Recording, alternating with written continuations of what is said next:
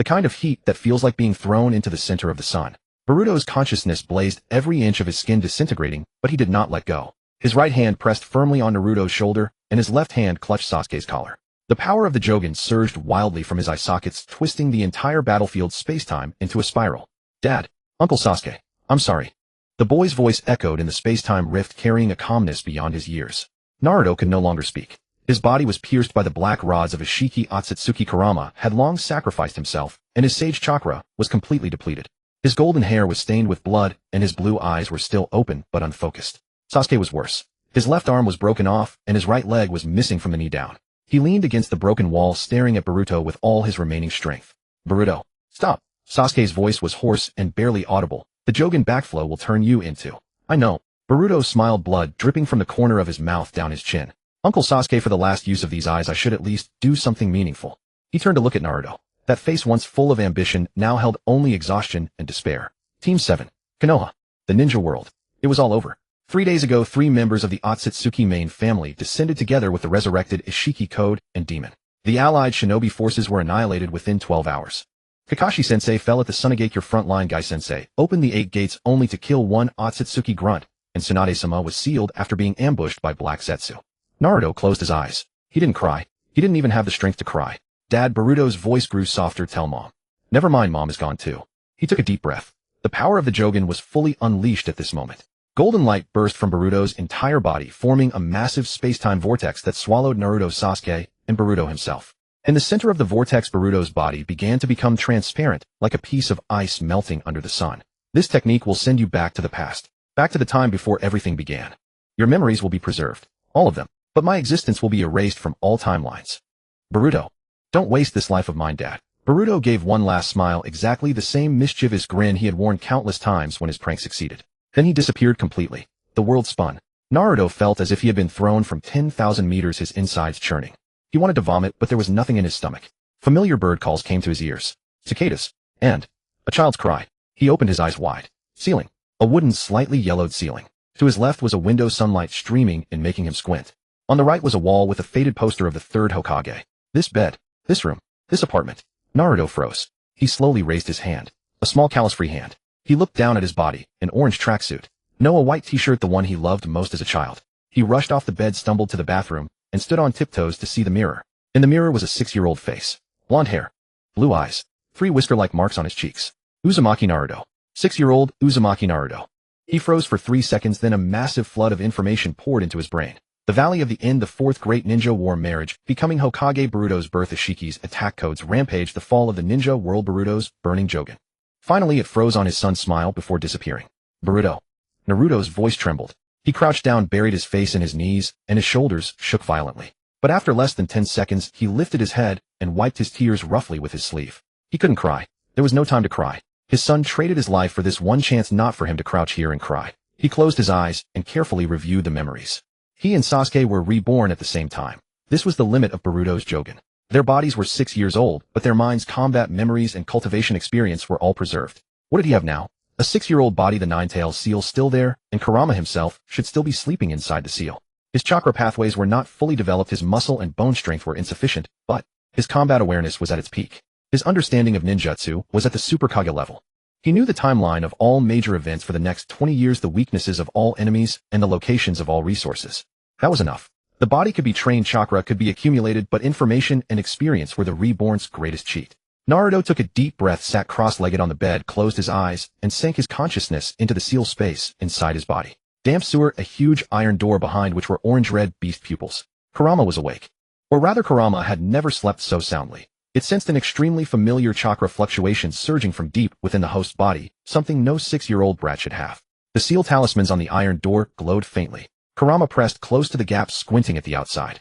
A little brat walked over. It was indeed that brat's face, but the way he walked, his eyes, the aura about him. Completely wrong. Who are you? Kurama's deep voice echoed in the space. Naruto stood before the iron door, looked up at the fox that had frightened him for over a decade, and slowly curled the corner of his mouth. Kurama, it's me. Kurama's pupils contracted sharply. That name, Kurama, was not something that brat would use. Only one person would call it that. Impossible. Kurama's voice carried a hint of caution. The sage of 6 paths died long ago. In the future, you will block the heavenly Amino-Mahashi for me, join hands with me to fight Kaguya, and call me partner. During the 4th war, you gave me all your chakra, and said, "Naruto, I believe in you. And we won." Kurama was silent. Naruto extended his right fist and touched it against Kurama's. Over 20 years of memories instantly flooded into Kurama's mind. Kurama stared at him for a long time. "That kid, Boruto?" Kurama suddenly asked. He disappeared completely. Naruto lowered his eyes. Silence. Then Kurama sighed and rested his massive head against the iron door. "Since the future me became your close friend, I trust my own judgment. I'll release as much of my chakra as I can." Naruto lifted his head, his eyes reigniting with light. "Not too much at first," he said, "just enough for me to defeat a few Jōnin." Kurama was speechless for 3 seconds. "You're really asking for a lot. A 6-year-old defeating a Jōnin. Are you crazy or am I? In the last life, I couldn't even throw a shuriken straight at 6, Naruto laughed. "But this life is different." He turned to leave the spiritual space, then suddenly stopped. "Oh Kurama. What now?" "Thank you. In the last life you sacrificed yourself for me. I never got to say it." Kurama was silent for a few seconds, then turned away. "Get out. Get stronger quickly, don't waste my chakra." Naruto laughed. Consciousness returned to reality and he opened his eyes. He turned his palm upward, feeling the chakra flowing inside his body. Sure enough, Kurama hadn't fully released the seal, but the gap was noticeably larger. A stream of crimson chakra seeped out, like a thin stream, slowly flowing through the meridians in his body. The amount was small, but controllable. Naruto clenched his fist, feeling a power in his fingertips that didn't belong to a 6-year-old. "Enough," he whispered. "In this life, I won't let anyone sacrifice themselves again." He put on his shoes and pushed open the door. The morning Konoha village was shrouded in thin mist with only a few early rising ninjas on the streets. Naruto didn't head toward Ichiraku Ramen. Instead, he turned and ran toward the direction of the Uchiha clan grounds. He had to confirm one thing. Training ground behind Nanga Shrine. A black-haired boy knelt on the ground, his hands supporting his body, breathing heavily. His eyes were closed, but blood dripped from the corners of his eyes, blooming dark red flowers on the gray stone slabs. Sasuke. He had woken up half an hour earlier than Naruto. When he woke up, he was in his childhood bedroom. His first reaction was pain. His eyes. It wasn't ordinary pain, it was a searing agony that spread from deep within the sockets to the entire skull, like someone carving letters into his eyeballs with a red-hot needle. He raised his hand to touch it, and his fingertips were all blood. Then the memories came. The Valley of the End. The truth about Itachi. Obito. The Fourth War. Naruto. Sakura. His daughter. Then Boruto's sacrifice. Sasuke didn't hesitate like Naruto. He immediately understood what had happened. Jōgan backflow temporal reset. Boruto had achieved that legendary forbidden technique. He rushed out the door, ran to the back mountain training ground, found an open space, and forced himself to calm down. The pain in his eyes persisted, but he already knew the reason. Sharingan. No, something higher than the Sharingan. He slowly opened his eyes. 3 tomo rotated in his pupils, then the pattern of the Mangekyō. A 6-pointed star, exactly the same as in the previous life. But this time he didn't awaken the eyes after fighting Itachi at 17. At 6 years old, relying on the memories and grief of his past life, he forced his eyes to evolve to this stage. The price was intense pain and blurred vision. Sasuke took a deep breath and tried to concentrate chakra into his right eye. Amaterasu. Black flames appeared out of nowhere on a rock 10 meters away, burning silently. He maintained it for less than 3 seconds before cutting off the chakra, because his eyes were throbbing as if they were about to explode. Useful but with limits. Sasuke muttered, wiping the new bloodstains from the corners of his eyes. At most once or twice a day. Use it too much, and I'll go blind. This was completely different from the previous life. In the previous life, using the Mangekyō only made things blurry, not this painful. The reason was simple. His body was only 6 years old, and his nervous system and meridians couldn't handle the Mangekyō-level ocular power output. But he didn't care, because he thought of another thing. The resonance of Indra and Ashura's chakra could bypass the Eternal Mangekyō and directly open the Rinnegan. And the reincarnation of Ashura. Naruto. Sasuke uttered the name and stood up. He also had to confirm one thing. As he walked to the exit of the training ground, a figure rushed out from the corner, almost colliding with him. Blonde hair, blue eyes, whisker marks.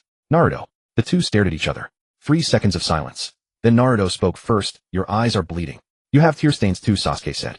Another 2 seconds of silence. Boruto-e. Naruto's voice was a bit hoarse. I know, Sasuke interrupted him, don't say it. He suddenly reached out his hand. Naruto paused for a moment, then reached out and held it tightly. 2 6-year-old small hands clasped together.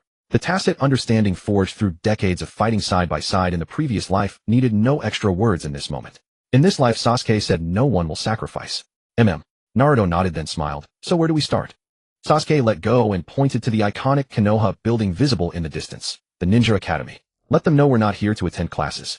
Naruto grinned, showing a set of white teeth. I like that idea. Early the next morning at the entrance of the Ninja Academy, Irika yawned, holding a teacup as he stood at the gate to welcome the students.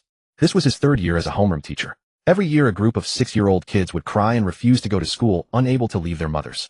Today should be the same. Until he saw 2 children walking side by side. The blonde one, Uzumaki Naruto, the Jinchuriki of the 9 Tails, the demon fox that the whole village avoided. Irika had mixed feelings about him. The kid was usually mischievous, but not bad at heart. He just wanted attention too much. The black-haired one, Uchiha Sasuke, son of the Uchiha clan, had extremely talented with a proud and aloof personality. The two kids who usually kept their distance were actually walking together today. Before Irika could think more, he heard a commotion from the classroom. Then came the sound of desks and chairs falling. Irika rushed into the classroom and saw Naruto standing beside the podium flipping through the schedule. Sasuke sat in the last row by the window, eyes closed, expressionless. The podium was littered with chalk, Mizuki-sensei's teaching materials. Naruto. Irika frowned. What did you do? Nothing. Naruto didn't look at him, rolling up the schedule and putting it in his pocket. I just told Mizuki-sensei that the first class is cancelled. The lessons are too simple, a waste of time. Irika was stunned. Mizuki-sensei picked himself up from the ground, his face bruised. Not from being hit, but from anger.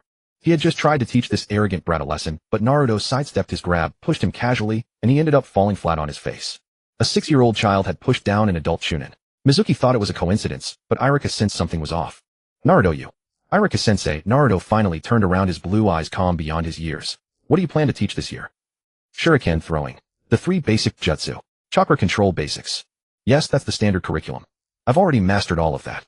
Naruto said. I can use shadow clone technique, transformation technique, and substitution technique. My shuriken throwing accuracy is 100. As for chakra control precision, find a chunin to compete with me, and I might not lose. The entire classroom fell silent. The other kids' mouths dropped open. Liar, a chubby boy stood up. You always fail your exams. Naruto caught himself and changed his words. That's because I didn't want to try. Sasuke coldly added from behind, he's not lying. Everyone looked at him. Sasuke opened his eyes, and for a moment the 3-tomo Sharingan flashed in his black pupils. But the classroom was too dim. Only Irika and Mizuki caught that instant. Mizuki's face changed drastically. 3-tomo Sharingan. At age 6. Even in Uchiha history, such a monster had never appeared. Entrance test. Sasuke stood up, walked to the target in the center of the classroom, and stood with his back to it. Is it shuriken throwing? He casually drew 4 shuriken from his belt and threw them behind his back. The shuriken traced strange arcs in the air, bypassing pillars, bouncing off walls. Finally, all 4 hit the bullseye, simultaneously forming a perfect diamond. The classroom was so quiet that you could hear a pin drop. Naruto shrugged, walked to another target, and casually threw, without even aiming, a shuriken that split into 6 in midair. He secretly used wind release chakra, hitting 6 bullseyes simultaneously. This is not something a child can do. This is Jōnen level skill. Irika's teacup fell to the ground and shattered. You? What exactly are you? Reborn. Naruto said with a smile, but his eyes were serious. No joke. Irika-sensei, we don't have time to waste 6 years at the Ninja Academy. Either give us graduation certificates, or we'll come and cause trouble every day. You? Irika's forehead bulged with veins. This is the rule. 6-year-olds must attend. Rules are for ordinary people, Sasuke said. We are not ordinary. He looked out the window. To the southeast, on the rooftop of the Hokage's office building, an old man, wearing a conical hat, stood by the railing watching from afar. The 3rd Hokage. Next to him stood a man wrapped in bandages. Danzo. They've already seen us, Sasuke said quietly. Naruto followed his gaze, locking eyes with the 3rd Hokage across hundreds of meters. The 3rd's expression shifted from shock to gravity. Hokage's office building, top floor meeting room. The 3rd Hokage, Sarutobi Hiruzen, sat at the head of the table, his pipe laid on the table untouched. Danzo sat across from him, his hands crossed under his chin. You saw them, Danzo's voice was cold. That Nine-Tails brat and the Uchiha orphan. 6 years old. Shuriken skills surpassing a chunin. And that Uchiha's eyes, did you see them? I saw them, the 3rd said. 3-tomo Sharingan. Not only that, Danzo tapped his fingers on the table. The moment he activated his eyes, I glimpsed a more advanced pattern. The possibility of Mangekyō is high. Silence. And that Uzumaki brat, Danzo continued, the Nine-Tails chakra on him is abnormally active. I sent a sensor ninja from Root to confirm. The seal is not broken, but the leakage is over 5 times the normal amount. He is actively channeling this chakra himself. The 3rd finally picked up his pipe and lit it. What are you trying to say, Danzo? Control them or eliminate them? Danzo's voice was flat. 2 6-year-old children with such power. If they lose control, Konoha will suffer another Nine-Tails disaster. You're insane, the 3rd shook his head. They are just children. Children. Danzo sneered. Hiruzen, your biggest flaw is being too naive. That way of speaking. It's not something a child can have. I suspect. What do you suspect? Danzo was silent for a few seconds, then said, they know things they shouldn't know. The 3rd's head snapped up. Danzo took out a scroll from his robe and spread it on the table. It recorded an analysis report of all abnormal behaviors of Naruto and Sasuke since their rebirth. Naruto had never gotten lost, knew the location of all secret facilities in Konoha, and Sasuke had used high-level Uchiha fire techniques without being taught. They might be spies from some organization subjected to some memory transplant jutsu. Danzo said, or time travel. The 3rd's fingers trembled slightly. He had thought of that possibility. But if it's true, monitor them, the 3rd finally decided. Don't tip them off. Also summon Jiraiya back. Danzo narrowed his eyes. What do you suspect? I suspect nothing, the 3rd said. But if they really know something, Jiraiya is the only one who can get the truth out of them. Danzo said nothing more, stood up, and left the room. The moment he closed the door, he showed a cold smile in the darkness. No matter who these two brats were, Root would get the answer before the Hokage. The same afternoon, behind the ninja academy on the hillside, Naruto and Sasuke sat on a tree looking at the distant view of Konoha village. The third Hokage and Danzo will notice, Sasuke said. We were too high profile. That's the point, Naruto said, biting into an apple. We don't have time to play stealth. Being high profile is the only way to catch Jiraiya-sensei's attention, to make Gai-sensei proactively teach me the 8 gates, and to disrupt Orochimaru's plans ahead of time. Sasuke was silent for a moment. Danzo won't let us go. If he dares to make a move, Naruto's voice suddenly turned cold. I'll make all of Root's information public. Hashirama sells Sharingan armed the Uchiha clan annihilation plan. He can try if he wants to die. Sasuke looked at him. You've changed a lot. You haven't changed, Naruto retorted. Sasuke didn't answer, but looked at his right hand. He tried to gather chakra, fire, lightning, wind, earth, water, 5 natures swirling in his palm. All nature mastery. The ability earned in the previous life through the Rasengan engraved into the soul. Tomorrow's practical exercise, Sasuke said. Shall we make Irika-sensei question his life? Naruto jumped down from the tree, flexing his wrists. Tomorrow. Why not now? He turned his head toward the depths of the forest where several black figures were stealthily approaching. Root agents, Naruto said in a low voice. They've come to invite us for tea. Sasuke also jumped down, standing beside him. You or me? Together, Naruto grinned. Let's show them how 6-year-olds beat Jōgan. Crimson Ninetales chakra burst out from Naruto, forming a thin coat. In Sasuke's eyes, the 3 tomos spun, and the pattern of the Mangekyō flickered faintly. The black figures pounced from all directions. The battle was about to begin. 15 Root operatives, all elite A and BU, at least special Jōnen level. Leading them was a man wearing a cat mask, codenamed Ko, skilled in earth release and assassination techniques. He had received orders from Danzo, capture Naruto and Sasuke alive and bring them to the Root base for interrogation. Just 2 brats, Ko muttered to his subordinates. Finish them quickly without alerting the A and BU. All 15 moved simultaneously. Naruto closed his eyes to sense. The Ninetales chakra flowed within him, mapping every chakra reaction within a 200-meter radius into his mind. 3 from the left front approaching via earth release. 4 from the right rear providing shuriken cover. Directly above. Sasuke above. Naruto shouted.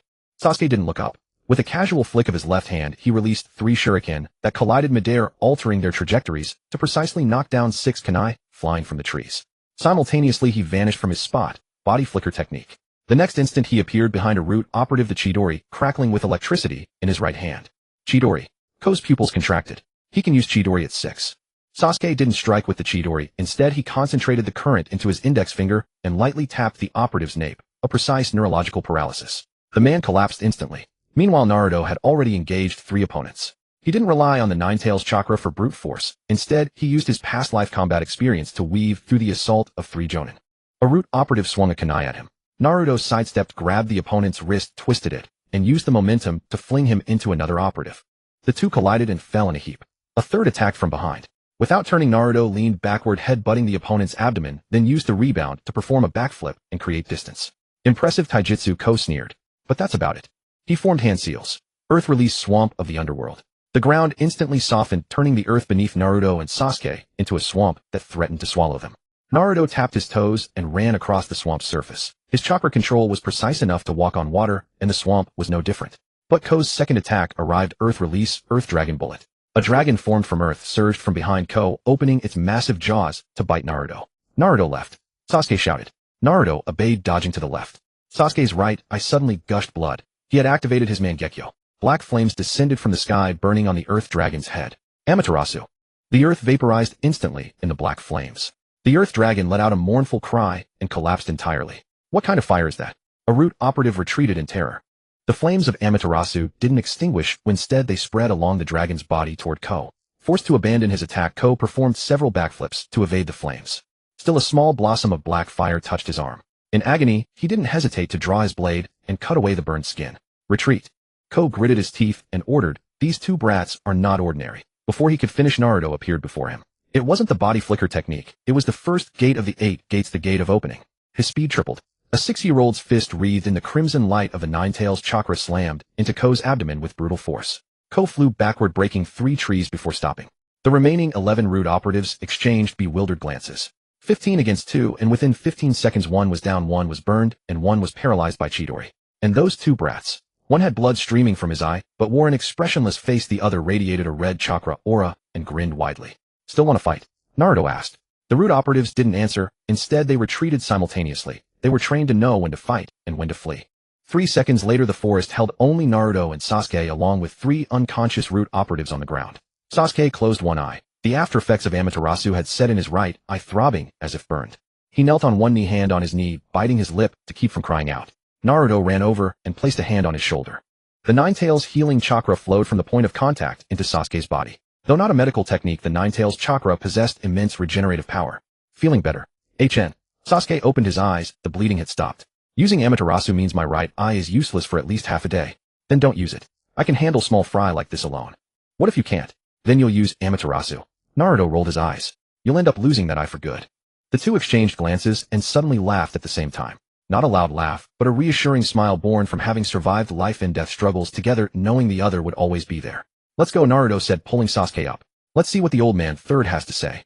At the Hokage's office, the third Hokage listened to the ANBU report, his pipe nearly falling from his mouth. 15 root operatives driven back by 2 6-year-old children. The ANBU's voice trembled. Yes, Hokage-sama. And they didn't even go all out. Uzumaki Naruto used the Nine Tails chakra and the first gate of the 8 gates. Uchiha Sasuke used black flames. Those flames intelligence believes might be the legendary Amaterasu. The third took a deep breath. Where is Jiraiya? He's already at the village gate. Tell him to come see me directly. 20 minutes later, Jiraiya pushed open the Hokage's office door, flopped into the sofa, and crossed his legs. Old man, why the rush to call me back? I was in the middle of material gathering. Shut up and look at this. The third tossed a battle report to him. Jiraiya caught it, opened it, read a few lines, and frowned. After finishing, he flipped back to the first page and read it again. You're joking, right? Do I look like I'm joking? Jiraiya was silent for a moment, then said, where are those 2 brats now? At the Ninja Academy. I made them attend class normally. Class? Jiraiya stood up. Kids with this kind of strength, you send them to shuriken practice. What else? The third smiled bitterly. They carry too many secrets. I need your help to figure it out. Jiraiya thought for a moment and nodded. Fine, I'll go check them out. He reached the door, then suddenly turned back. Old man, do you think they might really be from the future? The third didn't answer. He just took a deep drag from his pipe. Jiraiya shrugged and pushed the door open. At the Ninja Academy classroom, Iruka was lecturing on the basics of chakra. Naruto was asleep in the back row and Sasuke had his eyes closed, actually training his ocular control. The door slid open suddenly. A tall man with white hair walked in wearing a red haori, his wooden get a clacking on the floor. Yo, Jiraiya said with a grin, scanning the classroom. Which ones are Uzumaki Naruto and Uchiha Sasuke? All the kids turned to look at the back row. Naruto woke up, saw Jiraiya's face, and his eyes lit up. Sasuke opened one eye, glanced, then closed it again. Jiraiya walked over to them, bent down, and stared at Naruto for a long time. Kid, do you know me? Naruto almost said, you're the Toad Sage Jiraiya, my master, but instead he said, you're one of the legendary Sannin Jiraiya-sama. I've heard of you.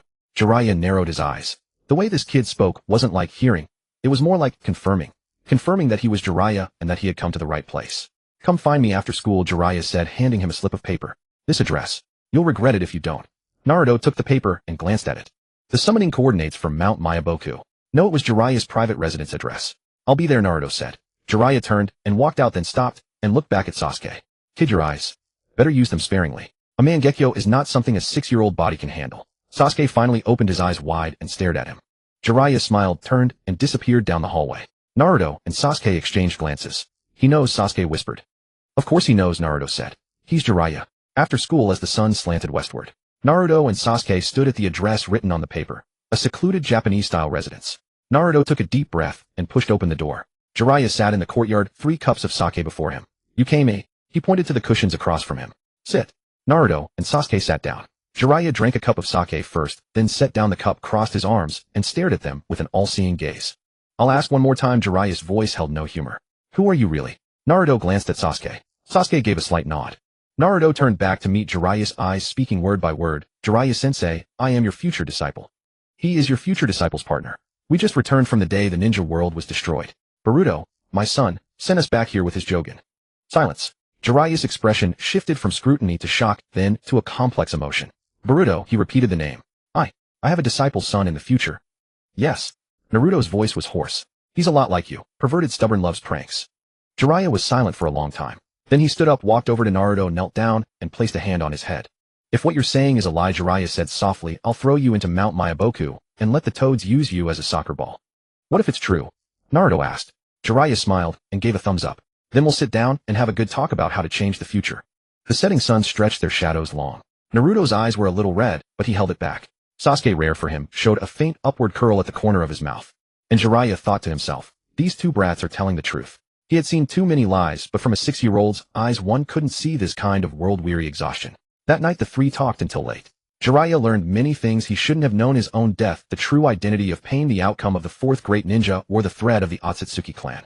He didn't press for details about Boruto, because when Naruto reached that part his voice trembled, and he couldn't continue. Alright, Jiraiya said, patting Naruto's shoulder at the end.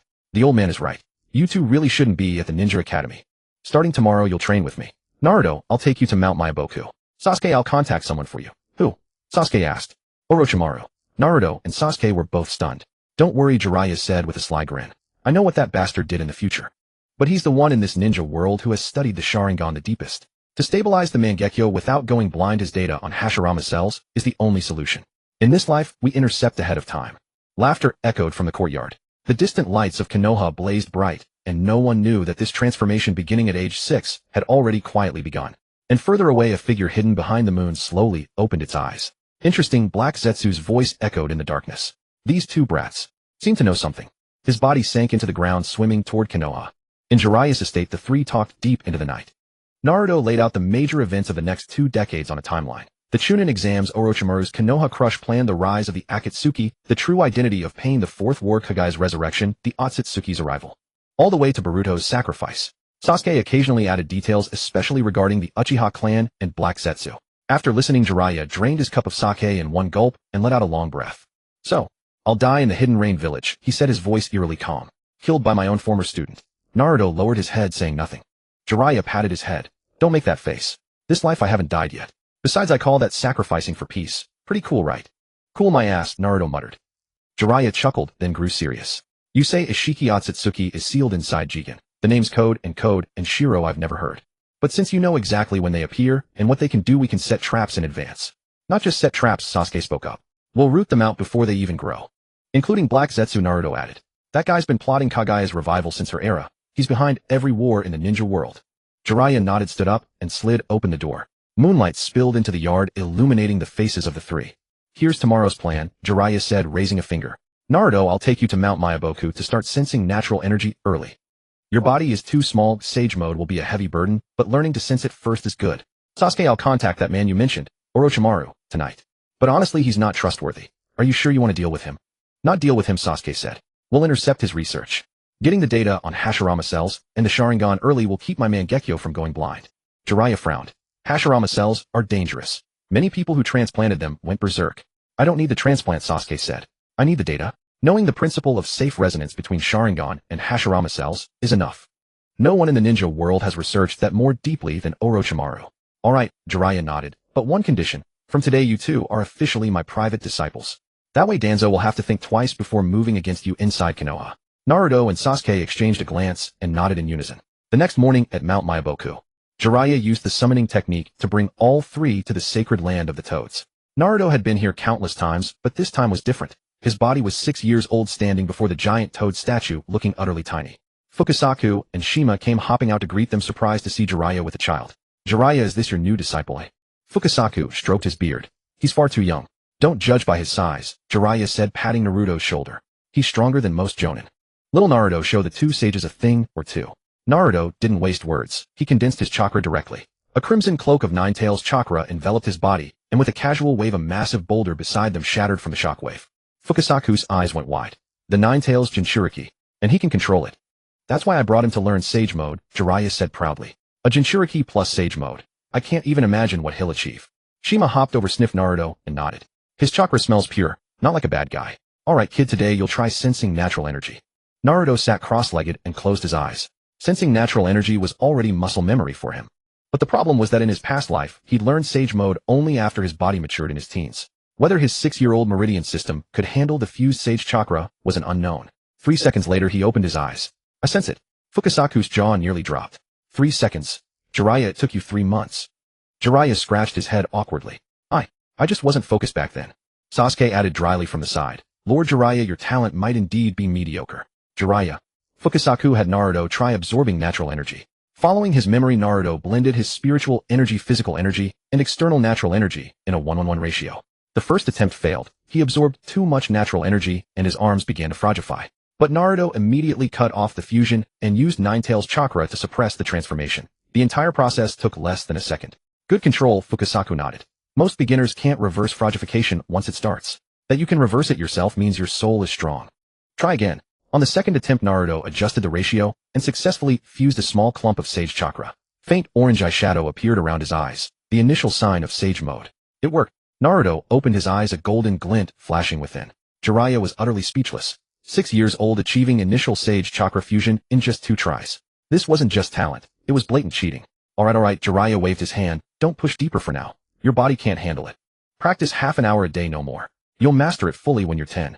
Naruto nodded and dispersed the sage chakra. Fukasaku looked at Jiraiya. Where did you find this kid? I want a disciple like him too. Too late, he's mine. This, deep in Mount Myaboku by a waterfall. Jiraiya had Naruto continue sensing practice while he took Sasuke aside. Let me see your eyes. Jiraiya crouched down. Sasuke opened his eyes. His 3-tomo Sharingan slowly spun, then transformed into the hexagonal pattern of the Mangekyō. Jiraiya drew in a sharp breath. A 6-year-old with the Mangekyō. He'd never heard of it in his life. Does it hurt? Only when I use the abilities. Sasuke said, Amaterasu can only be used once. Overuse will temporarily blind my right eye. And you still used it to beat 15 root members. I couldn't win otherwise. Jiraiya was silent for a moment, then pulled a scroll from his robe. I stole this from the old 3rd Hokage, he whispered. Research material on Madara Uchiha, including his Sharingan evolution path. It's incomplete, but it'll help you. Sasuke took the scroll, unrolled it, and scanned it, his pupils slightly contracting. This is records about the Eternal Mangekyō. Yeah, Madara got the Eternal Mangekyō by transplanting his brother Izuna's eyes and never went blind again. But in your case, we can't have Itachi awaken his Mangekyō now and have him dig his eyes out for you, can we? Jiraiya scratched his head. So we need Orochimaru's research data to see if there's another way. Sasuke rolled up the scroll and nodded.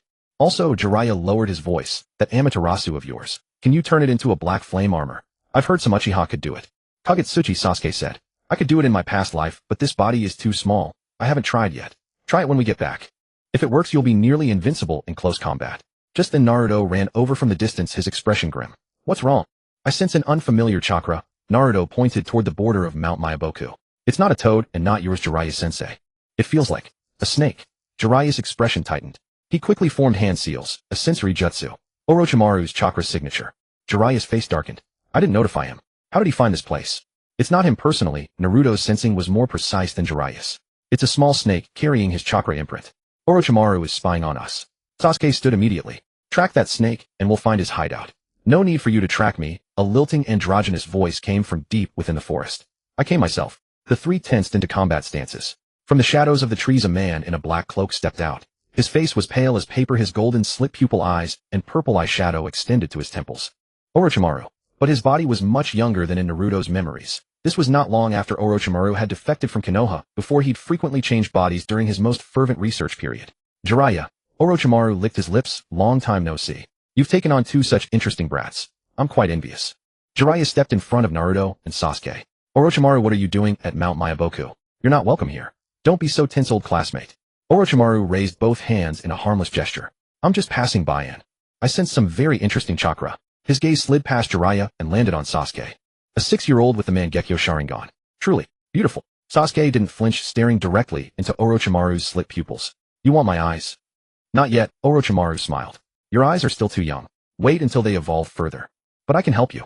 Help you delay blindness, stabilize your ocular power, and even find a path to the eternal. What's the price?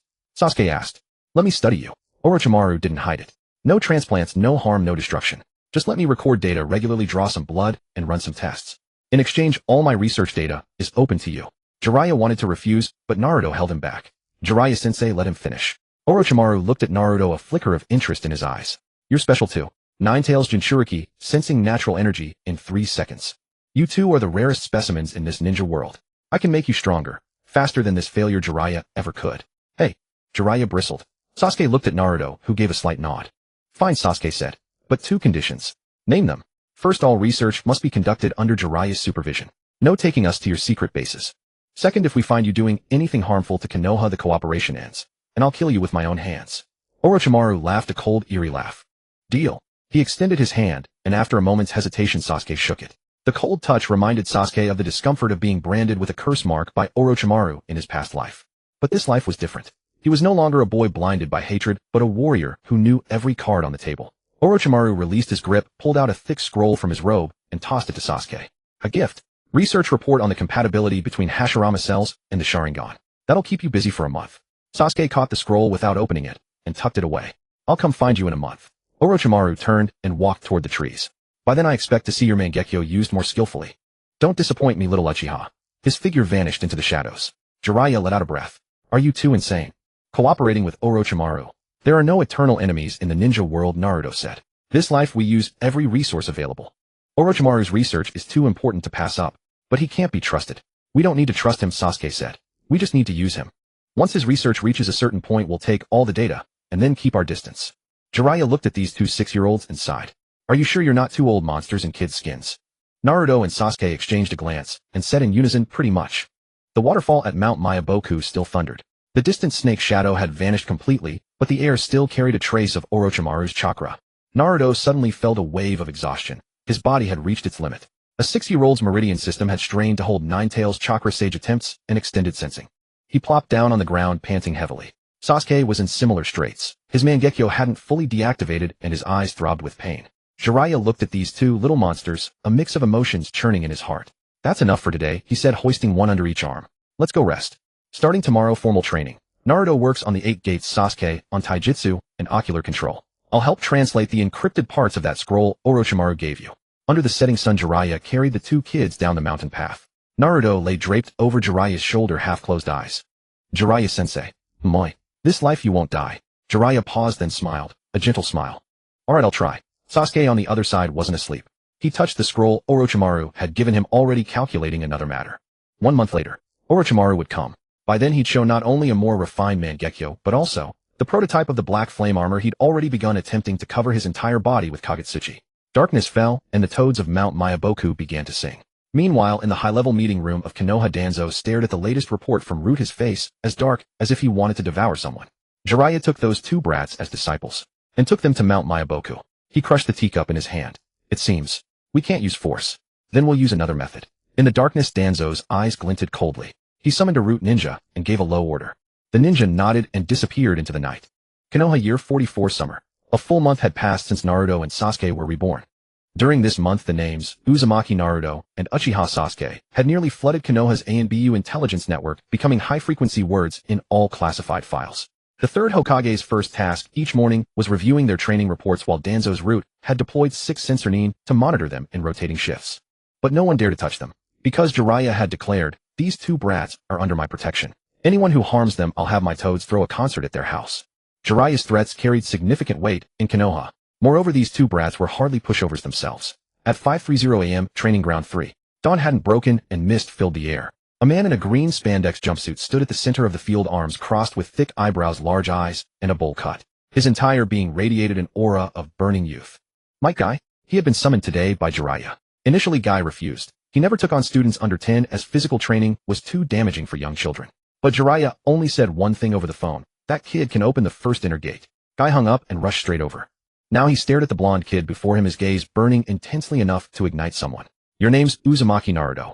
Guy crouched down, placing his hands on Naruto's shoulders. Can you really open an inner gate?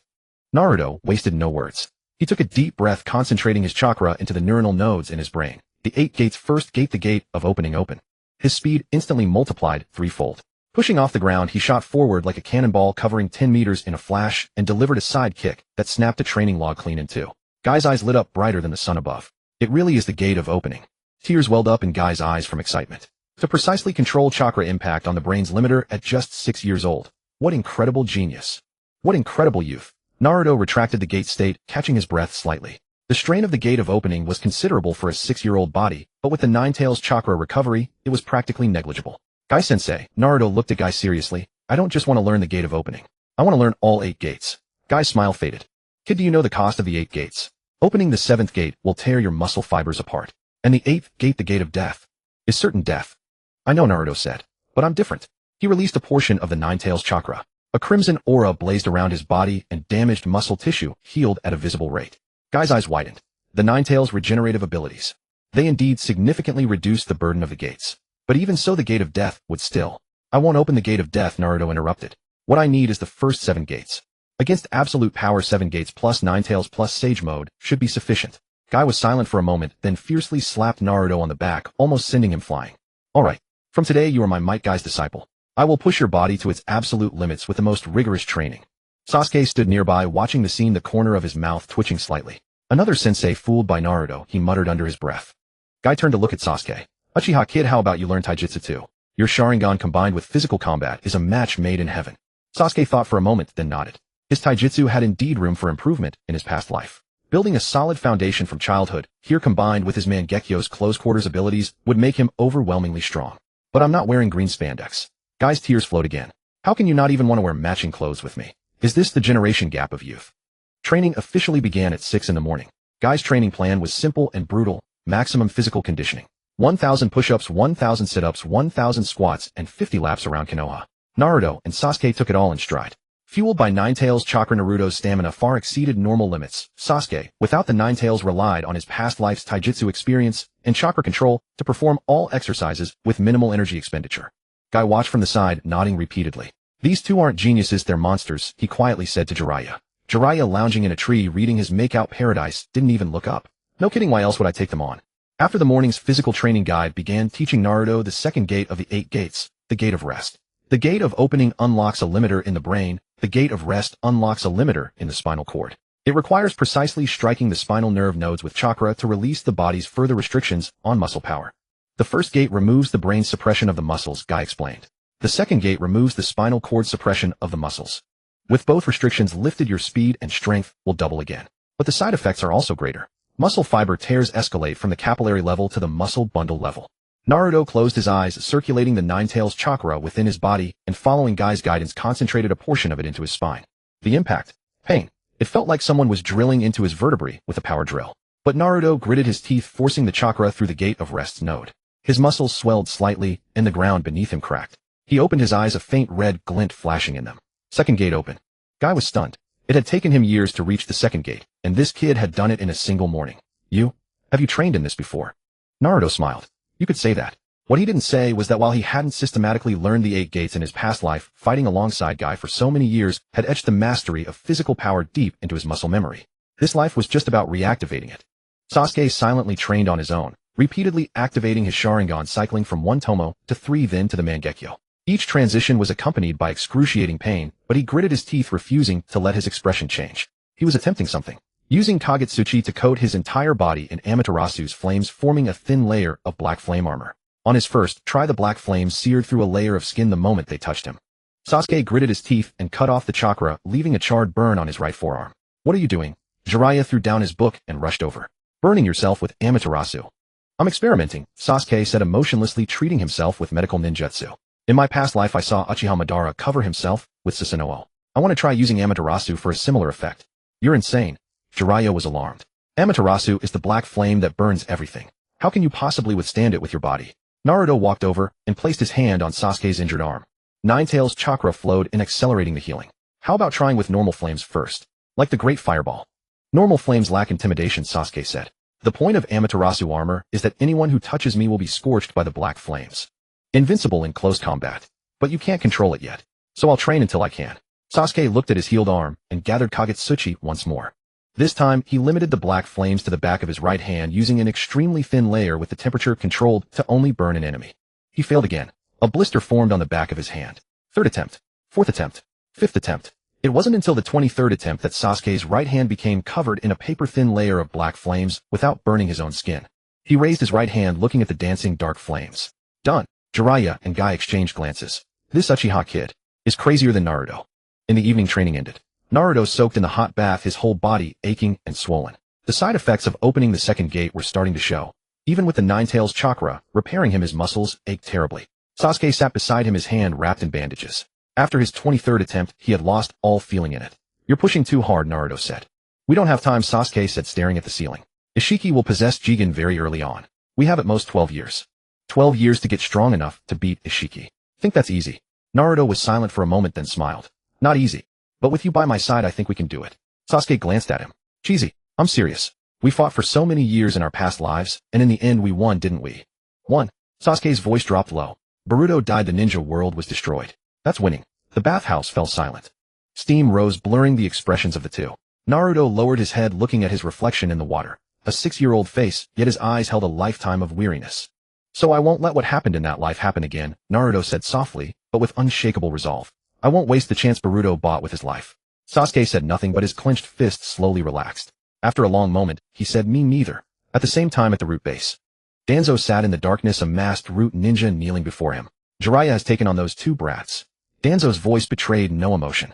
Yes, Uzumaki Naruto has begun learning the 8 gates from Might Guy, and Uchiha Sasuke is researching an armor of black flames.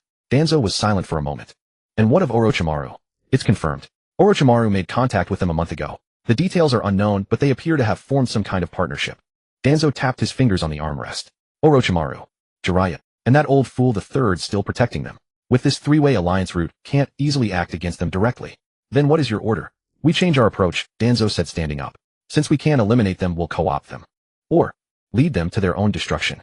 He walked to the wall and slid open a hidden compartment. Inside was a test tube containing faintly glowing cellular tissue, Hashirama's cells. If the Uchiha brat wants the Eternal Mangekyō, he'll need this. And the Nine-Tails brat will also need greater power to face future enemies. Send Sai to approach them, Danzo said. Have him bring a sample of the Hashirama cells and a cooperation agreement. If they cooperate, Root will be their backing. If they refuse, he paused. Find a way to make Orochimaru's research suffer an unfortunate accident. The Root ninja acknowledged the order and left. Danzo sat back down into the darkness, one eye glinting coldly through the gaps in his bandages. Uzumaki Naruto, Uchiha Sasuke, no matter where you're really from, Konoha can only be protected by me. At 6 in the morning, the air of the third training ground still carried the dampness of dew. Naruto had already completed 500 push-ups and 300 kick drills, sweat staining the ground into a dark patch. Sasuke practiced the fine control of his black flame armor. Now he could simultaneously cover his right hand and left forearm with a thin layer of Amaterasu, sustaining it for nearly 10 seconds without burning himself. Gai-sensei was moved to tears 6 times. Youth? This is the blazing youth. As usual, Jiraiya lay on a tree reading Ica Paradise, but his attention was fixed on the woods beyond the training ground. From 4 in the morning, Root operatives had been lurking there. Not to fight, but to observe. They're here. Jiraiya suddenly closed his book and sat upright. At the entrance to the training ground, 2 black-clad figures wearing animal masks appeared soundlessly. The leader wore a cat mask, the one behind him a hawk mask. The Root shinobi with the cat mask knelt on one knee, his voice devoid of emotion. Uzumaki Naruto, Uchiha Sasuke, Lord Danzo requests your presence. Sasuke's black flames extinguished and he stared coldly at the other party. Last time you said the same thing, and then you sent 15 people to capture us. That was a misunderstanding. The cat-masked shinobi bowed his head. Lord Danzo wishes to compensate you both. He has prepared a gesture of sincerity and hopes you will honor him with your presence. Naruto and Sasuke exchanged a glance. Go or not? Naruto asked. Go. Sasuke stood up, brushing the dust off his clothes. Let's see what game he's playing. Jiraiya jumped down from the tree, blocking their way. I'll go with you. The cat-masked shinobi shook his head. Lord Danzo wishes to see them alone. Lord Jiraiya may wait outside the Root base. Jiraiya frowned, but Naruto tugged at his sleeve. Jiraiya-sensei, it's fine. Danzo wouldn't dare touch us. How do you know? Because he fears death more than anyone. Root base, 3rd underground level. Danzo's office had no windows, only a few dim lamps. The air reeked of disinfectant and blood, the lingering scent of countless human experiments. Naruto and Sasuke stood in the center of the room, facing a heavy mahogany desk. Behind it, Danzo sat in the shadows, only one eye and a bandaged jaw visible. Sit. Danzo pointed to the chairs opposite. The two sat down. Naruto did not act nervous or curious like an ordinary 6-year-old. Instead, he scrutinized Danzo with a gaze that seemed to see through all his cards. A look that made Danzo feel a pang of discomfort. Let's cut to the chase, Naruto said. What do you want from us? Danzo was silent for 3 seconds, then smiled. A hollow expression that was uglier than a frown. Jiraiya must have told you that I am the Root of Konoha, bearing all the shadowy missions. I noticed your anomaly from the very first day. He stood up, walked to the wall, opened a hidden compartment, and took out a transparent test tube. Inside was a piece of pulsating tissue, glowing with a dark red luster, cells visibly dividing frantically. Hashirama cells. These are the cells of the first Hokage. Danzo placed the tube on the table and pushed it toward Naruto and Sasuke. They possess immense vitality and regenerative power. For you, Uzumaki Naruto, it can stabilize your Nine-Tails chakra, even granting you effects similar to opening the 8 gates without the cost of death.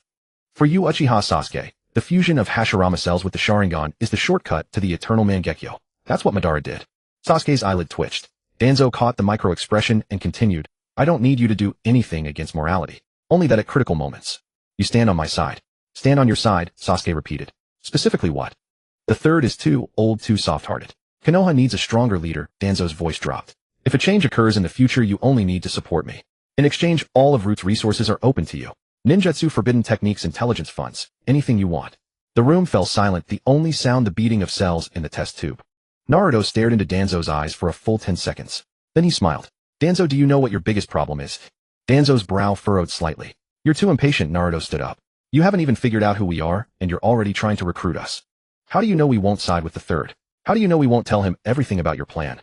Because you're not ordinary children, Danzo's voice turned cold. You have secrets. That old fool the third will dig into the truth, while I only care about results. Cooperate with me, and your secrets will remain forever hidden. Sasuke also stood up, pushing the test tube back. You can leave the item, Sasuke said, but cooperation is out of the question.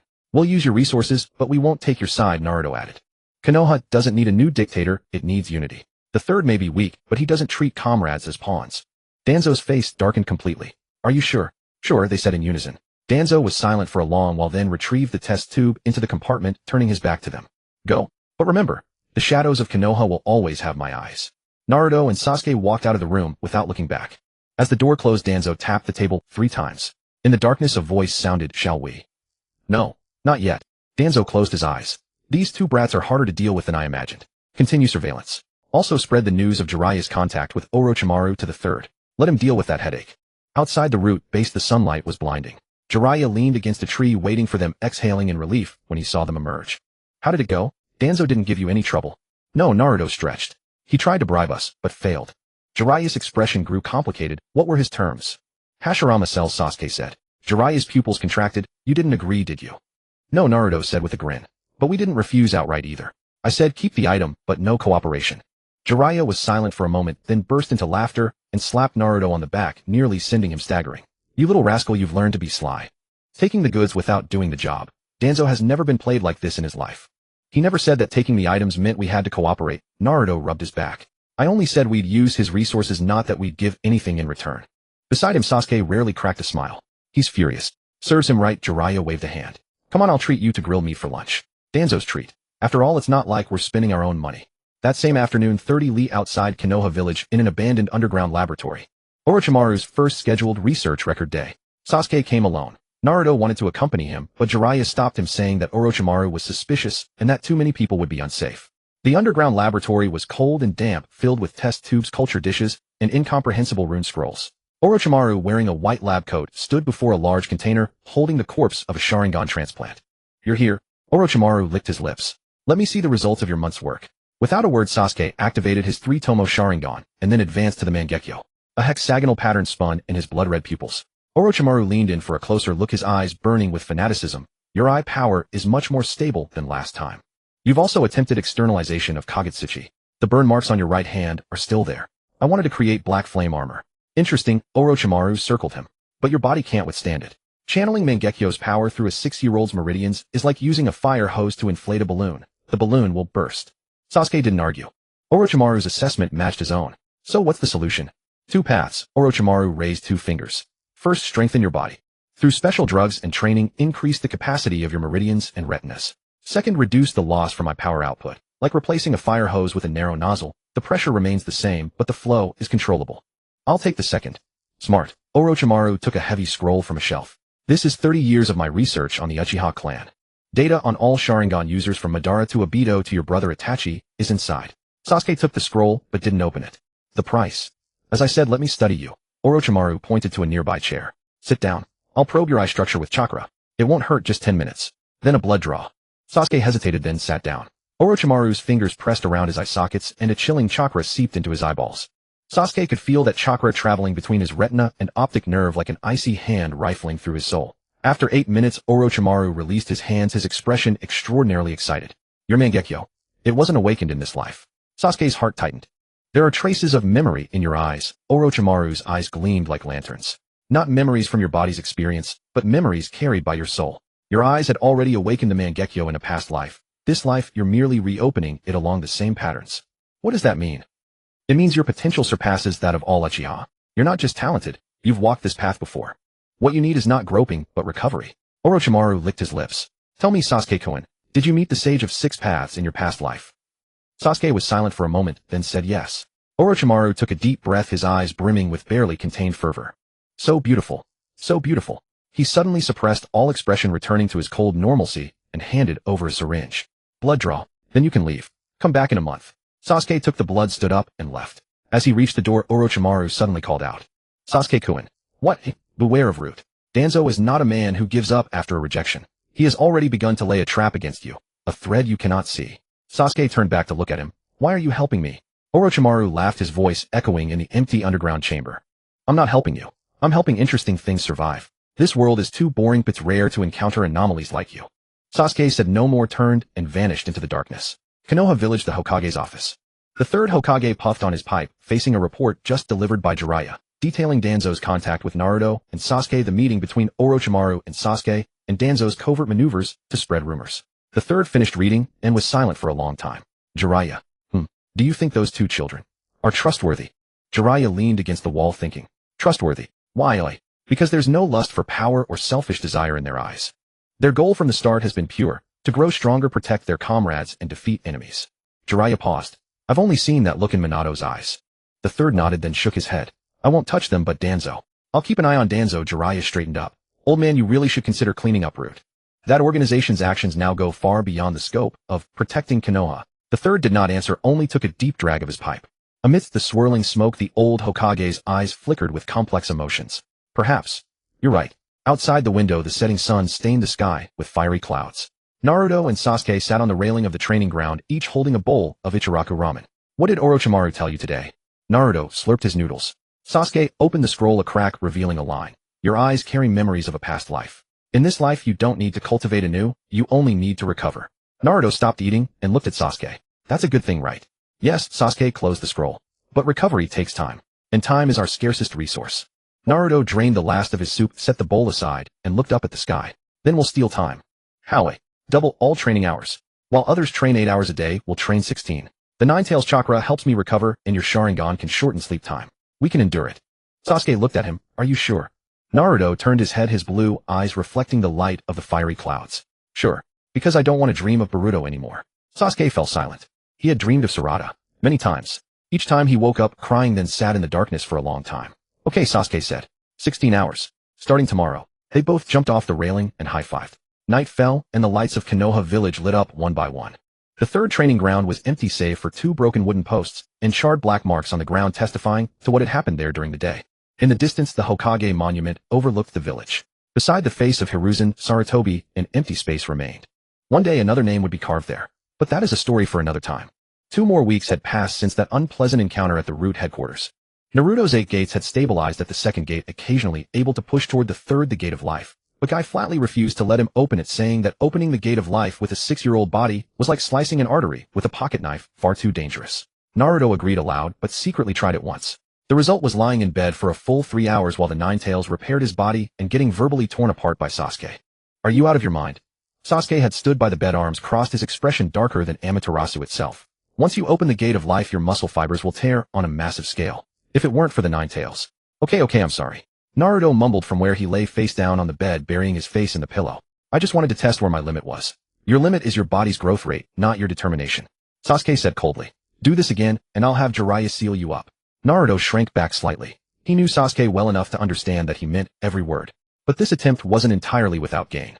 Naruto had discovered an important pattern. The Nine-Tails chakra healing speed was directly proportional to the severity of the damage he sustained. The more severe the damage, the more actively the Nine-Tails chakra surged forth to repair him. This meant that if he could repeatedly tear and repair his muscles within a controlled range, the strength and resilience of his muscle fibers would grow at a geometric rate. He shared this discovery with Guy. Guy fell silent for a long time after hearing it, then suddenly burst into tears, frantically scribbling in his notebook as he wept. This is the secret technique of youth. Healing the body through injury. Naruto-kun, you're not just a genius. You're a training prodigy. Sasuke rolled his eyes from the sidelines. He's just not afraid of dying. That afternoon, Naruto didn't go to the training grounds. He walked alone through the forest outside Konohagakure, heading toward a secret experiment site based on the coordinates Orochimaru had given him. Orochimaru had invited only him this time. Sasuke had wanted to follow, but Naruto stopped him. Orochimaru said he has something to tell me alone. If you're there, he might hold back. You're not afraid he'll make a move on you. He wouldn't dare. Naruto smiled. He still needs you, Sasuke. If he touched me, would you still work with him? Sasuke hesitated for a moment, then finally nodded. If you're not back in half an hour, I'm coming for you. Now Naruto stood before a massive withered tree. At the base of the tree was a concealed underground entrance exuding a damp, earthy smell. He jumped down. The tunnel was deep, with glowing ore embedded in the walls, casting just enough light to illuminate the path ahead. After walking for about 5 minutes, the space opened up dramatically. A circular laboratory surrounded by cultivation tanks filled with various biological specimens. Some contained snakes, and some contained human organs. Orochimaru stood before the largest tank at the center, which held a complete body. Silvery white hair, a youthful face, and body covered in black, cursed seal markings. You're here. Orochimaru turned around, his golden vertical pupils gleaming in the dim light. Do you know whose body this is, eh? Naruto stepped closer to look, his pupils constricting slightly. From the Kagaya clan. More precisely, a mutated variant of the Kagaya clan. Orochimaru licked his lips. It possesses extraordinary physical resilience and regenerative capabilities. Theoretically, if perfectly adapted, this body's lifespan and usable period far exceed my current vessel. Then why don't you use it directly? Orochimaru laughed, the sound echoing through the laboratory, because the adaptation requires Ninetales chakra as a catalyst. The Ninetales power within you can suppress this body's rejection reaction, allowing me to complete the soul transfer smoothly. The air suddenly fell silent. Naruto stared at Orochimaru, his eyes showing no fear, only calm calculation. You want me to help you change bodies? Not yet. Orochimaru waved his hand. This body still needs at least 3 more years of cultivation. I'm just telling you in advance. I can offer you many things in return in the future. For instance, the advanced training method for the 8 gates. I've studied Might Dai's physical data, and I've mapped out every single meridian node of the 8 gates. That muscle-headed guy only teaches by instinct, but I have the chakra impact pathway calculated down to the millimeter. He took a thick notebook from a shelf and tossed it to Naruto. Naruto caught it and flipped through the pages. They were densely filled with records of chakra flow paths through the human meridian system, with each gate's impact point marked in different colored inks. This was precise data that even Guy didn't possess. You studied Daisan. I did. Orochimaru didn't deny it. Before his death, I collected samples of his blood and cells. The secret of the 8 gates isn't in the muscles, it's in the nerves. The limiter on the brain and spinal cord isn't a lock, it's a valve. What Guy teaches you is to forcibly blast the valve open, while my method uses precise chakra impacts to make the valve open naturally. What's the cost? Much lower, Orochimaru said. With my method, the physical damage from opening the 7th gate can be reduced by 60%. As for the gate of death, theoretically, if the body has strong enough regenerative abilities, one could achieve opening it without dying. Naruto's heartbeat quickened. You mean using the Ninetales? Exactly. Orochimaru's eyes blazed like twin ghost fires. You can already control Ninetales chakra at 6 years old. 3 years from now, your body will be stronger, and your control over the Ninetales will be more mature. By then, the gate of death will no longer be a suicide technique for you. It will be a trump card you can play at any moment. Naruto closed the notebook and took a deep breath. What do you want? Orochimaru tilted his head like a snake sizing up its prey. As I said, this body's adaptation requires Ninetales chakra as a catalyst. 3 years from now, I'll need you to stay in this laboratory for 3 days, continuously outputting Ninetales chakra to help me complete the soul transfer. Just 3 days? Just 3 days. Orochimaru smiled. In exchange, you'll not only receive the precise cultivation method for the 8 gates, but I'll also share all my research data on karma, the resurrection mechanism of your future enemy, the Akatsuki clan. I've been researching this subject for many years, deeper than anyone else in the ninja world. Naruto was silent for a long time. He was weighing the options. Orochimaru couldn't be trusted. He knew that clearly. But the value of this notebook was immense. For every bit the cost of the 8 gates was reduced, his chances against the Akatsuki increased. And the research data on karma. In the entire ninja world, there truly was no one else with both the capability and the interest to study such a thing besides Orochimaru. Deal, Naruto said. But there's one condition. Name it. Throughout the entire process, Jiraiya must be present. If you try any tricks, he'll blow you and this entire laboratory to pieces without a second thought. Orochimaru's smile froze for an instant, then widened even further. Jiraiya. That fool. Fine. Deal. 2 hands clasped together. One cold and damp, one warm. When Naruto left the underground laboratory, the sky was already darkening. Naruto tucked the notebook beneath his clothes and walked quickly toward Konoha. After covering about half a mile, he suddenly stopped. Someone was in the trees. More than one. Come out, Naruto said calmly. 6 root ninja wearing animal masks emerged from the shadows, encircling him in a semicircle. The leader wore a hawk mask, the same one who had stood guard at the door during his last meeting with Danzo. Uzumaki. Naruto, the hawk-masked figure, said, his voice sounding like it came from a machine. Danzo-sama would like to show you something else. Didn't we already go through this last time? Naruto pulled his hands out of his pockets. I told you I'm not cooperating. This time is different. The hawk-masked figure pulled a photograph from his vest and tossed it to Naruto. Naruto caught it and looked down. In the photo was a blonde woman. Uzumaki Kushina, his mother. The photo had been taken from a distance. Kushina was pregnant, standing before the ruins of Yuzushiobikure, a gentle smile on her face. Naruto's hands began to tremble. Danzo-sama knows you've been investigating your origins, the hawk-masked figure said. He can tell you everything about your mother, including the circumstances of her death, her sealing technique legacy, and the keepsake she left for you. Keepsake. Before your mother died, she left behind a sealing technique scroll. It contains the essence of her lifelong research on sealing arts, including the cultivation method for the adamantine sealing chains, a technique capable of suppressing any tailed beast. That scroll is currently in Danzo-sama's possession. Naruto clenched the photograph tightly. Of course he knew who his mother was. In his previous life, through the chakra remnants left by Jiraiya and Kushina, he had learned everything about her. But the keepsake and the cultivation method for the adamantine sealing chains, He truly didn't know about those. In his previous life, Danzo had never mentioned this even up to his death. This was Danzo's new bargaining chip. Where is he? Naruto asked. Follow me. At the root base in another private chamber. This time it wasn't in that gloomy office, but a space resembling a display hall. The walls were covered with photographs, scrolls, and ninja tools. All of them were relics of the Uzumaki clan. Red hair, Uzumaki patterns, sealing technique inscriptions. Naruto stood in the center of the room, feeling a wave of dizziness. These were relics of his people he had never met. Danzo emerged from the shadows holding a yellowed scroll. Uzumaki Naruto, Danzo's voice carried a rare hint of warmth. No, it was manufactured benevolence. Your mother Kushina was the princess of the Uzumaki clan of Yuzushiogakure. After Yuzushiogakure was destroyed, I sent people to recover these relics, and they've been preserved ever since. Why didn't you give them to me sooner? Naruto's voice was ice cold. Because you were too young, Danzo said. These sealing techniques require extremely high chakra control and physical strength. A 6-year-old couldn't learn them. But now training under Jiraiya and Guy, your rate of progress has far exceeded expectations. I believe the time is right. He pushed the scroll toward Naruto. Adamant sealing chains. The Uzumaki clan's strongest sealing technique. It releases chakra chains from the user's body that can suppress any form of chakra, including tailed beasts, the Sharingan, and the Rinnegan. Your mother once used this technique to suppress the Nine Tails in its complete form. Naruto reached out, but didn't touch the scroll. What's the price? Price. Danzo feigned ignorance. Don't play dumb. You're giving me all this. What do you want? Danzo was silent for a moment, then said, I want all of Orochimaru's research data on karma. Naruto's eyes narrowed. Your information network is impressive. I've told you before. In the shadows of Konoha, my eyes are always watching. Danzo said, Orochimaru is researching something called karma, supposedly an alien resurrection mechanism. I want that data. In exchange, the adamant sealing chain scroll is yours, and I'll tell you more about your mother. For instance, that her death was no accident. Naruto's pupils contracted sharply. What do you mean? On the day the Nine Tails attacked Konoha, Danzo's voice dropped low. Someone opened the seal. The room fell so silent that the ticking of the wall clock could be heard. Naruto stared into Danzo's eyes, asking word by word, who? Agree to my terms first. Naruto was silent for a long time. Then he picked up the scroll and tucked it into his garments. Deal. Danzo nodded, then turned and disappeared into the darkness. Naruto stood and placed the hand gripping the scroll, bulging with veins. He didn't care about Danzo's conditions. He and Sasuke were already planning to research a way to counter karma anyway. Sharing the data with Danzo was no loss. Danzo couldn't defeat the Akatsuki regardless. But mother's death was no accident. This was something he had to investigate to the bottom. When he walked out of the root base, the sky was completely dark. Sasuke stood outside the gate, leaning against the wall, waiting for him. What took you so long? Naruto showed him the photograph. Sasuke looked at Kushina's picture, fell silent for a moment, then asked, Are you alright? I'm fine. Naruto put the photo away. Danzo tried to win me over using my mother. I agreed, but the terms were mutual. Mutual how? Orochimaru's karma research data. That's what Danzo wants. Sasuke frowned. If you give him that data, won't he use it for something bad? He can't, Naruto said.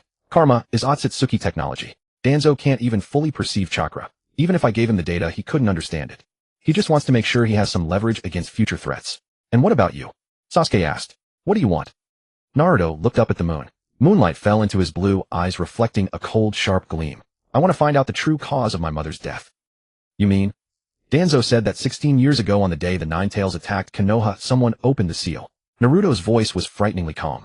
That means that night wasn't a natural disaster. It was man-made. The two exchanged glances, both seeing the same name in each other's eyes. Obito. But Obito had been under Madara's control back then, and behind him was Black Zetsu. And behind Black Zetsu, Akatsuki, Sasuke said in a low voice. Naruto nodded. The origin of everything is the Akatsuki. My mother's death. The Uchiha clan's massacre. 1,000 years of warfare across the ninja world. He looked at Sasuke. So the path we're on is the right one. End the Akatsuki, and we end all tragedy. Sasuke placed a hand on his shoulder. Let's go. Back to training. Yeah. The two silhouettes disappeared into the night. Behind them, the lights of Konohagakure blazed into a sea of illumination, like countless eyes watching them fade into the distance. After obtaining his mother's sealing technique scroll, Naruto locked himself in his room for 3 straight days, training and studying the principles of the adamant sealing chains. The handwriting on the scroll was old, blurry in places. But Naruto recognized the script. It was identical to the chakra signature his mother had left on her sealing formulas in his memories. Every stroke bore the unique sealing runes of the Uzumaki clan, strong and forceful, yet not without tenderness. The core of the adamant sealing chains was not the amount of chakra, but will. The chains were the manifestation of inner strength. The more one wished to protect those dear to them, the sturdier the chains became. Naruto tried to concentrate several times, but only thin strands of golden chakra emerged from his palm, hardly deserving to be called chains. You can't rush it. Jiraiya leaned against the doorframe, picking his teeth with a toothpick. Your mother's technique is a secret art of the Uzumaki clan. Even I never mastered it. The fact that you can manifest chakra threads at 6 years old is already absurd. Naruto dispersed the chakra threads and sighed. I just want to get faster. Training is like courting a woman. The more you rush, the less likely you'll succeed. Jiraiya yawned. Anyway, the old man Hokage assigned you a C-rank mission. Escort a noble back to the land of tea. Leaving tomorrow. You and Sasuke are going together. A C-rank mission? Naruto frowned. With Sasuke? Just escorting one person. Yeah, simple as can be. Treat it like a vacation. You two have been cooped up in the training grounds every day out time to get some fresh air. Jiraiya finished speaking and left. Naruto couldn't shake the feeling that something was off. The third Hokage knew their strength. Why assign a C-rank mission? It was like using a cannon to kill a mosquito. He went to find Sasuke, who was in the courtyard flipping through the Sharingan data scroll Orochimaru had given him. We have a mission tomorrow. Yeah, C-rank. Don't you think it's weird? Sasuke didn't even look up. Not weird. It wasn't the third who assigned it. It was Danzo, using the third's name. Naruto froze for a moment, then it clicked. A trap, eh? Most likely. Sasuke closed the scroll. But it doesn't matter. This is a good chance to test the results of our month of training. Naruto grinned. Alright, I'll bring my adamant sealing chains training notes and keep practicing on the way. The next morning at Konoha's main gate, the client was a plump middle-aged man claiming to be a relative of the daimyo of the land of tea. He wore an ornate silk kimono and was accompanied by 6 attendants and 2 carts loaded with luggage. The moment he laid eyes on Naruto and Sasuke, his face fell. What's wrong with Konoha? Sending 2 brats to protect me. I asked for Jōgan. Jōgan. Naruto said cheerfully, old man, don't judge us by our age. We're really strong. Strong my ass. You can't even reach my knees. The client turned to the supervising Jōgan beside them. A silver-haired ninja wearing a mask with only one visible eye. Hatake Kakashi. Kakashi lazily flipped through his copy of Makeout Paradise, which Jiraiya had slipped him without looking up. Don't worry. These 2 brats are stronger than most Chunin. If we run into real danger, just worry about yourself. No need to look after them. The client opened his mouth as if to argue, then finally clambered onto the carriage grumbling curses. The group set off. Naruto and Sasuke walked at the rear, while Kakashi took point. This was Jiraiya's arrangement, having Kakashi temporarily serve as the supervising Jōgan, both to secretly observe Naruto and Sasuke's abilities and to prevent Danzo from pulling anything too drastic. The journey was uneventful. Day 1 nothing. Day 2 still nothing. The client gradually let his guard down and began boasting to his attendants about his status in the daimyo's court. Naruto sat atop the carriage studying the adamantine sealing chain scroll while Sasuke meditated beside him. On the evening of the 3rd day, the group entered a dense bamboo forest. Kakashi abruptly stopped. Come out. His voice was lazy, but his hand had already moved to his kunai. From both sides of the bamboo grove, dozens of black silhouettes emerged. They were all missing nin, wearing black combat gear and forehead protectors. Rogue ninja from Kirigakure. Roughly 30 in total, led by 3 wearing headbands marked with the word nin. Their aura unmistakably at Jōgan level. The client collapsed to the ground in terror, scrambling on all 4s to hide under the carriage. Kakashi-sensei, help! The one-eyed Jōgan leader sneered. Kakashi the copy ninja, we know how formidable you are. That's why we came prepared. 30 Jōgan level missing nin. You can't take us all alone. Hand over the fat man. We only want what he's carrying. We have no desire to kill Konoha shinobi. Kakashi didn't move, his gaze sweeping the perimeter. 30, that was indeed a lot. He could take 30 Jōgan alone, but it would take time and the client might get snatched away in the chaos. Naruto, Sasuke, Kakashi said, protect the client. He expected the 2 kids to hide. Instead, Naruto leaped down from the carriage roof, landed beside Kakashi, and stretched lazily. 30 people. Sasuke, you take the left, I'll take the right. Sasuke stepped out from the shadows, hands in his pockets. 15 on the left, 15 on the right. Let's see who finishes first. Kakashi was stunned. You too. Naruto had already charged forward. Crimson Ninetails chakra engulfed his body in an instant, his speed skyrocketing. His figure left a blurry afterimage through the air as his first punch slammed into the chest of the nearest rogue ninja. The man flew backward, snapping 3 bamboo stalks, spitting blood from his mouth, unconscious before he could even scream. Second punch, third punch, fourth punch. Every strike landed precisely on vital points: throat, temple, liver. This was not the boxing of a 6-year-old. This was killing technique honed through countless life or death battles. Before the rogue ninja on the left could even react, 4 of them had already fallen. Sasuke's side was even quieter. He didn't even use the Mangekyō. 3 Tomo Sharingan was more than enough. His figure darted through the bamboo grove, every kick targeting the joints of his enemies, knees, wrists, elbows. Only the sound of cracking bones and screams could be heard. 12 seconds. 7 of the 15 rogue ninja on the left had fallen. The one-eyed Jōgan leader finally snapped back to his senses. Scatter. No close combat. Use ninjutsu. The remaining rogue ninja scrambled backward, hands forming seals in a frenzy. Fire-style dragon flame technique. Water-style water dragon bullet. Earth-style earth spike pillars. Over a dozen ninjutsu blasted simultaneously toward Naruto and Sasuke. Kakashi was about to step in when he saw Naruto slam both palms onto the ground. Sealing technique, fire sealing method. This was the first sealing jutsu he had learned from his mother's scroll, one designed specifically to seal flames.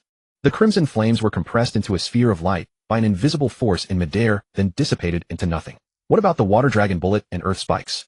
Sasuke stood before Naruto, blood trickling from his right eye. Mangekyō activated. Black flames of Amaterasu formed a wall of fire before him. The water dragon bullet evaporated on contact, the earth spikes scorched into glass. The rogue ninja were utterly broken. What kind of fire is that? Monsters. Those two brats are monsters.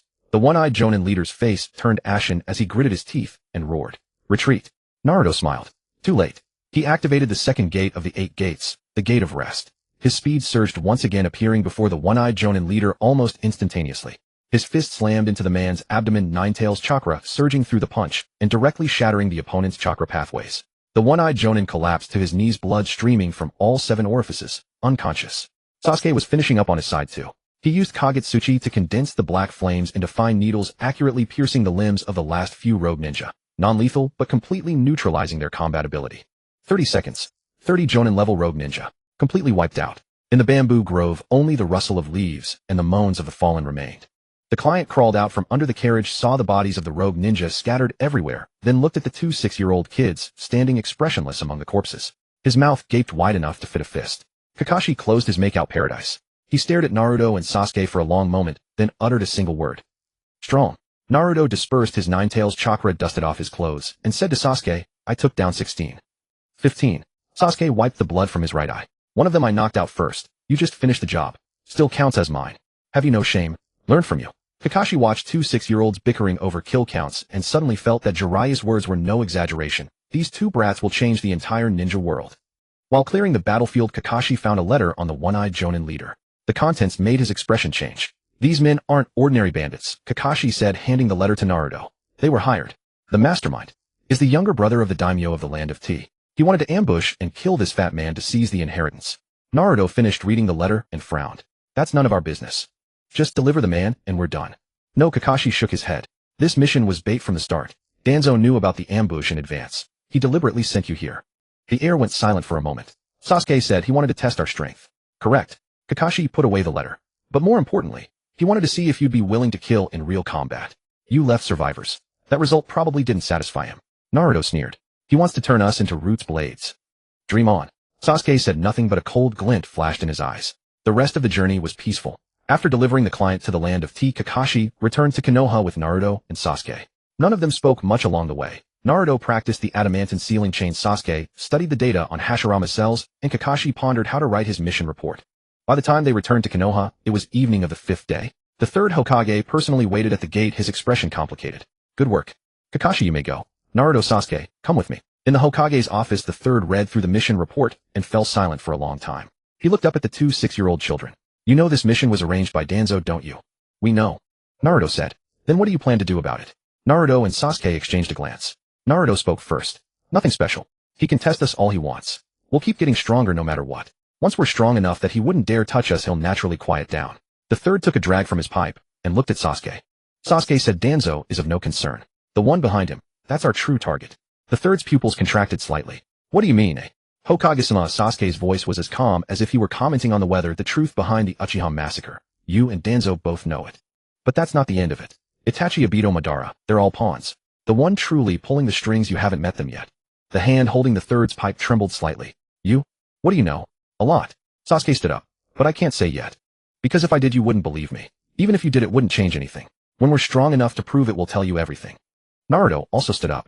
3rd Hokage, GG, you only need to believe one thing. We will never betray Konoha. As for the rest, it's not convenient to say for now. The 3rd looked at them, then suddenly smiled. There was helplessness in that smile, but also relief. All right, I won't ask. But one rule, don't go tearing down the village. Naruto grinned. I'll try my best. Sasuke remained silent, but the corner of his mouth curved up slightly. As they stepped out of the Hokage's office, the sky had already darkened.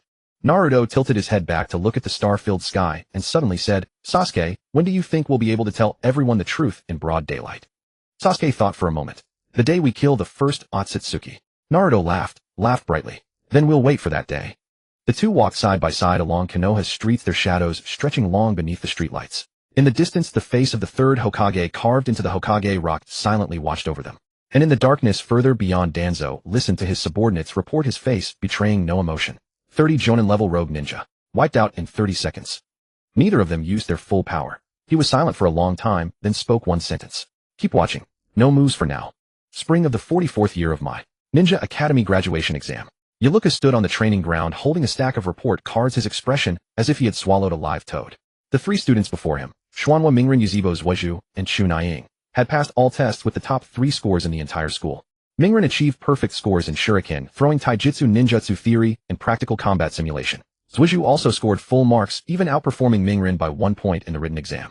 Ying ranked first in the theoretical exam across the academy, and her chakra control precision set a new school record. Yet none of this was the reason for Yaluka's twisted expression. The reason was, in the practical combat simulation, Mingren and Zhuozhu defeated 2 Chunin examiners with just a single move. 2 Chunin. 1 move? What's wrong with this batch of students? Yaluka wiped his sweat. Did I teach them? The team assignment ceremony was held in the classroom. Yaluka stood at the podium reading out the team rosters. Team 3 Rixiang Ningzi, Li Luoka Tiantian. Zhaonan instructor, Mai Te Kai. Team 8 Chuanzhong, Yiyunyu Zhihei Rixiang Chutian. Zhaonan instructor, Shiri Hong. Team 10 Neilong Luan Shanzhong, Jingye Qiudao Dingzi. Zhaonan instructor, Yuan Feiyasima. He paused, took a deep breath. Team 7 Xuanhua, Mingren Yuzebo Zhuozhu, Chu Naiying. Zhaonan instructor, Chimu Kakaxi. The classroom erupted in murmurs. Mingren and Zhuozhu in the same team. Yu widened his eyes. Those 2 monsters together. And Ying is there too, Jingye wailed. Won't she just be daydreaming about him every day? Ying blushed, sneaking a glance at Zhuozhu, then at Mingren. Zhuozhu remained expressionless. Mingren gave her a wide grin. Ying quickly turned away. In truth, Ying's feelings were tangled. She liked Zhuozhu, that was true. But Mingren, the former dead last, had transformed in the last half year like a completely different person, his power skyrocketing to overwhelm the entire academy. She didn't know how to face him anymore. The next morning, Team 7's meeting point, training ground 3 of my village. Mingren arrived half an hour early. Zhuozhu also arrived half an hour early. The 2 leaned against a tree, one munching a rice ball, the other with eyes closed in meditation. Ying came running at the last minute, panting, sorry, I'm not late, am I? No, Mingren swallowed the rice ball. It's just that Kakaxi-sensei is late. The 3 waited for 3 hours. Ying went from excitement to boredom, from boredom to irritation. Mingren did 200 push-ups. Zhuozhu finished reading page 37 of the scroll Orochimaru had given him. Finally, a silver-haired head hung down from the tree. Yo, good morning. I got lost on the path of life. Ying exploded, lost for 3 hours. Kakaxi jumped down from the tree, lazily appraising his 3 students. His gaze lingered on Mingren and Zhuozhu for an extra second. He had heard about these 2 brats from Zilai long ago. At 6, they had driven back 15 root operatives. At 7, they had mastered the Vajra chains and the Xylunian. These weren't fresh graduates. They were old monsters wrapped in children's skin. Let's start with self-introductions. Kakaxi pulled out a notebook. What do you like? What do you dislike? What's your dream? You first. He pointed at Ying. Ying cleared her throat. I'm Chu Naiying. The person I like. What would I like? Forget it. I like Zhuozhu-kun. What I dislike is the way Mingren used to be a dead last. My dream is to marry Zhuozhu-kun. Mingren raised his hand. I'm not a dead last anymore. Then changed dislike to your current arrogance. Kakaxi scribbled a few notes in his notebook, then looked at Zhuozhu. Zhuozhu opened his eyes. Yuzebo Zhuozhu. Nothing particularly liked. Dislike is wasting time. Dream, to kill that man. He paused. Not in the way it sounds now. Forget it, it's hard to explain.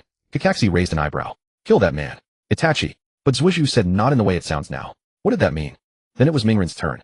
Mingren rested his hands behind his head, looking at the sky. I'm Xuanhua Mingren. What I like is Ichiraku ramen and Zhuozhu. Zhuozhu frowned. Don't add that. What I dislike is someone hurting my comrades. My dream. To protect everyone and then become Hokage. Mingren smiled. I'm definitely becoming one this life.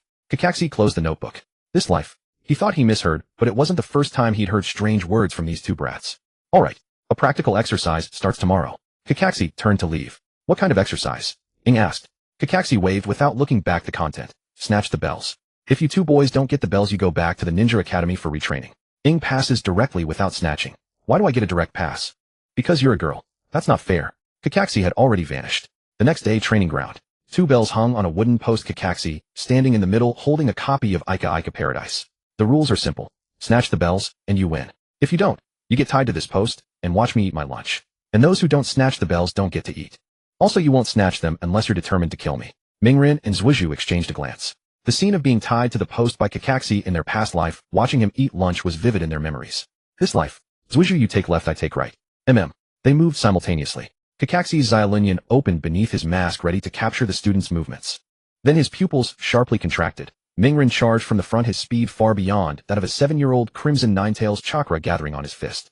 Zhuozhu vanished from the side, using the body flicker technique to appear behind him, the crackling sound of 1,000 birds buzzing. A pincer attack. Kakaxi sidestepped Mingren's punch while deflecting Zhuozhu's 1,000 birds with a kunai. The electric current traveled through the kunai to his hand, numbing his entire arm. Not bad.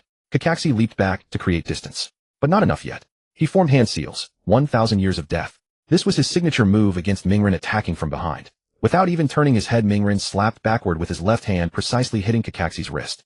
Golden chains from the Vajra chains emerged from his palm, wrapping around Kakaxi's arm. 3/10 of his chakra was drained. Kakaxi's expression changed. He quickly severed the chakra flow, forcefully breaking free from the chains.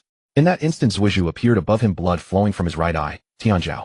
Black flames condensed into a fine needle in the air, shooting straight at Kakaxi's face. Kakaxi narrowly dodged to the side. The black needle grazed past his hair, burning a charred hole in the tree behind him. You're serious? You said, Zhuozhu landed, that you won't snatch the bells unless you're determined to kill me. Kakaxi was silent for 2 seconds, then put away Ika Paradise and shoved his hands into his pockets. All right, the bells are yours. Mingren was taken aback. Huh? We haven't snatched them yet. If you really tried, I'd have died 3 times. Kakaxi's tone was unusually serious. Mingren's chains sealed my chakras. Zhuozhu's black flames attacked simultaneously, and although Ing didn't act, she kept observing my openings, ready to support. The 3 of you cooperated well. He pulled out 2 bells from his pocket and tossed them to Mingren and Zhuozhu. Team 7, everyone passes.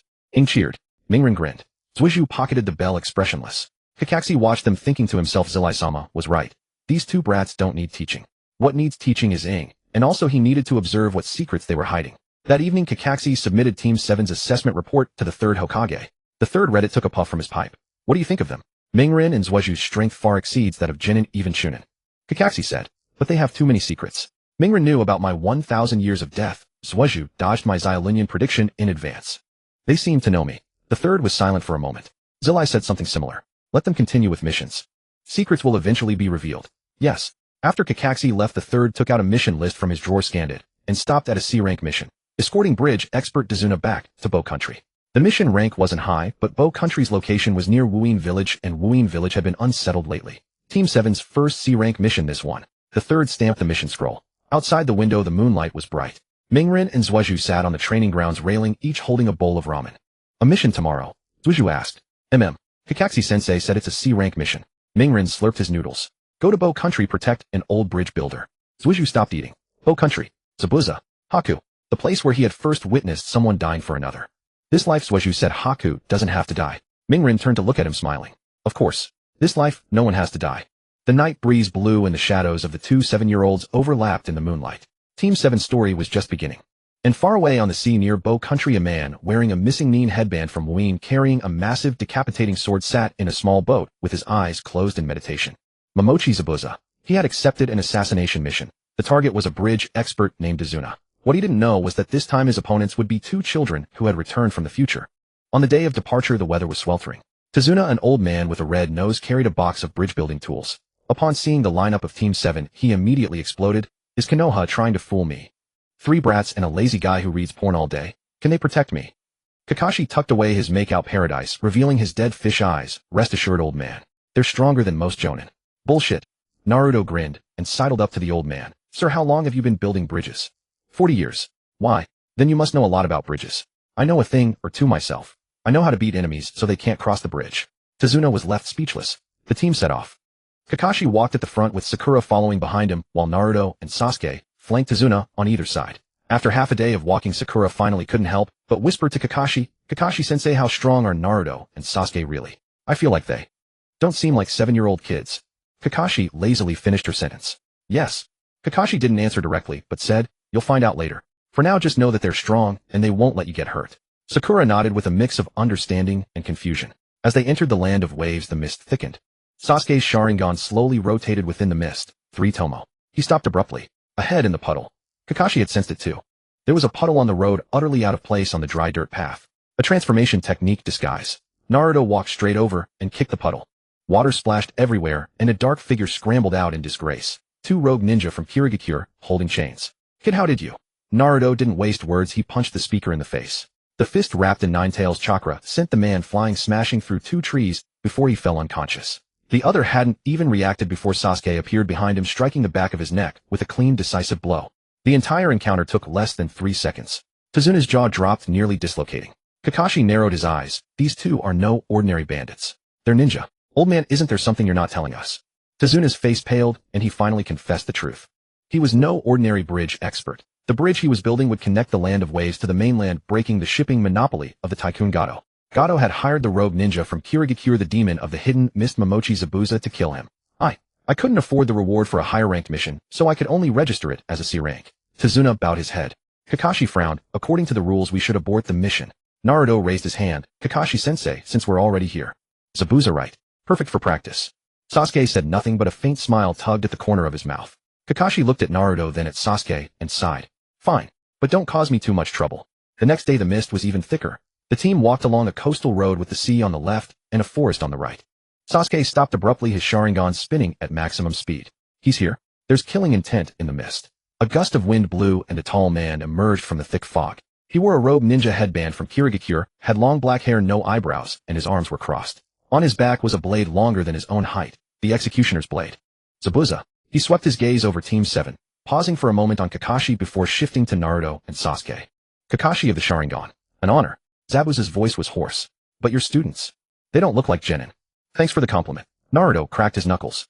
Zabuza wasted no time on words. He formed a single hand seal. Hidden mist technique. The thick fog instantly became so dense that one couldn't see their own hand, and even Kakashi's Sharingan could only make out blurry outlines. Zabuza's voice echoed from all directions. Silent killing technique. You will die in the darkness without even knowing where I am. Sakura gripped her kunai nervously, leaning toward Kakashi. Naruto smiled. He closed his eyes, clapped his hands together, and slammed them to the ground. Adamant and sealing chains. For golden chains shot out from behind him, flying in 4 directions, as if alive. The chains weren't for attack, they were for sensing. Each chain was infused with a Ninetales chakra capable of detecting all chakra fluctuations within a 50-meter radius. Left front 10 meters. The chains shot toward that direction. Zabuza was forced to appear, blocking the chains with his executioner's blade. But the moment the chains touched the blade, a fifth of Zabuza's chakra was drained. His expression shifted drastically, and he leaped back to create distance. You? Uzumaki clan's sealing technique. Naruto opened his eyes, a crimson glow flickering in his blue pupils. Correct. I can see every flow of chakra in your body. The hidden mist technique is useless against me. Zabuza's face darkened, and he changed tactics. Water clone technique. 5 water clones rose from the sea, making 6 Zabuza in total, all charging at Naruto from 6 directions. How will you break this one? Sasuke intervened. Black flames descended from the sky, drawing a circle of fire around Naruto. The black flames of Amaterasu burned silently, and the water clones evaporated instantly upon contact.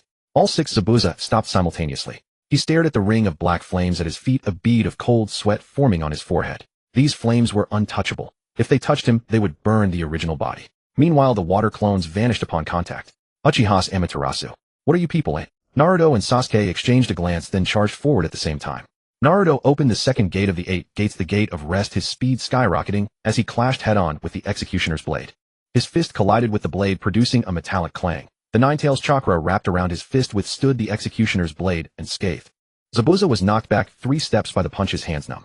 Sasuke cut in from the side, Chidori's lightning crackling in his palm, aimed at Zabuza's waist. Zabuza twisted his body forcibly to dodge, but the black flame armor had already ignited on Sasuke's right arm, grazing Zabuza's ribs. Both clothing and skin caught fire. Zabuza grunted in pain, quickly suppressing the black flames with chakra, but the burning sensation penetrated to the bone. He retreated several steps, widening the distance. Kakashi, are your students monsters? Kakashi stood there watching it all with only one thought echoing in his mind: those 2 brats had held back when they fought me last time. Haku, Zabuza growled. From the forest, a slender figure in a pink combat outfit and a Kirigakure mask flew out. Haku landed in front of Zabuza, forming hand seals. Ice released demonic mirroring ice crystals. Mirrors of ice materialized in the air, encasing the entire battlefield. Countless reflections of Haku appeared within the mirrors, each holding a sunbon needle. Naruto-kun, Sasuke-kun, be careful. Sakura shouted. Haku's voice came from the mirrors, gentle and calm. I don't want to hurt you. But Zabuza-san needs to complete this mission. Please, step back. Naruto looked at the figure in the mirrors, and a pang of pain struck his heart. Haku, the boy who willingly became a tool to protect Zabuza. The child who lived for others until the very end. Haku, Naruto suddenly spoke. You don't have to kill for Zabuza. The figure in the mirrors trembled slightly. What do you mean? I know your past. Kirigakure persecuted Kekkei Genkai clans, your mother was killed, and you ended up on the streets. Zabuza took you in and gave you a reason to live. So you made him everything. Haku remained silent. But true companions don't turn you into a tool for killing. Naruto stared at the mirrors. You don't need to prove your worth through murder. The mirrors began to tremble. Haku's heart wavered. Zabuza gritted his teeth. Haku, don't be fooled by him. Killed him. Haku took a deep breath and steadied the mirrors. I'm sorry, Naruto-kun. My life belongs to Zabuza-sama. Whatever he commands, I obey. Sunbon needles rained down from all directions. Naruto sighed. Sasuke stood beside him, his entire body covered in black flame armor. Shall I? No, Naruto said. Let me make him understand. He closed his eyes, and the Ninetales chakra surged within him. The red cloak deepened into a dark crimson, and the phantom of two tails behind him became distinct. The second form of the Nine Tails chakra. At 7 years old he had reached a level equivalent to the early Shippuden era. At the same time 12 chains shot out from the adamantine ceiling chains, each precisely piercing the gaps between the ice mirrors. The Nine Tails chakra attached to the chains drained all the chakra from the mirrors, causing them to shatter instantly. Haku fell from the sky, his mask cracking open, revealing a delicate tear-streaked face. Zabuza rushed over and caught him, his expression complex. Haku, are you okay? Zabuza-sama. I failed. Don't speak. Zabuza held Haku and looked at Naruto and Sasuke. The killing intent had vanished from his eyes, replaced only by exhaustion. You win. I abandon the mission. He turned to leave with Haku in his arms. Wait. Sasuke spoke. Zabuza stopped. Sasuke walked up to him, pulled a slip of paper from his pocket, and pressed it into Zabuza's hand. This is Orochimaru's contact information. He's recently been researching the potential development of Kekkei Genkai. Haku's ice release can become stronger, and he can be your partner, not your tool. Zabuza looked down at the paper, silent for a long time. Why help us? Because you don't deserve to die here. Sasuke turned and walked back. The enemies ahead are 10,000 times stronger than you. Stay alive. Maybe one day we'll need your ice release. Naruto walked over and patted Zabuza on the shoulder. Don't let him down. That kid deserves a better way to live. Zabuza looked at the two 7-year-olds and suddenly smiled. His first genuine smile in a decade. Konoha's brats. Really interesting. He disappeared into the mist carrying Haku. On the way back to Konoha, Tazuna kept muttering, two little monsters. Sakura's gaze toward Naruto and Sasuke had completely changed. Not fear, but awe and confusion. Why didn't you kill them? She finally couldn't help asking. Naruto walked ahead without turning around. Because they're not bad people. They just took the wrong path. How do you know they're not bad? Because when Haku shot those Senbin, every single one avoided our vital points. He didn't want to kill. Sakura fell silent. Kakashi watched Naruto's back from behind, his estimation of his two students rising even higher. Not only were they powerful, but they also possessed judgment and empathy beyond their years. When they returned to Konoha, the third Hokage nearly dropped his pipe upon hearing the mission report. You're saying? Naruto and Sasuke drove off the demon of the hidden mist Zabuza. At 7 years old. Not just drove off, Kakashi said. They made him voluntarily abandon the mission. And Naruto convinced Zabuza's partner with a note. The third took a deep breath. These two kids are becoming more and more incomprehensible. Outside the window the sun was setting. Naruto and Sasuke sat on the fence of the training ground, each holding a bowl of Ichiraku ramen. What you said to Haku today, Sasuke slurped his noodles, was pretty moving. Naruto smiled. In my past life when Haku died, I finally learned his story. I thought then if only someone had told him earlier, you're not a tool, maybe the ending would have been different. This time, every tragedy will be rewritten. Sasuke raised his bowl. Naruto raised his too, and they clinked them together. Two ramen bowls collided with a crisp sound. To rewriting the endings. Cheers. The setting sun gilded the two small silhouettes with a golden edge. Team 7's first official battle ended without blood or death. Only two reincarnators quietly tilting the scales of fate. In the distant darkness, Black Zetsu's figure emerged from the ground. Staring at the intelligence report about the two 7-year-old monsters of Konoha, he fell into deep thought. The Nine Tails Jinchuriki and the Uchiha orphan. Both possessing strength and intellect far beyond their age. A sinister grin spread across Black Zetsu's face. Interesting. It seems I should start moving ahead of schedule. On the third day after the conclusion of the Wave Country mission, Team 7 submitted their mission report in the Hokage's office. The third Hokage, wearing reading glasses, perused it word by word, then removed his spectacles and wiped them. He looked at Naruto, then at Sasuke, his gaze complex. You? Let the rogue ninja of the mist Zabuza and his partner go. Yes. Naruto nodded. They weren't the real enemies. The mastermind was the shipping magnate Gato. Zabuza was just a hired blade. And he abandoned the mission, Sasuke added. He won't trouble Tazuna anymore. The third Hokage took a puff from his pipe and was silent for a moment. You did the right thing. In the name of Konoha, I will send a diplomatic note to the Land of Water regarding Zabuza's situation. If the Hidden Mist Village is willing to revoke his rogue status. He paused. Never mind, that's a matter for the Foreign Affairs Department. Kakashi leaned against the wall, hands in his pockets. Old man, just give us the mission result. Mission accomplished. Team 7, C rank achieved. The third Hokage stamped the document. The next mission is already queued up 3 days from now. Walking out of the Hokage's office, Sakura let out a long breath. I still haven't recovered. Did we really defeat the demon of the hidden mist? You barely did anything, Sasuke ruthlessly pointed out. That's because you two were too fast. I hadn't even reacted before it was over. Sakura's face flushed crimson, then she muttered quietly, but still. Following behind you two is a bit stressful. Naruto patted her shoulder. It's okay, having Sakura provide support from the rear makes us fight more confidently. Sakura was taken aback, her face grew even redder, not from embarrassment, but from being acknowledged. She had always felt like the burden of Team 7, in Naruto's words made her nose sting. Don't give me that. Sakura turned away, but the corners of her mouth couldn't help lifting. Kakashi watched the interaction among his 3 students, a rare tenderness flickering in his dull eyes. All right, dismissed. New mission in 3 days, you have free time until then. Naruto Sasuke, don't demolish the training grounds. We'll try, Naruto said with a grin. That afternoon at training ground no. 3. Naruto and Sasuke were indeed there again. Naruto was practicing the adamantine sealing chains. 12 golden chains shot out from behind him, weaving into a large net in midair, then contracting to grind a massive boulder into powder. The power is sufficient, but the consumption is too high, Sasuke noted, recording data beside him. That move just now used 30% of your chakra. Yeah, can't use it as a regular weapon. Naruto retracted the chains and wiped his sweat. But it's enough to suppress the enemy's chakra at critical moments. Sasuke closed his notebook and looked at Naruto. You let Zabuza and Haku go not just because they weren't bad people, right? Naruto was silent for a while, then sat down on the ground, propping himself up with his hands behind him, gazing at the sky. Haku reminds me of someone. Who? Boruto. Naruto's voice was very soft. Both are children willing to give everything for someone important. In my previous life, Haku died in Zabuza's arms, and Zabuza died too. Two people who needed each other, yet never spoke their true feelings until the very end. Sasuke sat down beside him without speaking. In this life, I don't want to see that kind of ending. Naruto turned to look at Sasuke. You feel the same, don't you? Otherwise you wouldn't have given Zabuza Orochimaru's contact information. Sasuke didn't deny it. Haku's ice release bloodline limit will be useful in the battle against the Akatsuki. Zabuza's silent killing technique combined with Haku's ice release can form a long-range sniping combination. You're right, but not entirely. Naruto smiled. What do you mean? You won't admit it, but I'll say it anyway. Sasuke, you've become gentler. Sasuke stood up, brushed the dust off his pants. Boring. Go practice your adamantine sealing chains. Naruto burst into laughter. In the distance, Kakashi stood on a tree branch watching the interaction between his two students, the corners of his mouth slightly lifting. These two kids, though they don't admit it verbally, are softer than anyone else inside. 3 days later, Team 7 received a new mission, escorting a merchant to the border of the land of rice fields to investigate a disappearance case. The mission was B rank, with the third Hokage specifically noting possible combat. Naruto and Sasuke exchanged a glance, both thinking of the same person. The land of rice fields. The hidden sound village. Near Orochimaru's lair. Kakashi-sensei, Naruto raised his hand. Did this mission come from Orochimaru's side? Kakashi's eyelid twitched. How do you know? Guess.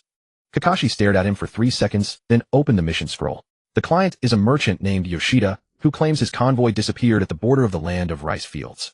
But the intelligence department found that this Yoshida has indirect connections with Orochimaru's spy network. So it's a trap, eh? Or maybe Orochimaru wants to contact us through this way. Kakashi said, you decide whether to go or not. Naruto looked at Sasuke. Sasuke thought for a moment, then nodded. Let's go. Orochimaru owes me an update on research data. Just in time to remind him. Sakura was utterly confused. Wait, what are you talking about? Who is Orochimaru? Why does he owe you data? Naruto patted her head. Sakura, there are many things in this world you don't know. You'll understand gradually. Sakura looked bewildered. That attitude of yours is really asking for a beating. But you can't beat him, Sasuke added. Sakura pouted and fell silent. The team set off. This time the route started from the northeast of Konoha, crossed the border of the land of fire, and entered the land of rice fields. The first 2 days were calm, and Sakura even began to think a B-rank mission was nothing special. On the evening of the third day, the team set up camp in a dense forest. Naruto took the first watch, Sasuke the second. Kakashi and Sakura slept. The first half of the night was uneventful. Naruto sat in a tree, his nine-tails perception covering a radius of 200 meters. The chakra of insects, birds, and small beasts was clearly imaged in his mind. No large chakra signatures. When it was time to switch, Sasuke climbed the tree and Naruto jumped down to sleep. At 3 in the morning, Sasuke's Sharingan suddenly detected an anomaly. In the distant forest, a faint chakra signature was moving. It wasn't an animal, it was a human's chakra. And the fluctuation pattern of that chakra was very familiar to him. Orochimaru. Sasuke didn't wake the others. He jumped down from the tree and silently pursued. After chasing about a kilometer, the chakra stopped in the middle of a clearing. Orochimaru stood in the moonlight wearing a black cloak, his golden vertical pupils glowing in the darkness. Uchiha boy, your vigilance is quite good. Orochimaru licked his lips. I thought you wouldn't notice me until dawn. Your chakra concealment technique has deteriorated. Sasuke stood opposite him, hands in his pockets. It's not that I've deteriorated, I deliberately let you detect me. Orochimaru pulled a scroll from his chest and tossed it to Sasuke. The data you wanted. Updated version, including the research results from the last 3 months. Sasuke caught the scroll, but didn't open it. You lured us here through the mission just to give me this. Half of it. Orochimaru tilted his head. The other half. I wanted to see with my own eyes the progress of you and that nine-tails brat. I received the battle report from the Wave Country. Beating Zabuza at age 7 is not bad, but it's still not enough. I know. The Akatsuki are 10,000 times stronger than Zabuza. Orochimaru's voice turned low. Your current strength can't even break through the Akatsuki's outer shell. Sasuke didn't argue. So I came to deliver a second item. Orochimaru slid another scroll from his sleeve, older, its edges frayed. The awakening path for the Rinnegan. Not through transplantation, but through the resonance of Indra and Ashura's chakra. If you two practice together theoretically, you can awaken the Rinnegan before adulthood. Sasuke's pupils constricted slightly. He took the second scroll, his hand trembling slightly. What do you want in return? Nothing. Orochimaru turned around. Watching you grow is the greatest reward. This world is too boring. I want to see how far you can go. His figure melted into the darkness. Sasuke stood still, clutching the two scrolls tightly. Orochimaru, in the previous life an enemy, in this life still untrustworthy. But his research was invaluable. This contradictory feeling left Sasuke's heart in turmoil. He took a deep breath, turned, and returned to the camp. Naruto was already awake, leaning against a tree waiting for him. Orochimaru. Yeah, gave me this. Sasuke tossed the scrolls to him. Naruto flipped through them, his eyes lighting up. The Rinnegan. We can awaken it just by resonating our chakra. In theory, yes. It requires long-term training. Naruto handed the scrolls back to Sasuke and smiled. Then starting tomorrow, let's add 2 hours of practice every night. I'll provide Ashura's chakra. You focus on sensing the resonance. Sasuke nodded. In the distance, the first rays of dawn pierced the darkness. Sakura crawled out of the tent with a yawn and saw Naruto and Sasuke already standing energetically by the campfire cooking porridge. Don't you sleep? We slept. Naruto ladled a bowl of porridge and handed it to her. Did you sleep well? Sakura took the bowl, looking at the dark circles under their eyes, sensing they were hiding something. But she didn't press further. Some things were not yet for her to know. Sakura took a sip of the porridge, thinking to herself, one day, I will become strong enough to stand beside them, not behind them. After returning to Konoha, Naruto and Sasuke's lives settled into a new rhythm. During the day, they carried out routine missions, escorting merchants, wiping out bandits, searching for missing persons. All were C rank and B rank, as simple as breathing for Team 7. Sakura had gone from initial tension to numbness and now to a nonchalant. Oh, it's over again. Her mindset had undergone a qualitative transformation. Evenings were another matter. From 8 to 10 every night, Naruto and Sasuke conducted a secret training session at Training Ground 3, Chakra Resonance. This was the core content of the Rinnegan Awakening Path scroll given by Orochimaru. The theory was simple. Indra and Ashura's chakra originated from the same source, but after a millennium of separation, it had wandered within different reincarnations. If the current reincarnations could make these two chakras resonate, they could reactivate the six paths' power and awaken the Rinnegan.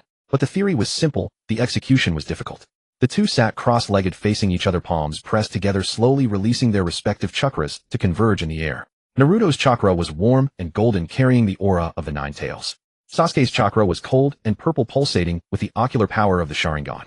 The moment the two chakras touched, they repelled each other like the same poles of magnets. Again, Sasuke said, 10 times, 20 times, 50 times. On the 137th attempt, the two chakras finally did not repel. Instead, they intertwined like two serpents, slowly rotating. Naruto opened his eyes and saw a faint spinning orb of light forming between their palms. Gold and purple interwoven like a miniature version of yin-yang release. Feel anything?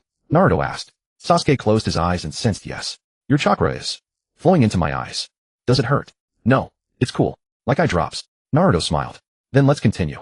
Their chakra resonance lasted nearly 3 minutes, then the orb suddenly expanded and vanished like a silent firework. Both were thrown back, landing on the ground. 3 minutes, Sasuke glanced at his watch. 30 seconds more than yesterday. Let's aim for 5 minutes tomorrow. Sakura sat on a bench beside the training ground, holding a cup of hot tea, watching their backs. She had grown accustomed to watching them sit and stare into space every night, though she had no idea what they were doing.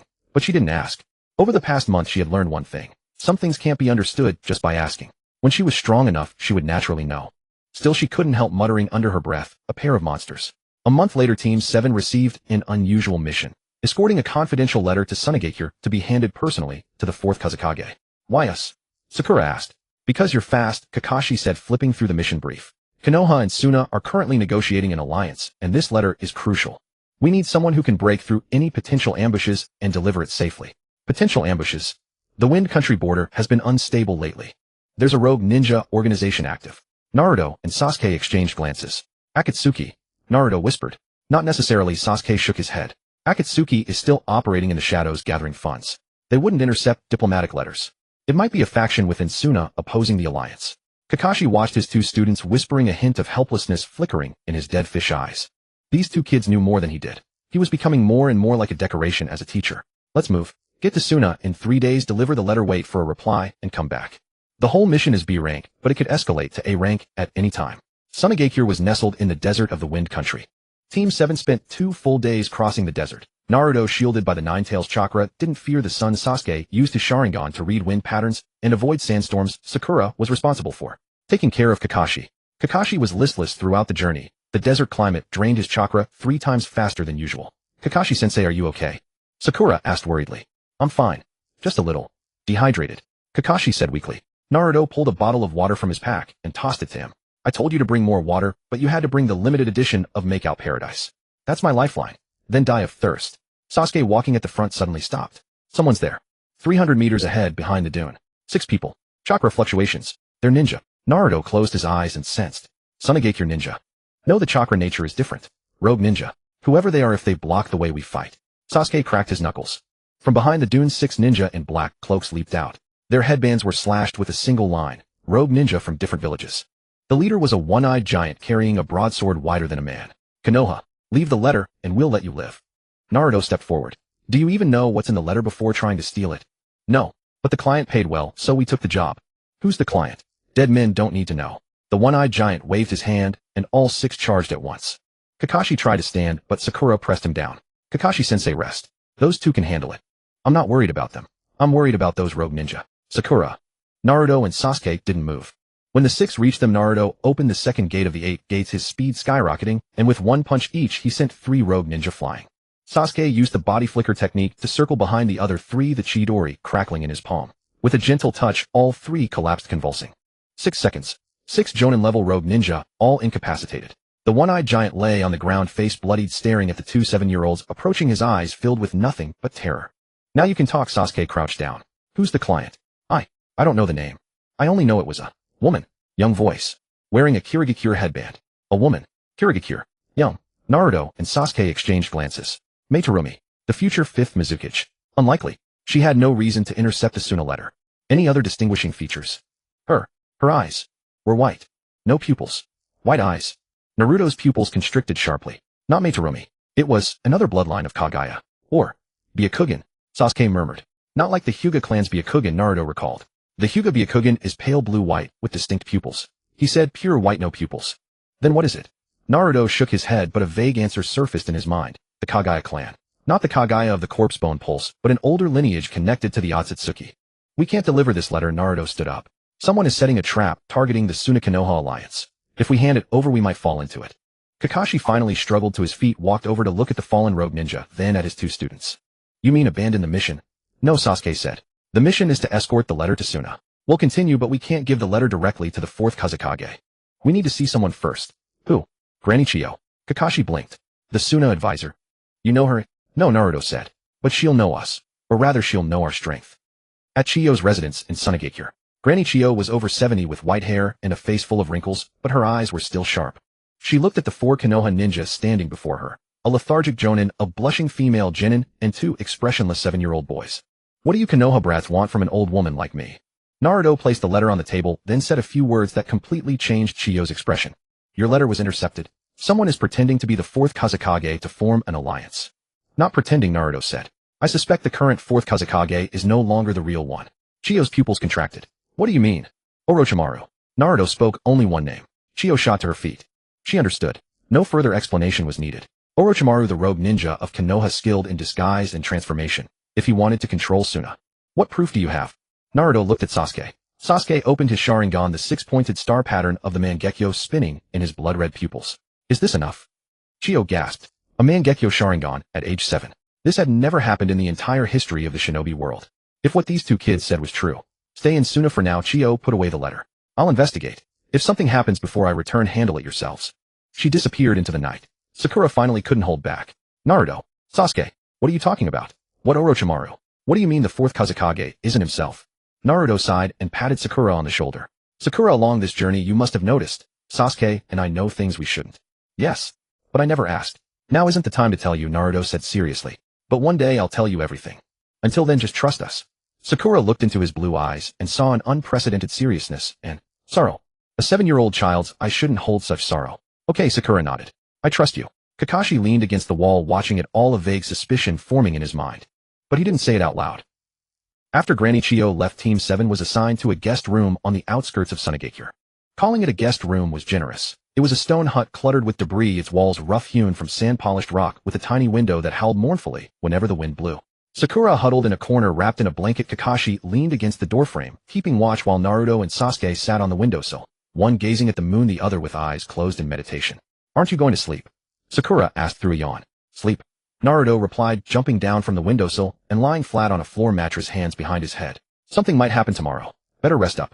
Sasuke said nothing, but lay down on another mattress.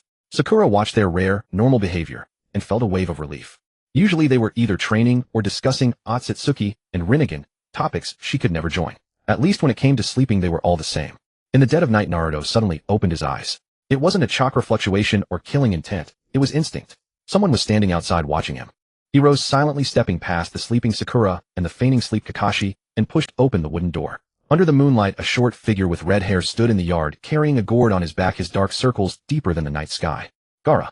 He stared at Naruto without a word. Naruto paused, then grinned. How did you know I was staying here? Gaara didn't answer. Can't sleep this late. Naruto asked knowingly. Can't sleep, Gaara replied, lifting his head as moonlight illuminated his pale face. The thing inside me is screaming. It says it smells the nine tails. Naruto raised an eyebrow. Shikaka's perception was sharper than he'd thought. So what do you want? Gaara was silent for a long time. So long Naruto thought he wouldn't answer. I don't know, Gaara finally said. I just wanted to see you. He turned and walked away. After a few steps he stopped without looking back. Where will you go tomorrow? Wait for an old lady to return. Then probably head back to Konoha. Oh, Gaara vanished into the night. Naruto stood in the yard watching that lonely silhouette and made a decision in his heart. The next morning Granny Chiyo returned. Her face was even more haggard than when she'd left, wrinkles carved like knife marks. She closed the door, confirmed no one was following, and lowered her voice. The fourth Kazekage is definitely suspicious. Kakashi sat up straight. Are you certain? I tested him with a few questions. Alliance terms, soon as bottom line the Wind Country's diplomatic stance. Everything he said was wrong. It's like he only knows surface information, not the details. Orochimaru, Sasuke said directly. Chiyo glanced at him and nodded, highly likely. But I need more concrete evidence. You can't stay here. It's too dangerous. If Orochimaru finds out you know his secret, he'll kill us to silence us, Naruto finished. But we're not afraid of him. It's not about fear, Chiyo shook her head. It's about timing. He hasn't revealed himself yet, and we have no proof. Rattling the grass will only make him strike early. Kakashi stood up. Lady Chiyo, what do you suggest? Take a letter back. Tell the third Hokage that Suna can't form an alliance for now. But not a refusal, just a postponement. Once we've cleaned up internally we'll talk. Naruto and Sasuke exchanged a glance and nodded simultaneously. The plan was sound. Then it's settled, Kakashi said, pocketing the letter. We'll head back to Konoha today. Before departure Naruto excused himself to use the bathroom and slipped to the edge of Sunagakure. He knew where Gaara lived. On a past mission to Suna in his previous life, he'd passed that area, and Gaara dwelled in the most secluded stone house. He knocked. The door cracked open, revealing one of Gaara's eyes. Why are you here? To give you something. Naruto pulled out an oil paper package from his pocket. Ichiraku ramen, vacuum sealed. Just soak it in hot water, and it's ready. I carried it all the way, originally planned to eat it myself. Gaara took the package and stared at it for a long time. Why? Why what? Why are you kind to me? Gaara's voice trembled slightly. Everyone fears me, hates me, wants to kill me. Why are you different? Naruto leaned against the doorframe, hands in his pockets, thinking. Because you're like me, he said. I was once seen as a monster by everyone. Lonely, misunderstood, desperate for recognition. But not anymore, Gaara said. Right, because someone pulled me up, Naruto grinned. So now it's my turn to pull someone else. He patted Gaara's shoulder. Gaara's body stiffened. He was rarely touched, let alone with such equal warm pats. When you're strong enough to control the thing inside you, come to Konoha. I'll treat you to freshly cooked Ichiraku ramen with extra chashu, egg, and seaweed. Naruto turned and left. Gaara stood at the door clutching the ramen package until Naruto's silhouette disappeared into the wind and sand. He looked down at the oil paper package, his lips moving. Thank you. The voice was so soft only he could hear. But he smiled. It was the first genuine smile of his life. The journey back to Konoha was calm. Kakashi led the way, Sakura in the middle, Naruto and Sasuke walking side by side at the rear. You went to see the one-tailed Jinchuriki again? Sasuke asked quietly. Yeah, gave him some ramen. Sasuke was silent for a moment. This habit of yours, spreading warmth everywhere, will get you into trouble. What trouble? Like him chasing you all the way to Konoha. Naruto thought about it and grinned. That'd be fine. Suna's combat power will come in handy when we fight the Akatsuki later. Sasuke glanced at him, but didn't argue. Sakura turned her head from ahead. What are you two talking about? What Akatsuki? A new brand of ramen. Naruto lied without changing expression. Really? Is it good? Not bad, but a bit pricey. Sasuke silently rolled his eyes. At the Hokage's office in Konoha, the third Hokage listened to Kakashi's report, ash from his pipe scattering across the desk. Orochimaru has taken control of the fourth Kazekage. Not certain, but highly suspicious, Kakashi said.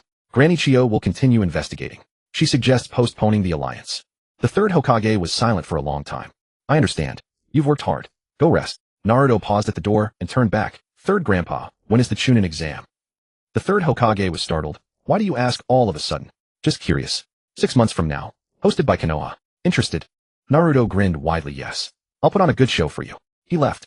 The third Hokage watched the closed door and took a puff of his pipe. 6 months later, the Chunin exam. He had a premonition it wouldn't be an ordinary exam. Outside the window the sun was setting. Naruto and Sasuke walked back to Training Ground 3 to begin their daily chakra resonance training.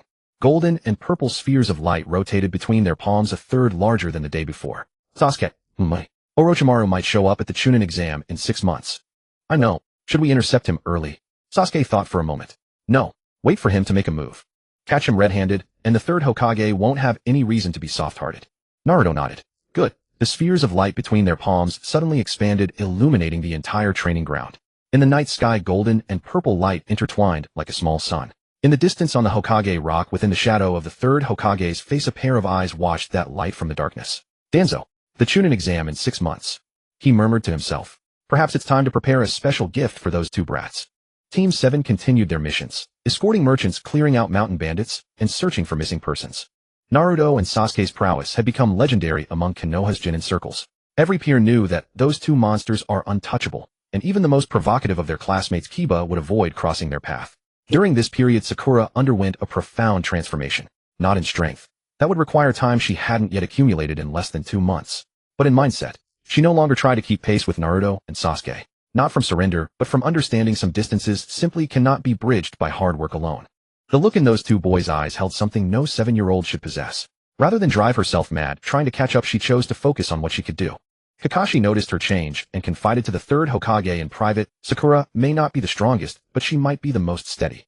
She knows her place, doesn't strive or compete, just does what needs to be done. The third Hokage took a puff from his pipe. Those kind of people often survive the longest. Kakashi said nothing in response. Every night from 8 to 10, Naruto and Sasuke's chakra resonance training had become an unbreakable routine. After 2 months of practice, the orb of light between their palms had grown from fist-sized to basketball-sized. The interweaving of gold and purple had become tighter, spinning so rapidly it resembled a small vortex. After each resonance session, Sasuke felt his eyes wrapped in a cool sensation, not exactly pleasant, but unmistakably signaling growth in his dojutsu. The scroll Orochimaru had given them read, when the orb can be maintained without palm contact, resonance enters its second phase. This phase lasts about a year, after which the outline of the Rinnegan will manifest within the Sharingan. A year. Sasuke frowned at the text. Naruto peered over. A year to awaken the Rinnegan. That's over a decade earlier than last time. The condition is sustained for 1 year. Sasuke closed the scroll, not a single day missed. Then we won't miss any, Naruto said. Train indoors when it rains, train at camp during missions, no holidays off. Sasuke glanced at him, the corner of his mouth lifting just a fraction. A subtle shift only those who knew him well would catch. You're more eager than I am. Eager to grow stronger, eager to crush the Akatsuki, eager to... Naruto paused, his voice dropping, eager to show Boruto that his dad didn't waste his life. Sasuke said nothing. He stored the scroll, crossed his legs again, and extended a hand. Naruto extended his. Palms touched. Golden Ajura chakra and purple Indra chakra surged simultaneously, converging, intertwining, and spinning in the air. This time the orb was larger than yesterday, and it began to emit a radiant glow. It wasn't ordinary chakra light. It was a light heavy with pressure, one that sent chills down the spine, as if something within the orb was stirring awake. Kakashi, perched in a distant tree, snapped open his Sharingan, staring at the orb as a cold sweat trickled down his forehead. What kind of chakra is this? He had sensed countless chakras, tailed beasts, Kekkei Genkai, forbidden arts, but never anything like this. It wasn't a matter of quantity, but of quality. This chakra felt like gazing up at a vast starfield, immense, distant, unshakable. Naruto and Sasuke opened their eyes simultaneously. Both felt it. This resonance was different. The chakra within the orb didn't dissipate. Instead, it split into 2 streams, one flowing into Naruto's dantian, the other into Sasuke's eyes. Naruto looked down at his palm, where a faint point of light now marked his skin like a brand. What is this? Sasuke kept his eyes closed, feeling the transformation within. His Sharingan was spinning on its own, not by his command, but by instinct. 3 tomo spun into the Mangekyō, its pattern becoming sharper, more intricate, with a faint purple ring appearing along its edges. The precursor to the Rinnegan. Sasuke opened his eyes, the Mangekyō pattern gradually settling back to his normal Sharingan. Orochimaru's scroll described this. When Indra chakra accumulates enough within the Mangekyō, it begins to preview the Rinnegan's patterns. So it's imminent. Close, but not now. Sasuke stood, flexing his fingers. Another half year or more. Naruto rose too, brushing the dust from his pants. Half a year is fine. We can wait. That same evening, at a secret base outside Konoha, Orochimaru sat behind a long table with an intelligence report spread before him. It bore a single line: Konoha Genin, Uzumaki Naruto, and Uchiha Sasuke, suspected of conducting Indrajura chakra resonance training. Orochimaru licked his lips, a flicker of fervor flashing in his golden vertical pupils. Entering the second phase this quickly. He murmured to himself, 3 months ahead of my projections. Those two brats are even more interesting than I imagined. He rose and walked to a row of culture tanks along the wall, each containing biological samples. Sharingan eyes, Hashirama's cells, tailed beast chakra extracts. In the central tank floated a young body with silver-white hair covered in black curse mark patterns. Just wait. Orochimaru spoke to the body in the tank as if addressing another self. Once their Rinnegan awakens and the Ninetales chakra matures, that's when. He laughed, the sound echoing through the hollow underground chamber. That's when I'll obtain everything I desire. At the root headquarters in Konoha, Danzo had also received intelligence. His network wasn't as refined as Orochimaru's, but it was enough to know Naruto and Sasuke were engaged in unusual training. Chakra resonance. Danzo sat in darkness, tapping his fingers on the armrest. Did Jiraiya teach them? Unlikely. That perverted hermit knows nothing of such arts. It's Orochimaru. A root operative knelt in the shadows, reporting. Danzo's fingers stopped. Orochimaru. What scheme is he weaving now? A moment of silence. Continue surveillance. Don't tip them off. When the Chunin exams come. A cold glint passed through Danzo's eyes. If they refuse to cooperate, they cannot be allowed to live. Understood. The root operative vanished. Danzo leaned back, closing his eyes. Konoha's peace requires strength to protect it. Any power that cannot be controlled is a threat. This had always been his creed. The next morning at Training Ground 3. Naruto performed his usual 500 push-ups before starting his adamant and sealing chains practice. 12 golden chains shot from his back, weaving into a massive net overhead, then contracted abruptly. This time not to destroy stone, but to envelop a boulder twice his size and hoist it into the air. Control has improved. Sasuke noted from the side. Before you could only destroy. Now you can grasp. The essence of sealing arts is suppression and restraint. Naruto retracted the chains as the boulder crashed down, leaving a crater. Grasping is harder than destroying because it requires precise chakra control. You can't shatter what you're holding. Since when did you become so theoretical, eh? I learned from you. Sasuke closed his notebook. I don't speak such nonsense. Every word you say is nonsense, but I listen carefully. Sasuke fell silent. This guy was getting more and more slick-tongued. Sakura came running from a distance, clutching an envelope. A mission. Kakashi-sensei says to go to the Hokage's office immediately. Naruto took the envelope, tore it open, and frowned as he read. What mission? Sasuke leaned in. It's not a mission. Naruto handed him the letter. It's the Chunin exam application form. Sasuke scanned it. It's early. 3 months early. Naruto looked at the date on the letter. Preliminaries start next week. The two exchanged a glance. Earlier than Gaara's arrival in Konoha. Earlier than the Konoha crush planned by Orochimaru. History has changed. Naruto took a deep breath. Forget it. We'll register first. Sasuke nodded. They both signed their names on the application.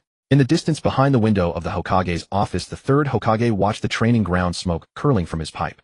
The Chunin exams had been moved up. It was deliberate, because he wanted to see on what grand stage those two children would bloom with such dazzling light. On the third day after Naruto and Sasuke received the notification, the examination officially began.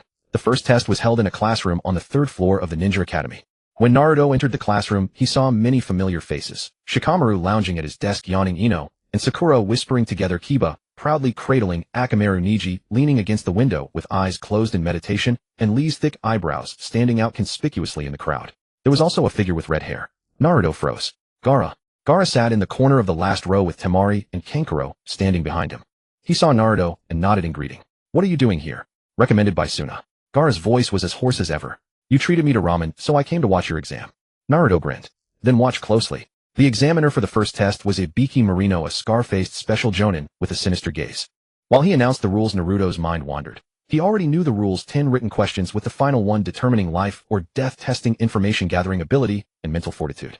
To him, these methods were already obsolete in his previous life. He began answering the questions, not by cheating with the Sharingan or sensing with the Ninetales chakra. He simply solved them himself. His combat experience, cultivation memories, and understanding of jutsu theory from his past life allowed him to answer all questions effortlessly without any cheating. 10 minutes later, Naruto put down his pen and raised his hand. Submit. The room fell silent. Ibiki stared at him, his mouth twitching. In his dozen years of proctoring the Chunin exams, he had never seen anyone submit a paper 10 minutes after the start, let alone a 7-year-old child. He took the paper, glanced at it, and his pupils contracted. All correct. And the problem-solving approach was not something a child could produce. Some terminology even a jonin might not understand. You may leave, Ibiki said expressionlessly. Naruto stood up, and as he passed Sasuke, he whispered, the answer to the 10th question is no answer. Sasuke rolled his eyes. I know. Then why are you still sitting here? Waiting for you to leave first, then I'll go. Naruto smiled and walked out of the classroom. 3 minutes later, Sasuke also submitted. Sakura watched their retreating figures, bit her lip, and buried her head in the paper. She refused to be the one left behind forever.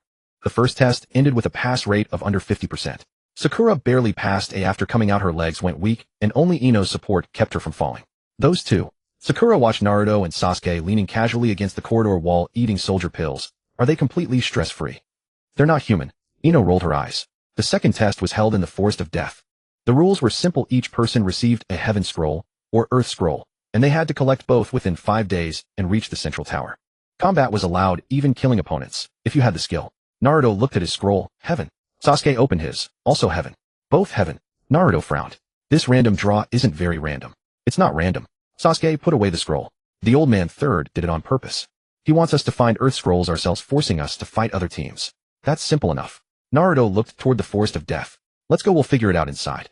After entering the forest, the three acted according to their plan. Naruto used sensing, Sasuke covered the rear, and Sakura stayed in the middle. Naruto's Ninetales sensing covered a radius of 200 meters. Any ninja who entered this range couldn't escape his sight. Within half an hour they encountered their first team. The three from the Hidden Sound Village, Dosuzaku and Kin. The genin whom Orochimaru had used as cannon fodder in the original Chunin exam. Naruto looked at them, his heart stirred. Orochimaru was already setting the stage. Scrolls. Dosu stepped forward arrogantly. Hand them over, and we'll let you live. Sasuke glanced at him. Heaven Scroll. Do you have Earth? Dosu paused, then laughed. Kid, you've got it wrong. We're the ones robbing you. I know. I'm asking, do you have an Earth Scroll? If you do, we can just exchange after the fight and save time. Dosu's face darkened. You're asking for death. He struck. The air compression device on his arm fired, sending an invisible shockwave straight at Sasuke's face. Sasuke dodged sideways, his right hand crackling with Chidori, and appeared behind Dosu in a flash. Earth Scroll, yes or no? Cold sweat dripped down Dosu's neck as the Chidori pointed at his nape. Yes. Yes. Exchange. A scroll was tossed over.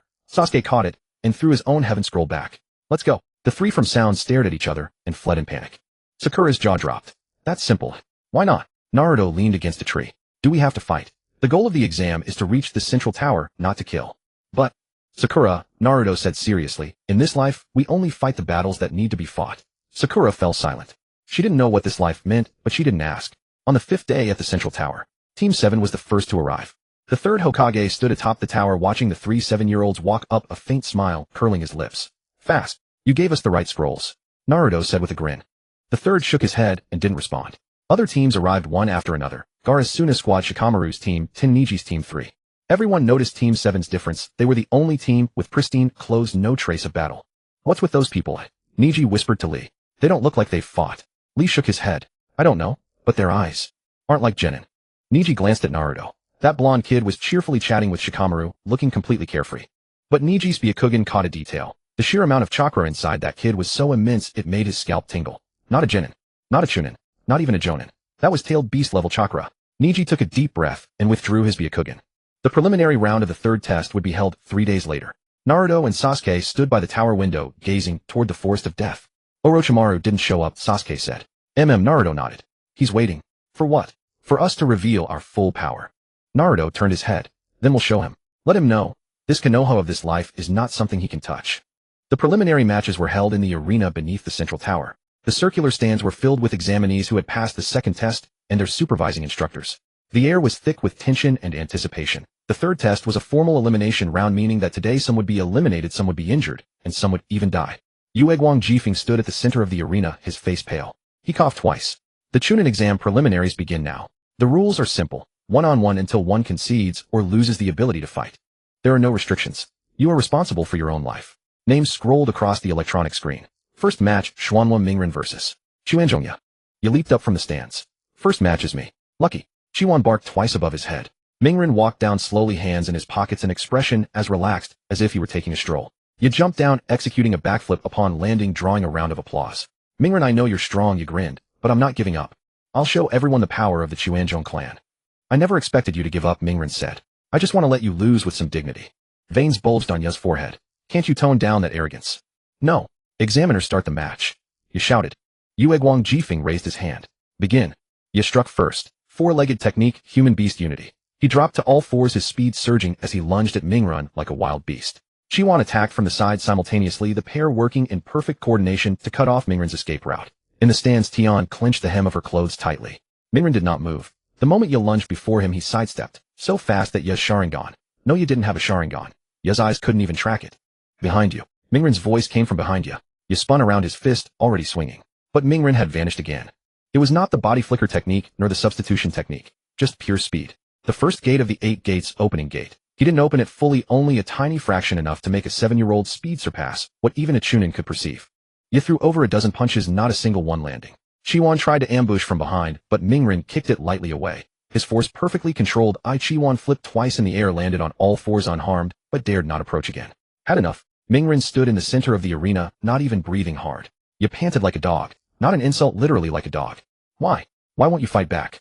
Because I'm thinking about how to let you lose without too much embarrassment. Ye grew angry. I don't need that. He formed hand seals, Fong over Fong. His body spun at high speed, forming a small tornado that crashed toward Mingren. Mingren sighed. He extended his right hand, and a golden chakra chain emerged from his palm. Adamant sealing chains, minimum output. The chain lashed out like a whip, lightly striking the side of the Fong over Fong. Ye's spin was instantly broken. He flew across the arena, slammed into the wall, and slid down. Chiwon rushed over to lick his face. He rolled his eyes and passed out. The entire arena fell silent. One move. No, half a move. The chain strike hadn't even used a tenth of Mingren's strength. Winner Xuanhua Mingren. Yueguang Jifeng raised his hand and coughed twice. Mingren turned and walked back, pausing beside Ya. He whispered, "Don't worry, your chakra's just depleted. Sleep it off." In the stands, Kakashi narrowed his eyes, thinking this kid talks tough, but his heart is softer than anyone's. Second match, Yuzhibo Zhuozhu versus Chitong Kai. Another person from the Inin village. Zhuozhu walked onto the field. Opposite him, the tall bandaged man licked his lips. "Uchiha brat, your chakra looks delicious." Zhuozhu glanced at him without a word. "Begin." Chitong Kai charged forward, hands forming claws, his target clear. Touched Zhuozhu's skin and absorb his chakra. That was his technique, draining the opponent's chakra through contact to render them powerless. 100% success rate. His hand touched Zhuozhu's arm. Then he screamed. Black flames erupted from Zhuozhu's arm, spreading up Chitong Kai's palm. Amaterasu black flame armor. A thin layer that didn't harm the user but incinerated anything it touched. Chitong Kai's palm was burning. He slapped frantically, but the black flames would not extinguish. "I give up. I give up. I give up." Zhuozhu withdrew the black flames. Chitong Kai's palm was left with charred burns, but not severe. Zhuozhu had controlled the temperature, burning only the epidermis. The arena fell silent again. From start to finish, less than 5 seconds. Winner Yuzhibo Zhuozhu. In the stands, the Inin instructor disguised as Orochimaru licked his lips. Amaterasu, Kagutsuchi, and that black flame armor, he muttered to himself. The Uchiha brat is growing faster than I anticipated. Fourth match, Chunying versus Shanshangjingi. The two friends stood on the field, their expressions complicated. Xiaoying took a deep breath. "Jingya, I won't hold back." Jingya smiled. "Who asked you to hold back? Bring it on." The battle wasn't as one-sided as Mingren's or Zhuozhu's, but it was still impressive. Over the past few months, Xiaoying had followed Mingzhu on missions. Though she rarely fought, her observation and reaction speed had improved dramatically. Jingya's mind-body switch technique almost hit several times, but Xiaoying dodged using the substitution technique. In the end, Xiaoying executed a clever feint, first throwing shuriken to force Jingya to dodge to the right, then cutting in from the left and landing a punch on her abdomen. The force was light, but enough to incapacitate Jingya. Winner Chunying. Xiaoying panted, then reached out to pull Jingya up. The two girls exchanged a smile. "You've gotten stronger," Jingya said. "Still far to go," Xiaoying replied, glancing toward Mingren and Zhuozhu in the stands. Far to go, but she was trying. The preliminaries reached the latter half. A figure with red hair stepped onto the field. Woluo versus Lixiok. Mingren sat up straight. Xiaoka was a taijutsu prodigy, fast enough that even an ordinary Sharingan could barely track him. But his opponent was the Jinchuriki of the Sha village with absolute defense sand shield, which even Jonin attacks couldn't break. From the start, Xiaoka attacked fiercely with the hidden lotus, moving so fast that most in the stands saw only after images. But the sand shield defended, automatically blocking all strikes. Woluo didn't move, standing with arms crossed. "Is that all you've got?" His voice was as flat as if he were commenting on the weather. Xiaoka gritted his teeth and opened the 5th gate of the 8 gates gate of joy. His speed multiplied several times, the very air tearing from his punches. This time the sand shield couldn't react in time. Xiaoka landed a kick on Woluo's abdomen, sending him flying into the wall. Sand scattered. But Woluo on the wall slowly turned into sand, a sand clone. The real body emerged from underground, and sand coalesced into a massive hand, squeezing Xiaoka tightly. "You are fast," Woluo said, "but your strength is insufficient to break my defense. Surrender." Xiaoka's left arm and left foot were broken, blood dripped from the corner of his mouth, but he didn't give up. "I can still fight." "Enough." Kai jumped down from the stands. "Xiaoka, surrender." "Kai-sensei, that's an order." Xiaoka closed his eyes, tears mixing with blood as they flowed. "I surrender." Woluo released the sand, not even glancing at Xiaoka, and turned away. As he passed the stands where Mingren sat, he paused and looked up at Mingren. Mingren nodded at him. Woluo didn't respond, but neither did he look away. Two 7-year-old children beyond their identities as Jinchuriki exchanged a brief glance that only they understood. The preliminaries ended. Those advancing to the 3rd official test were Xuanhua Mingren, Yuzhibo Zhuozhu, Chunying Rixiang Ningxi, Nail Yanglaman, Shoju Yanjilang, Toosi Woluo. As the 3rd Hokage announced the list on the platform, Mingren noticed a detail. The opponent pairings for the 3rd test seemed to have been artificially adjusted. His first-round opponent was Rixiang Ningxi. Zhuozhu's first-round opponent was Toosi. Deliberately putting us against the strongest opponents, eh? Zuizhu murmured. Maybe they want to see our limits, Mingren said. Maybe they want us to reveal all our cards. Mingren looked at the draw sheet silent for a moment. Then we'll reveal them. Let them see fear. In the shadows of the stands, Tuanzang watched everything, a faint smile curling at the corner of his lips. The plan had begun, and in another corner of the stands, Orochimaru licked his lips. The third test of the Chunin exam was the true stage. He could hardly wait. The day after the preliminary selection ended, the third Hokage announced the arrangements for the third official exam. 1 month later, it would be held publicly at the central arena of Konoha village in the presence of the daimyo of various nations and representatives of the ninja villages. This meant that the month was a preparation period for the selected participants. Upon receiving their respective opponents' information, Naruto and Sasuke reacted in starkly different ways.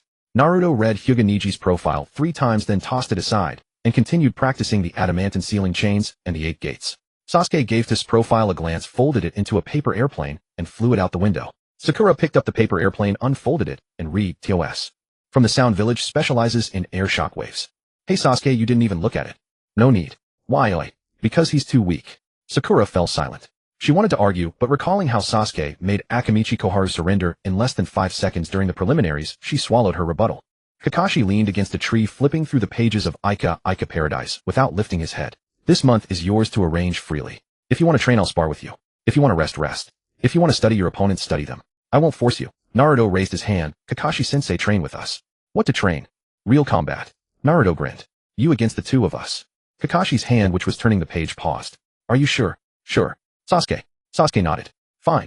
Kakashi closed the book, and a rare hint of seriousness flashed in his dull eyes. All right. Every day at 3 p.m., training ground 3. Don't say I didn't warn you. I won't hold back. Sakura asked quietly beside him, what about me?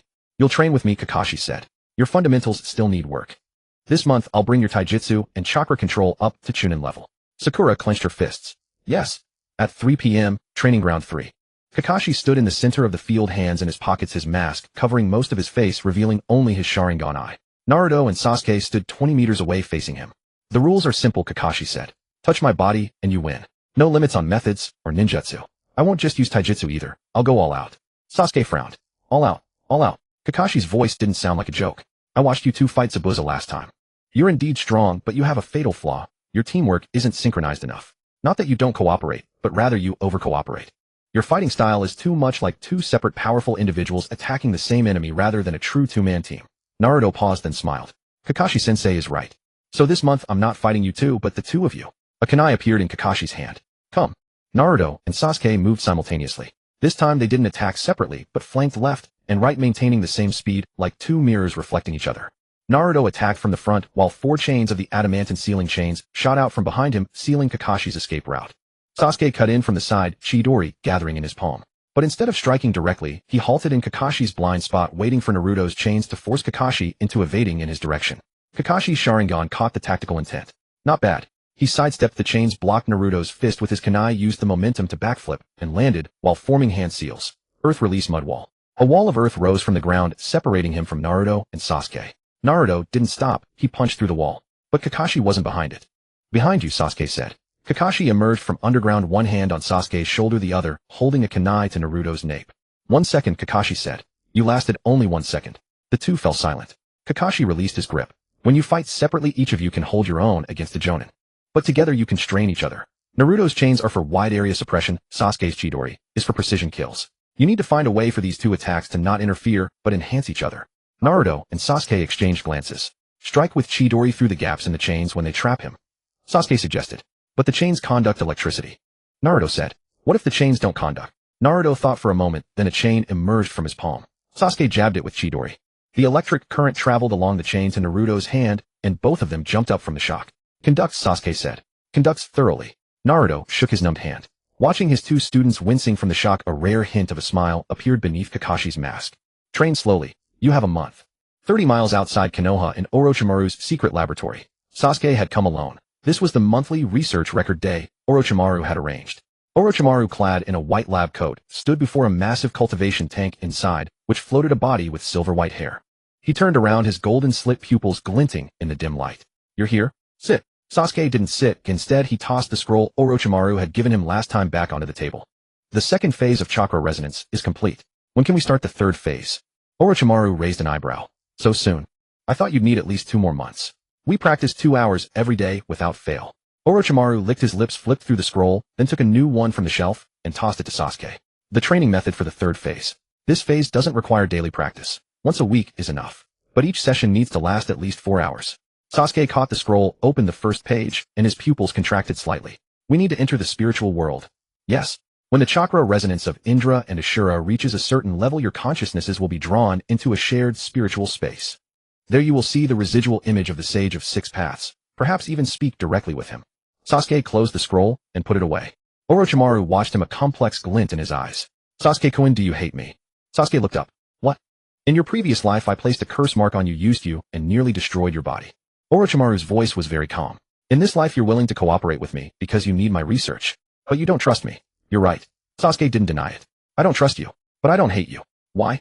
Because there's no time to hate you. Sasuke turned around. My enemy is 10,000 times stronger than you. Hating you is a waste of chakra. He left. Orochimaru stood still for a long time. Then he laughed. An interesting answer. He turned to look at the body in the tank, reached out, and pressed his hand against the cold glass. In this life perhaps I can walk a different path. In Konoha, the Hyuga estate, Neji sat in the courtyard facing a wooden post. He closed his eyes, hands forming seals, the veins around his Byakugan bulging. He was training the rotation. Not the ordinary version, a modified one.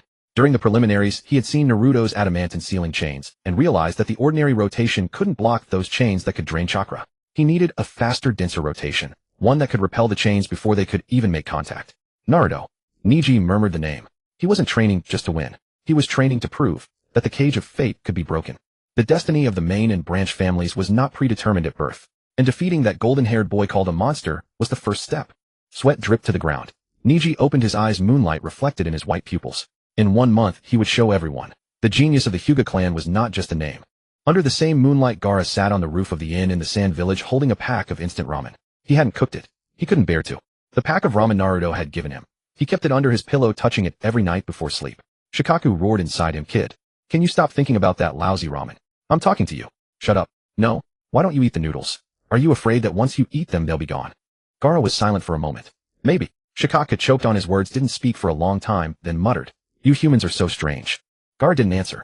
He put the ramen back under his pillow, lay on the roof, and gazed at the stars. In 1 month at the Chunin exam, he would show Naruto that he too had grown stronger. Strong enough to be treated as an equal, not as someone to be saved.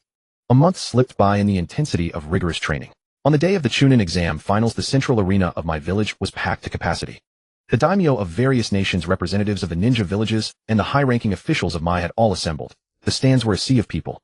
The blazing sun scorched the entire arena, yet no one left their seats. Everyone yearned to witness just how formidable this generation of genin, dubbed the Monster Generation, truly was. The third Fire Shadow sat at the center of the main stand, donning the Fire Shadow hat with Umbu guards standing behind him.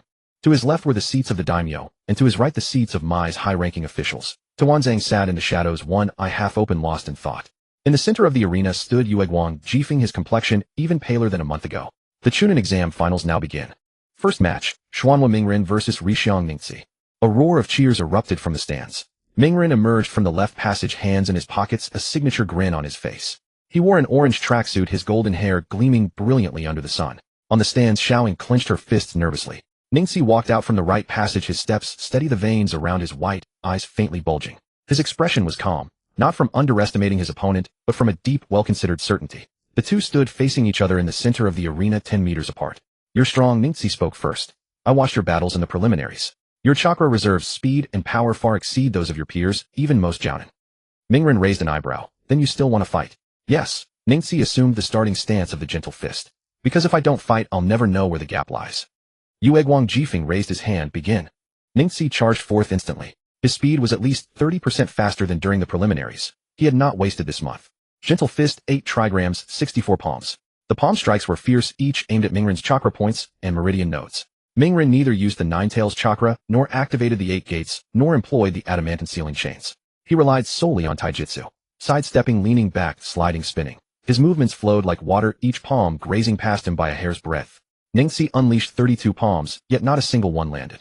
On the stands, Kai's eyes widened. That kid. The taijutsu technique he's using follows the principle of softness overcoming hardness. Who taught him? Kakashi flipped through his book, not even lifting his head. You did. I never taught him that. Well, you're seeing it now. Ningxi withdrew his stance, retreated 2 steps, and sweat beaded on his forehead.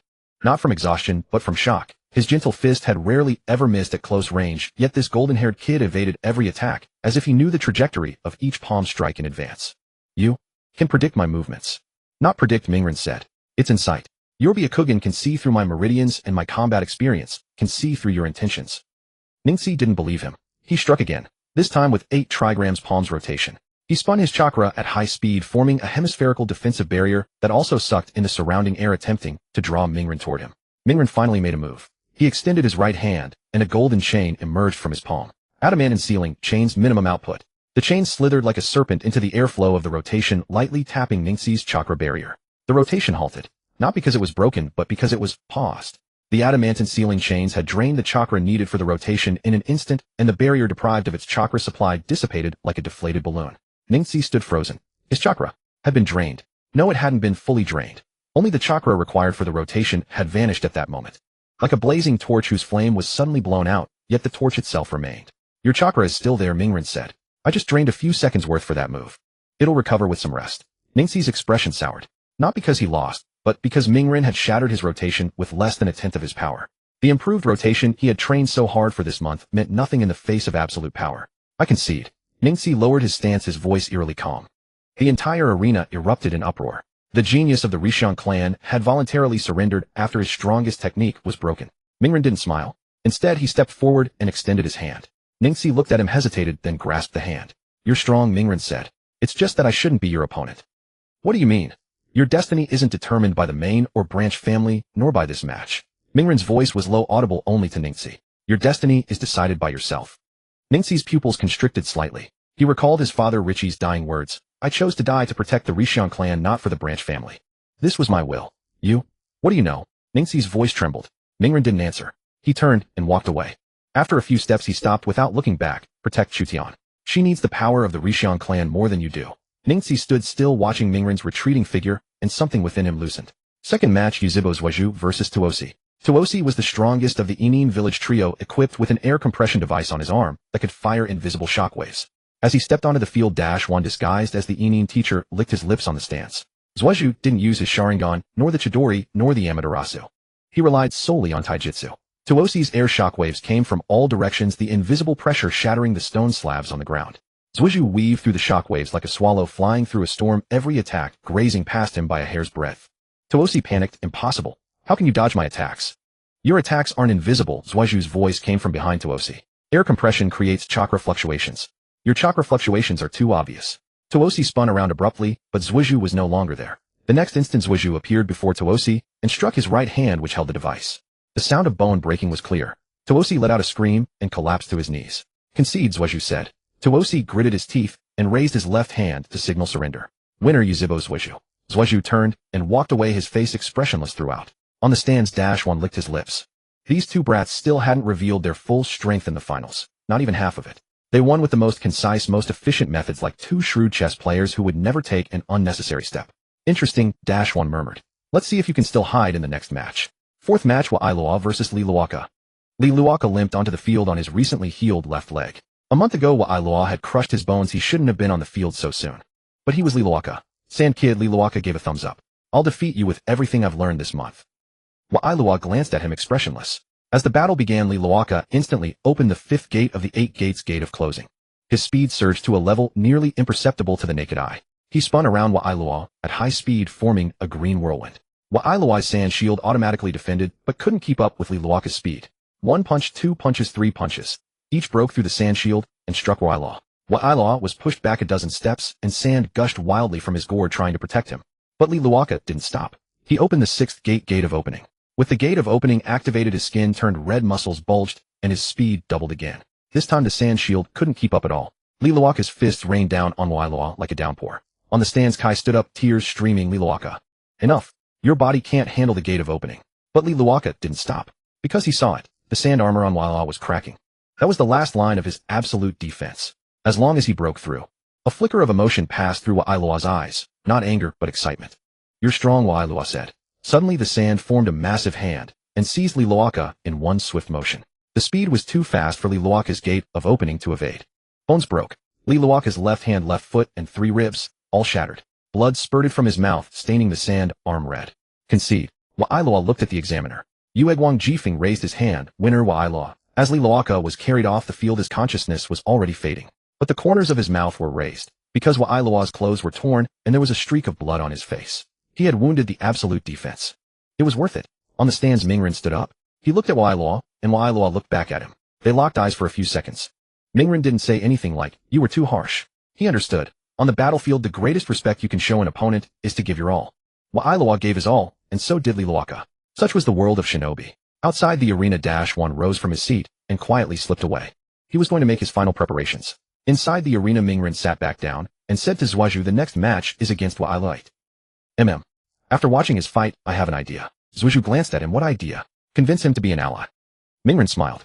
"Not an ally of Shane, but of Mai." Zhuazhu didn't argue, because he had the same thought. The power of the One Tail would be far too crucial in the battle against the Akatsuki in the future. It couldn't be wasted. The third match of the Chunin exam finals was a brutal showdown between Gaara and Rock Lee. After Lee was carried off the arena, the atmosphere within the stadium grew heavy with tension. The audience still murmured about the terrifying sand power Gaara had displayed in that battle, while Naruto had quietly slipped away from his seat. He traversed the corridor beneath the arena, heading toward the rest area of the hidden sand village. On the way, he encountered Temari. She stood in the middle of the hallway, hands on her hips. "Blonde kid, where do you think you're going? The sand's rest area is off limits to outsiders." "I'm looking for Gaara," Naruto said. "He's not seeing anyone. Let him decide for himself." Naruto sidestepped Temari and continued forward. Temari tried to reach out and stop him, but Naruto dodged with a swift sidestep, moving faster than she could react. Gaara sat on the bench in the restroom, holding his gourd, staring at the ground. There were still bloodstains from Lee on his clothes, and the wounds on his face had already healed. "Back again," Gaara said without looking up. "Yeah." Naruto walked over and sat down beside him. "Your sand defense is strong, but there's one problem. It goes out of control when you get emotional." Gaara turned his head to glance at him. "You're here to teach me how to control Shikaku." "No, I'm here to tell you something." Naruto looked into his eyes. "Your father, the fourth Kazekage, is dead. The Kazekage in the hidden sand village right now is Orochimaru in disguise. He's planning an invasion of Konoha using the sand village as a pawn." Gaara's pupils contracted sharply. "How do you know?" "I know a lot of things," Naruto said. "Your father Raza was a bastard. He treated you like a weapon, sent assassins after you. You're well aware of all that. But does it matter to you that he's dead, eh?" Gaara was silent for a long time. "That man, dying doesn't bother me." His voice was calm, but the hand gripping his gourd trembled slightly. "But my mother, Karura, the sand she left behind, it's still here." Naruto said. "Shikaku is still inside you, and the sand still protects you automatically. Karura's will hasn't vanished." Gaara lifted his head, and his eyes, ringed with dark circles, were actually a little red. "Why are you telling me this? What do you want me to do?" "Nothing." Naruto stood up. "Just letting you know the truth. Orochimaru's plan will fail. Konoha is already prepared. If you don't want to be used as cannon fodder, stay in the rest area and don't go out. When it's all over, I'll treat you to ramen." He left. Gaara sat on the bench, staring at the closed door, something churning inside his chest. It wasn't Shikaku's roar. It was the tremor of being treated as a person for the first time in too long. At the same time, in the monitoring room on the second floor of the arena, Sasuke found Kakashi and the third Hokage's Yanbiyu guards. He pushed the door open directly without knocking. Kakashi was reviewing match records. He looked up at Sasuke and frowned. "What are you doing here? Your match is over. I have important intelligence." Sasuke closed the door. "Orochimaru is going to launch the Konoha collapse plan today. He killed the fourth Kazekage, disguised himself as him, and has the Sand Village ninjas lying in ambush around the village. When the finals reach the midpoint, he'll give a signal and attack simultaneously." The monitoring room fell silent for a few seconds. Kakashi's expression shifted from casual to grave. "Evidence?" "No direct evidence," Sasuke said. "But you just need to send someone to confirm one thing. Is the Sand Village's team leader, that guy named Yura, actually Orochimaru in disguise? The real Yura is a Sand elite. He wouldn't be licking his lips in the corner." Kakashi stared at Sasuke for 3 seconds, then picked up the communicator and spoke in a low voice. 10 minutes later, a reply came through the communicator. "Yura's chakra fluctuation is abnormal, suspected to be a transformation technique. Further confirmation is required." Kakashi took a deep breath and looked at Sasuke. "Come with me." In the Hokage's office, the third Hokage listened to Kakashi and Sasuke's report, and the ash from his pipe scattered across the desk. Orochimaru, disguised as the fourth Kazekage. The third closed his eyes, recalling his once most talented disciple. A genius arrogant who had strayed onto the path of darkness. He had never been able to bring himself to eliminate Orochimaru precisely because of that teacher-student bond. Now that bond would have cost him his life, if not for the advance warning. Sasuke the third opened his eyes. "How did you know this?" "I already told you I have no evidence," Sasuke said. "You can choose not to believe me. But if you do believe me, fewer people in Konoha will die today." The third looked into Sasuke's eyes. A 7-year-old child with eyes that held none of the innocence of that age, only the calm of one who had weathered many storms. "I believe you." The third stood up, walked to the wall, and pulled the alarm rope. Not a public alarm, but an encrypted signal for the ANBU. Within 30 seconds, 12 ANBU members appeared in the office. Full combat readiness, the third ordered. Set up checkpoints around all exits of the arena. Evacuate non-combatants. Also send someone to confirm the true identity of the fourth Kazekage from the Sand Village. Kakashi take Team 7 and guard the East Gate entrance. That's the most likely breakthrough point for Orochimaru. Yes, sir. The ANBU dispersed. The third walked up to Sasuke, crouched down, and looked him in the eye. I don't know where you came from, or how much you know. But today you saved many lives. Sasuke didn't take the credit. It wasn't me who saved them. It was Naruto. He told me to deliver the message. The third paused for a moment, then smiled. You two make a fine pair. Sasuke turned and left. When he reached the door, he stopped. Lord Third Orochimaru is your student. I know you don't want to kill him. The third said nothing. But some things can't be solved by being soft-hearted. Sasuke pushed the door open. The Orochimaru of today is no longer the one you knew. The door closed. The third stood in place silent for a long time. Then he took out a scroll from the drawer that he hadn't touched in years. The sealing technique of the dead demon consuming seal. Orochimaru.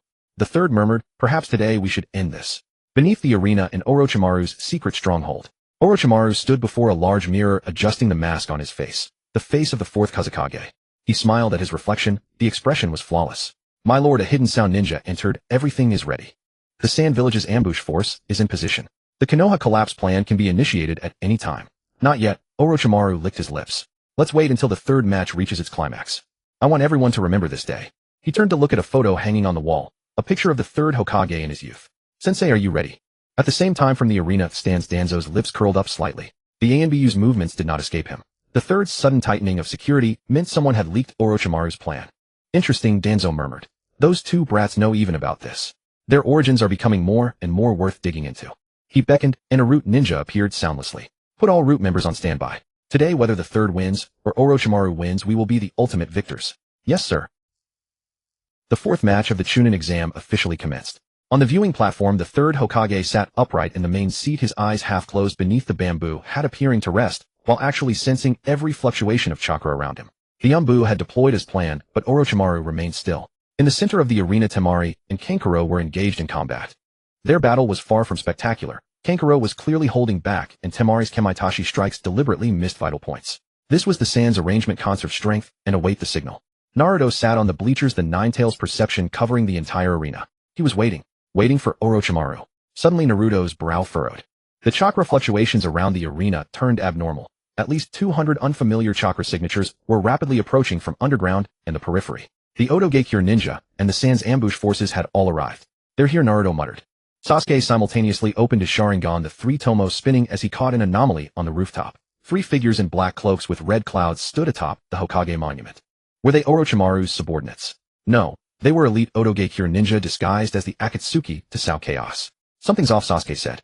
Orochimaru should be coming himself. No sooner had he spoken than the ground in the center of the arena exploded. White smoke billowed and four massive figures emerged from below, Rasengan gates. No, they were barrier pillars for the four violet flames formation. A translucent purple barrier rose from four directions, enclosing the entire main viewing platform of the arena. The third Hokage was trapped inside the barrier. Four violet flames formation. An Umbu exclaimed. We can't get in. At the four corners of the barrier, four Otogekyū ninja maintained the formation with hand seals. Purple flames clung to the barrier, incinerating anything that touched it. Spectators in the stands began screaming and fleeing. The daimyo of various nations were evacuated under guard, and Konoha's ninja swiftly organized defenses. Orochimaru rose slowly from the ground, standing before the third Hokage. He tore off his mask. The skin of the fourth Kazekage ripped away, revealing his pale face with golden vertical pupils. Sensei, it's been a while. The third's pupils contracted. Despite his preparations, seeing his former disciple standing before him as an enemy, as an invader, stirred a dull ache in his heart. Orochimaru, you've come to this. I've said before, life is about pursuing eternity and truth. The decaying Konoha, the decaying you. None of it is worth my stay. The third rose, removed his Hokage hat, revealing his aged but resolute face. Then come. Outside the barrier, Naruto and Sasuke stood up simultaneously. Four violet flames formation, Sasuke said. You need to defeat all four casters to break it. Then what are we waiting for? Naruto cracked his knuckles. You take the front left, I take the front right. Sakura, contact Kakashi-sensei and have him clear the Otogekyū and Sand Ninja outside. Sakura nodded and ran to the communication point. Naruto and Sasuke split up, charging toward two corners of the barrier. The Otogekyū ninja maintaining the southeast pillar saw a brat rushing over and sneered, Kid, don't touch the barrier. You'll be burned to death. Naruto didn't touch the barrier. He extended his right hand and golden adamantine sealing chains shot from his palm, passing straight through the barrier. No, the chains carried no chakra, they were purely physical. The barrier's purple flames did not react to the chains because the chains were the materialization of Naruto's chakra, while the barrier only rejected foreign chakra and was insensitive to chakra of the same origin. The barrier fluctuated violently. Naruto discovered the pattern. The adamantine sealing chains siphoned away part of the barrier pillar's chakra, reducing the barrier's stability. Sasuke hit the pillar. On the other side, Sasuke's Chidori crackled in his palm, but instead of striking the caster, he stabbed it into the barrier pillar planted in the ground. Lightning release countered earth release, and the barrier pillar was based on earth release. The Chidori's current traveled up the pillar, disrupting the chakra supply. Both casters' faces changed drastically. The barrier was shaking. Impossible. How can a 7-year-old brat interfere with the 4 violet flames formation? Naruto didn't answer. He increased his chains to 4, wrapping them around the barrier pillar simultaneously, then yanked hard. The pillar was pulled out a bit, and a gap instantly appeared in the barrier. The Umbu didn't waste the opportunity. 2 Umbu rushed through the gap, heading straight for Orochimaru. But Orochimaru didn't look at them. His gaze fell on Naruto outside the barrier. The Nine-Tails brat, even able to break barrier techniques. This is getting more and more interesting. Inside the barrier, the battle between the Third and Orochimaru had reached its climax. The Third used multiple shadow shuriken jutsu to restrain Orochimaru, while Orochimaru countered with hidden shadow snake hands and Kusanagi. Both were Kaga-level fighters, each move hiding lethal intent, but the Third was clearly exhausted. He was too old. "Sensei, you're old," Orochimaru said, licking his lips. "Shall I help you find release?"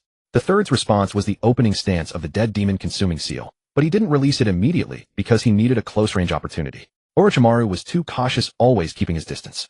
Just then the barrier trembled again. Naruto and Sasuke simultaneously shattered the southeast and northeast barrier pillars. The 4 violet flames formation now had only 2 support points, and the barrier was as thin as paper. Orochimaru frowned and ordered the Otogekiure ninja beside him stop those 2 brats. 4 Otogekiure Jonin leaped from the shadows, lunging at Naruto and Sasuke. Naruto opened the 3rd gate of the 8 gates gate of life. Crimson Nine-Tails chakra enveloped his body, his speed skyrocketed, and he felled 3 with 1 punch each in 3 seconds. Sasuke's black flame armor covered his right arm, and he punched the 4th Otogekiure Jonin in the chest, not with his fist, but with black flame. The man's chest was burned through, and he fell screaming. For Jonin 4 seconds. Orochimaru's pupils narrowed. He knew these 2 brats were strong, but not to this extent. Jonin were like paper before them. The barrier collapsed completely. Umbu poured in surrounding Orochimaru. But Orochimaru remained calm. He formed hand seals, impure world reincarnation. 3 coffins rose from the ground, inscribed with 1st, 2nd, and 4th. The 1st Hokage, the 2nd Hokage, and the 4th Kazekage. The coffin lids opened, and 3 pale corpses stepped out, their eyes devoid of pupils, filled only with endless darkness. "Sensei, the forbidden technique you taught me is now used on you," Orochimaru laughed. "Please enjoy." The Third's face turned completely grim. He had to face 3 Kaga-level dead plus Orochimaru himself. Even with the dead demon consuming seal, he could seal at most 1 or 2. "Naruto, Sasuke," the Third shouted. "You 2 get out of here. This is beyond your level." Naruto didn't leave. He stood on the platform looking at the reincarnated 1st and 2nd Hokage, taking a deep breath. "1st Hokage, 2nd Hokage. I saw them in the 4th war in my past life. This life, it's a few years earlier." He turned to Sasuke. "You take Orochimaru, I'll hold off the 1st and 2nd. Deal?" Sasuke glanced at him. "You alone hold 2.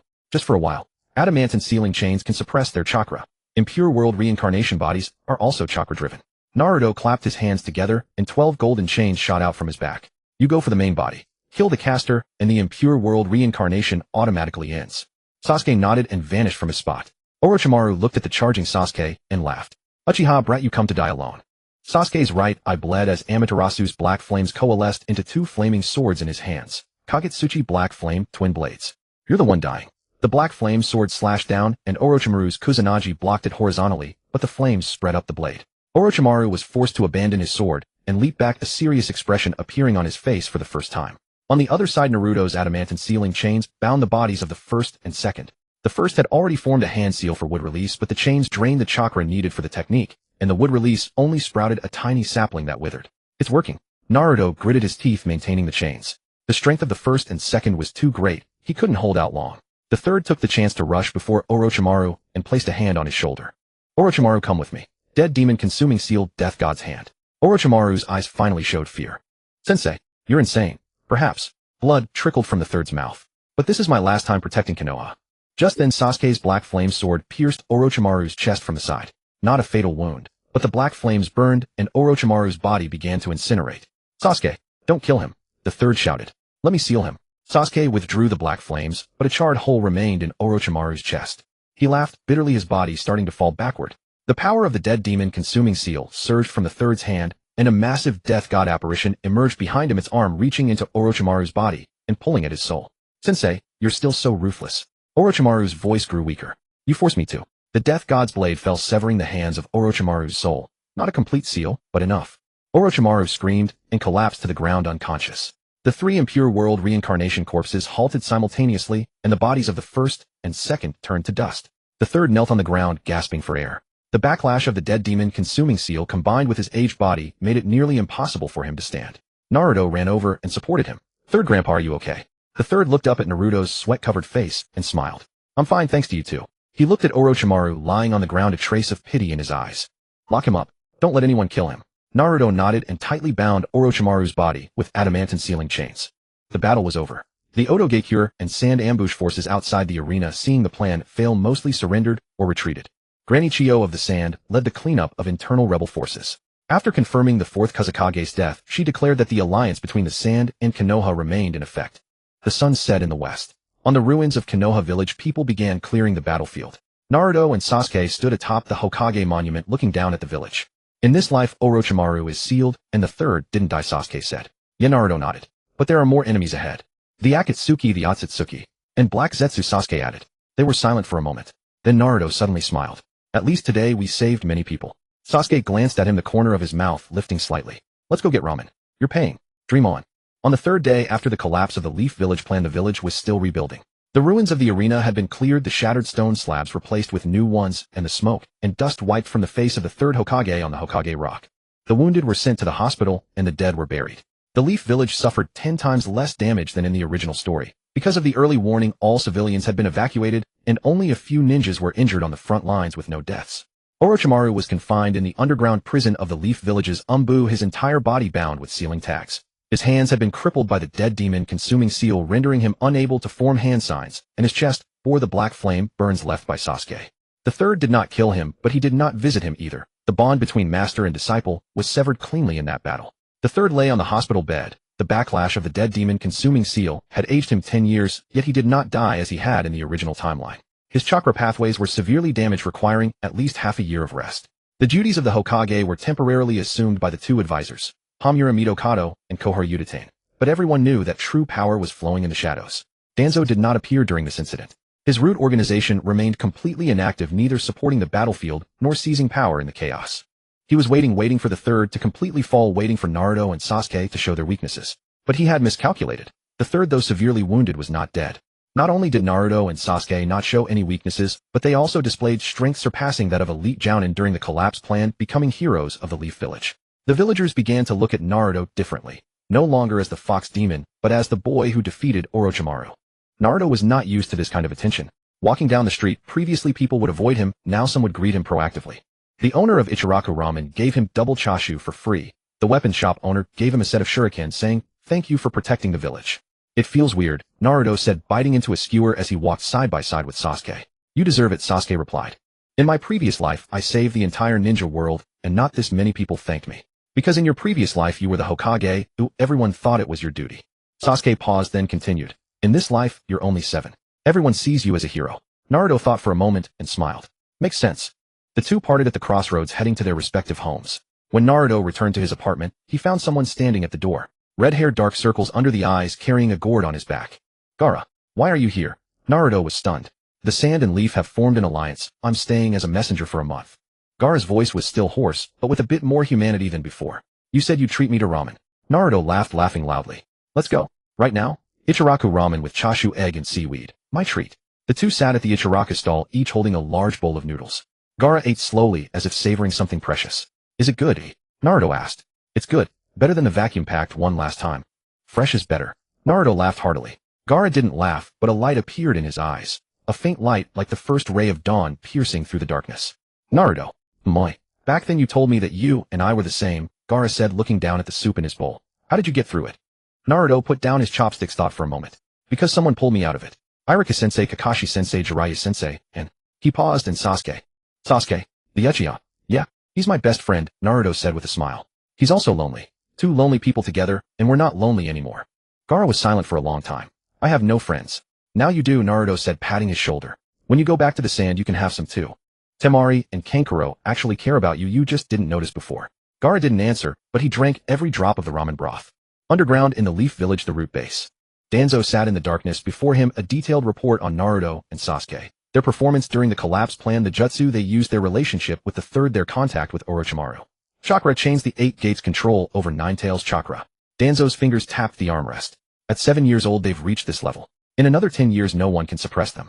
A root ninja knelt before him. Danzo-sama, shall we take action? No, Danzo shook his head. Moving against them now would make enemies of the entire village. They saved the third, save the leaf. They're heroes. Heroes cannot be assassinated, they can only be. He paused. Defeated by themselves. Your meaning? Let them make mistakes themselves. Danzo closed his eyes. 7-year-old children, no matter how strong, are still children. There's always a way to make them lose control. He waved his hand, and the root ninja vanished. In the darkness the corner of Danzo's mouth slightly lifted. Naruto, Uzumaki, Sasuke, Uchiha. I'll be waiting for that day. In the Leaf Hospital, the third's room. Naruto and Sasuke came to visit the third. The third leaned against the hospital bed, pale, but in good spirits. Seeing the two students enter he smiled and waved. Come sit. Naruto and Sasuke took seats on the chairs beside the bed. This time thanks to you, the third said with a serious tone. If not for your early warning, and if not for you holding off the first and second Hokage on the battlefield, the Leaf's losses would have been much heavier. My old life was saved by you. Third, Grandpa, don't say that. Naruto scratched his head. You're the Hokage, oh, protecting you is our duty. The third shook his head and looked at Sasuke. When you used the Black Flame sword on Orochimaru, it was intentional, wasn't it? You deliberately avoided the vital points, leaving him for me to seal. Sasuke didn't deny it. Killing him has no meaning. He will be useful in the future. The third was taken aback. Future? Sasuke and Naruto exchanged glances. Naruto nodded slightly. Third, Grandpa. Naruto took a deep breath. There's something we've never told you. Now that Orochimaru is sealed and the leaf is temporarily safe, I think it's time. The third's expression turned serious. What is it? We came back from the future, Naruto said. 16 years from now. The ninja world was destroyed, everyone died, and only the two of us remained. Boruto, my son, used the Jōgan to send us back to the present. The room was so quiet that the chirping of birds outside could be heard. The third stared into Naruto's eyes for a long time, then looked at Sasuke. Sasuke said nothing but activated his Sharingan. The six-pointed star pattern of the Mangekyō spun in his pupils. So you awakened the Mangekyō at 6, knew the chakra chains, knew about Orochimaru's plan. The third's voice trembled. What you're saying? Is it true? It's true, Naruto said. The enemies of the future are 10,000 times stronger than Orochimaru. They are called the Akatsuki, the progenitors of chakra. All the tragedies of the ninja world were caused by them. We were reborn to prevent this tragedy. The third closed his eyes. He recalled what Jiraiya had said. Those two kids have eyes that don't look like children's. He remembered Kakashi's report. They know me, know my combat habits. He recalled their coordination during the collapse plan as if they had fought side by side for decades. So everything you've done these past few months was to change the future? Yes, said Sasuke. We've already changed some things. You didn't die. Third Hokage Orochimaru was sealed early, the Uchiha massacre was prevented, but there's still much to change. The third opened his eyes and looked at these 7-year-old children. No, they weren't children. They were warriors who had experienced death, lost everything, and then started anew. I'm old, the third said. The future is yours. Take whatever resources the leaf has. I'll have Jiraiya fully cooperate with you. Naruto smiled, his eyes slightly red. Thank you, third Grandpa. The third reached out and placed his hand on Naruto's head like a grandfather patting his grandson. I'm the one who should thank you. You saved the leaf. The setting sun shone through the window, casting light on the three of them. It was a moment of reconciliation and also a new beginning. From today on, Naruto and Sasuke no longer had to hide. They could openly grow stronger, openly prepare for the battles to come. And in the darkness of the rain village, a pair of Rasengan slowly opened. The leaf collapse plan failed. Orochimaru sealed. 2 7-year-old children become key. Pain's voice echoed through the rain. Interesting. Send Itachi and Kisame to the leaf and investigate those two brats. Yes. Zetsu's figure emerged from the ground and disappeared into the rain. Naruto's daily life returned to a steady rhythm. Mornings training the 8 gates with Guy, afternoons learning sealing arts with Jiraiya, and evenings performing chakra resonance training with Sasuke. Gaara had stayed in Konoha for 3 weeks. Each day, he followed Naruto around, eating ramen, wandering the village, watching training sessions. He still spoke little, but Temari said his insomnia had improved. At least he no longer rose in the middle of the night to kill. You've matured, Temari once whispered to Naruto. Gaara never used to talk to anyone. Now he's at least willing to leave the house. Naruto smiled. He just needed a friend. That evening, as Naruto and Sasuke finished their resonance training at Training Ground 3, they prepared to head off for dinner. Sasuke suddenly halted his Sharingan, activating on its own 3 tomo spinning. Someone's coming. Very strong chakra. Naruto sensed it too. 2 chakra signatures approached from the western gate of the village. One felt cold and damp like a deep sea undertow, the other. Naruto's pupils constricted sharply. That chakra was all too familiar. Itachi Uchiha. Your brother is here, Naruto said. Sasuke's hand trembled slightly. Not from fear, from agitation. In his past life, he had hated Itachi for over a decade, and by the time the truth came to light, Itachi was already dead. In this life, he had the chance to tell Itachi while he was still alive. I know everything.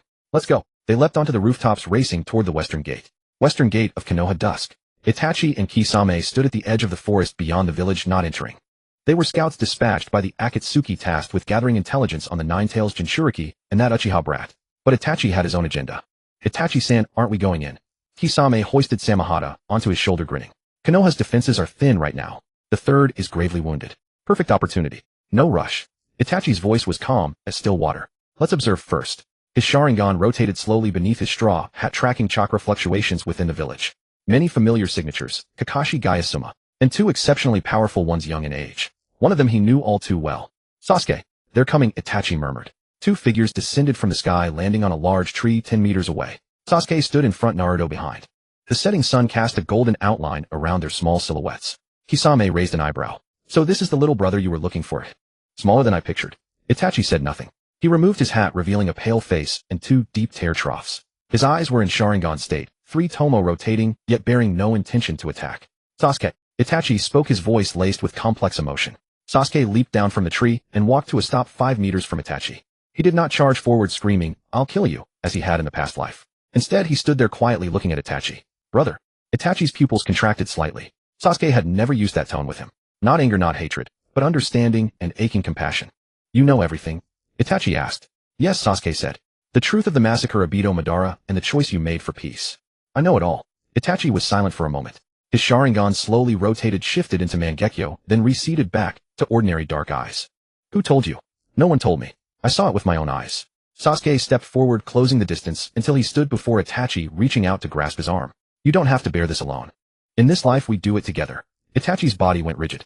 He had slain his entire clan that night, including their parents, and had carried the solitary burden of a traitor's name while infiltrating the Akatsuki.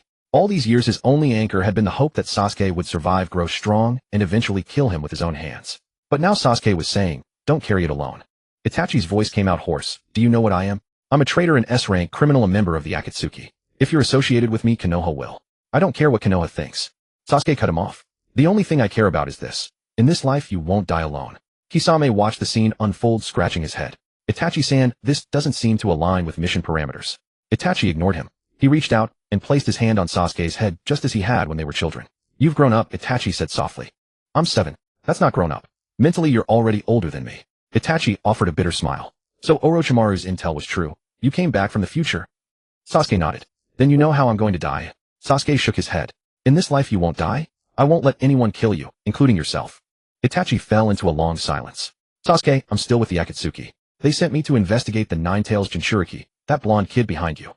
Naruto jumped down from the tree, landing beside Sasuke, flashing Itachi a grin. Itachi-san, hello. I'm Uzumaki, Naruto, Sasuke's partner.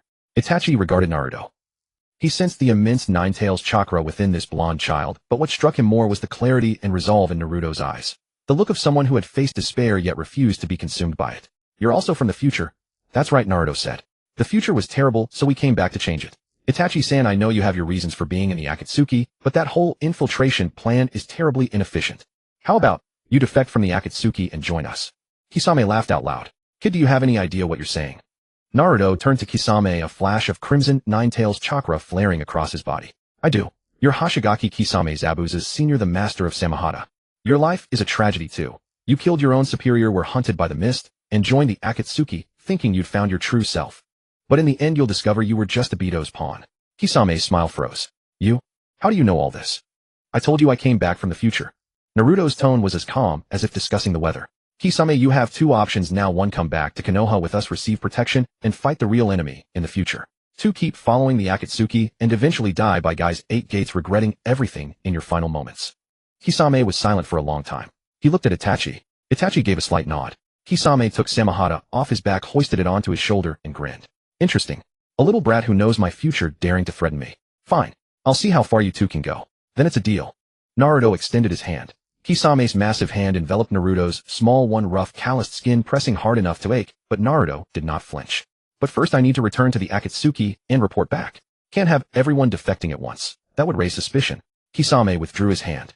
When the time is right I'll come find you. Itachi nodded as well. I can't stay for now. Pain's Rinnegan can monitor all members from a distance. I must go back. But I'll adjust the intelligence. Make you two look utterly unremarkable. Unremarkable? Sasuke frowned. You're too conspicuous, Itachi said. If this continues, Pain will come to Konoha personally. And when that happens the entire village will suffer. Naruto and Sasuke exchanged a glance, understanding.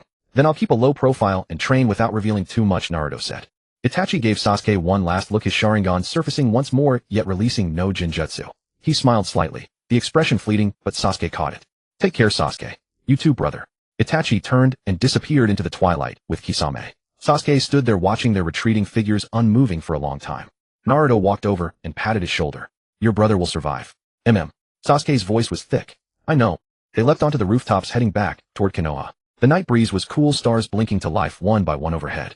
Naruto suddenly spoke. Sasuke, when you called him brother, Itachi's finger twitched. I know. Was he crying? Maybe. Naruto asked no more. After leaving Konoha, Itachi and Kisame did not immediately return to the Akatsuki stronghold. They paused at an abandoned shrine on the border of the Land of Fire. Itachi stood on the shrine's steps gazing at the moon, remaining silent for a long time. Kisame leaned against a pillar, resting Samehada at his feet. Itachi-san, do you really believe what those two kids said? Coming back from the future. It sounds like a story to fool children. Itachi did not turn around. Sasuke wouldn't lie to me. How can you be sure? He's only 7, easily manipulated.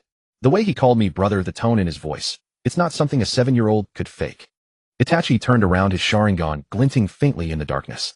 That was the voice of an adult who has experienced loss and is reunited with a loved one. I've interrogated countless criminals in the ANBU. No one can disguise such emotions before my Sharingan. Kisame was silent for a moment, then grinned.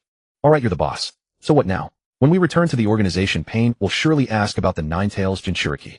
Itachi pondered. Report half the truth. The Nine-Tails Jinchuriki is indeed strong, but he is merely a gifted child, nothing beyond Pain's expectations. As for Uchiha Sasuke, fabricate an ordinary growth trajectory. Keep him out of Pain's sight. What about the incidents those two kids caused? Defeating the Root at age 6, defeating Zabuza in the Land of Waves, breaking the 4 Violet Flames formation during the Chunin exams. We can't cover all of that. We don't need to hide everything, just blur the details. Itachi's tone was calm. Let Pain know there are 2 talented kids in Konoha, but don't make him perceive them as threats. By the time he truly notices them, they will be too strong to fear his attention. Kisame shrugged. Whatever you say, I'm just a hired hand. They packed up and vanished into the night. In the Rain Village, the Akatsuki's stronghold, Pain sat in the shadows of the tower, the purple ripples of his Rinnegan eerily distinct in the dim light. Konan stood beside him holding a paper with the intelligence transmitted by Itachi and Kisame. The Nine-Tails Jinchuriki, age 7, strength close to Jonin, but mentally immature, not yet a threat. Konan finished reading. Uchiha Sasuke, age 7, high talent, but his Sharingan has only unlocked 3 Tomo, not yet awakened the Mangekyō. Pain was silent for a moment. Itachi's brother. He should be more than 3 Tomo. Itachi may be hiding information, said Konan. Perhaps. Pain stood up and walked to the window. Rainwater streamed down the glass, blurring the view outside. But whether he hides it or not is unimportant. What matters is, the tailed beast is still in Konoha. We will have to face them sooner or later. Then let's wait a bit longer, Konan said. Wait until the Geto statue is ready, until the tailed beast collection plan officially begins. By then, no matter how talented they are, it will be too late. Pain did not answer. He raised his hand, looking at the black rod in his palm, the manifestation of the Rinnegan's power. Nagato, he murmured as if talking to himself. Wait a little longer, and we can create peace. In Konoha Training Ground 3, Naruto and Sasuke's chakra resonance training had entered its 3rd stage. The orb of light between their palms no longer required physical contact to sustain. Separated by 2 meters, the orb still floated and slowly rotated between them. The orb's color had shifted from a weave of gold and purple to a deep silver white, like a miniature moon. At that moment, Sasuke's eyes transformed. Around the edges of his Mangekyō pattern, a faint purple ring appeared. Not a Rinnegan, but the outline of a Rinnegan. Orochimaru's scroll called it the precursor state of the Rinnegan. In this state, Sasuke's dojutsu chakra consumption decreased by 50% and the duration of Amaterasu and Kagutsuchi doubled. Can you feel it? Naruto asked. Sasuke closed his eyes, sensing the subtle changes inside his eyes. Yes, it feels like something is sprouting deep within. Don't say it so creepily. You asked me to describe it. They both ceased their training, and the silver-white orb dissipated like fireworks. Sakura sat on a bench at the edge of the training ground, holding a cup of tea, watching them. Her expression had shifted from initial curiosity to numbness. You two, when you grow up and start families, are you going to practice this every night? Naruto blinked. Start a family. Sasuke also blinked. Sakura rolled her eyes. Forget it, I take it back. You two have never even thought about such things. Naruto scratched his head and laughed. It's useless to think about it now. Who talks about starting a family at 7? Besides, Sasuke and I already have a marriage. I mean a promise. Sasuke shot him a glare. Don't talk nonsense. It's true we promised to get stronger together, defeat the Akatsuki together, change the future. That's not a marriage. Close enough. Very far from it. Sakura watched them bicker and sighed. She understood these two less and less. They were friends, but their bond went deeper than any friendship. They were partners, but their teamwork on the battlefield was flawless. They were. She stopped thinking. She stood up, stretching. I'm going to buy drinks. What do you want? Cold milk, said Naruto. Tomato juice, said Sasuke. You two have the taste of elementary school kids. We are elementary school kids, Naruto laughed. After Sakura left, the training ground fell silent. Naruto and Sasuke sat side by side on the grass, enjoying the evening breeze. Gaara is returning to Suna tomorrow, Naruto said. I'm a bit reluctant. Sasuke glanced at him. You seem quite attached to him. Because he's like me, Naruto said, looking at the sky. A lonely Jinchuriki, misunderstood, unloved. In my past life, it took me many years to find my way. I hope he finds us sooner this time. Sasuke didn't reply. He knew Naruto meant it. Not sympathy, but empathy. Having endured the same suffering, he knew exactly how painful it was. Sasuke, what are you going to do about your brother? Sasuke was silent for a moment. He's undercover in the Akatsuki. He can't leave for now. But I need to let him know. In this life, I don't need him to sacrifice himself to protect me. Then you have to grow strong enough that he feels my brother no longer needs my protection. I'm getting there. Not fast enough. Naruto stood up, brushing the dust off his pants. Starting tomorrow, extra training. Taijutsu and ninjutsu during the day, resonance training extended to 4 hours at night. Sasuke also stood up. Can you handle it? With 9 tails chakra for recovery, I can manage, Naruto grinned. Didn't you say it yourself? We have no time to waste. They high-fived. A new training plan would begin tomorrow. Night had fallen and the streets of Konoha were empty. Naruto lay in bed staring at the ceiling, unable to sleep. He was thinking about what Itachi said that day, you two shine too brightly. Pain will come to Konoha himself. Pain. Nagato. The Rinnegan. In his past life, when Pain came to Konoha, he leveled the entire village. If he came early this time. Naruto closed his eyes, his consciousness sinking into the sealed space within his body. Kurama. The 9 tails lay behind the iron gate, his orange-red beast eyes glowing in the dark. Why aren't you sleeping at this hour? If Pain comes to Konoha early, can we fight? The 9 tails was silent for a moment. The kid with the Rinnegan. Not now. You're only 7. You've only tapped a fraction of my chakra, opened only 3 of the 8 gates, and haven't fully mastered Sage Mode. Against him you can't even withstand his Shinra Tensei. How long until I can? At least 5 years, said the 9 tails. In 5 years your body will be developed enough to handle over 80% of my chakra, open 5 or 6 gates, and fully master Sage Mode. Then you can fight. 5 years. Naruto whispered. Too long. But he knew the 9 tails spoke the truth. No rush, Naruto said, opening his eyes to gaze at the moonlight outside the window. We have time. The air of Mount Myaboku was thick with the scent of damp rocks and moss. Naruto sat cross-legged by the toad oil pool, his hands forming seals, eyes closed as he sensed the natural energy around him. This was his 3rd visit to Mount Myaboku. The first 2 were merely initial contacts. This time Jiraiya was serious. Little Naruto, your body is too small. You cannot absorb natural energy too quickly. Fukasaku, leaning on his staff, stood beside him. If you gulp it down like you did in your past life, your body will turn to stone. I know. Naruto did not open his eyes. So I'll start from the lowest concentration and increase it slowly. He adjusted his breathing rhythm, drawing strands of natural energy into his body one by one. Mental energy, physical energy, and natural energy fused in a 1-on-1 ratio. In his past life, it took him a long time to master this balance, but now he needed only a few minutes. Done. Naruto opened his eyes, and a faint orange eyeshadow appeared around them. Sage Mode activated.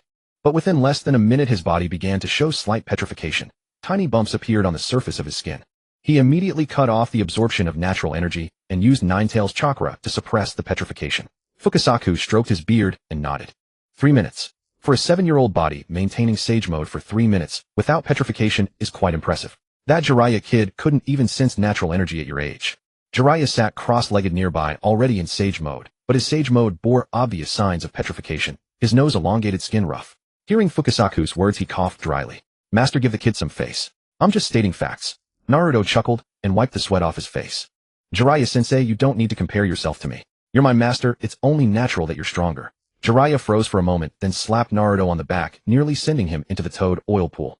Kid, since when did you become so smooth talking?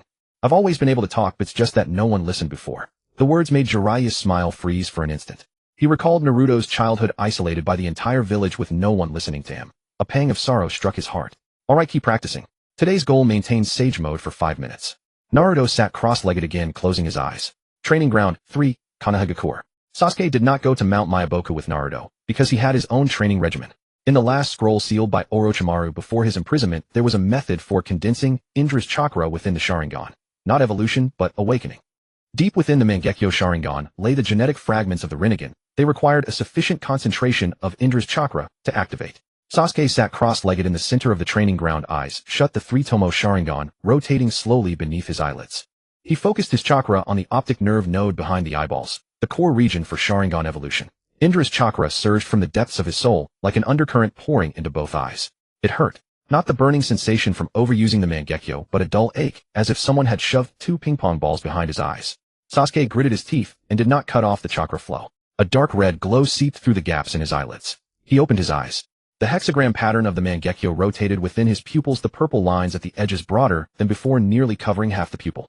The shape of the lines was very close to the concentric circles of the Rasengan, just not yet forming a complete ring. Sasuke took out a small mirror and examined his eyes. Still far from it, he muttered. But he noticed a change. His vision had become clearer. Not sharper eyesight, but a deeper perception. He could see the layers of soil 3 meters below the ground, the growth rings of tree trunks, and the ants crawling through the cracks in the distant wall. This was not the inside of the Sharingan, it was the microscopic vision of the Rasengan. Sasuke. Sakura's voice came from afar. There's a letter for you. Sasuke put away the mirror and took the envelope. There was no signature on it, only a small Uchiha fan crest beside it, a crow, Itachi's emblem. He opened the letter. There were only a few lines. Pain has noticed you. Black Zetsu is active near the village. Be careful. 1 year from now, Akatsuki will officially launch the Tailed Beast collection plan. Become stronger before that. Itachi. Sasuke folded the letter and put it in his pocket. 1 year, he whispered. 1 year from now, he would be 8. Naruto would be 8. They would face the S-rank rogue ninja organization Akatsuki, the Rinnegan-wielding Pain, and the Black Zetsu, who manipulated everything from behind the scenes. Time was never enough. Mount Myoboku evening. Naruto's Sage Mode could now be maintained stably for 5 minutes. Fukasaku said that was the limit for a 7-year-old body. Pushing further would be too much. Naruto did not insist, for he knew. Sage arts were only part of his combat system alongside the 8 Gates 9 Tails mode and Sealing Jutsu. Jiraichi leaned against Gamabunta's back, chewing a blade of grass. Naruto, you really look like your mother when she was young. Naruto froze. You knew my mother.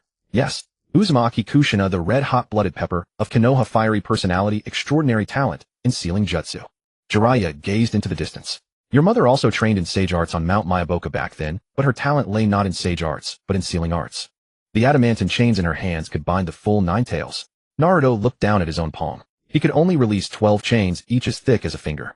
But his mother's chains could envelop the entire 9 tails. I will practice until I reach that level. Naruto clenched his fist. I believe you. Jiraiya stood up, brushing off the grass clippings from his clothes. All right, let's head back to the village. Same time tomorrow. 1 man and 1 frog. No, 1 man and 1 toad. Disappeared in the smoke of reverse summoning. That night, in an abandoned shrine outside Konoha, Black Zetsu emerged from the ground, his figure spreading like a dark stain on the stone slabs. With his pupil-less yellow eyes fixed on the direction of the village, a sinister grin split his face. 2 brats, sage arts, the buds of the Rasengan. Black Zetsu's voice grated like sandpaper. Interesting.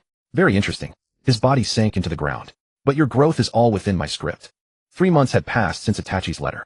Naruto's Sage Mode could now be maintained stably for 8 minutes, and the adamantine sealing chains had increased from 12 to 16, each as thick as a thumb.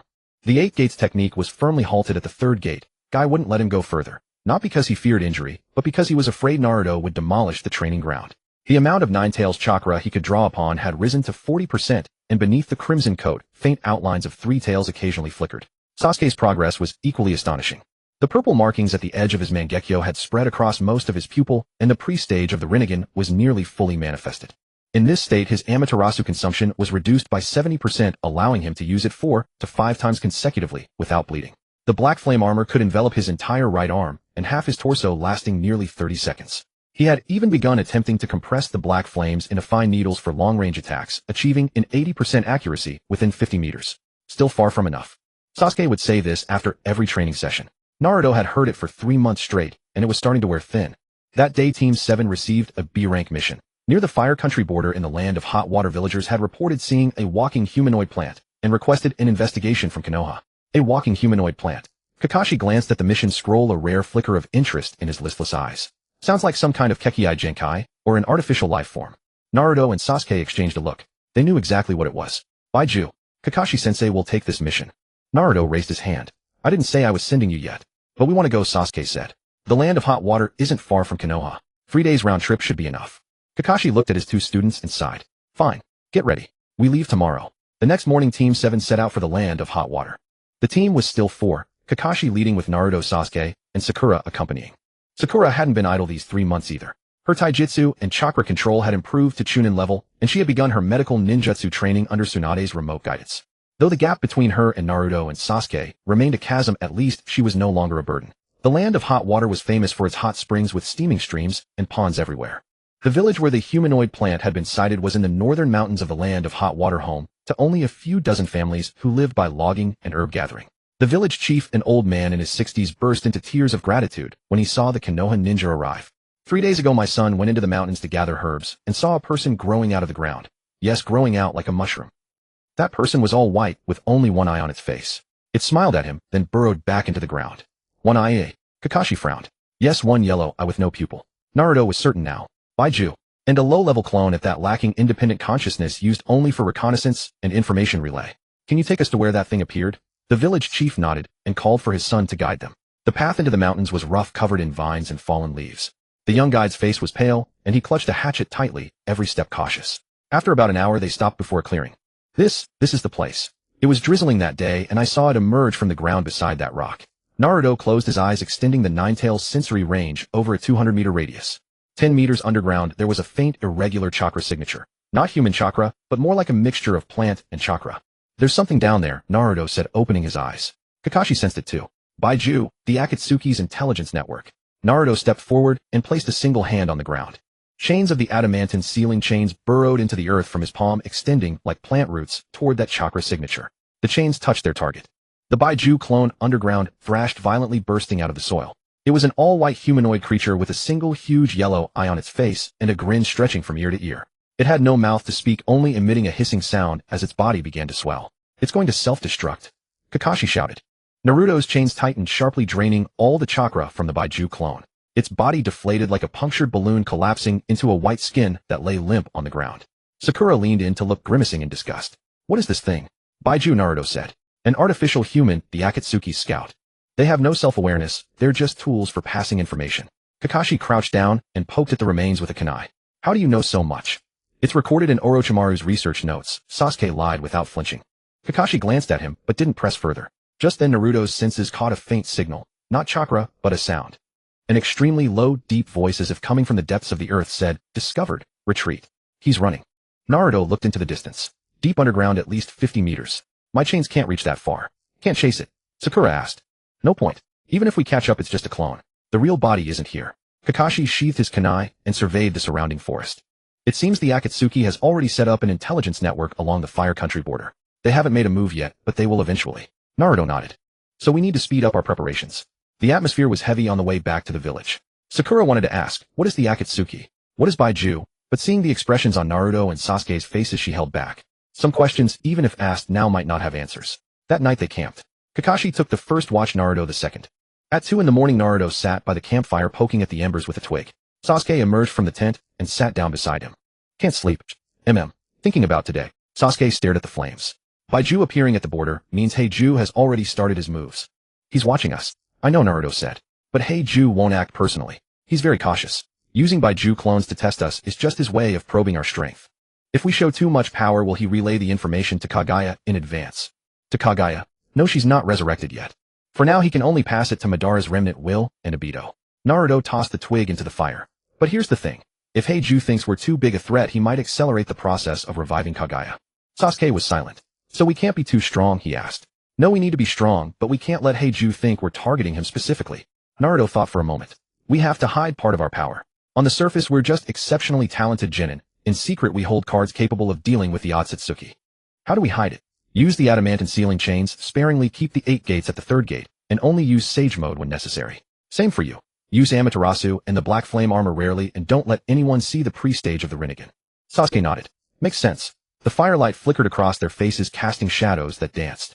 In the distant forest, another Baiju clone poked half its head out from a tree trunk, its single eye fixed on the 2 figures by the fire. Its lips curled slightly, then it silently withdrew back into the tree. In the morning light of Konoha Team 7 returned to the village. After submitting the mission report, the 3rd Hokage specifically summoned Naruto and Sasuke to his hospital room. He was propped against the headboard, his complexion much better than the previous month, but he still couldn't walk. Baiju, the Akatsuki's artificial humans. The 3rd Hokage repeated the contents of the mission report. Your assessment is that the Akatsuki has already set up a network at the border. Yes, Naruto said. They haven't started collecting the tailed beasts yet, but their intelligence operations are already underway. The 3rd Hokage took a puff from his pipe. Against doctor's orders, but he couldn't resist. When do you think they'll make a move? Within a year, Sasuke said. At most a year. The 3rd Hokage's brow furrowed deeply. A year. How's your training progressing? Faster than expected, Naruto said. But not fast enough. The 3rd Hokage fell silent for a moment, then reached under his pillow and pulled out a scroll, tossing it to Naruto. This is your mother Kushina's sealing technique notes. I hesitated to give it to you before. It's too profound, and I feared you wouldn't be able to learn it. But it seems you're ready now. Naruto caught the scroll, his fingers trembling slightly. He opened the first page revealing his mother's elegant handwriting, adamantine sealing chain's secret art, chain barrier. Using 16 chains as a framework, construct a sealing domain with a 100-meter radius. Within the domain, all chakra activity will be forcibly suppressed. Thank you, third Hokage Jiji. Naruto carefully stored the scroll. Don't thank me. If your mother were alive, she would have taught you these herself. I'm just passing it on for her. The third Hokage waved his hand. Go on, stop disturbing my rest. Naruto and Sasuke walked out of the hospital room, closing the door behind them. The corridor was quiet with only the distant footsteps of a nurse. Your mother's handwriting is beautiful. Naruto was taken aback for a moment, then smiled. Yeah. He touched the scroll against his chest, feeling the warmth and weight of his mother's words through the fabric. After obtaining his mother Kushina's sealing technique notes, Naruto locked himself in the warehouse of Training Ground 3 for 3 consecutive days. When Sasuke brought him food, he saw the warehouse walls plastered with sealing formula diagrams and dozens of ruined scrolls scattered on the floor. Naruto sat cross-legged in the center, 16 golden chains shooting out from his back, slowly weaving into a hemispherical net in midair. This is the chain barrier. Sasuke placed the rice ball at the entrance, but did not step inside. The chakra suppression released by the chains was so intense that even his Sharingan felt uncomfortable. A prototype. Naruto did not open his eyes. 16 chains as the framework, constructing a sealing field with a diameter of 30 meters. Chakra within the field will be forcibly suppressed to about 30% of its original level. If it were an ordinary Jinchuriki, they might be completely drained. Sasuke walked to the edge of the barrier and reached out his hand. The suppression of the chains like an invisible hand gripped his chakra pathways, attempting to draw the energy from his body. His Mangekyō automatically activated purple patterns emerging at the edge of his pupils, and the suppression was neutralized. Even my chakra can be suppressed. Sasuke withdrew his hand. Your mother's sealing technique is indeed powerful. Still far from it. Naruto retracted the chains, and the 16 chains coiled back into his back like snakes, disappearing beneath his skin. Mother could once construct a barrier 100 meters in diameter with 16 chains and sustain it for hours. I can only maintain it for 3 minutes now with a range of just 30 meters. 3 minutes is enough. In a duel between masters, 3 seconds can decide the outcome. Naruto opened his eyes and smiled.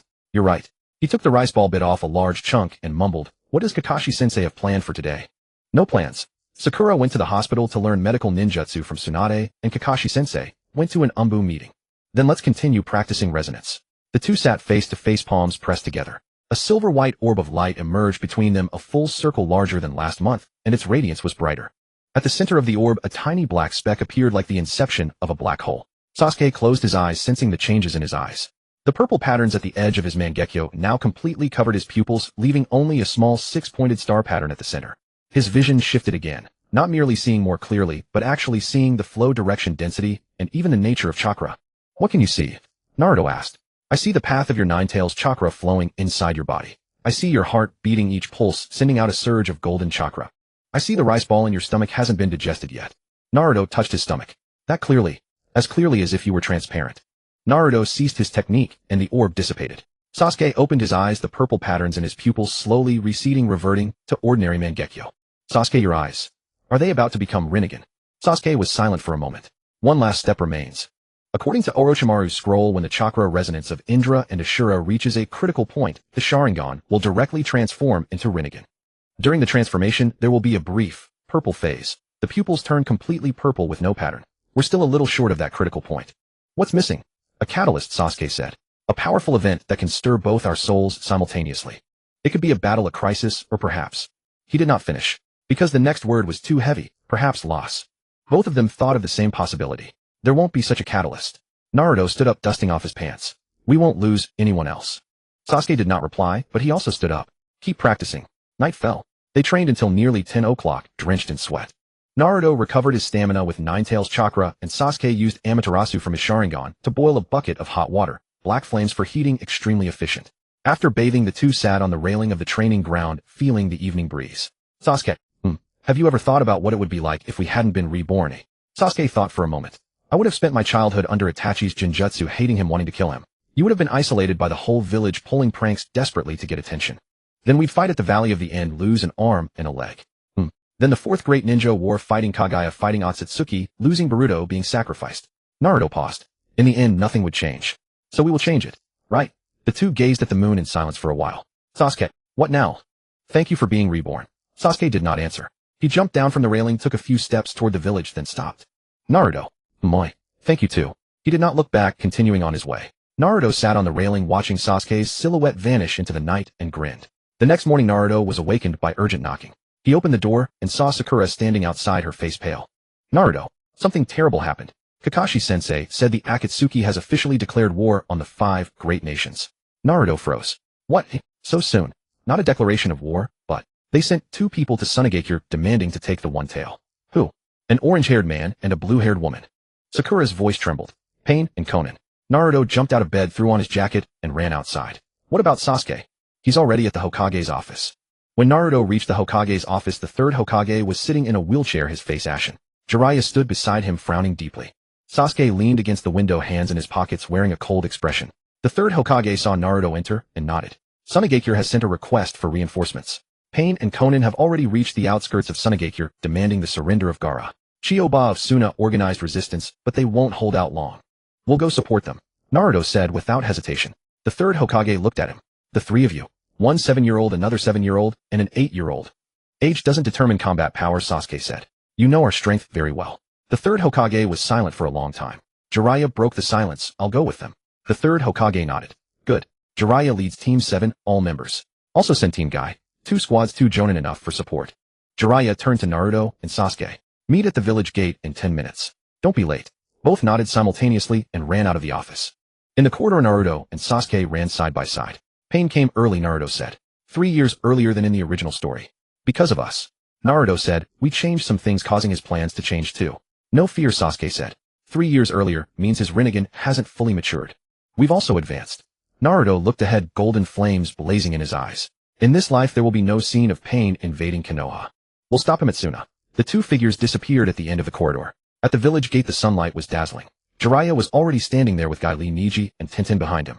Sakura ran up breathlessly, a medical kit on her back. Team 7 are assembled. Naruto shouted. Guy gave a thumbs up. Youth means burning with passion. Jiraiya surveyed his team. 2 Jōnen, 6 Jin, and half of them children. But he knew these children were no ordinary children. Move out. Destination, Sunagakure. The group sprinted toward the land of wind, facing the rising sun. Outside Sunagakure, Pain stood on a massive rock, the purple ripples of his Rinnegan eerily bright under the sun. Konan stood beside him, sheets of paper fluttering in the wind. Nagato Konoha's reinforcements are already on the way. Pain did not look at Konan, his gaze remained fixed on Sunagakure. Let them come. I'll deal with them all at once. He extended his palm toward the outer wall of Sunagakure. Shinra Tensei. An invisible repulsive force erupted from his palm, tearing through Sunagakure's outer wall like paper, sending sand and stones flying. The Suna ninjas stationed on top screamed as they were blasted away, some crashing through houses behind, others flung clear out of the village. Chiyoba stood on the rubble of the inner wall, her hands trembling.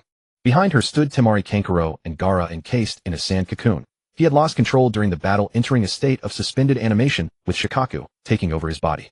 The people from Konoha should be here soon, Chiyo murmured. In the wind and sand several figures appeared on the horizon. Orange-colored. That was the color of the Konoha ninja uniform.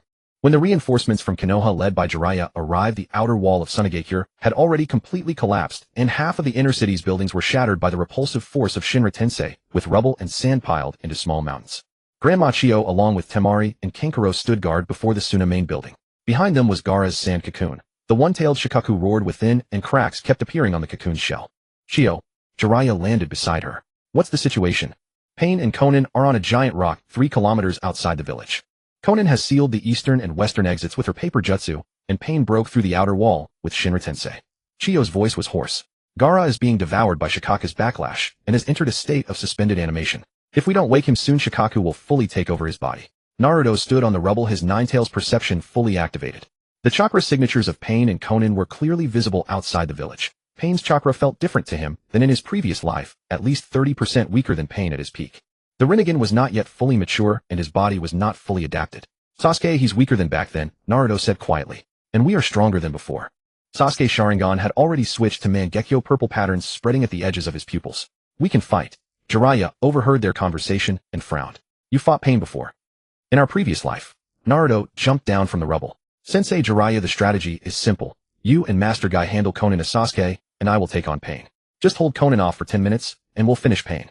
Jiraiya looked into Naruto's eyes and saw a composure that did not belong to a 7-year-old child.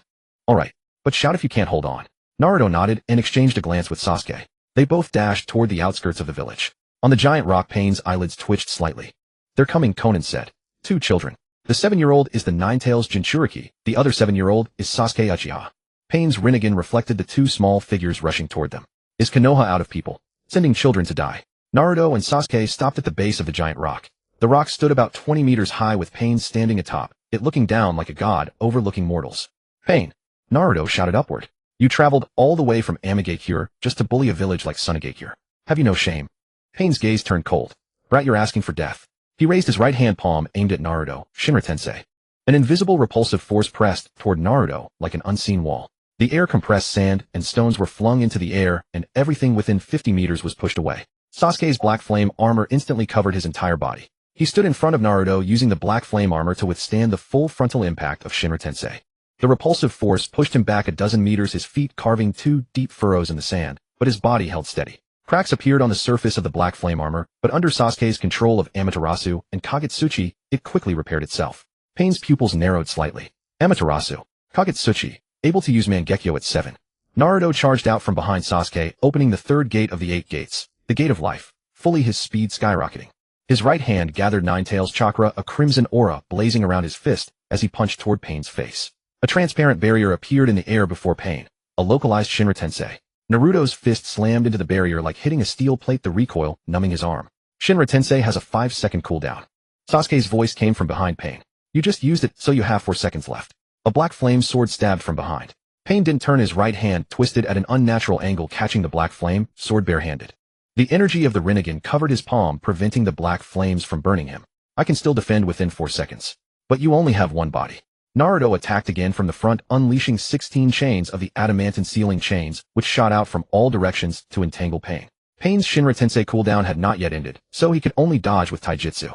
But his body was a puppet controlled by Nagato, limited in flexibility. The chains grazed his arm, siphoning off some of his chakra.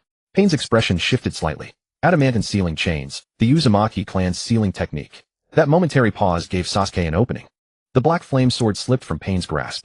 Sasuke used the momentum to spin in midair, kicking Pain in the lower back. Not a physical strike, but a Chidori Naginata electric shock. Lightning pierced Pain's body, disrupting Nagato's chakra supply to him. Pain's body froze for a second. Naruto's fist slammed into his chest. The crimson aura of Nine-Tails chakra exploded, blasting Pain off the giant rock. Pain tumbled in midair, landing on one knee. His chest was scorched, revealing pale skin pierced by black rods.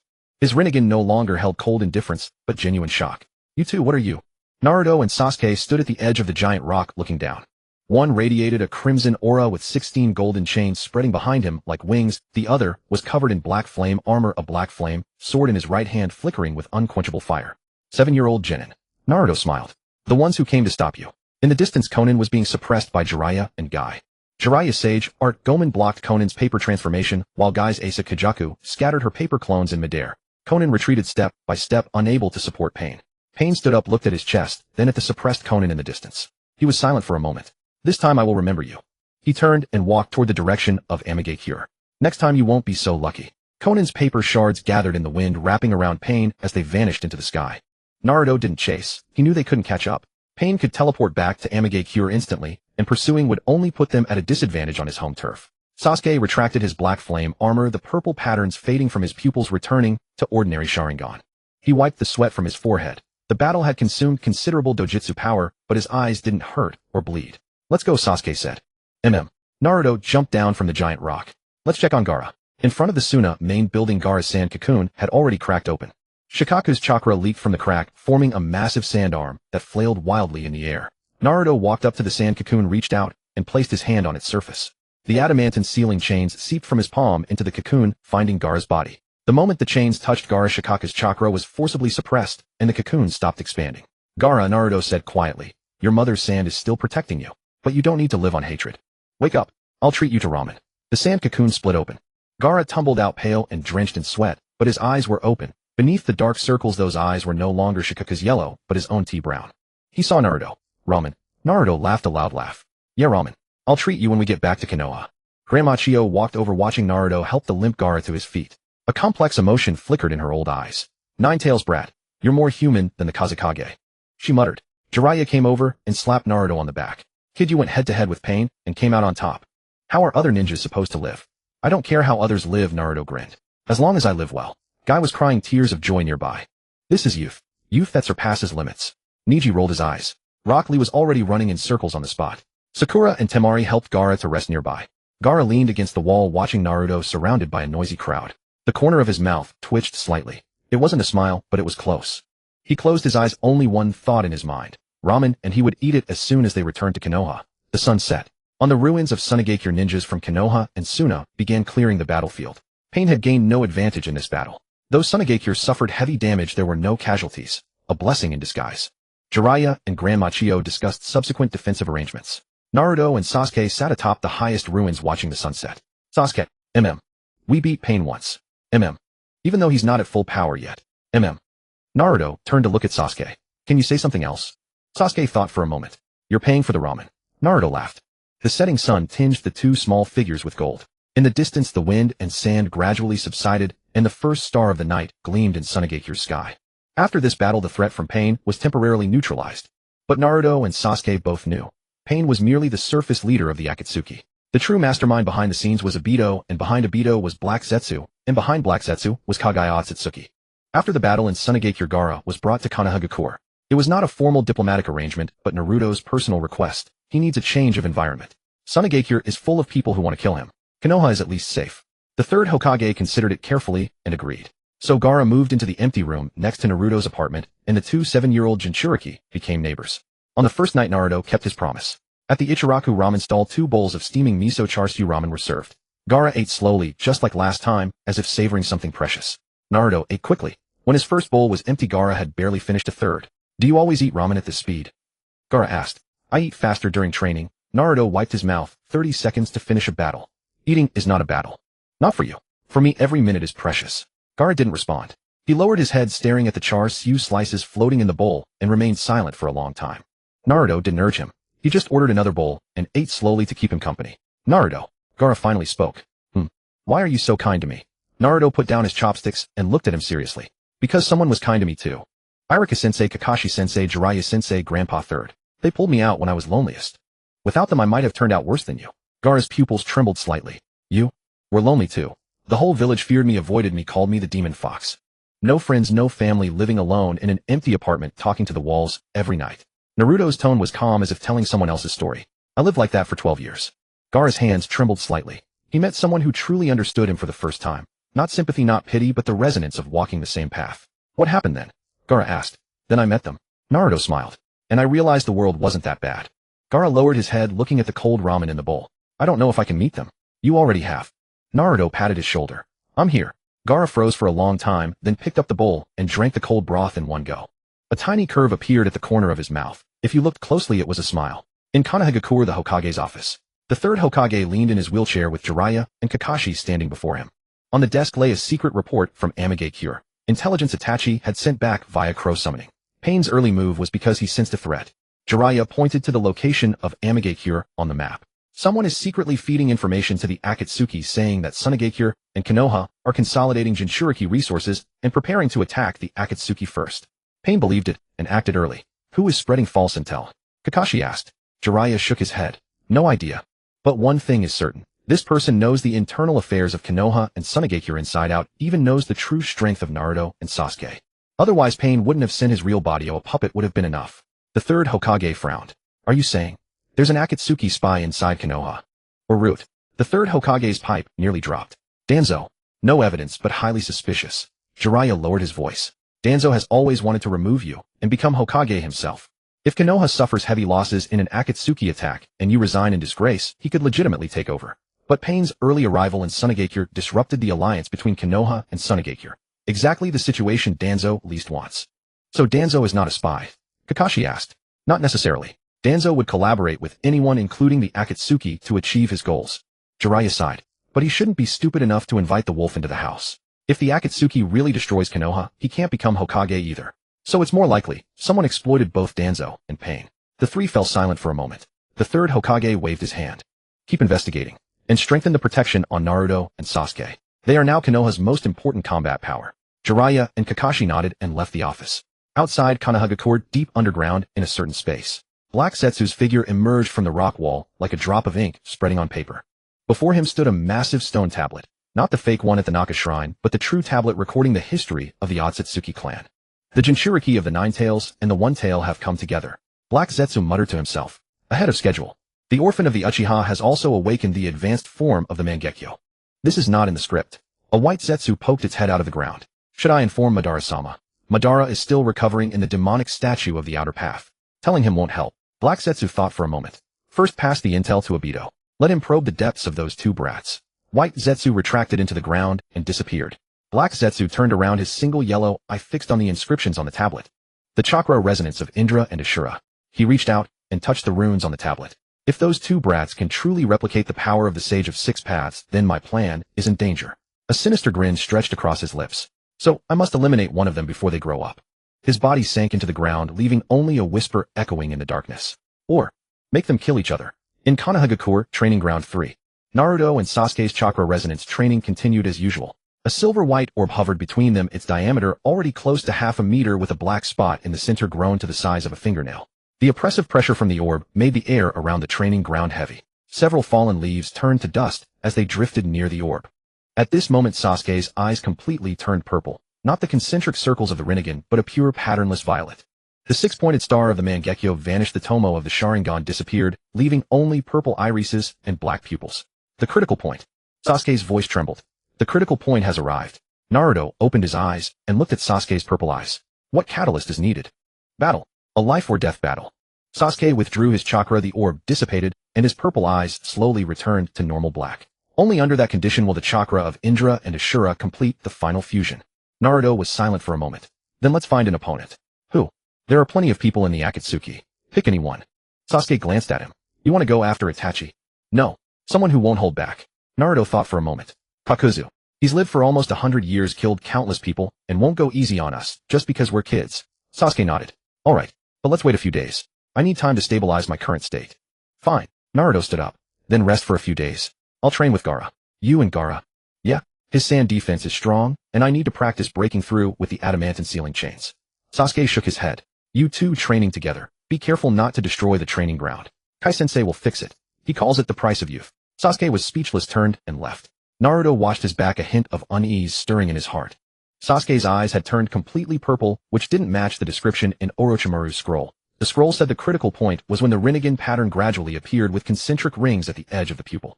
But Sasuke's eyes were pure purple, without any pattern. Kurama, what's wrong with Sasuke's eyes? In the seal space, the Ninetales was silent for a moment. His Rinnegan awakening path is different from Madara's. Madara transplanted Hashirama cells, triggering the fusion of Indra and Ashura's chakra. Sasuke relies purely on resonance without the neutralization of Hashirama's cells, so it might go out of control. What do you mean by out of control? That means his eyes might directly jump to the Rinnegan in an unstable state, skipping the Eternal Mangekyō stage. Then he won't be able to control the power of the Rinnegan and will be devoured by its backlash. Naruto's expression changed. What do we do? Find Hashirama cells, or find Obito Uchiha's Sharingan. The Ninetales said.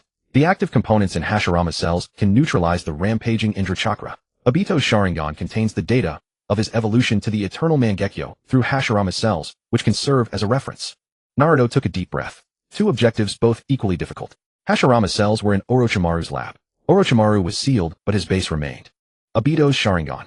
Obito himself was still alive, and he might have already awakened his Mangekyō abilities. Let's find Hashirama cells first. Naruto made a decision. That night he sneaked alone to Orochimaru's secret laboratory outside Konohagakure. Jiraiya had taken him there once, and he still remembered the entrance. The underground lab was not sealed, but most of the cultivation tanks were shattered, obviously destroyed by the retreating Sound Ninja. Naruto rummaged through the rubble for half an hour, finally finding a well-preserved vial of Hashirama's cell extract in a small culture tank in the corner. The emerald green liquid glowed faintly in the test tube like the tail light of a firefly. He carefully wrapped the vial in a sealing scroll and rushed back to Konoha overnight. The light was still on in Sasuke's apartment. Naruto knocked and Sasuke opened the door, seeing him covered in dust and holding a scroll. Where did you go? Got something good. Naruto walked inside, unrolled the scroll, and took out the emerald liquid. Hashirama's cell extract. High purity, ready to use. Sasuke looked at the test tube, silent for a moment. You went alone. To Orochimaru's lab. Yeah, no guard, simple. Sasuke picked up the test tube and examined it against the light. Do you know how dangerous this is? Madara transplanted Hashirama's cells to awaken the Rinnegan, but he almost died. You don't need to transplant, Naruto said. You just need a little bit, apply it around your eyes, and let the active components penetrate the eyeball. Orochimaru's scroll described this method. Sasuke put down the test tube and looked at Naruto. Why are you in such a hurry? Naruto was silent for 3 seconds. Because your eyes turned purple. Kurama said it might go out of control. I can't let you take that risk. A flicker of complex emotion passed through Sasuke's eyes. Not gratitude, but the warmth of being understood. Thank you. Naruto grinned. Don't say that. You drink tomato juice, I drink milk. We're even. Sasuke didn't smile, but the corner of his mouth lifted slightly. Night deepened. After Naruto left, Sasuke sat alone at the table staring at the emerald liquid. He opened Orochimaru's scroll, turned to the page on Hashirama's cells, and read it carefully 3 times. Then he dipped a cotton swab into a little extract and applied it to his eyelids. Cool. Like peppermint oil seeping into his eyes. Sasuke closed his eyes, feeling the active components spreading across the surface of his eyeballs. The Mangekyō activated automatically, purple patterns covering his pupils again. This time the patterns were no longer chaotic, but began to arrange into concentric rings. The outline of the Rasengan was finally clear. A few more times Sasuke whispered. But it's close. He lay down and closed his eyes.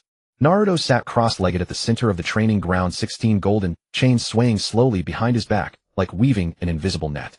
The chain barrier's coverage had already expanded to a diameter of 50 meters, and the chakra suppression within the domain was so intense that even Kakashi was reluctant to approach. Sasuke sat nearby with his eyes closed, Orochimaru's scroll laid out before him. He had used the Hashirama cell extract 3 times, applying only a tiny amount to his eyelids each time. After the last application, his eyes ached continuously for 3 days, as if countless fine needles were stabbing the surface of his eyeballs.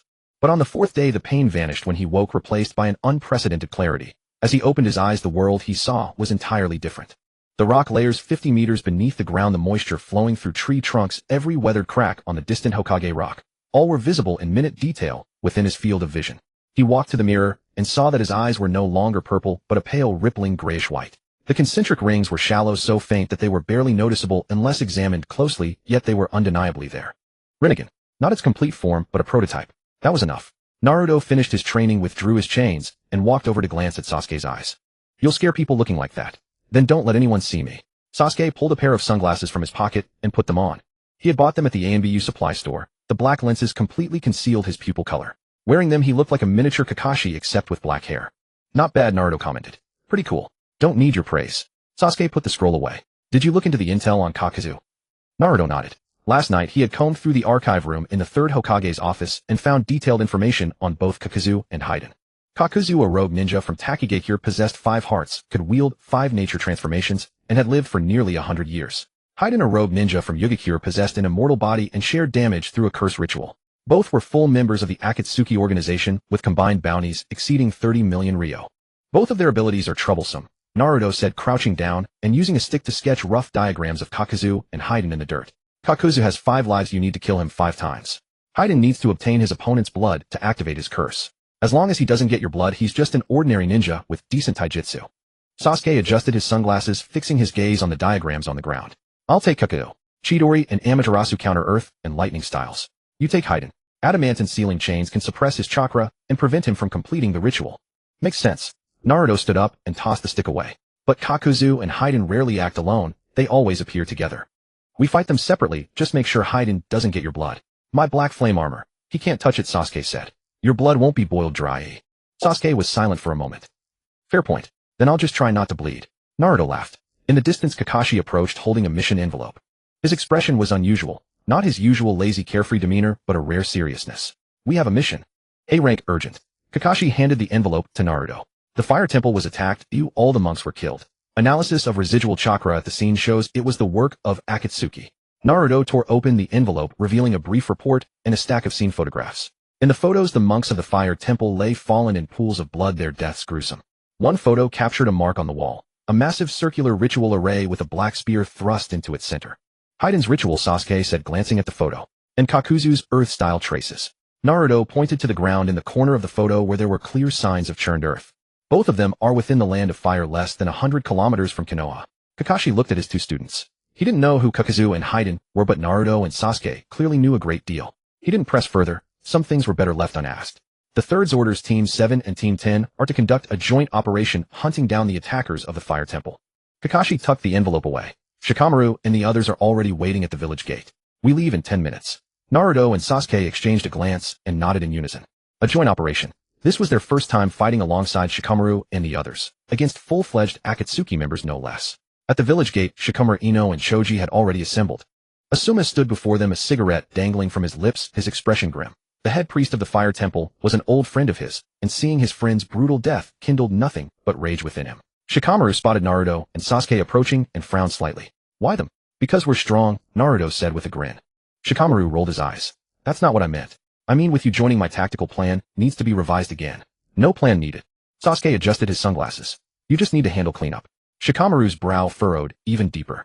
Naruto and Sasuke were indeed strong. He knew that. The Chunin exams the Konoha crushed the Mangekyō support mission. The deeds of these two had already spread throughout Konoha. But Shikamaru didn't like the phrase, no plan needed. Plans were his weapon, the thing he took pride in. Asuma-sensei, Shikamaru turned to look at Asuma. Put them in the vanguard. I'll handle support and tactical adjustments. Asuma exhaled a plume of smoke and nodded. All right. He looked at Naruto and Sasuke. You two don't be too reckless. Kakuzu and Haiden are S-rank missing mean. They've been alive longer than your grandfathers. Naruto's smile faded, and he nodded seriously. The team set out. The fire temple lay to the northwest of Konoha, roughly 80 kilometers away. The joint team moved through the forest at maximum speed, Naruto taking point, Sasuke close behind with Asuma and Kakashi flanking. Shikamaru's trio brought up the rear, maintaining a distance that allowed them to provide support at any moment. 2 hours later they arrived at the fire temple. The temple was nestled deep within a valley surrounded by dense forest. The once solemn and majestic ancient temple had been reduced to ruins. The mountain gate collapsed, the Buddha hall burned down, monks' corpses lying in pools of blood, the air thick with a nauseating blend of blood and scorched odors. Naruto stood before the mountain gate, closing his eyes, unleashing his full nine-tails sensory perception. Within a radius of 500 meters, there was no large chakra signature. But he picked up residual traces, 2 chakra signatures heading northwest, one carrying a heavy bloodlust, the other as dense and heavy as earth. They left about 3 hours ago, Naruto said, opening his eyes. Northwest. Let's go. Asuma tossed away his cigarette butt and took off first. After pursuing for about 10 kilometers, the forest gradually thinned, giving way to an open grassland. At the edge of the grassland stood an abandoned mine with rusted tracks and overturned ore carts scattered among the weeds. In the open space at the center of the mine, 2 figures sat by a campfire roasting something. One was tall and burly, wearing the black Akatsuki robe, a black mask covering his face, revealing only a pair of cold, emotionless eyes. His hair was gray, his back slightly hunched, but the muscles on his arms were still firm. Cuckoo. The other was lean, also clad in the black robe with red clouds, with large purple eyes and silver gray hair. He held a black 3-bladed scythe in his hand, gleefully roasting a wild rabbit over the fire. Haiden. Someone's coming. Kakuzu said without lifting his head. I know. Haiden grinned, baring his teeth. 9 of them. 2 strong ones, 5 average, 2 who were just filler. Asuma leaped out from the trees, landing at the edge of the mine, chakra blades already in hand. Kakuzu, Haiden, you killed my people at the fire temple. You won't leave here alive today. Kakuzu finally raised his head, his cold eyes sweeping over the Konoha ninjas. Fire temple. Those men were too weak. Killing them was effortless. Anger flashed in Asuma's eyes, and he was about to charge forward, but Naruto caught his sleeve. Asuma-sensei, let Sasuke and me go first. Asuma was taken aback. You too. We fought Pain, Naruto said. Kakuzu and Haiden are weaker than Pain. Asuma looked at Kakashi. Kakashi nodded but offered no explanation. Asuma hesitated for a moment, then took a few steps back. Naruto and Sasuke walked toward the center of the mine. Kakuzu stared at these 7-year-old children and frowned. Does Konoha have no one left? Sending brats to their deaths? Naruto didn't answer. He slammed his palms against the ground, adamantine sealing chains. 16 golden chains shot out from behind him, swiftly weaving into a net spanning 30 meters in diameter, enveloping the entire mine. Kakuzu's expression shifted.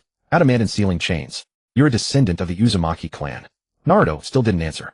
The chain barrier descended, forcibly suppressing all chakra activity within the domain.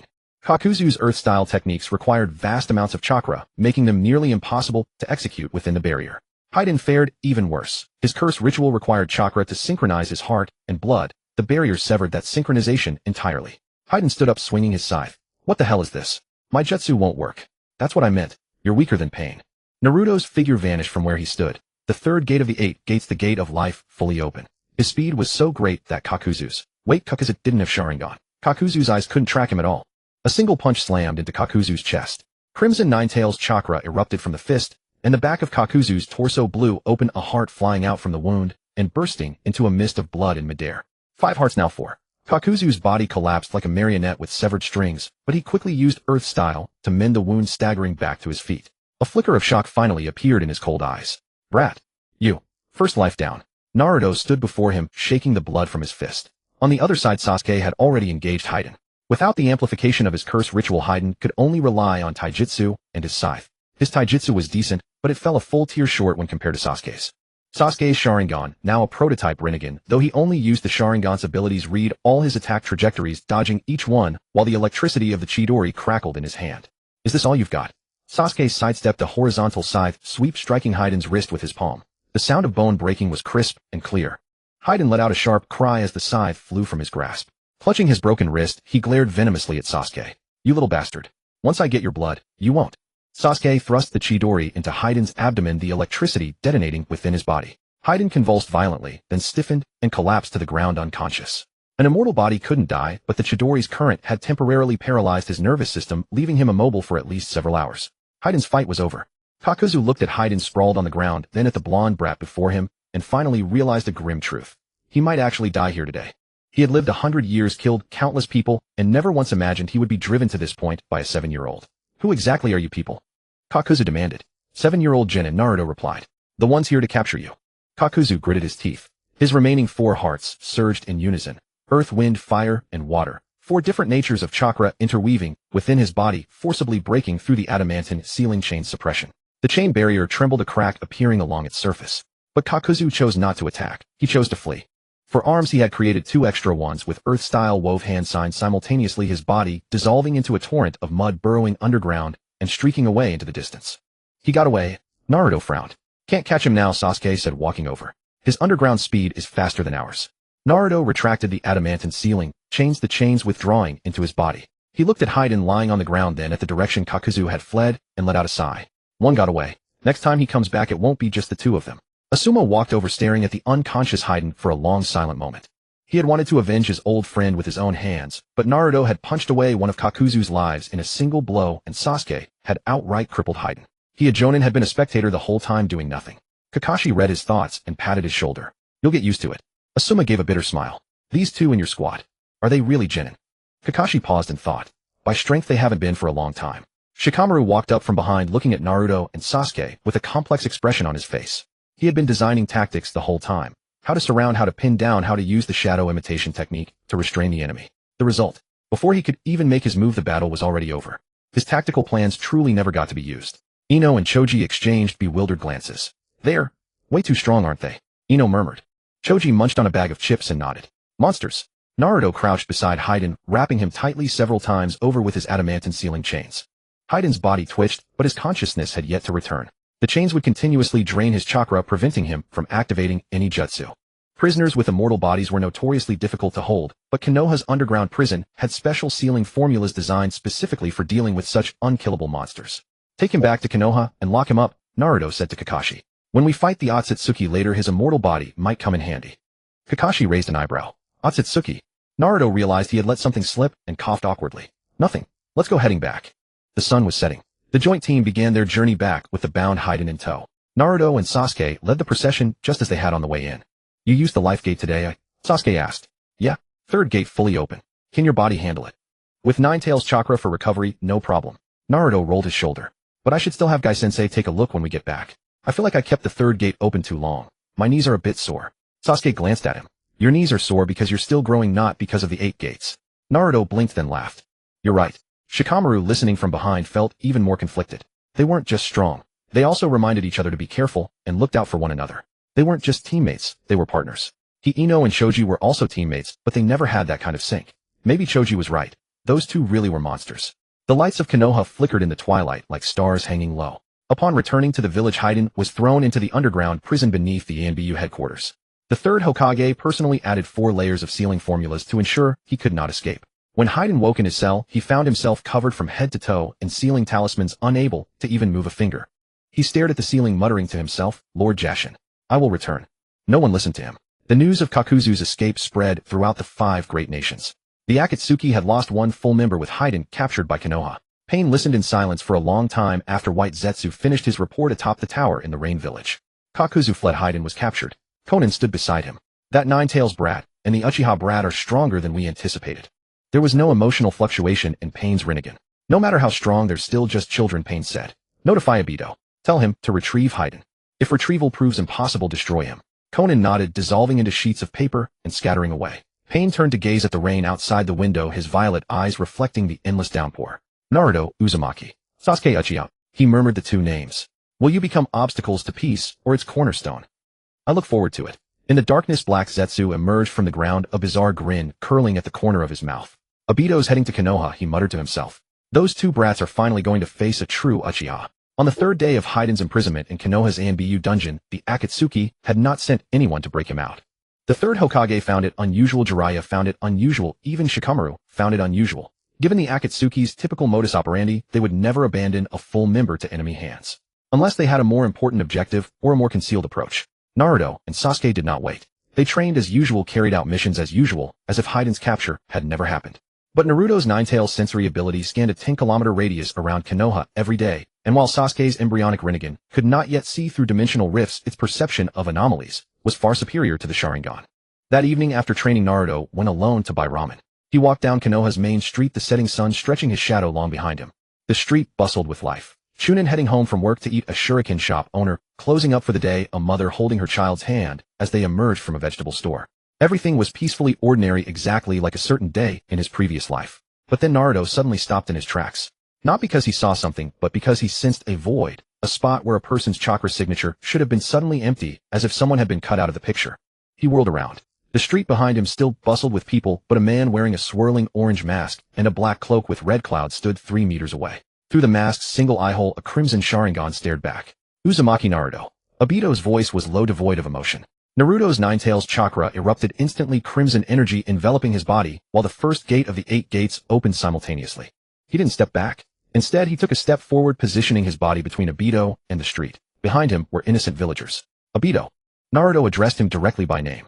The Sharingan behind the mask constricted slightly. You know who I am. I know far more than you think. Naruto's adamantine chains shot from his back. 16 chains unfurled into a semicircular defensive net in midair, but they did not strike. He knew that against Obito's Kimui, any physical attack would be useless unless he caught him at the exact moment of materialization. Obito was silent for a second, then laughed. The sound came from behind the mask, low, raspy, like sandpaper scraping wood. 2 brats, each one more interesting than the last. That Uchiha brat awakened the embryonic Rinnegan, and you, this brat, know everything about me. You two are no ordinary children. I told you we know more than you think. Then let me ask, did you know I was coming? Naruto stared at the eye behind the mask. You came to retrieve Haiden, but with your personality, you wouldn't break into the prison directly. You'd first test mine and Sasuke's strength, then decide your next move. Obito's Sharingan spun, the Mangekyō pattern emerging against the crimson backdrop. Correct. So, let me see just how strong you really are. His body warped, twisting like water spiraling down a drain, vanishing into thin air. Naruto didn't move. He knew where Obito had gone. Not to the prison, but to Training Ground 3. Sasuke was there. Sasuke was indeed at Training Ground 3. He sat alone in the center of the training ground, eyes closed, his sunglasses set aside. The embryonic Rinnegan rotated slowly beneath his eyelids, perceiving every subtle chakra fluctuation within a 1-kilometer radius. The moment Obito used Kimui, a void appeared in Sasuke's perception. Not a chakra signature disappearing, but one leaping instantaneously from one point in space to another. Space-time jutsu. Sasuke opened his eyes, his violet concentric ringed pupils focusing on a spot 10 meters ahead. Obito emerged from the void, silent, as a figure surfacing from still water. Uchiha Obito. Sasuke rose to his feet, no sunglasses now, the violet pupils of his Rinnegan glowing faintly in the twilight. Obito stared at Sasuke's eyes for several seconds. Orochimaru's Hashirama cell experiment succeeded. No, this isn't a transplant. This is resonance. You and that nine-tails brat are using Indra and Ashura's chakra in resonance. Sasuke didn't answer. You came to retrieve Haiden, but you're more interested in confirming our strength. Clever boy. Obito raised his right hand palm, aimed at Sasuke. Then do you know what I'm about to do? Kimui.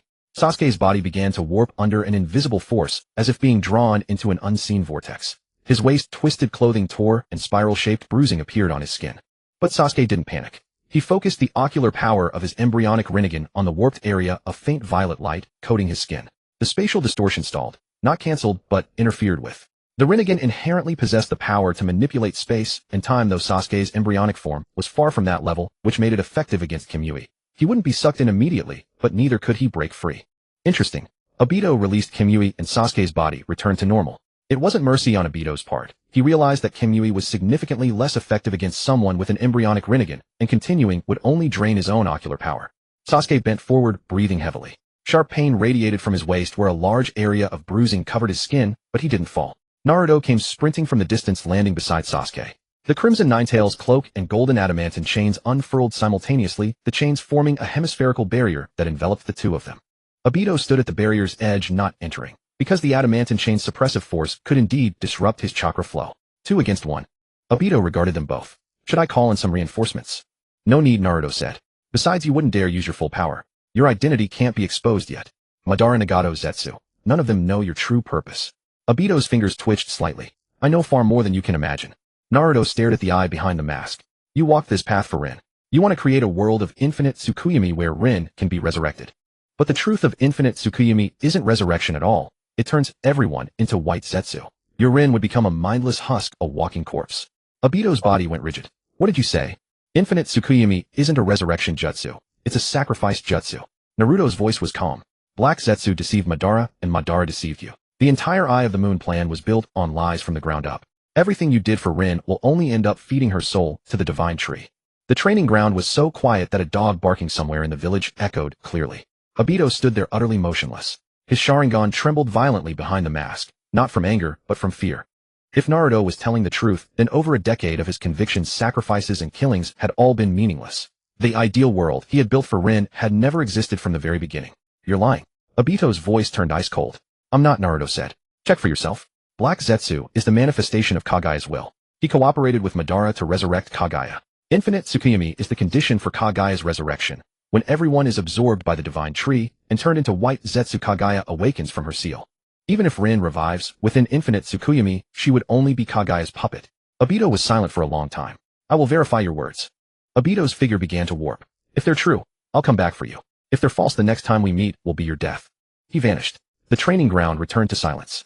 Naruto retracted his adamantine, changed the Nine-Tails cloak receding into his body. He turned to look at Sasuke and saw the large bruising on his side, torn clothing, and spiral-shaped wounds on his skin. You okay, eh? Won't die. Sasuke straightened up using medical ninjutsu to treat the wounds simply. But he's right. The next time we meet, it'll be a fight to the death. Will he come back? Yes. Sasuke said. He needs to verify what we said. And there's only one way to verify it. Go ask Black Zetsu or go ask Madara. Either way, he'll discover we were telling the truth. And when that happens, he might just become our ally. Naruto sighed. An ally. The one who killed the fourth Mizukage, the one whose actions led to Rin's death, the one behind the Uchiha clan massacre. He's also a pitiful man who was deceived for over a decade. Sasuke said. The two fell silent for a moment. Come on, let's get ramen. My treat. Naruto patted Sasuke on the shoulder. That's the third time today you've treated. Celebrating the fact that we didn't get killed by Obito. Sasuke didn't say anything, but followed Naruto in the direction of Ichiraku Ramen. In the distance behind the window of the Hokage's office, the third Hokage lowered his telescope. Obito, that child is still alive. The third's voice trembled slightly. Jiraiya stood beside him, expression grave. The Madara, who's alive, is a fake. The real Madara is dead. This Obito is a survivor of the Uchiha clan, saved by Madara, deceived by Black Zetsu, and turned into what he is now. The third closed his eyes. Konoha has failed the Uchiha clan. Too much. So this life must repay it. Jiraiya said. The third nodded and said nothing more. In the night sky over Konoha, the first star appeared. On a distant cliff, Obito stood atop a large tree, the eyes behind his mask fixed on the lights of Konoha. Infinite Tsukuyomi is a lie. He repeated Naruto's words in a low voice. Rin won't be resurrected. His hand clenched into a fist, veins bulging. Black Zetsu. Obito growled. Black Zetsu's figure emerged from the ground. You called it. Obito seized Black Zetsu by the throat and slammed him against the tree trunk. The truth of Infinite Tsukuyomi. Can it actually resurrect people or not? Black Zetsu's single yellow. I regarded him calmly. Of course it can. Why couldn't it? Swear it. Obito's Sharingan spun the Mangekyō pattern, closing in on Black Zetsu's face. Swear it in Kagaya's name. Black Zetsu fell silent. That brief silence was enough for Obito to know the answer. He released his grip and Black Zetsu slid to the ground.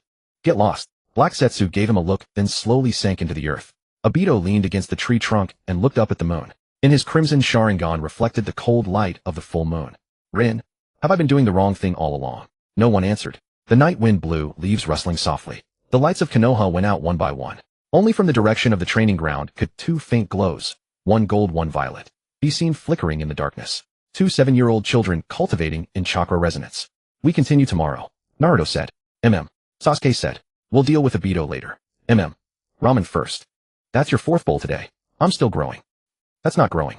That's a growing stomach. 3 days after Obito's departure, Konoha returned to a surface calm. But both Naruto and Sasuke knew that this tranquility was but a brief respite before the approaching storm.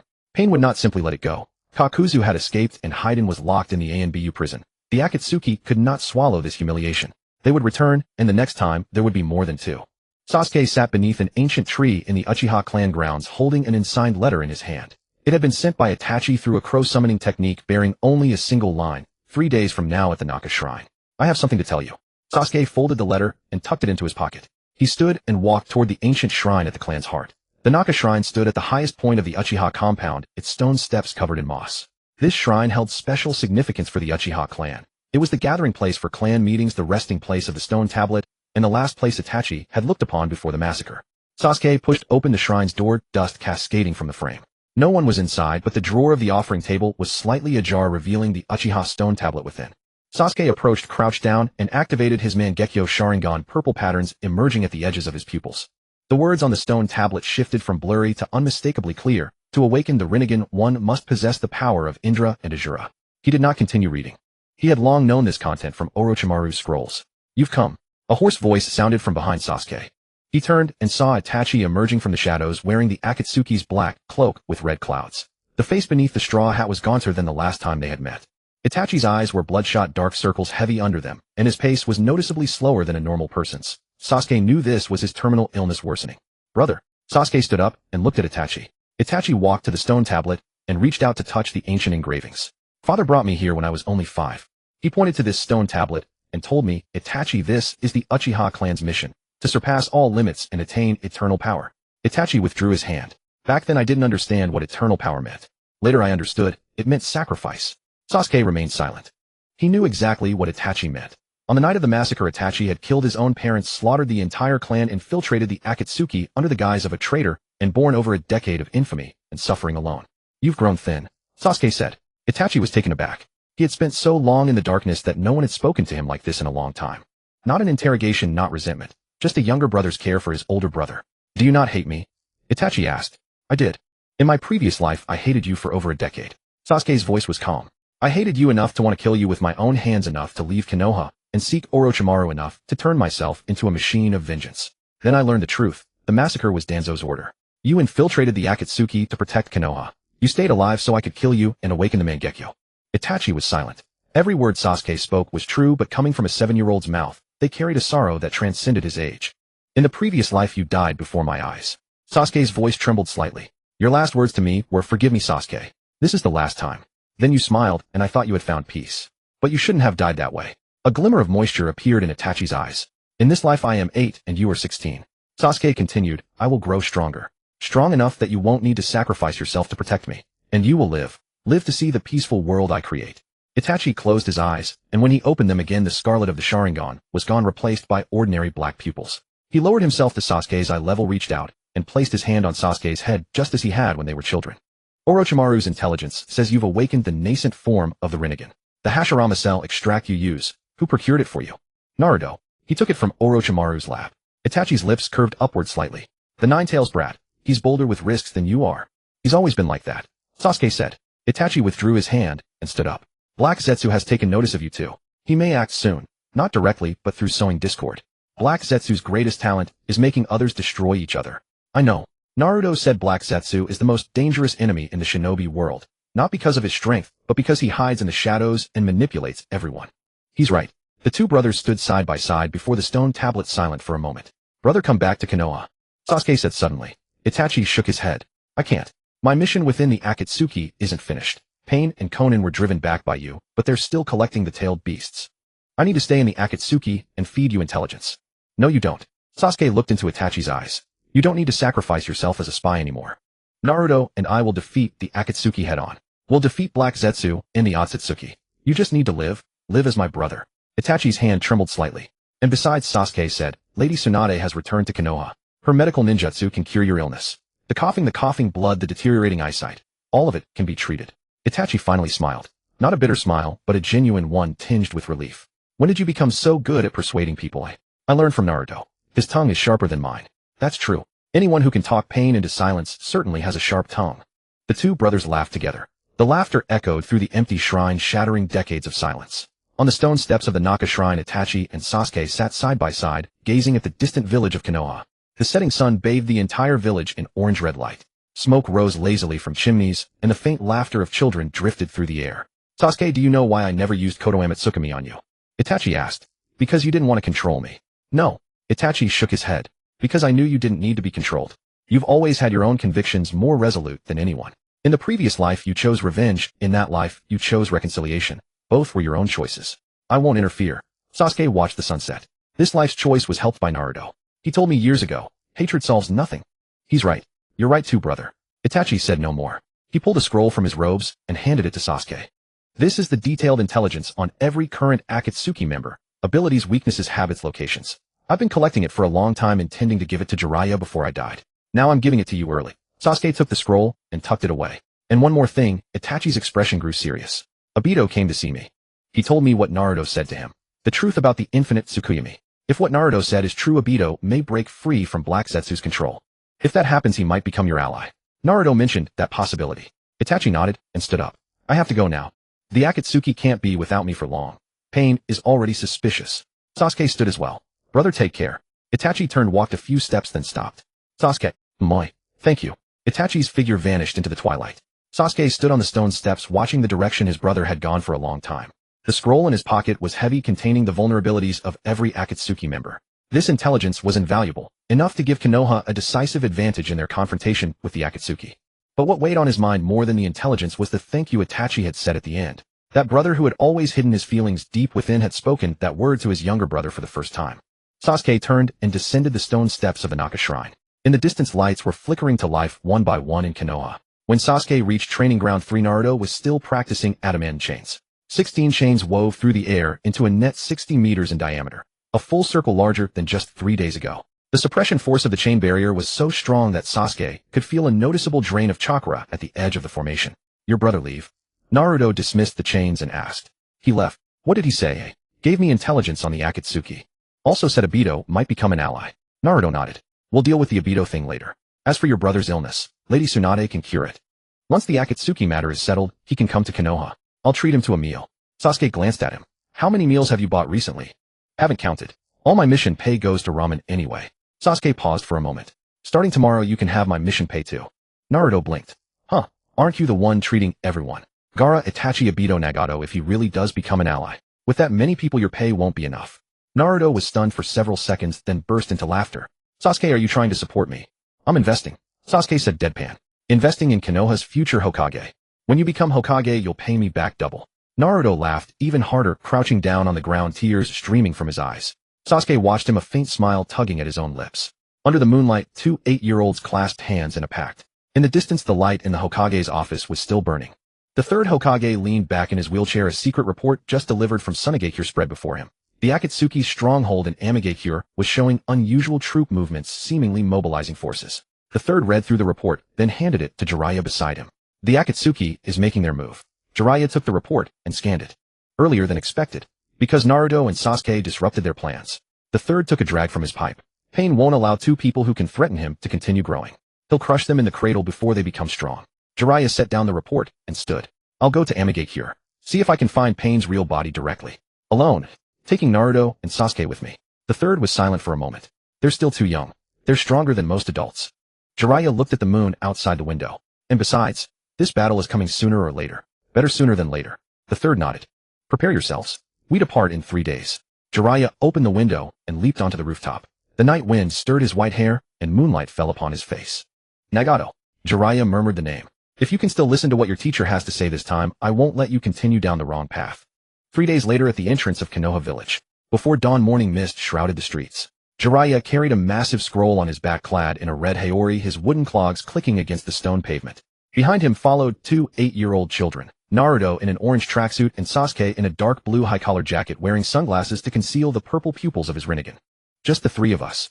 Naruto asked. Just the 3 of us, Jiraiya replied without turning back. More people would make it easier to be discovered. The Rain Village was Pain's territory, and his Rain Tiger at technique could sense the chakra of any intruder. Sasuke adjusted his sunglasses. So how will you infiltrate? I won't infiltrate. I'll go straight through the front gate. Jiraiya stopped and turned to face his 2 students. I'm going to talk to Nagato not to steal anything. Enter with dignity, speak with dignity. Naruto and Sasuke exchanged a glance. Jiraiya spoke lightly, but everyone knew that the Rain Village was not a place you could enter as you pleased. Pain's perception covered the entire village, any foreign chakra would be detected by him. Jiraiya's dignity meant he was prepared for battle. After leaving Konoha, the 3 traveled northwest for 2 days. On the evening of the 3rd day, a fine drizzle began to fall. The raindrops were dense and long, with a sticky cold dampness against the skin. We've entered the Rain Village's territory. Jiraiya caught a few raindrops in his hand. This is Pain's Rain Tiger technique. Every raindrop carries the user's chakra, allowing him to sense the location and chakra intensity of everyone in the rain. Naruto closed his eyes, activating his Nine-Tails perception to the fullest. The raindrops indeed carried an extremely faint chakra. If Jiraiya hadn't pointed it out, he would never have noticed. Pain's control over chakra had reached an appalling level of precision. He should have sensed us by now. Naruto opened his eyes. Of course. Jiraiya continued walking. So there's no need to hide. Head straight to the central tower of the village. He's surely waiting for us there. The Rain Village was a city of countless towers and iron bridges perpetually shrouded in rain. The streets were empty residents hiding indoors with doors and windows tightly shut. The air reeked of rust and moisture, and occasionally a stray cat darted through the alleys. The three crossed an iron bridge and arrived at the central square of the village. Before the square stood a towering pagoda with a human silhouette at its peak. Pain stood there. Conan stood beside him, paper fluttering in the rain without being soaked. Master Jiraiya. Pain's voice drifted down from above cold, as if reciting a lesson. You brought two brats to die. Jiraiya looked up at his former disciple, a mix of emotions churning within him. Nagato, I've come to talk. Talk about what? Talk about peace. Mutual understanding. Pain's voice carried a hint of sarcasm. You've been a ninja for so many years, you should know. Peace is never achieved through talk. It is forged through power. Jiraiya did not refute. He untied the scroll from his waist, spread it on the ground, and formed hand seals, summoning jutsu. In a puff of smoke, three giant toads, Gamaken, Gamahiro, and Gamabunta, appeared simultaneously, landing in the square and shaking the ground. Naruto, Sasuke, you deal with Conan. Jiraiya leaped onto Gamabunta's head. I'll handle Pain. Naruto frowned. Master Jiraiya, you alone. This is an order. Jiraiya's tone brooked no argument. Naruto wanted to say more, but Sasuke tugged his sleeve. Follow his lead, Sasuke said quietly. He knows Pain better than we do. Gamabunta drew the short sword at his waist and charged toward the pagoda. Pain raised his right hand. Almighty push. An invisible repulsive force sent Gamabunta flying, tumbling several times in the air before crashing into two iron bridges and coming to a stop. But Jiraiya had already jumped off in advance, forming hand seals. Sage art hair needle Sunban. Countless hardened hairs turned into Sunban needles, raining down on Pain like a storm. Almighty push was still on cooldown, so Pain could only evade with taijutsu. His body twisted in midair, dodging most of the Senbon, but a few grazed his arm, leaving thin trails of blood. Jiraiya's eyes lit up. The Sunban were imbued with his sage chakra, which would continuously erode Pain's chakra pathways upon contact. But Pain merely frowned, plucked out the Senbon, and the wounds healed rapidly. His body was a puppet controlled by Nagato, devoid of pain, and damaged parts could be replaced with spares. Master Jiraiya, you've grown old. Pain landed, forming hand seals, summoning jutsu. In the smoke, a giant chameleon, a multi-headed dog, and a gigantic crow appeared. The three summoned beasts surrounded Jiraiya, and the multi-headed dog lunged at him with its gaping maw. Naruto could no longer contain himself. He slammed his hands on the ground, adamantine sealing chains. 16 golden chains shot out from his back, instantly entangling all the heads of the multi-headed dog. The Nine-Tails chakra infused in the chains drained the dog's chakra, and the summoned beast's body began to turn translucent, disappearing with a reluctant whimper. Pain's gaze shifted to Naruto. Brat, your chains are indeed troublesome. Naruto did not reply, or the chains wove into a large net in the air, descending upon Pain. Pain did not use Almighty Push this time. He knew the chains could drain chakra, and even Almighty Push would be partially neutralized. He opted for a more direct method, universal pull. The gravitational force pulled Naruto toward Pain.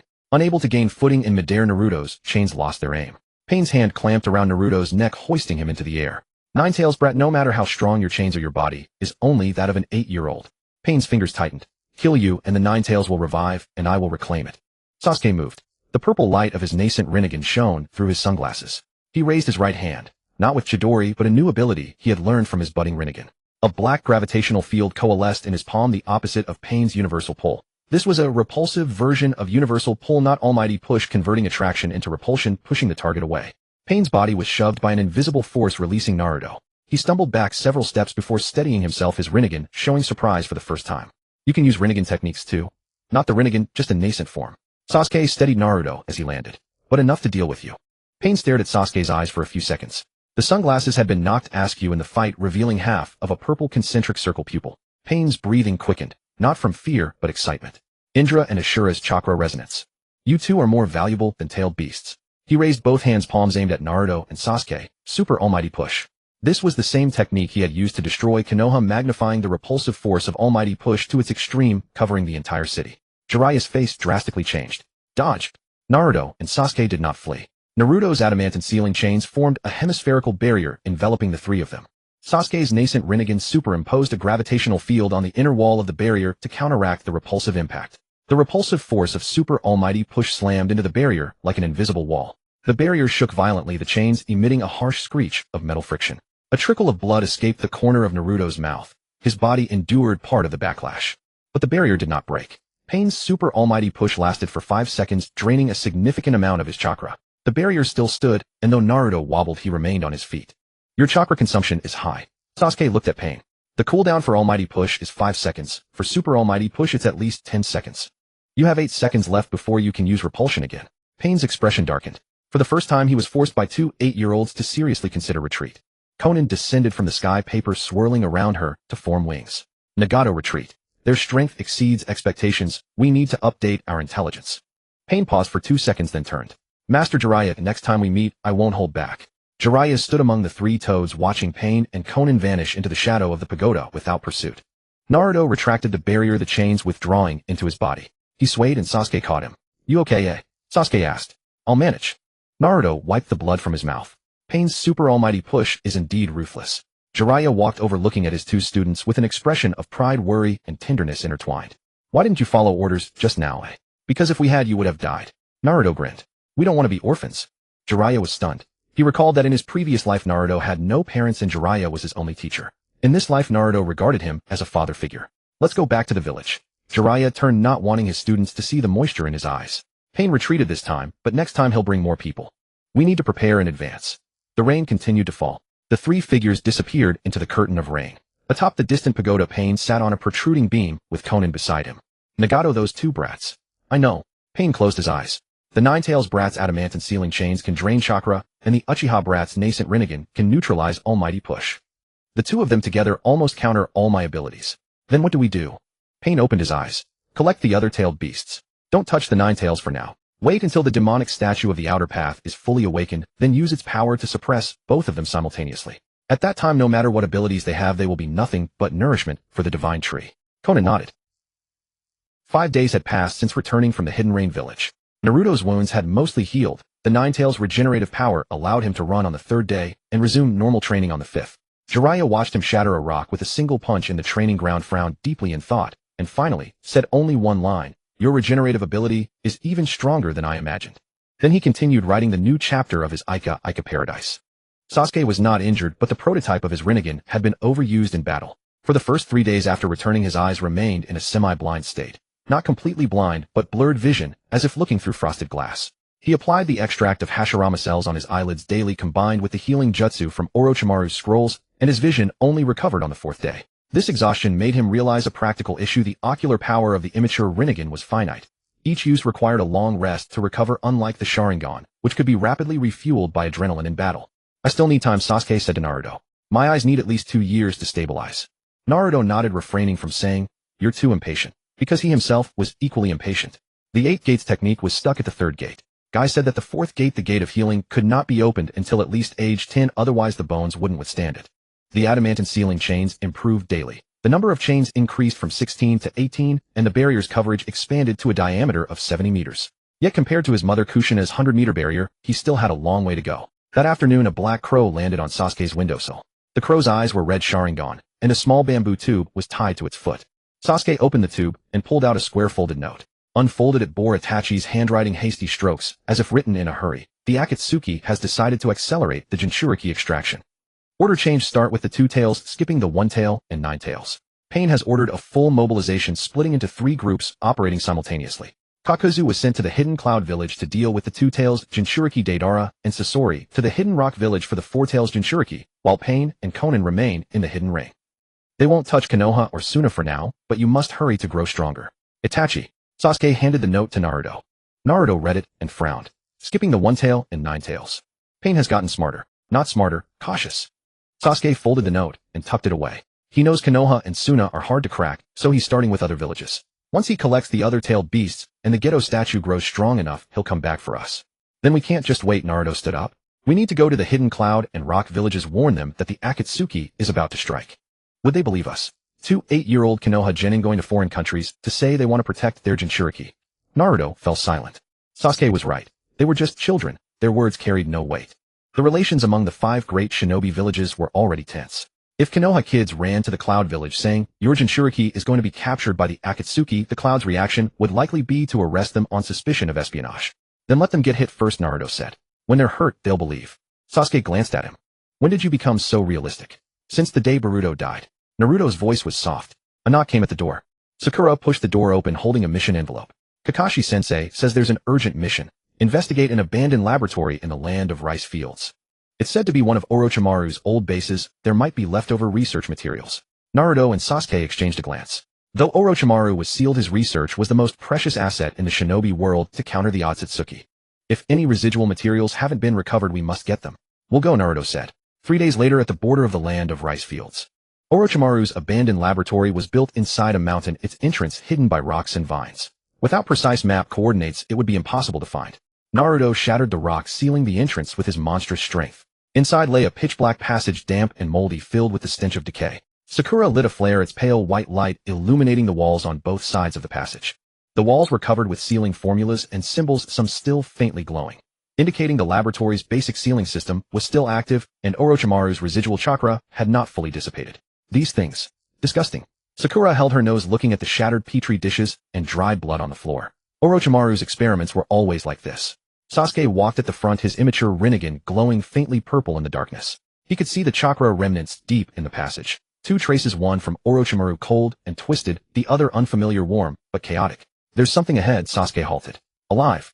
Naruto's Ninetales sensing also caught it. At the end of the passage in a room, a faint, irregularly pulsing chakra reaction. It felt neither human nor animal, more like a hybrid of the two.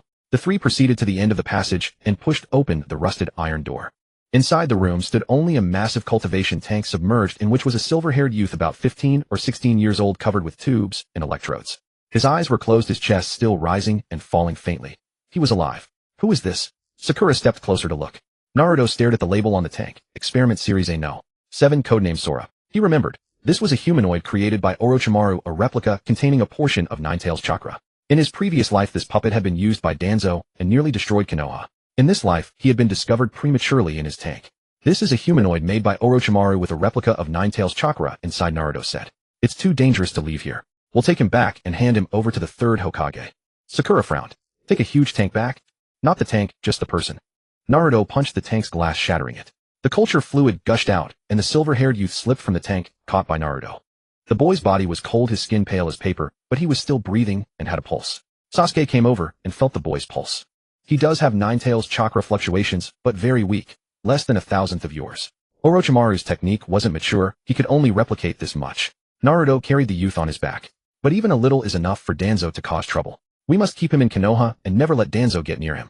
The 3 left the laboratory with the silver-haired youth. On the way back, Sakura kept staring at the boy, feeling that his face was somehow familiar. Only when they were almost back to Konoha did it suddenly hit her. The boy's facial features bore a 3-part resemblance to Naruto. Naruto, could he be? Sakura hesitated. No, Naruto knew what she wanted to ask. It's just Orochimaru's cloning experiment using a sample of my cells. He has no blood relation to me. He's just an experiment. Sakura breathed a sigh of relief but still felt uneasy. After returning to Konoha, the 3rd Hokage personally interrogated the silver-haired youth. When the boy woke up, he remembered nothing. Not his name, not where he came from, and could barely speak coherently. His gaze resembled that of a newborn animal, fearful, curious, with a hint of instinctive trust. He poses no threat. The 3rd said to Naruto, I'll send him to Konoha Hospital for observation by the medical department. If he's willing, he can stay and live in Konoha. Naruto nodded. Don't let Danzo near him. The 3rd's expression darkened. I know. The silver-haired youth was taken away. As he left, he glanced back at Naruto, his eyes carrying an inexplicable dependence. Perhaps because Naruto's Ninetales chakra was of the same origin as the replica inside him, instinctively making him feel that Naruto was akin. Naruto didn't look back. It wasn't coldness. It was to spare the boy from false hope. He will live well, Sasuke said, standing beside Naruto. You saved him. Does this count as changing another piece of the future? Naruto finally turned his head to look at Sasuke. Yes. Every day we live, we change the future. Sasuke didn't respond, but the corner of his mouth lifted slightly. A few days later, Itachi's crow brought another letter. The letter was short, only 2 lines. Pain has sent Kakuzu to the Hidden Cloud Village. They strike in 3 days. When Itachi's letter arrived at Konoha, only 3 days remained before Kakuzu's attack. After reading it, Naruto rushed straight into the Hokage's office without a second thought. The 3rd Hokage, leaning back in his wheelchair with a bowl of medicine, nearly choked as Naruto burst in like a whirlwind. 3rd Grandpa Kimogakure is in trouble. The Akatsuki is going after the Two-Tails Jinchuriki. The 3rd set down his bowl and wiped the corner of his mouth. I know. Jiraiya already showed me Itachi's intel. Then we need to send reinforcements. The 3rd was silent for a few seconds. Naruto, Kimogakure, and Konoha have never had good relations. If we send people to say, your Jinchuriki is in danger, will they believe us? They'd probably arrest our ninja before the Akatsuki even makes a move. Then we go quietly, Naruto said. Sasuke and I will go alone without forehead protectors, without revealing our identity. When the Akatsuki shows up, we'll help them fight them off. By then they'll know who helped them. The 3rd looked at Naruto, then at Sasuke, who had followed him in. 2 8-year-old children, their eyes filled with unwavering resolve. The 3rd sighed. If something happens to you, how am I supposed to face Jiraiya? Nothing will happen, Naruto said. We fought Pain, we fought Kakuzu, and hiding we fought Obito. Kakuzu alone is no match for the 2 of us. The third deliberated for a long time before finally nodding. You can go, but Kakashi must follow you. He won't engage, only provide backup from a distance. That's the bottom line. Naruto wanted to argue, but Sasuke nudged him. Fine, Sasuke said. Kakashi-sensei comes along, but he doesn't intervene. The third pulled out a mission scroll from his drawer and signed it. This is a B-rank mission. Investigate Akatsuki movements near Kumogakure. If you encounter combat, all means are permitted. Naruto took the scroll, a wide grin spreading across his face. Thanks, third grandpa. Kumogakure sat nestled deep within the mountains of the land of lightning, perpetually shrouded in clouds and mist. The village was built atop a mountain peak surrounded by sheer cliffs and bottomless ravines. Naruto and Sasuke spent a full day and a half traveling, with Kakashi trailing far behind at a distance that allowed him to respond but remain undetected. They reached the outskirts of Kumogakure in the evening. The setting sun painted the sea of clouds a fiery orange, and the distant village appeared and disappeared amidst the mist. Kakuzu hasn't arrived yet, Naruto said, crouching on a large tree branch. I can sense several strong chakra signatures in the village, probably the Raikage and the 8 Tails Jinchuriki. What about the 2 Tails Jinchuriki? Sasuke asked. Naruto concentrated for a moment. East side of the village at the training grounds by the mountain's base. There's a fluctuating chakra wave. That's probably her. Yujito, the Jinchuriki of the 2 Tails Matatabi, was an elite jonin of Kumogakure. With complete control over her tailed beast transformation, her combat prowess was second only to the Raikage himself. But in the original story, she had been defeated by Haiden and Kakuzu, working together, her 2 tails extracted from her body. In this life, Haiden was imprisoned in Konoha, leaving Kakuzu alone. A 2-on-1 fight. Yujito, Naruto, and Sasuke against Kakuzu. The outcome seemed almost certain. We wait, Naruto said. We strike only when Kakuzu makes his move. Otherwise they'll take us for intruders. Night fell. The mountain mist thickened, visibility dropping to less than 10 meters. Through his sensory abilities, Naruto detected a chakra signature rapidly approaching from underground. Earth-style, subterranean voyage. Kakuzu was coming, and he wasn't alone. 2 unfamiliar chakra signatures flanked him. White Zetsu clones, fodder meant to distract and restrain. He's here. Naruto leapt from the branch, the 9 Tails chakra cloak instantly enveloping his body. Sasuke followed close behind, the purple glow of his Rinnegan piercing through his dark glasses. Kakuzu emerged from the ground, landing on the training grounds at the mountain's base. Less than 20 meters away, Yujito was training alone. She wore the blue form-fitting attire of Kumogakure, her long golden hair tied in a high ponytail, her emerald eyes gleaming like 2 green gems in the mist. Akatsuki. Yujito assumed a combat stance, blue-tailed beast chakra enveloping her hands. Kakuzu said nothing, his hands forming seals. Wind-style pressure damage. A colossal wall of wind pressure surged toward Yujito, tearing up stone slabs from the ground and ripping trees from their roots. Yujito leaped into the air, 2 blue tails manifesting behind her as her tailed beast chakra cloak covered her entire body. 2 tails formed stage 1. Her speed multiplied, allowing her to evade the brunt of the wind pressure and strike at Kakuzu from the side. Kakuzu's arms suddenly stretched. Earth grudge, fear tendrils. Black tendrils extended from his joints, ensnaring Yujito's ankle. The chakra-absorbing properties of the tendrils began siphoning her tailed beast chakra. Damn it. Yujito used a burst of tailed beast chakra to blast the tendrils apart, but a portion of her chakra had been drained and her speed faltered. At that moment, the 2 white Zetsu clones emerged from the ground, seizing both of Yujito's arms simultaneously. Their bodies could absorb chakra, and her tailed beast cloak began to fade. Kakuzu's tendril struck again, this time aimed at Yujito's chest. He intended to extract the 2 tails chakra directly. Naruto made his move. 18 chains of adamantine sealing chains shot out from the mist, instantly ensnaring all of Kakuzu's tendrils. The 9 tails chakra surging through the chains drained the chakra from the tendrils, causing them to droop like withered vines. Kakuzu's face twisted. You again. Naruto emerged from the mist, his crimson 9 tails cloak rippling in the night breeze. Long time no see, Kakuzu. You ran pretty fast last time. Sasuke appeared from another direction, Chidori crackling in his palm, and with a single lightning blade impaled both white Zetsu clones. The white Zetsu clones let out piercing screams as they dissolved into white sludge, collapsing to the ground.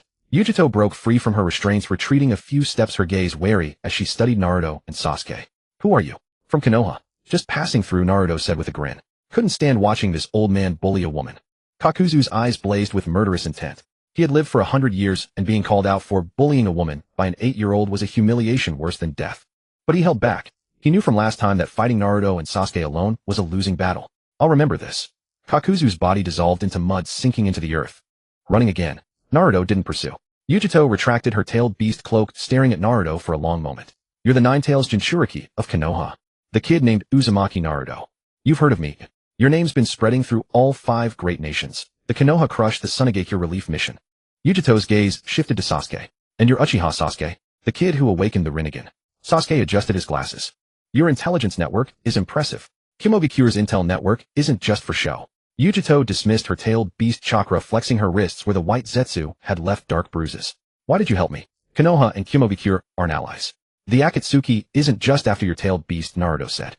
They're collecting all the tailed beasts to revive the 10 tails and destroy the world. By helping you, we're helping ourselves. Yujito was silent for a moment. The Raikage won't believe you. He doesn't need to, Sasuke said. You do. It's your life on the line. Yujito looked at these two 8-year-olds, a complex emotion flickering in her eyes.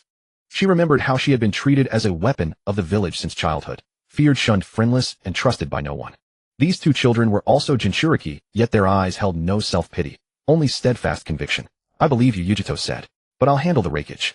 You should leave before the patrols find you. Naruto nodded. Next time Kakuzu comes, he won't be alone. Haiden's locked up in Konoha, but the Akatsuki has other members. If you see a man with an orange spiral mask, don't hesitate, run. That guy's abilities are 100 times more troublesome than Kakuzu's. Yujito took note. Where are you headed next? Back to Konoha. Naruto turned. Take care. Naruto and Sasuke disappeared into the mist. Yujito stood there watching the direction they had gone for a long time. On a distant mountain peak, the Raikage stood by the window of his office, binoculars in hand. He had witnessed the entire battle. Two brats from Konoha repelling an S-rank rogue ninja of the Akatsuki and saving his Jinchuriki. Interesting. The Raikage lowered his binoculars. The younger generation of Konoha is stronger than ours. His secretary Mabui spoke softly. Should I contact Konoha? Not yet, the Raikage said, sinking back into his chair. Let's see what they're after first. If those two brats truly came just to help, then Konoha has gained a potential ally. But if they have other motives? He left the sentence unfinished. On the mountain path, Naruto and Sasuke walked under the moonlight. Kakashi emerged from the shadows in the distance, a faint smile in his listless eyes. Mission accomplished. Kakuzu got away and the Two Tails Jinchuriki is unharmed, Naruto said. Let's head back. Kakashi nodded. After returning from the Hidden Cloud Village, Naruto couldn't sleep well for several consecutive nights. It wasn't because of injuries, but because of dreams. In his dreams, Boruto stood before him smiling and calling him dad. Then his body gradually dissolved into golden particles and vanished. Every time he woke, his pillow was damp. He didn't tell anyone about this, not even Sasuke. Kurama knew, but it didn't bring it up. Some wounds, if mentioned, only rubbed salt in them. Sasuke noticed Naruto's dark circles, but didn't ask. He had his own nightmares, Sarada's face blurring in the firelight, and Itachi collapsing before him with blood at the corner of his mouth. Two 8-year-old children, each carrying memories of a past life, like invisible boulders on their backs. By day they trained and fought, by night they struggled through nightmares. One morning Naruto went to Training Ground 3 as usual. Pushing open the door, he stopped in his tracks. In the center of the training ground stood a figure, wearing an orange spiral mask clad in a black cloak with red clouds, and behind the mask a single crimson Sharingan stared at him. Obito. Naruto's Nine Tails chakra erupted instantly. 18 chains of adamant and sealing chains shot from his back, weaving a defensive net in the air. Simultaneously, he scanned the surroundings with his Nine Tails sensory ability. There was no one else, only Obito. Don't be tense. Obito's voice came from behind the mask, different from last time. Less cold, more weary. I'm not here to fight. Naruto didn't retract the chains. Then what are you here for? To verify what you said. Obito took a step forward. The tips of the chains aimed at him, but he didn't stop. You said last time, infinite Tsukuyomi is a lie. Black Zetsu deceived Madara, and Madara deceived me. I went and checked. Naruto's pupils slightly narrowed. What did you find? Obito fell silent. Behind the mask, his Sharingan spun. The Mangekyō pattern surfaced against the crimson backdrop. Black Zetsu admitted it. His voice was low, as if speaking to himself. I made him swear on Kagaya's name. When I forced him to swear, his expression changed. That monster who had lived for over 1,000 years for the first time showed fear. Naruto slowly retracted some of the chains. So you know the truth now. I know part of it. Obito walked to a bench at the edge of the training ground and sat down as if he had aged 10 years. Infinite Tsukuyomi indeed cannot bring Rin back. Those trapped in Infinite Tsukuyomi have their chakra absorbed by the divine tree and are turned into white Zetsu. Their consciousness remains forever trapped in dreams until their bodies rot. Rin wouldn't be revived, as she'd only become a mindless husk. What do you plan to do? Obito lifted his head, his eyes behind the mask fixed on Naruto. What do you want me to do? Naruto walked up to Obito, stopping 2 steps away, looking up at this man who was a head taller than him. Leave the Akatsuki and join us. Share all your intel on Black Zetsu, Madara, and Kagaya with us. And then, atone. Atone. A trace of mockery tinged Obito's voice. I killed the 4th Mizukage, caused Rin's death, manipulated the Uchiha clan's massacre, and caused the deaths of the 4th Hokage and Kushina, your parents. Can atonement bring them back? Naruto's fists clenched. When Obito mentioned his parents, his heart felt like it was being squeezed hard by a hand. But he didn't strike, because he knew violence wouldn't solve anything. It can't bring them back. Naruto's voice was calm. But you can prevent others from dying. Boruto, my son, sacrificed his life to give me and Sasuke a chance to start over. I'm going to use this chance to save everyone. You can too. Obito stared into Naruto's eyes for a long time. Those blue eyes held no hatred, no anger. Only a seriousness that was hard to look at directly. You're stronger than your father, Obito said. Thanks. Naruto extended his hand. Obito looked at that small hand, hesitated for a few seconds, then reached out and grasped it. Cooperation is possible, but I have conditions. What conditions? First, my identity must remain hidden. If the people of Konoha knew I was Obito, they wouldn't accept me. I'll use the alias, Tobi, and operate with a mask. Second, I won't directly participate in battles against the Akatsuki. I can't bring myself to fight Pain and Konan. Third, when everything is over, I'll submit to judgment. Naruto nodded. Deal. Sasuke walked out from the shadows at the entrance of the training ground. He had been there all along, just not revealing himself, listening the whole time. One more condition, Sasuke said, approaching Obito. I want you to take me to see Black Zetsu. Obito glanced at him. You want to capture him? Not capture. Make him think we're still deceived by him. You continue acting as his pawn, and keep feeding intel to the Akatsuki. But the content of the intel will be decided by us. That way, through you, we can feed false information to the Akatsuki and lure them into traps. Obito was silent for a moment. You're even more cunning than your brother. I learned from my brother. Obito's mouth curved slightly behind the mask. Not quite a smile, but close. Fine. But I can't stay in Konoha. Black Zetsu's spies are spread across the 5 great nations. If I stay here, I'll be discovered. I'll be in an underground base outside the village, and you can contact me through summoning animals in emergencies. He pulled a small communication toad from his pocket, a breed cultivated by Jiraiya specially used for transmitting encrypted messages. Naruto took the toad and tucked it away. One last thing. Obito stood up, brushing dust off his cloak. Your parents, Minato and Kushina, their deaths I bear responsibility. When this is all over, I'll go to their graves and apologize. Naruto didn't answer. Obito's figure warped, twisted like a vortex by an invisible hand, and vanished into thin air. The training ground fell silent again. Sasuke walked over and stood beside Naruto. You almost punched him just now. I know. Naruto took a deep breath. But I held back. Rare. Naruto turned to look at Sasuke. Do you think he's trustworthy? Sasuke pondered. He has no reason to deceive us. With his abilities, if he really wanted to kill us, he wouldn't need to put on an act. Coming to us means he's truly at a dead end. Naruto nodded. I hope you're right. At the Hokage's office in Konoha, the 3rd Hokage had just taken his medicine when Tsunade pushed the door open and walked in. She wore a green coat, and the Ine seal on her forehead glimmered faintly in the light. She sat down in the chair across from the 3rd Hokage, crossing her legs. Old man, your body can't hold on much longer. Let me take over as Hokage. You retire and recover. The 3rd Hokage gave a wry smile. Still as direct as ever. Learn from you. Tsunade took a document from her coat and tossed it onto the desk. Jiraiya recommended me, and both advisors have agreed. It's only awaiting your approval. The 3rd Hokage picked up the document, read it for a long time, then signed. From today onward, you are the 5th Hokage. Tsunade took back the document and stood up. Don't worry. I won't let Konoha fall. She paused at the door. Those 2 kids, Naruto and Sasuke, Jiraiya told me about their origins. They came back from the future, right? The 3rd Hokage didn't answer, but he didn't deny it either. Tsunade pushed open the door. Interesting. From now on, I'll train them with everything I've got. She left, and the door closed. The 3rd Hokage leaned back in his wheelchair, gazing out the window. Minato Kushina, your son is more remarkable than you could ever have imagined. He murmured. Outside the window, the sun was setting. Naruto and Sasuke sat at a stall of Ichiraku ramen, each with a large bowl of noodles. Tsunade-sama became Hokage. Naruto said. Yeah, several years earlier than originally. That's a good thing. Naruto slurped his noodles. She's more decisive than the 3rd Hokage, more willing to use unconventional methods. It's good for our training too. Sasuke nodded. Should we tell Tsunade about Obito? Not yet. We'll tell her when the time is right. Naruto put down his chopsticks. If we tell her now, she won't believe it. An S-rank missing nin who killed the 4th Mizukage and harmed so many people in Konoha suddenly says, I want to be an ally. Who would believe that? True. Sasuke also set down his chopsticks. They both stared at the remaining broth in their bowls, silent for a while. Naruto. You dreamed of Boruto? Naruto's hand trembled slightly. Yeah, I dreamed of Sarada too. Neither of them spoke. The night breeze blew and the curtain of the ramen stall swayed in the wind. They'll come back to life, Naruto said. In another future. Yeah, in another future. Naruto picked up his bowl and drank every last drop of the broth. Sasuke did the same, finishing the final sip. Boss, another bowl. Naruto raised his hand. Me too, Sasuke said. In the distant darkness, Black Zetsu's head emerged half from the ground, staring at those 2 faint glows. Obito has betrayed us, he whispered. I need to inform Madara-sama. His body sank into the ground and vanished without a trace.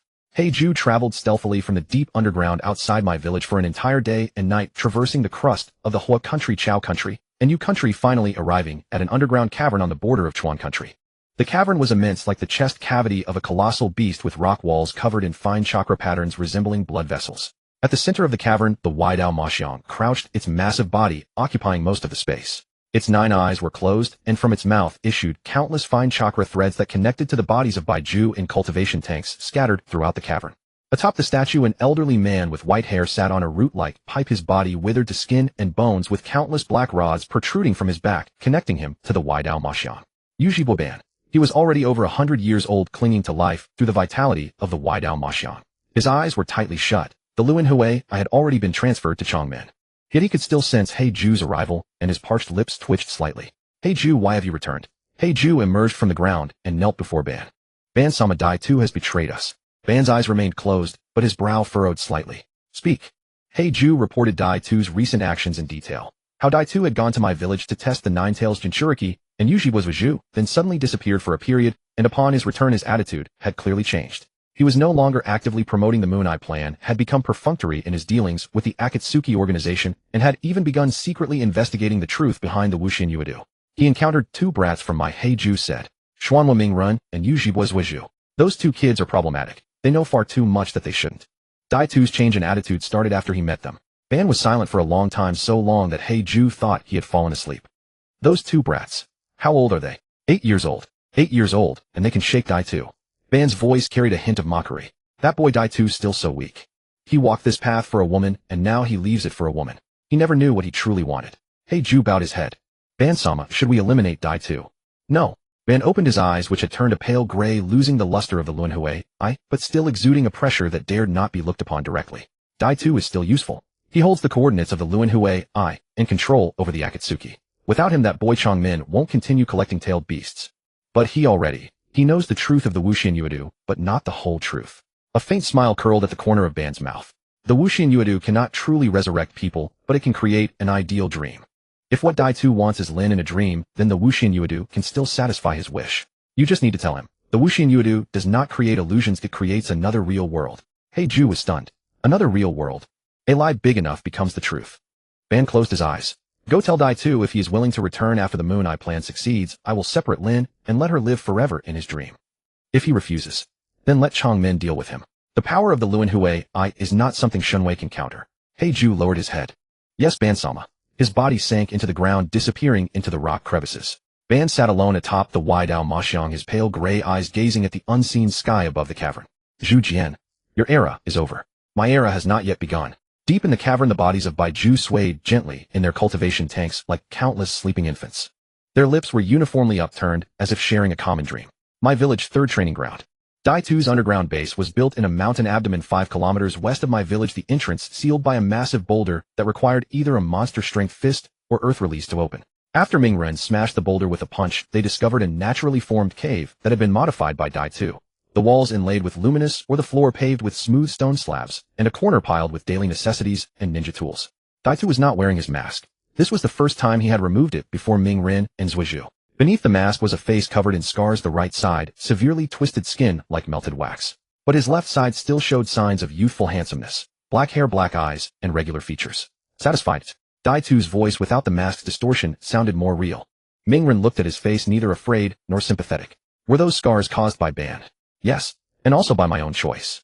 Dai-tu walked to the corner, took a scroll from a box, and spread it on a stone table. This is detailed information on all current members of the Akatsuki, including their abilities, weaknesses, habits, and hideouts.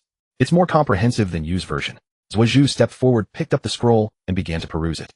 The information was indeed more detailed than Yu's. The exact locations of Jiao Du's 5 hearts, which elemental ninjutsu could counter Dita La's clay bombs, where Xie's puppet body was hidden within the Filiu, and how to break Xiao Nan's paper clone technique. If this information is genuine, then the Akatsuki is nothing to fear, Zhuizhu said. It's genuine, Dai-tu replied. I've spent over a decade gathering this data. It's not meant to deceive you.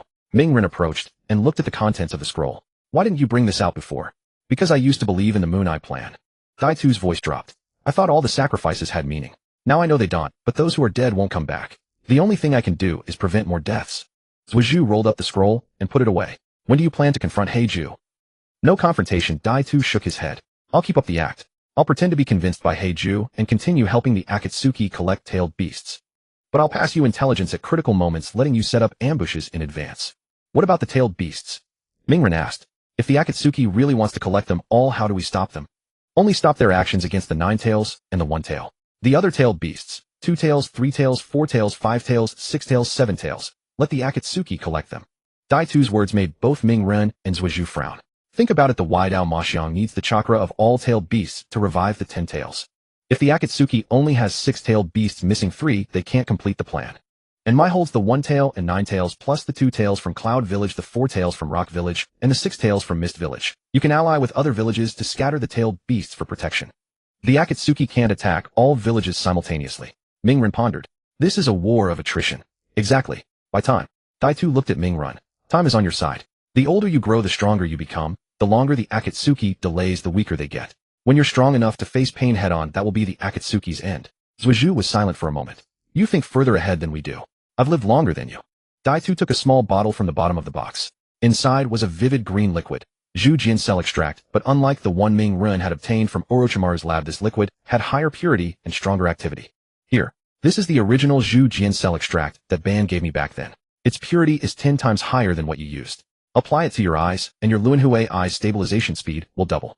Zuiju took the bottle, unscrewed the cap, and sniffed. A fresh scent of grass and wood rushed toward him, mixed with traces of lightning chakra. He carefully put the bottle away. Thank you, Zuiju said. Daitu was stunned. Yujibwa, Zuiju saying thank you perhaps for the first time. No need. Only if you win do I have a chance to atone. Mingren looked at Daitu's scarred face, remembering his father Shui Min's assessment of Daitu. He was a kind-hearted child who just took the wrong path. Perhaps Shui Min was right. Perhaps everyone has moments of straying, and what matters is whether they can find the way back. When they left the underground base, it was already nearly dark. Mingren and Zuiju walked back to the village in silence. As they approached the village entrance, Mingren suddenly spoke. Zuiju, do you think we can trust him? Zuiju thought for a moment. Not fully nor completely distrust. Use his intelligence, use his resources, but don't entrust him with your life. Same as what I thought. 5 months had passed since Obito officially became a double agent. Naruto was 9 years old. Sasuke was 9 years old as well. These 5 months were the period of their fastest progress since being reborn. Not because they had suddenly become enlightened, but because the resources Obito provided were simply too abundant. The original solution of Hashirama's sells the Akatsuki's training materials and Madara's cultivation insights. Each was a top-tier training resource in the ninja world. In their past lives, they wouldn't have been able to access such things, even in 10 years. Naruto's 8 gates had finally been opened to the 4th gate, the Gate of Injury, with Guy's permission. Once opened, his skin turned red, his muscles bulged across his entire body, and his speed and strength doubled compared to the 3rd gate. Guy was so moved that day that he cried for half an hour, declaring, "This is the highest tribute to youth." Naruto didn't tell him. The side effects of the Gate of Injury nearly landed him in the hospital. If not for the Nine Tails chakra accelerating his recovery, his muscle fibers might have suffered extensive tearing. His adamant ceiling chains had increased from 18 to 20, and the barrier's coverage had expanded to a diameter of 90 meters. He was only 1 step away from his mother Kushina's 100-meter barrier. Sasuke's progress was even more astonishing. The purity of the Hashirama cell solution Obito provided was extremely high. It took him only 3 months to stabilize his Rinnegan from a prototype state to a semi-awakened state. Now his left eye had fully transformed into a Rinnegan, with purple concentric circle pupils, capable of using Shinra Tensei and Bansho Tenin. Although its power was only about 60% of Pain's, the chakra consumption was also much lower. His right eye remained a Mangekyō Sharingan, retaining the abilities of Amaterasu and Kagutsuchi. His eyes formed a perfect complement, the left controlling gravitational forces, the right incinerating everything. "Your strength now exceeds mine," Obito once said to Sasuke during training. "In 2 more years I won't be able to beat you either." Sasuke didn't respond, simply continuing to use Bansho Tenin to pull a distant iron block towards him, then incinerating it into molten metal with Kagutsuchi. A 9-year-old body with Kaga-level strength. That evening Naruto and Sasuke finished their training and sat atop the Hokage rock watching the sunset. Konoha spread out beneath their feet with the lights of countless homes gradually flickering to life. Today Kakuzu captured the 4 tails Jinchuriki. Naruto gazed at the distant sky, his tone as calm as if he were reading a weather forecast. Deidara and Sasori did it. The Hidden Stone Village lost 30 jonin. The 4 tails was extracted. Information from Obito? Sasuke asked. Yeah. Itachi also confirmed it. Sasuke fell silent for a moment. The 4 tails is gone. The 6 tails was captured by Kisame last month, and the 5 tails was personally captured by Pain the day before yesterday. Now the Akatsuki has 3-tailed beasts plus the 7 tails they already had, making 4 in total. The 1 tail is on our side, the 2 tails is in the hidden cloud, the 8 tails is also in the cloud, and the 9 tails is inside me. Naruto counted on his fingers. The Akatsuki still needs 4 more tailed beasts to complete their collection. So they'll target the 3 tails next, Sasuke said. The 3 tails is wild in the waters near the hidden mist village without a Jinchuriki. Anyone could capture it, but it's not easy for anyone. Naruto nodded. Obito said Pain is planning to send Tobi to capture the 3 tails, which is Obito himself. He's deliberately slowing down the pace to buy us time. The two fell silent again. Naruto suddenly spoke up. Sasuke, do you remember what we were doing at this time in our past lives? Sasuke thought for a moment. You were training with Lord Jiraiya. I was at Orochimaru's place tormented by the curse mark every day thinking about how to kill Itachi. We were 11 or 12 then. And now we're only 9. But we're already stronger than we were back then. Naruto turned to look at Sasuke, the setting sun's glow reflected in his blue eyes. strong enough to protect everyone. Sasuke didn't respond. He looked at the distant sky, thinking of Sarada. That girl with glasses, a ponytail, who called him Papa. She had not been born and never would be, because in this life her mother wasn't Sakura at all. No, if he and Haruno Sakura had no connection in this life, Sarada wouldn't exist. His fingers clenched slightly, his nails digging into his palms. Missing her? Naruto asked. Yeah, me too. That kid Boruto, he loved hamburgers so much every time he ate them he'd get ketchup all over his face. A faint smile tugged at the corner of Sasuke's mouth. Sarada liked tomatoes too. Maybe she inherited that from me. The two watched the sunset, their minds filled with images of two children who would never be born, never grow up. It was a strange kind of sorrow, not loss but never having possessed. But precisely because they had never possessed them, they understood more clearly. Ensuring no tragedy repeats in this life was the best tribute to those children. Konoha Hokage's office. Tsunade sat in the Hokage's chair holding a piece of intelligence, her brow furrowed so deeply it could crush a fly. 5 or 6 confidential reports were spread across the desk, all containing information about the Akatsuki's activities in various locations. The 4 tails, 5 tails, 6 tails, 7 tails. For captured within a month. Tsunade slammed her fist on the desk, making the teacup jump. Are the other ninja villages just sitting around doing nothing? Jiraiya leaned against the windowsill, a toothpick dangling from his mouth. It's not that they're idle, it's that the Akatsuki is too strong. Pain's Rinnegan, Kakuzu's 5 hearts, Daidara's clay bombs, Kisama's Samahata. Every member has strength at or above the Kage level. An ordinary Jonin wouldn't last 3 minutes against them. Tsunade took a deep breath, suppressing her anger. How are Naruto and Sasuke's training progress? Naruto's 8 gates has reached the 4th gate, and his adamant sealing chains have increased to 20. Sasuke's Rinnegan is stabilized, able to use Shinra Tensei and Bansho Tenin. Their chakra resonance has also entered the 3rd stage. The black spot in the center of the sphere is now the size of a thumbnail, Jiraiya recited from memory. At this pace, in another year they can face pain head-on. Tsunade was silent for a moment. There's not enough time. The Akatsuki won't give them a year. I know, so we need to buy time. Jiraiya walked to the desk, pointing at several marked spots on the map. Send Naruto and Sasuke to the Hidden Mist Village to help them protect the 3 tails. The 3 tails is wild, so there's no need to capture a Jinchuriki directly, but it's the easiest target for the Akatsuki. If those 2 are stationed there, whoever the Akatsuki sends will have to think twice. Tsunade thought it over. Send the 2 of them. No Jonin escorts. Sending Jonin escorts would just be dead weight. Jiraiya said with a wry smile. At their current level there are fewer than 5 Jonin in Konoha who can keep up with their pace. Tsunade leaned back in her chair, closing her eyes. Alright, let them go, but have Kakashi follow them. He doesn't need to engage, just provide backup from a distance. I'll take them there. Jiraiya straightened up. I know the waters where the 3 tails is, and I have some things I want to say to Sasuke. Tsunade opened her eyes and glanced at Jiraiya. Fine. Outside Konoha, in an underground base. Obito sat on a stone stool, a map spread out before him. Black Zetsu emerged from the ground behind him, his single yellow eye glowing in the darkness. Obito, Madara-sama asks, what are you still hesitating about? Obito didn't turn around. I'm not hesitating. I'm waiting for the right moment. Waiting for what? Waiting for Nagato to prepare the demonic statue of the outer path. Reviving the 10 tails now, without the 9 tails and 1 tails, would only create an incomplete form. Obito's tone was calm. Besides, those 2 brats in Konoha are too troublesome. They need to be dealt with first. Black Zetsu was silent for a moment. Do you have a way to deal with them? I do. But there's no rush. They're only 9 years old. No matter how strong they are, there's a limit. Once I've figured out all their trump cards, it won't be too late to act. Black Zetsu nodded slowly. Madara-sama hopes you'll hurry. His body can't hold out much longer. Obito's fingers twitched slightly. No one could see the expression behind his mask. Understood. Black Zetsu sank into the ground and vanished. Obito removed his mask, revealing a face half twisted and half handsome. He looked at the photo of Rin hanging on the stone wall, his only treasure which he had kept with him for over a decade. Rin, give me a little more time, he whispered. Once I help them finish this war, I'll come to see you. The Rin in the photo smiled brightly, forever unable to answer him. Training ground no. 3. Late at night. Naruto and Sasuke had just finished their chakra resonance training. A silver-white sphere floated between them, the black spot at its center, now the size of a thumbnail. The immense pressure radiating from the sphere had compressed the ground beneath them into a crater 2 meters in diameter, with the surrounding air distorted into a vortex. We're heading to the Hidden Mist Village tomorrow. Naruto dispersed the sphere, retracting his chakra. Obito said Pain might send Kakuzu and Deidara to capture the 3 tails. Sasuke pulled out the intelligence Obito had sent back. Kakuzu is an old opponent. Deidara's abilities are what we need to watch out for. As long as we don't get caught in the explosions, his clay bombs are no problem. Naruto said. My chains can drain the chakra from his bombs before he detonates them. Your Amaterasu can burn his clay directly. Don't forget his clay bird can fly. Our aerial mobility is insufficient. Naruto thought for a moment. Let Jiraiya-sensei summon Gamabunta, or I can use Nine Tails chakra to fly briefly. It's unstable, but it'll do. Sasuke nodded, putting the intelligence away.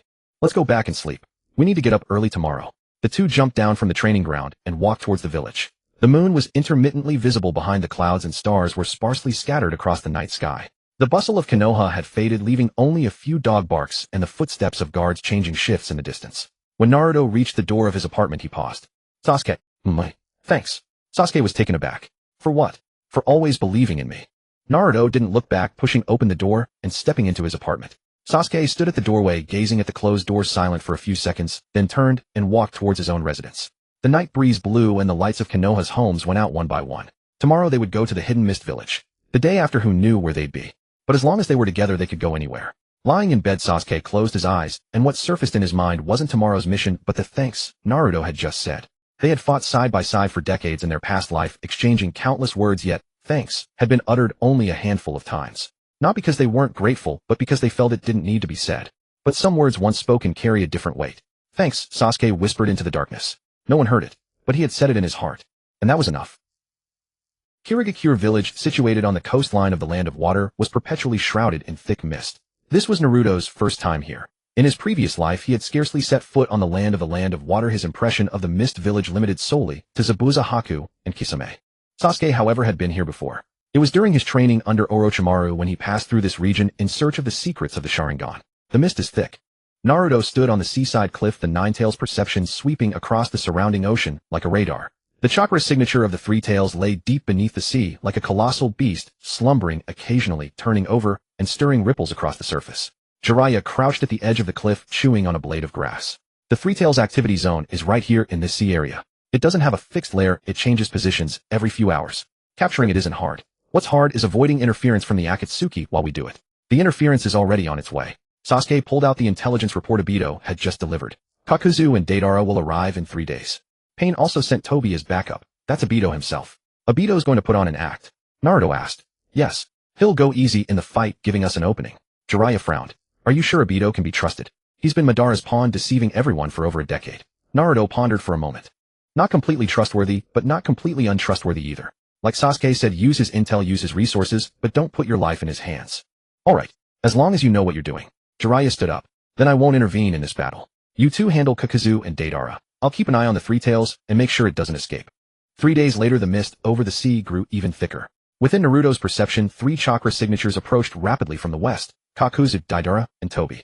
Kakuzu's chakra was dark and heavy like a piece of iron sunk at the bottom of the water. Deidara's chakra was lively and erratic, carrying an explosive rhythm. Toby's chakra was faint and elusive like a candle flame about to be extinguished in the wind. This was Obito's deliberate disguise. The 3 landed on the sea surface, treading water as steadily as if on solid ground. Kakuzu looked up at Naruto and Sasuke on the cliff, a flicker of killing intent in his cold eyes. You again. Deidara tilted his head, curiously eyeing the 2 9-year-old children. Uncle Kakuzu, you were driven back by these little brats last time.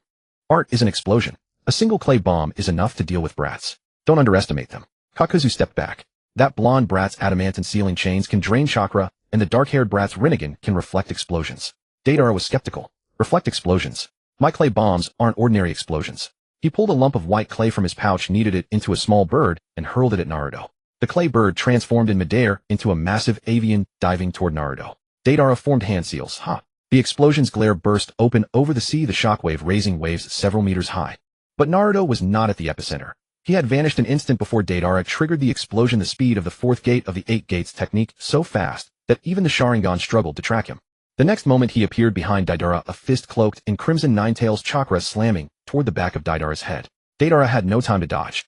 Kakuzu's arm suddenly elongated, grabbing Deidara by the collar and yanking him aside, while his other hand formed seals. Earth release, earth spear.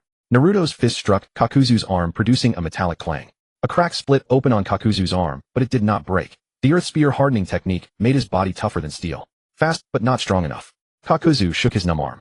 Naruto wasted no words. 20 chains of the adamantine sealing chains shot out from his back, weaving into a net that arched over Kakuzu and Deidara. Kakuzu had seen this technique before and knew the chains could drain chakra, so he dared not face them head-on and used the body flicker technique to evade. Deidara was not quick enough and found his ankle entangled by the chains. The Nine-Tails chakra adhered to the chains, began siphoning Deidara's chakra. Deidara's expression changed as he formed hand seals. Clay clone. His body exploded, scattering into countless white clay fragments that flew in all directions. His true form escaped from the blast, landing on the water surface some distance away, panting heavily. This brat drained 3/10 of my chakra. Sasuke flanked in from the side, a violet light flashing in his left Rinnegan. Universal pull. Deidara's body was drawn towards Sasuke by an invisible gravitational force. He lost his balance, unable to shape his clay in time. Kakuzu intervened again, forming hand seals. Wind released pressure damage. A massive gust of wind pressure blocked Deidara's path, nullifying the universal pull's attraction. Sasuke's universal pull had been countered head-on for the first time. Kakuzu, you're stronger than last time, Sasuke said. Not stronger, just prepared. Kakuzu's eyes flashed with a cold sneer. Last time you caught me by surprise. This time it won't happen. Toby had been standing by, without moving, hands on his hips, watching the show. Uncle Kakuzu is amazing. And Senior Deidara is amazing too. Keep it up, seniors. His voice was frivolous and exaggerated, the perfect portrayal of an unreliable teammate. But Naruto and Sasuke knew this was Obito's act. Deidara's face turned green with rage at Toby's cheering. Stop shouting. You go.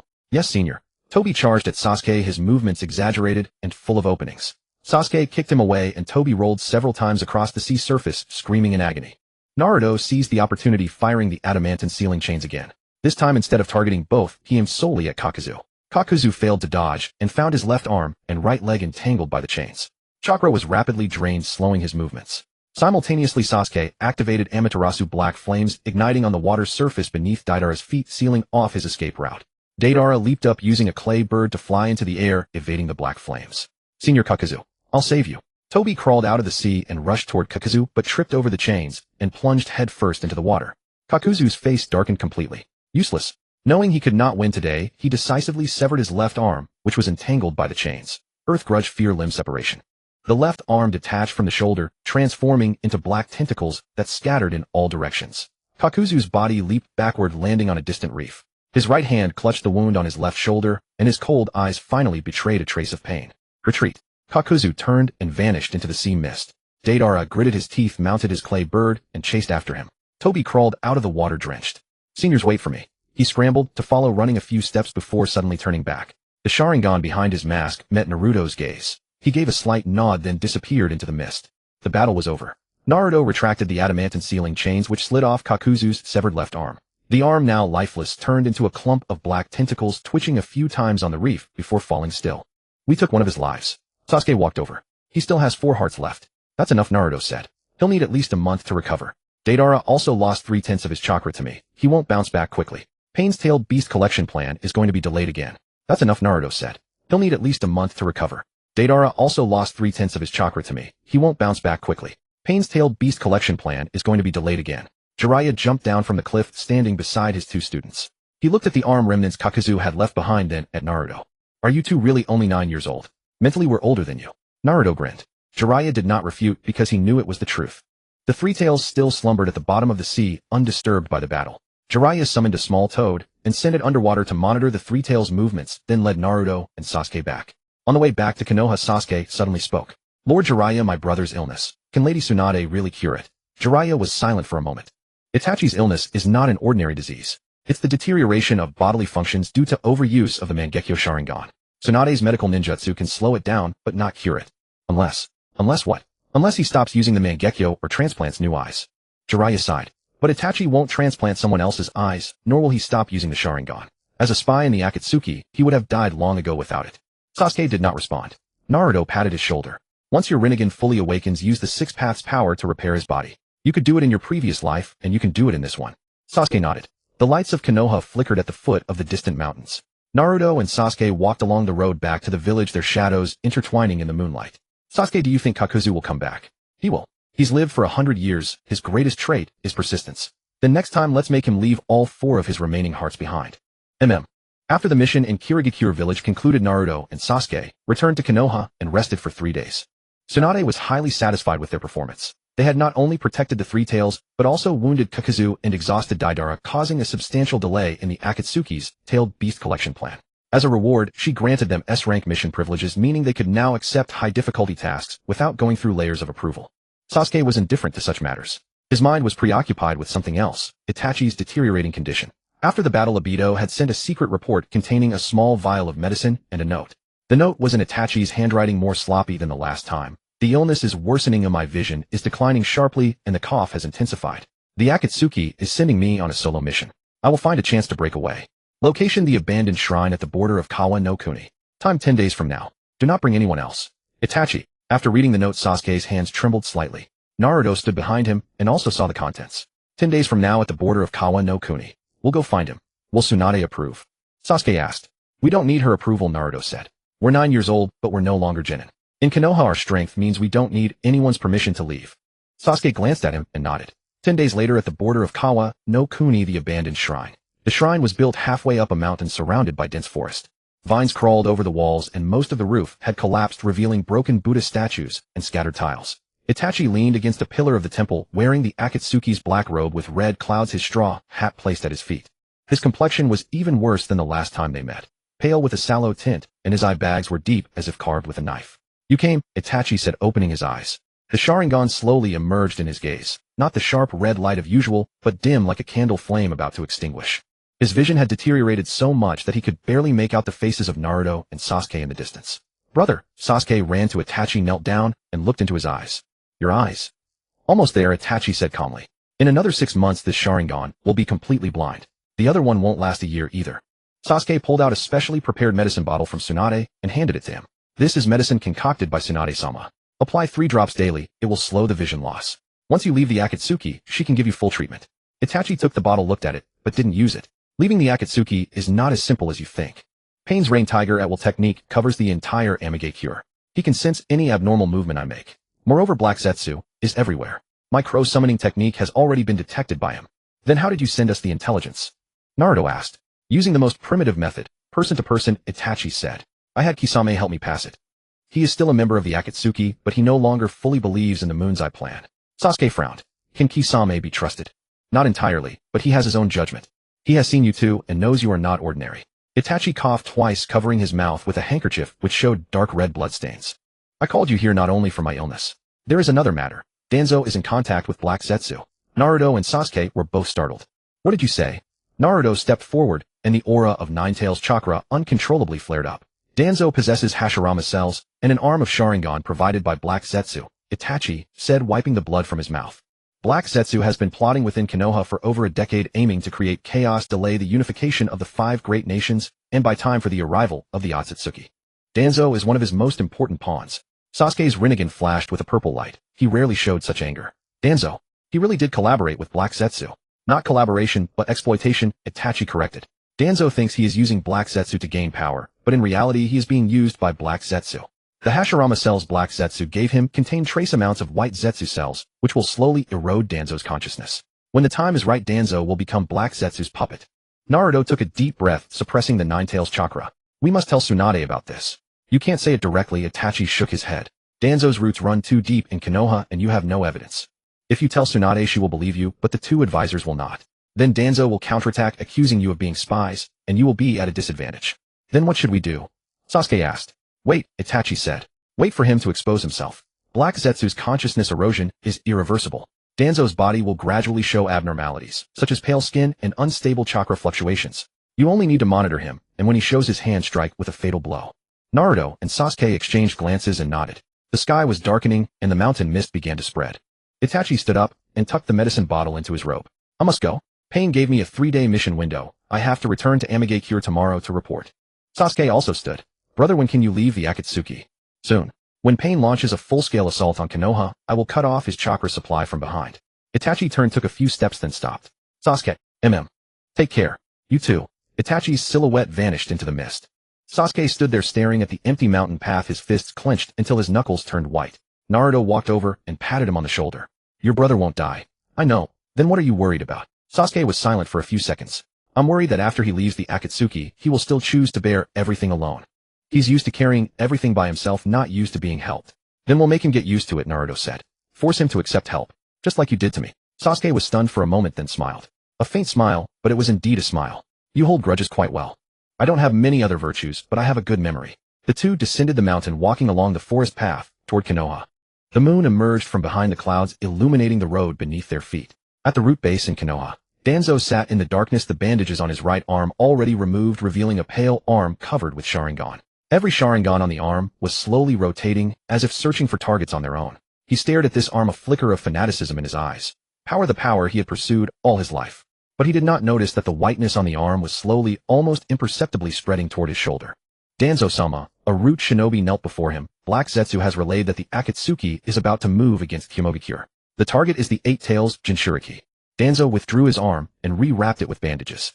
Have root standby. When both Kumogakure and the Akatsuki are weakened, we will strike. Understood. The shinobi vanished into the darkness. Danzo leaned back into his chair and closed his one exposed eye. Black Zetsu, Akatsuki, Konoha. He murmured to himself, all are my pawns. They will all be trampled under my feet. In the shadow of the corner, a small white Zetsu peeked out, glanced at Danzo, and its lips curled upward as if smiling. Then it retreated into the shadows, silent. In the distant forest, Naruto and Sasuke were still traveling. Sasuke, do you think Black Zetsu knows we're working with Obito now? Probably not. Obito's acting is convincing. Black Zetsu has lived for 1,000 years and still hasn't seen through him. What about Madara? Sasuke thought for a moment. Madara might know or might not, but he doesn't care. To him, Obito is just a pawn that can be discarded at any time. The real problem is, if Madara is revived ahead of schedule, our plan will be completely disrupted. Naruto nodded. So we need to deal with Black Zetsu before Madara revives. How? Black Zetsu has no physical form. Physical attacks are useless, and sealing techniques can't hold him for long. Then we force his true form to emerge, Naruto said. Make him possess someone, then seal them together. Or, use Yin-Yang release to eliminate him directly. Sasuke stopped walking and looked at Naruto. When did you learn Yin-Yang release? I haven't yet. But my mother's adamantine sealing chains contain part of the Yin-Yang release principle. Once I fully master the adamantine sealing chains, I can learn it. Naruto grinned. Don't worry, I have a plan. Sasuke stared at him for a few seconds. If you have a plan, then I'm relieved. Even though your plans always end up being solve everything with fists. That's still a plan. That's not a plan, that's recklessness. Recklessness is also a kind of plan. In the Muyi village within the Hokage office building, Tsunade had officially assumed the role of the 5th Hokage a month ago. She sat in the Hokage's chair, a mountain of documents piled half as tall as a person before her, the Yin seal on her forehead faintly glowing under the fluorescent light. Shizen stood behind her, cradling a constantly squealing tauntaun.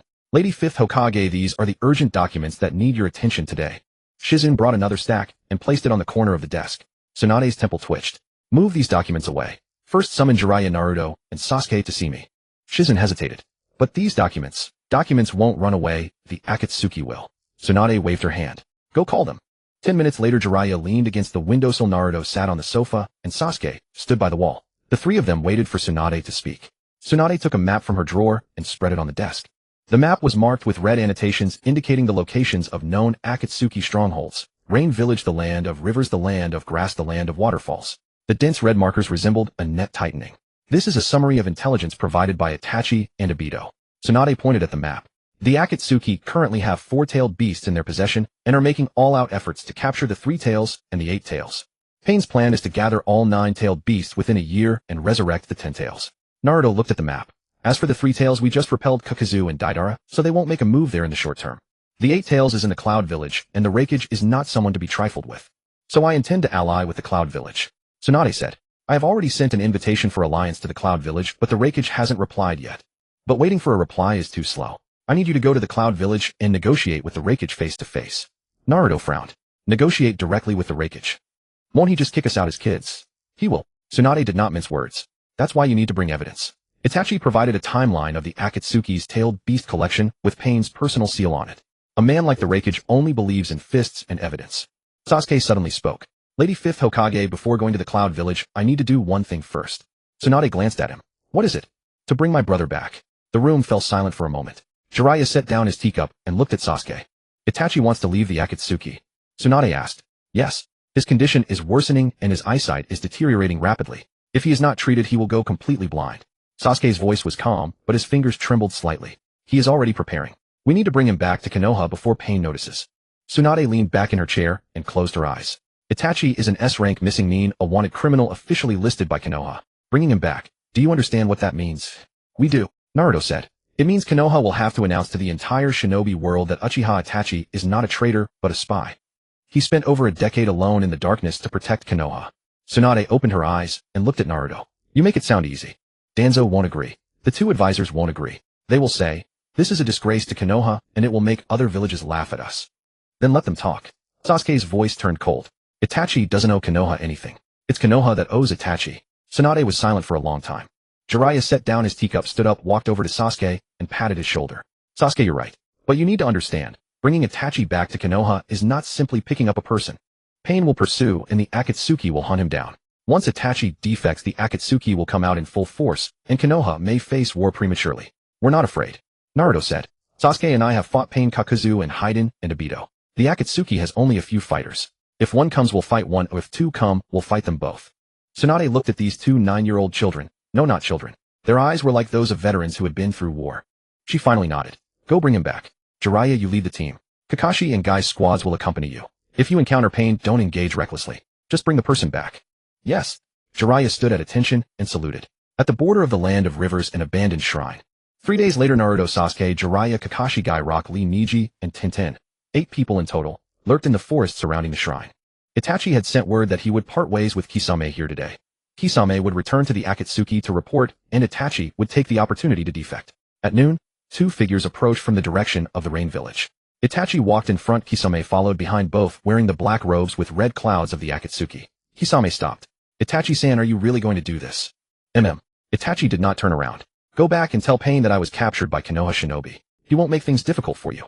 Kisame was silent for a moment, then unstrapped Samehada from his back and hoisted it onto his shoulder. All right, Itachi-san, until we meet again. He turned and walked in another direction, disappearing into the forest. Itachi stood alone before the shrine. The wind blew his robe, revealing his emaciated body. His Sharingan slowly rotated, sensing the chakra of the Konoha Shinobi lurking in the forest. Come out. Naruto was the first to leap out from behind a tree. Itachi-san, long time no see. Itachi looked at Naruto, a slight smile tugging at the corner of his mouth. You've grown a bit taller. You've lost a lot of weight. Naruto said. Let's go back to Konoha. Lady Tsunade is waiting to treat you. Itachi nodded and was about to step forward when the sky suddenly darkened. It was not clouds blocking the sun. It was chakra, a chakra so vast it could alter the heavens. Rain clouds gathered from all directions, and raindrops the size of beans pelted the ground with a crackling sound. The Rain Tiger, at will technique. Jiraiya's expression changed. Pain is here. A figure descended from the sky above the shrine and landed on its roof. Pain, the Deva Path with orange hair and the violet eyes of the Rinnegan, looked down upon the group. Behind him, Konan materialized from paper, her angelic wings of paper unfolding in the rain. Itachi, Pain's voice was cold as a machine. You truly have betrayed us. Itachi raised his head, looking at Pain. I never betrayed the Akatsuki because from the very beginning I was never one of them. I am a shinobi of Konoha. Pain raised his right hand. Shinra Tensei. Naruto moved. 22 chains of the adamantine sealing chains shot out from his back, forming a shield in front of Itachi. The repulsive force of Shinra Tensei collided with the chains, producing a piercing metallic sound, but the chains did not break. Pain's repulsion was partially absorbed by the Nine-Tails chakra on the chains, greatly diminishing its power. You again. Pain's gaze shifted to Naruto. That's right, me again. Naruto grinned. Last time you ran away. Are you running again this time? Pain did not answer. He formed hand seals, summoning technique. A giant chameleon, a multi-headed dog, and a giant crow appeared simultaneously from the smoke, charging at the Konoha Shinobi. Guy kicked off one head of the multi-headed dog. Rock Lee activated the 8 gates and tangled with the giant crow, while Neji used rotation to deflect the chameleon's tongue. Sasuke stood beside Itachi, his left Rinnegan flashing violet. Bansho Tenin. The multi-headed dog was pulled into the air by gravity, then sent flying by Sasuke's Shinra Tensei, smashing through a wall of the shrine. Brother, let's go. Sasuke grabbed Itachi's wrist and ran toward the forest. Pain tried to pursue, but Jiraiya blocked his path. Jiraiya had already entered sage mode, his nose elongated, and his eyes turned into the horizontal pupils of a toad. Nagato, stop this. Pain looked at Jiraiya, his Rinnegan devoid of any emotion. Jiraiya-sensei, you are still so naive. It's not naivety, it's belief. Jiraiya pulled out a massive scroll from behind him. Belief that you can still turn back. Pain raised both hands. Shibaku Tensei. At the same time, Jiraiya activated Sage Art Gomen. A combination of toad oil wind release and fire release, a massive storm of flame met Pain's repulsive force. The two forces collided in the air, and the explosive blast leveled half the shrine. Debris and rubble scattered in all directions, and trees in the forest were uprooted. Jiraiya was blasted backward, breaking 2 trees before stopping with blood trickling from the corner of his mouth. Pain's repulsive force was too strong, Gomen had only partially negated it, and the remaining shockwaves still struck his body. Jiraiya-sensei. Naruto wanted to rush back, but Sasuke held him back. Leave Pain to him. We need to get Itachi out of here. Sasuke's Rinnegan flashed violet as he used Shinra Tensei to carve a path through the torrential rain. Naruto gritted his teeth, hoisted Jiraiya onto his back, and followed Sasuke into the depths of the forest. Pain wanted to pursue, but Konan stopped him. Nagato, that's enough. Konan looked at Pain. Your body can't take much more. If you keep chasing, you might end up being killed instead. Pain was silent for a moment, then recalled the summoned beasts. He watched Naruto and Sasuke disappear into the curtain of rain, a flicker of complex emotion appearing in his Rinnegan for the first time. Next time I won't let them escape. Pain and Konan vanished into the sky. The clouds dispersed and sunlight once again shone upon the ruins. At the Hokage office building in the Muyi village, Naruto and Sasuke sent Jiraiya to the hospital and brought Itachi to Tsunade's office. Tsunade looked at the Itachi standing before her, an S-rank missing mean, a core member of the Akatsuki, the executor of the Uchiha clan's annihilation. But now he was just a young man riddled with disease, his eyes nearly blind, his lungs almost rotten and liable to collapse at any moment. Take off your shirt and lie down on the bed. Tsunade pointed to the treatment bed beside her. Itachi removed his robe, revealing his upper body covered in scars from black rods and curse mark patterns. Tsunade frowned. The situation was worse than she had anticipated. The drain of the Mangekyō, the erosion of terminal illness and years of combat, had left his body like a broken machine, fraught with malfunctions. Can you treat him? Sasuke asked. I can, but it will take time. Tsunade did not say, however. She knew that what Sasuke needed was hope, not conditions. Itachi lay on the treatment bed and closed his eyes. Tsunade's palm pressed against his chest, and emerald green medical chakra seeped into his body, repairing the ravaged meridians. Sasuke stood by the doorway, watching Itachi lying on the bed, finally letting out a sigh of relief. Naruto walked over and patted his shoulder. I told you, your brother won't die. Upon Itachi's return to Konoha, Uchiha Koharu and Midokado Hamura rushed to the Hokage's office, demanding that Tsunade immediately deal with the S-rank missing nin. The two advisors wore grim expressions, not because they truly hated Itachi, but because his return had disrupted the balance of power between them and Danzo. Itachi knew too many of Root's secrets, including how Danzo had manipulated the Uchiha massacre, used Orochimaru for human experiments, and secretly colluded with foreign powers. As long as Itachi lived, Danzo would forever have a sword hanging over his head. Tsunade sat in the Hokage's chair, legs crossed, arms folded. Itachi is not a traitor. He was a Konoha spy infiltrating the Akatsuki for over a decade to protect the village. All his charges are dropped. Koharu slammed the table. Dropped? What will the other ninja villages think? They'll say Konoha is harboring an S-rank missing nin. What the other villages think is none of my concern. Tsunade's voice turned cold. I am the Hokage, not their spokesperson. Itachi has merits, not faults. His medical expenses will be covered by the Hokage's direct funds. Anyone who objects can come to me. The two advisors were left speechless and left with dark faces. Danzo did not come. He sat in the darkness of Root's base, listening to his subordinate's report. The single exposed eye betrayed no emotion. But his right arm, the one covered in Sharingan, trembled faintly beneath the bandages. Not from fear, but from rage. Itachi is back. He knows too much. Danzo's voice was low, as if rising from the depths of the earth. He cannot be allowed to live. A Root ninja knelt before him. Danzo-sama, shall we? Not yet, Danzo interrupted. Itachi is under the Hokage's direct protection. Striking now would mean a direct confrontation with Tsunade. Wait for an opportunity. He will go out, he will be careless, he will let his guard down. Then. He did not finish, but the Root ninja understood. Konoha Hospital Special Care Ward. Itachi lay on the hospital bed, multiple 4 tubes inserted into his body, an oxygen mask covering his face.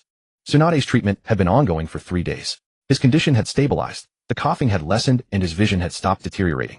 But it would take at least a month for him to recover enough to move normally.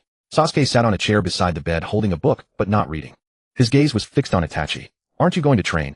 Itachi's voice came faintly, but clearly from behind the oxygen mask. Not today. Sasuke closed the book. I'll stay with you. Itachi's lips twitched slightly. I don't need you to stay. Go become stronger. It's more meaningful than sitting here. Becoming stronger is to protect people. If I can't even protect you, what's the use of strength? Itachi was silent for a moment. When did you become so eloquent? Learn from Naruto. He's better with words than I am. That's true. Itachi closed his eyes. That kid Naruto is well suited to become Hokage. Sasuke didn't respond. He stood up, tucked the corner of Itachi's blanket, and then walked out of the ward. In the corridor, Naruto was leaning against the wall, holding 2 rice balls. How's your brother? A bit better. Sasuke took 1 rice ball and bit into it. Lady Tsunade said the lesions in his lungs are under control, and with 2 more weeks of treatment his vision will return to normal. Good to hear. Naruto also took a bite. By the way, Lady Tsunade wants us to head to Kimogakure tomorrow. The Raikage agreed to negotiations, but with one condition. What condition? Let Killer Bee the 8 Tails Jinchuriki fight us. If we win, he'll negotiate an alliance with Tsunade in person. If we lose, we go back to Konoha. Sasuke frowned. Fight the 8 Tails Jinchuriki. Killer Bee is a perfect Jinchuriki with power close to Kage level. Close to Kage level, Naruto grinned. We fought Pain, Kakazu, and Obito. Can Killer Bee be stronger than Pain? Sasuke thought for a moment and nodded. Fine. We'll fight. The next morning, Naruto, Sasuke, and Kakashi set out for Kimogakure. They didn't bring many people. This was a negotiation, not a war. Tsunade's instruction was, negotiate if you can't beat them until they're willing to talk. Kimogakure was built atop the mountain peaks of the land of lightning, perpetually shrouded in mist and clouds. The cliffs surrounding the village were lined with defensive fortifications and sensory barriers. Any intruder would be detected immediately. When the 3 arrived at the village gate, the Raikage's secretary Mabui was already waiting. Honored guests from Konoha, please follow me. The Raikage-sama is waiting in his office. The Raikage's office was even messier than Tsunade's. Weapons hung on the walls, documents and liquor bottles cluttered the desk, and fitness equipment sat in the corner. Raikage sat behind a massive desk, arms crossed, his muscles straining the white shirt. Behind him stood Killer Bee, wearing sunglasses and a scarf with 7 or 8 swords at his waist, humming a discordant rap. So you're the brats from Konoha who want to fight me? Killer Bee tilted his head, looking at Naruto and Sasuke with little interest. 2 little kids, not worth my time. Naruto wasn't angry. He walked to the center of the office and stared at Killer Bee. Fight or not? Fight. Killer Bee pulled a sword from behind his back. But don't cry when you lose. The training ground behind the Raikage office was the largest in all of Kumogakure. The ground was covered in thick gravel surrounded by high walls scarred with sword marks and scorched by explosions. Killer Bee stood in the center of the training ground, 8 swords spinning nimbly between his fingers, still humming an unknown tune. Naruto and Sasuke stood opposite him 20 meters apart. The rules are simple. The Raikage stood at the edge, arms crossed. Fight until one side surrenders. No killing, no lethal, forbidden jutsu. Begin. Killer Bee moved first. His speed was so fast that ordinary eyes couldn't track him. 8 swords arced through the air, simultaneously attacking Naruto and Sasuke. Naruto didn't move. A violet light flashed from Sasuke's left eye, Shinra Tensei. An invisible repulsive force sent the 8 swords flying, and Killer Bee's body was knocked back several steps. The Rinnegan. Killer Bee's eyes gleamed behind his sunglasses. Interesting. His body began to change. A cloak of tailed beast chakra enveloped him, and the phantom of 2 tails appeared behind him. 2 tails formed stage 1. His speed surged again. This time Killer Bee didn't use swords. He threw a punch of fist wrapped in blue-tailed beast chakra, aimed at Naruto. Naruto activated the 4th gate of the 8 gates, the Gate of Pain. The crimson 9 tails chakra cloak layered over the red muscles of the 8 gates, boosting his speed and power to match Killer Bee's. Their fists collided in midair, and the shockwave tore a layer off the training ground surface. The Raikage raised an eyebrow. 8 and 9-year-old kids trading blows with Killer Bee. Absurd. Killer Bee retreated a few steps, shaking his numb fist. Not bad, not bad. Warm-up's over. He unbuttoned his shirt, revealing the sealing formula on his chest and abdomen. Tailed beast chakra began to gush out. 4 tails formed stage 2. For tails swayed behind him, his skin turned dark red, and his pupils became vertical slits. This time Killer Bee didn't use taijutsu. He opened his mouth, gathering a tailed beast ball. The black chakra sphere compressed to the size of a fist, aimed at Naruto and Sasuke. Sasuke's left eye flared with violet light. Bansho Tenin. The tailed beast ball was deflected off course by the gravitational pull, flying diagonally into the training ground's wall, blasting a crater over a dozen meters wide. Rubble and dust filled the air. Seizing the moment, Killer Bee was distracted. 22 chains of the adamantine sealing chains shot from Naruto's back, entangling Killer Bee's body and limbs. The 9 tails chakra on the chains began to drain the tailed beast chakra. The tails behind Killer Bee shrank from 4 to 3, then from 3 to 2. This is adamantine sealing chains. Killer Bee struggled, but the chains tightened. The Uzumaki clan's sealing jutsu. Do you surrender? Naruto asked. Killer Bee assessed his state. Nearly half his tailed beast chakra had been drained, and his 4 tails form had regressed to 2 tails. If the fight continued, he might be completely drained. But he didn't surrender. He was the 8 tails Jinchuriki, one of Kumogakure's strongest shinobi. He couldn't be defeated by 2 children. That's enough. The Raikage's voice came from the sidelines. Killer Bee paused, then retracted his tailed beast chakra. Naruto also released the chains. You brats from Konoha won. The Raikage walked over, looking down at Naruto and Sasuke. I agree to form an alliance with Konoha. But there's one condition. When the Akatsuki attacks Kumogakure, you must be here. No problem. Naruto extended his hand. The Raikage's large hand grasped Naruto's small one and shook it firmly. That woman Tsunade has taken on 2 fine disciples. Naruto grinned. Thanks for the compliment. On the way back to Konoha, Kakashi remained silent. He walked at the rear of the group, watching the backs of Naruto and Sasuke, thinking these 2 students no longer need a teacher. What they need is a comrade to fight alongside, and they already have each other. The lights of Konoha flickered in the distance at the foot of the mountains. Naruto suddenly stopped. Sasuke, do you think the Raikage will go back on his word? No, Sasuke said. The Raikage is a man of his word. Good, Naruto continued walking. Now we just wait for the Akatsuki to come. No waiting. We'll go fight them. Naruto laughed. I knew you'd say that. The 2 entered the village gate, and the guards saluted them. The night breeze of Konoha swept past, carrying the aroma of ramen and the warmth of home. In the distance, the light in Itachi's hospital room still glowed. Sasuke glanced toward that direction and quickened his pace. Naruto called after him, wait for me. Why are you walking so fast? To see my brother. I'll come too. The 2 ran into the night. By the window of the Hokage's office, Tsunade lowered her telescope, a faint smile tugging at her lips. Jiraiya, these 2 disciples of yours are better than you. Jiraiya lay on the sofa, legs crossed, reading Ica Paradise. Obviously. Why else would I have taken them on? In the special care ward of my hospital, the fluorescent lights in the corridor hummed faintly, and the duty nurse dozed off at the front desk. Mingren and Zhuazhu tiptoed down the hallway, pushing open the door to use ward. The light was still on. He was half reclining on the bed, a book in hand, and looked up at the sound of the door. His complexion had improved significantly since before, no longer a ghastly pallor, and his lips had regained some color. Gongsho's treatment was indeed effective. Though a terminal illness couldn't be cured in a few days, at least the condition had stabilized. Back. Yu's voice was still hoarse, but carried more strength than before. Zhuazhu walked to the bedside, pulled up a chair, and sat down. Yunin has agreed to the alliance. The Raikage isn't easy to persuade. How did you convince him? We fought. Mingren leaned against the wall, hands in his pockets. Zhuazhu and I took on Kalabi, and we beat him until he conceded. A faint smile tugged at the corner of Yu's mouth. Kalabi is a perfect Jinchuriki with strength, close to the Kage level. The fact that you won proves you've made great progress lately. Not enough. Zuiju looked into Yu's eyes. Those once sharp as a blade Xiaolin eyes now dimmed like a layer of dust had settled over them. Gang's-ho said his vision could recover to normal levels, but returning to the peak ocular power was nearly impossible. Brother, your eyes. Being able to see you is enough. Yu closed the book and placed it on the bedside table. His movements were slow as if conserving every ounce of strength. Zuiju, I heard you can now stably use the Shinra Tensei with your left Luanhu AI. The consumption is still high. I can only use it 4 times a day. After the 4th time my eyes hurt. Then don't use it a 4th time. Yu's tone turned serious. The power of the Luanhu AI is not something you can fully control at your age. Overuse may affect the final form of the eye. Mingren interjected. The scroll from Dashuan also says that. Every time Zuiju uses the Luanhu AI, I help repair the meridians around his eyes with the Nine Tails chakra. So far there's been no degeneration. You looked at Mingren, a hint of appraisal in his gaze. The Nine Tails chakra. You're getting better and better at controlling it. Jalama cooperates well. Mingren grinned. Footsteps came from outside the door. Gangsho pushed the door open holding a medical chart. Everyone here. Good. Gangsho flipped through a few pages of the chart. The lesions in Yu's lungs are under control. After 2 more weeks of treatment, he can be discharged. But he can't engage in battle immediately after discharge. He needs at least a month of rest.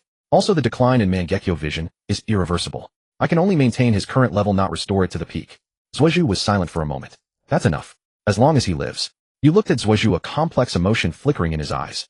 Over a decade ago, he had held the infant Zuiju in his arms, vowing to protect this younger brother. Later, to protect Zuiju and Mai, he had annihilated the clan, defected, infiltrated the Shao organization, and borne everything alone. He had never imagined that one day it would be Zuiju protecting him. Brother, focus on recovering. Zuiju stood up. When you're better, I'll train with you. You'll train with me? Your Mangekyō is unusable, so I'll teach you the basics of the Luanhu AI. Your body has both Uchiha and Uzumaki bloodlines. Theoretically, you could also awaken the Luanhu AI. Yu was stunned for a moment, then smiled. Not a bitter smile, but one from the heart with a sense of release. All right. Watching the brothers from the side, Mingren felt a warmth in his heart. In the previous life, you had died before Zuiju's eyes, and Zuiju hadn't even had a chance to say goodbye. In this life, they could still sit together and talk, and even make plans to train together later. This was the meaning of his desperate struggle to change the future. Leaving the hospital, it was nearly midnight. Mingren and Zuiju walked along the empty streets, the moon overhead round and bright. Zuiju, your brother smiled. Did he ever smile before? Zuiju thought for a moment. Before the clan annihilation, he smiled often. After that, never again. Then make him smile more from now on. Zuiju glanced at Mingren. Since when did you become so nagging? This is called caring. Mingren stretched. By the way, starting tomorrow, I'll learn sage art from Zilai Sensei, and you'll learn monster strength fist from Gangsho-sama. In the evening, we'll continue with chakra resonance. The schedule is packed. Packed is fine. We have no time to waste. The two reached the apartment building and said their goodbyes. Mingren walked up the stairs while Zuiju headed to the adjacent room. Zuiju. Mingren suddenly turned back. Zuiju stopped. Your brother will get better. I know. The door closed. The night breeze blew, and the myriad lights of my village went out one by one. Only the light in the hospital's special care ward remained like a star in the darkness. The next morning in the Hokage's office, Gangsho sat in her chair. Before her lay the alliance document sent from Yunin Village. The Raikage had signed it, stamped with Yunin Village's seal. This meant Mai and Yunin were officially military allies united against the Shao organization. Next step is Wuin Village and Yunin Village. Gangsho said to Zilai and Kakaxi. Over at Wuin, the new Mizuki Zo Miming is open to an alliance. As for Yunin, Inoki is a stubborn old man, as someone needs to convince him. I'll go to Yunin Village. Mingren raised his hand. You? Gangsho raised an eyebrow. Inoki won't listen to a 9-year-old. I won't talk. I'll fight. I'll fight until he's willing to negotiate. Gangsho was silent for a moment, then looked at Zilai. Zilai shrugged. He's right. Inoki is the kind who only respects strength. Sending Mingren and Zuiju would be more effective than any diplomat. Fine. Then go to Wuin first, then Yunin. Kakaxi will accompany you to keep you from causing too much trouble. Gangsho rubbed her temples. One more thing. Tuanzang has been active lately. The route has added 3 secret outposts around Mai. I'm not sure what he's planning, but you two be careful out there. Mingren and Zuiju exchanged a glance. They knew well about Tuanzang. Leaving the Hokage's office, Mingren and Zuiju didn't go straight to training. Instead, they first went to the hospital. Yu's spirits were even better than the day before. The nurse said he had slept soundly the night before without coughing. Perhaps the most restful sleep he'd had in a while. What are you planning to do about Tuanzang? Yu asked, leaning against the headboard. Wait. Mingren said. Wait for him to make the first move. He has a Shieluan eye arm and Hashirama cells. Sooner or later he'll lose control. When that happens, he'll expose himself without us having to act. What about Heijua? Daitu is keeping an eye on him. Heijua has been near the Gedo statue, recently seemingly preparing to revive Ban ahead of schedule. Zuiju frowned. If Ban revives early, things will get complicated. You thought for a moment. Ban's revival requires 2 Luanhu AIs. One is with Chongmen and the other is with Daitu. As long as Daitu doesn't give it, Ban can't revive. Daitu won't give it. Mingren said. He's our ally now. Ally. You repeated the word, offering no comment. Outside my village in an underground base. Daitu sat on a stone stool, a map of the Shao organization's latest movements spread before him. Heijue emerged from the ground, his single yellow eye fixed on Daitu. Daido Lord Ban asks, when will the Luanhui eye be obtained? Changmin doesn't trust me yet. He says he'll consider the ownership of the Luanhui eye only after all the tailed beasts are gathered. Daido's tone was as calm as if he were discussing the weather. Heijue was silent for a moment. Lord Ban's time is running out. If he doesn't get the Luanhui eye within 3 months, he will revive by his own means. Daido's Xieluan eye constricted slightly. What means? Heijue did not answer, sinking back into the ground. Daitu sat in the darkness, tapping his fingers on the stone tabletop. 3 months. He turned his head to look at the photo of Lin on the wall. Give me 3 more months, he murmured. No one answered. My village training ground 3. In the evening, the setting sun painted the training ground gold. Mingren and Zhuozhu sat facing each other, a silver-white orb of light floating between them, the black, in the center, now the size of a fingernail. One more time. Mingren said. Are you sure? That last orb nearly exploded. If it explodes, we'll just rebuild from scratch. Zhuozhu looked at Mingren's serious face, sighed, and extended his hand. Their chakras converged again, the orb stabilizing and rotating slowly. In the distance, Zilai stood on a tree watching the 2 glowing children. He thought of Shuemin and Juxinai. Shuemin with his golden hair and blue eyes, Juxinai a genius of the Uzumaki clan sealing techniques. Mingren had inherited the best of both parents and gained Zhuozhu as a partner. Shuemin, your son is better than you, Zilai murmured softly. The sun set, and the moon rose. On the training ground of my village, 2 beams of light, one gold, one purple, still shone. Tomorrow they would head to Wuyin village. At dawn at the entrance of my village. The mist had not yet dissipated, and Mingren and Zhuozhu were already standing before the gate. Kakashi leaned against a nearby pillar, flipping through his book of intimate tales, though his eyes frequently drifted toward the outskirts of the village. Tsunade had dispatched Umbu operatives to follow covertly, but Mingren's perception had already detected those chakra signals. 3 Umbu lurking in the forest approximately 300 meters away. Let's set off. Kakashi closed his book and took the lead. From Mai to Wuyin village, they would need to traverse the southern region of the Land of Fire and enter the territory of the Land of Water. The Land of Water was surrounded by oceans on all sides, perpetually shrouded in thick fog. Wuyin village nestled among the mountains along the coastline, the most isolated of the 5 great ninja villages. Mingren walked in the middle of the group, his 9-tailed perception sweeping the surroundings like a radar. No followers, no ambushes, an unnaturally calm silence. Kakashi-sensei, has the Akatsuki organization been active around Wuyin recently? No, Kakashi replied. According to intelligence from Obito, Pain is focusing his efforts on the 8 tails and the 9 tails. The 3 tails was driven back last time, so they won't move on it for now. That's good.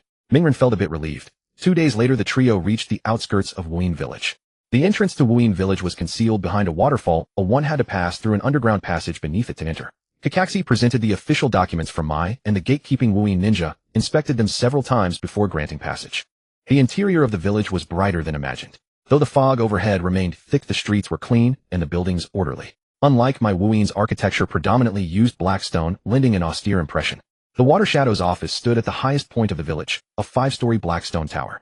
Zhao Meiming received them in the reception room on the 2nd floor. Dressed in the white robe of the Water Shadow, her deep crimson hair cascading over her shoulders, her green eyes carried a scrutinizing gaze. Beside her stood her guard Qing, a Wuyin Jonin, with a white eye patch over his right eye, possessing the white eye. Guest from Mai, please take a seat. Zhao Meiming settled into the main seat, crossing her legs. Tsunade sent you to discuss an alliance. Yes. Kakashi placed Tsunade's handwritten letter on the table. Mai wishes to establish a military alliance with Wuyin village to jointly oppose the Akatsuki organization. Zhao Meiming picked up the letter and read it carefully. Her brow furrowed slightly as she set it down. The Akatsuki does indeed threaten all ninja villages. As the Water Shadow, I understand this better than anyone. But an alliance is no trivial matter. There are many within Wuyin who oppose cooperation with Mai. Mingren spoke up. Lady Water Shadow, the Akatsuki is already collecting tailed beasts. They have 4 in their possession. If they gather all 9 and resurrect the 10 tails, the entire ninja world will be doomed. It's not a question of cooperation. It's a question of survival. Zhao Meiming looked at him, a flicker of interest in her green eyes. You are Uzumaki Mingren, the 9-tailed Jinchuriki. Yes. I heard you defeated the Wuyin renegade Zaibujan when you were 6. Mingren was taken aback, surprised that Wuyin's intelligence was so thorough. That was an accident that produced such a feat. Zhao Meiming smiled, then turned to Zhuozhu. You are Uchiha Zhuozhu, the kid who awakened the Luanhui IA. Zhuozhu adjusted his sunglasses. Merely a rudimentary form. A rudimentary form is still a Luanhui AI. Zhao Meiming stood and walked to the window, gazing at the thick fog outside. I can agree to the alliance, but on 2 conditions. Please speak, Kakashi said. First, when the Akatsuki attacks Wuyin village, Mai must provide immediate support. Don't wait until the battle is over to collect the dead. No problem, Mingren said. Second, Zhao Meiming turned her gaze, falling on Zhuozhu. I want to see if your Luanhui eye is genuine. Zhuozhu hesitated for a moment, then removed his sunglasses. The purple concentric circles in his left eye glowed faintly under the light. He raised his hand, aiming at the open space outside the window. Universal pull. A boulder weighing several hundred pounds in the distance was yanked by the gravitational force, hovered in midair for a moment, then was gently set down, without shattering the ground. Zhao Meiming's pupils contracted. She had seen a Luanhui eye before. Pain's pear cold as an abyss. Though Zhuozhu's Luanhui eye was still immature, that purple radiance could not be faked.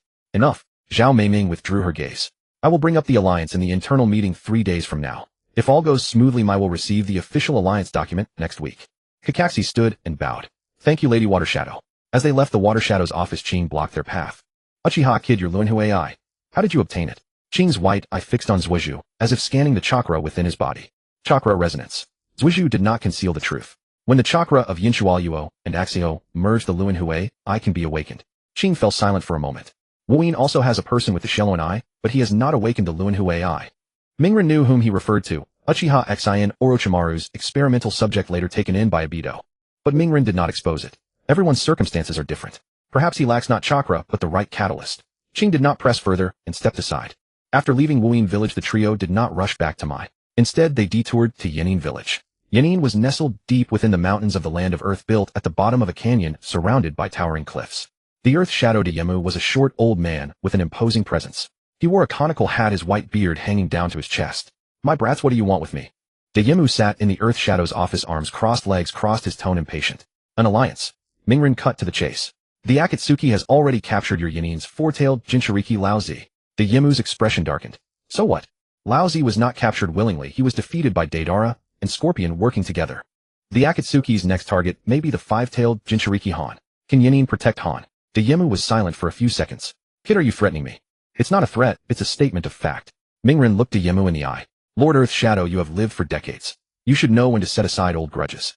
The Akatsuki is not Mai's enemy, it's the enemy of all ninja villages. If we unite, we still have a chance to win. Fighting alone will only lead to being picked off one by one. Dayemu stared at Mingren for a long time, then suddenly laughed. Kid, you're even more long-winded than your fire shadow. Lady Tsunade speaks less, but the meaning is the same. Dayemu's smile faded. An alliance is possible, but I have conditions. Please speak.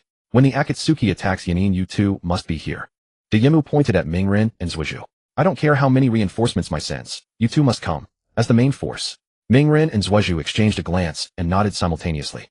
Deal. On the way back to my, Kakashi rarely initiated a conversation. Your negotiations went smoother than I expected. Both Wuyin and Yanin agreed. Because they've been hurt, Mingren said. The 2 tails, 4 tails, 5 tails, 6 tails, and 7 tails have all been captured. The 5 great ninja villages have lost significant combat power. If they don't join forces now, they'll be next.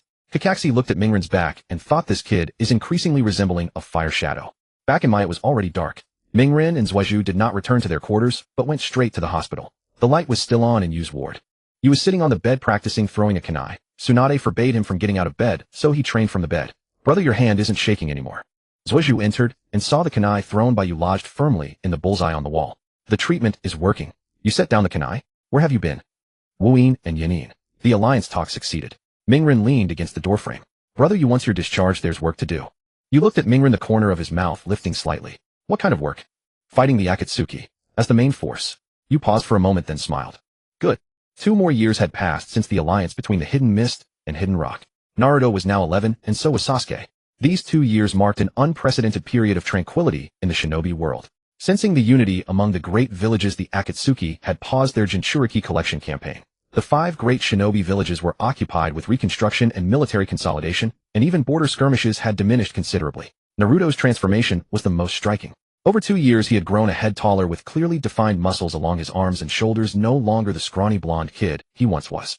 His access to Nine Tails chakra had increased from 50% to 70%, and a faint phantom of 4 tails could occasionally be seen beneath his crimson chakra shroud.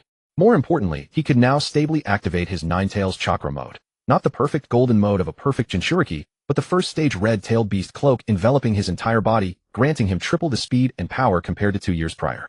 Kurama says that in another 2 years I'll be able to fully control the Nine Tails chakra, Naruto announced, standing in the center of training ground No. 3. The Nine Tails chakra mode receded, revealing his orange tracksuit underneath. He wiped the sweat from his brow and turned his gaze toward Sasuke. Sasuke's evolution was equally evident.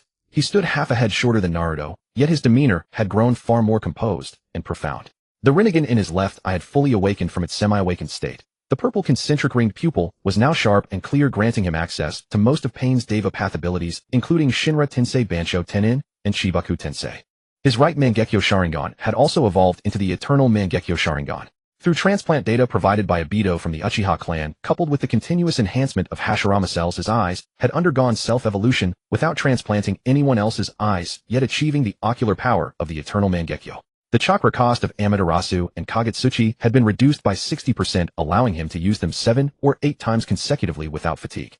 How's your monster strength training coming along? Sasuke deactivated his Sharingan and asked Naruto. Naruto walked over to a massive boulder at the edge of the training ground, took a deep breath, concentrated the Nine-Tails chakra into his right fist, and slammed it forward. The boulder exploded from the center, sending debris flying and shaking the ground. Tsunade, watching from a distance, nodded in approval. The force of that punch was already approaching 60% of her prime strength. Not bad, but still not enough, Tsunade said, approaching with her arms crossed. Your chakra control precision is still lacking. The monster strength isn't about raw force, it's about a single instantaneous burst. You need to compress the Nine-Tails chakra onto the surface of your fist and release it all within a single microsecond. Naruto nodded and walked over to another boulder to continue practicing. Sasuke approached Jiraiya, who was sitting cross-legged on the ground, engrossed in the latest volume of Ica Paradise. His writing fervor had been so high over the past 2 years that he had already published 5 sequels. Ready? Jiraiya asked, closing the book. Ready. Jiraiya stood up and formed hand seals, sage mode. His nose elongated, his eyes transformed into the horizontal slit pupils of a toad, and an aura of sage chakra flared around him. Come on, let me see how far your sage arts have progressed. Sasuke closed his eyes and began absorbing natural energy. His Rinnegan automatically activated, and within the purple pupils emerged patterns of sage chakra, not in the form of eyeshadow, but as a faint golden ring encircling the pupil's edge, resembling the corona of a solar eclipse. Jiraiya's pupils contracted slightly. Sage art with the Rinnegan. Something even I can't achieve. Sasuke opened his eyes and formed hand seals, sage art Bansho Tenin. Jiraiya's body was violently yanked toward Sasuke by an immense gravitational force. He dug his feet into the ground, carving 2 deep furrows, before finally managing to halt his momentum. He countered with sage art hair needle Senbon, but Sasuke deflected the needles with Shinra Tensei, simultaneously using the black flames of Amaterasu to draw a circle around Jiraiya's feet, sealing off his escape route. Jiraiya leaped into the air and retaliated with fire-style flame bullet. A purple light flashed in Sasuke's Rinnegan, sealing technique absorption. The flame bullet was drawn into Sasuke's palm and vanished without a trace. Jiraiya landed, took a few steps back, and deactivated sage mode. Alright, any more of this, and I'll lose what little face I have left. Sasuke likewise dismissed his sage art and Rinnegan. Jiraiya-sama, there is still much you could teach me about your sage arts. I can't teach you anymore. Your sage arts have already surpassed my knowledge. With the Rinnegan combined with sage arts, the only one in the entire shinobi world who could teach you is probably the Sage of 6 Paths himself. Sasuke didn't respond, instead turning to watch Naruto practicing his monster strength. Naruto had already shattered his 3rd boulder and was now gathering power before a 4th. Jiraiya-sama, Sasuke suddenly spoke. Moi. When do you think we'll ever get a moment of peace? Jiraiya was taken aback, then chuckled. When you become the head of the ANBU, Naruto becomes the Hokage, and the shinobi world is at eternal peace. Maybe then you'll find some rest. A faint smile tugged at Sasuke's lips. Then we might never rest. Then never rest, Jiraiya said, patting him on the shoulder. Besides, you two are together, staying busy suits you fine. Sasuke said nothing, but a warm feeling swelled within him. In the Hidden Leaf village at the Root headquarters, Danzo sat in the darkness, the bandages on his right arm completely removed. The arm covered in Sharingan was fully exposed to the air, each eye rotating independently, as if possessing its own consciousness. More terrifyingly, the pallor had spread from his arm to his shoulder, even beginning to creep toward his neck. Danzo-sama, a Root shinobi, knelt before him. Black Zetsu has sent word that the Akatsuki plans to resume the Tailed Beast collection plan within 3 months. The targets are the 8 tails and the 9 tails. Danzo was silent for a moment. Notify the Raikage and the Hokage. Tell them to prepare. Yes. The shinobi vanished. Danzo lowered his head, gazing at his widening arm. A flicker of fear crossed his one exposed eye. Not fear of the Akatsuki, but fear of his own body. He had known all along that the Hashirama cells Black Zetsu had given him contained white Zetsu cells, but he hadn't anticipated the erosion would be this rapid. Black Zetsu. You deceived me, Danzo muttered. From the darkness a voice answered him. I did not deceive you. The white Zetsu cells enhance the effects of the Hashirama cells, making your Sharingan arm even more powerful. As for the side effects, didn't you already know about them? Danzo's fist clenched tightly. What I want is not to become a white Zetsu, but the power you gained is real. Black Zetsu's voice echoed in the darkness. Power always has its price. You paid the price and you gained the power. A fair exchange, isn't it? Danzo fell silent. He re-wrapped his arm with fresh bandages, leaned back in his chair, and closed his eyes. In the Hidden Leaf village at the Hokage's office, Tsunade sat in the Hokage's chair, a map of the 5 great nations spread out before her. Jiraiya stood beside her, Kakashi leaned against the wall, and Naruto and Sasuke sat on the couch. The Akatsuki will resume the tailed beast collection plan within 3 months, Tsunade said, pointing at marked locations on the map. The targets are the 8 tails and the 9 tails. The Raikage has received the intel and is urging us to prepare. The 8 tails is in the Cloud Village guarded by Killer Bee and the Raikage, Naruto said. It won't be captured easily. As for the 9 tails, it's inside me. What Konoha needs to worry about is Pain coming here personally. Tsunade nodded. That's why I plan to erect 3 layers of defensive barriers around Konoha with the ANBU and the Sensory Division on rotating shifts. Naruto, Sasuke, your mission is this: if Pain comes, hold him off until reinforcements arrive.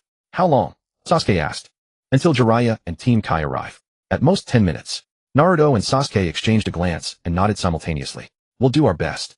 Naruto said, a slight smile curving his lips. Tsunade looked at the two 11-year-olds, a complex emotion welling up within her. They had grown up, no longer the fledgling brats they once were.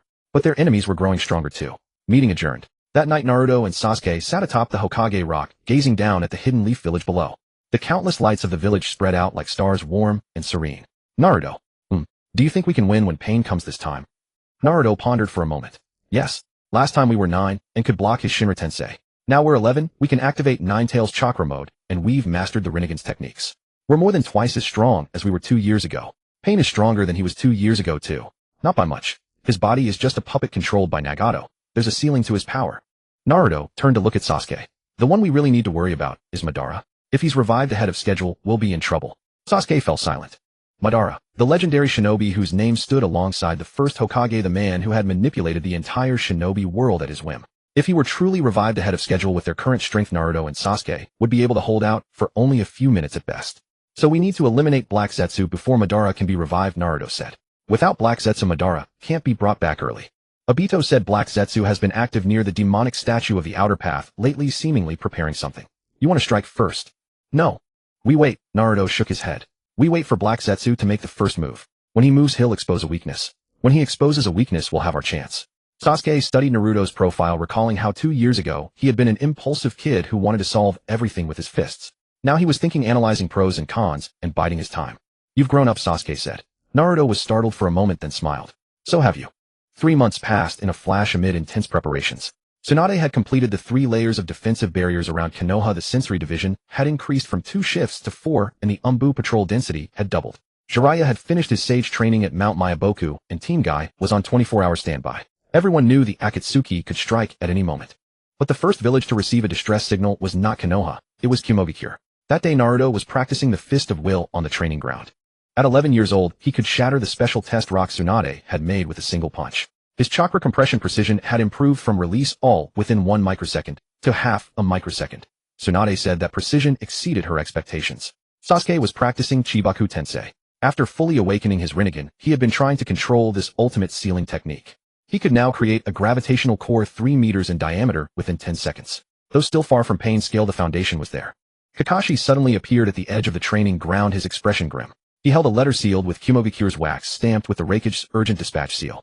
Kumogakure is under attack. The Akatsuki struck the 8 tails Jinchuriki Killer Bee. They deployed Pain's Deva Path Konin Kakuza Daidara and Kisame, full force. Naruto lowered his fist and took the distress letter, scanning it with a furrowed brow. Pain himself went. The Raikage's personal letter says Pain used Shinra Tensei to blast open Kumogakure's outer wall. Killer Bee has been forced into full-tailed beast transformation and is locked in combat with Pain. But Pain's Rinnegan counters tailed beasts, he won't last long. We'll leave immediately. Sasuke walked over, his left Rinnegan flickering with purple light. Tsunade rushed over from the Hokage's office, followed by Jiraiya and Itachi. Naruto, Sasuke, Itachi, Kakashi, Jiraiya. The 5 of you will go to Kumogakure. Team Guy will remain on standby to guard against a possible Akatsuki sneak attack on Konoha. Tsunade spoke quickly, clearly having already made battle preparations. Once you arrive, follow the Raikage's orders. If Pain is unstoppable, hold him off until everyone gathers to strike together. Understood. Naruto nodded.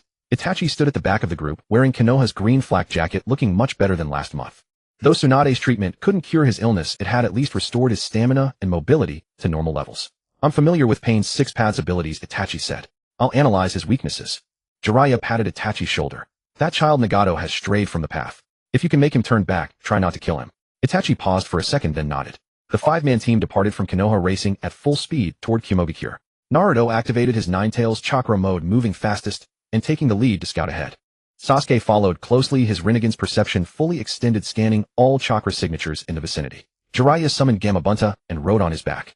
Kakashi and Itachi brought up the rear, maintaining a distance that allowed mutual support. 2 hours later, the silhouette of Kumogakure appeared on the horizon.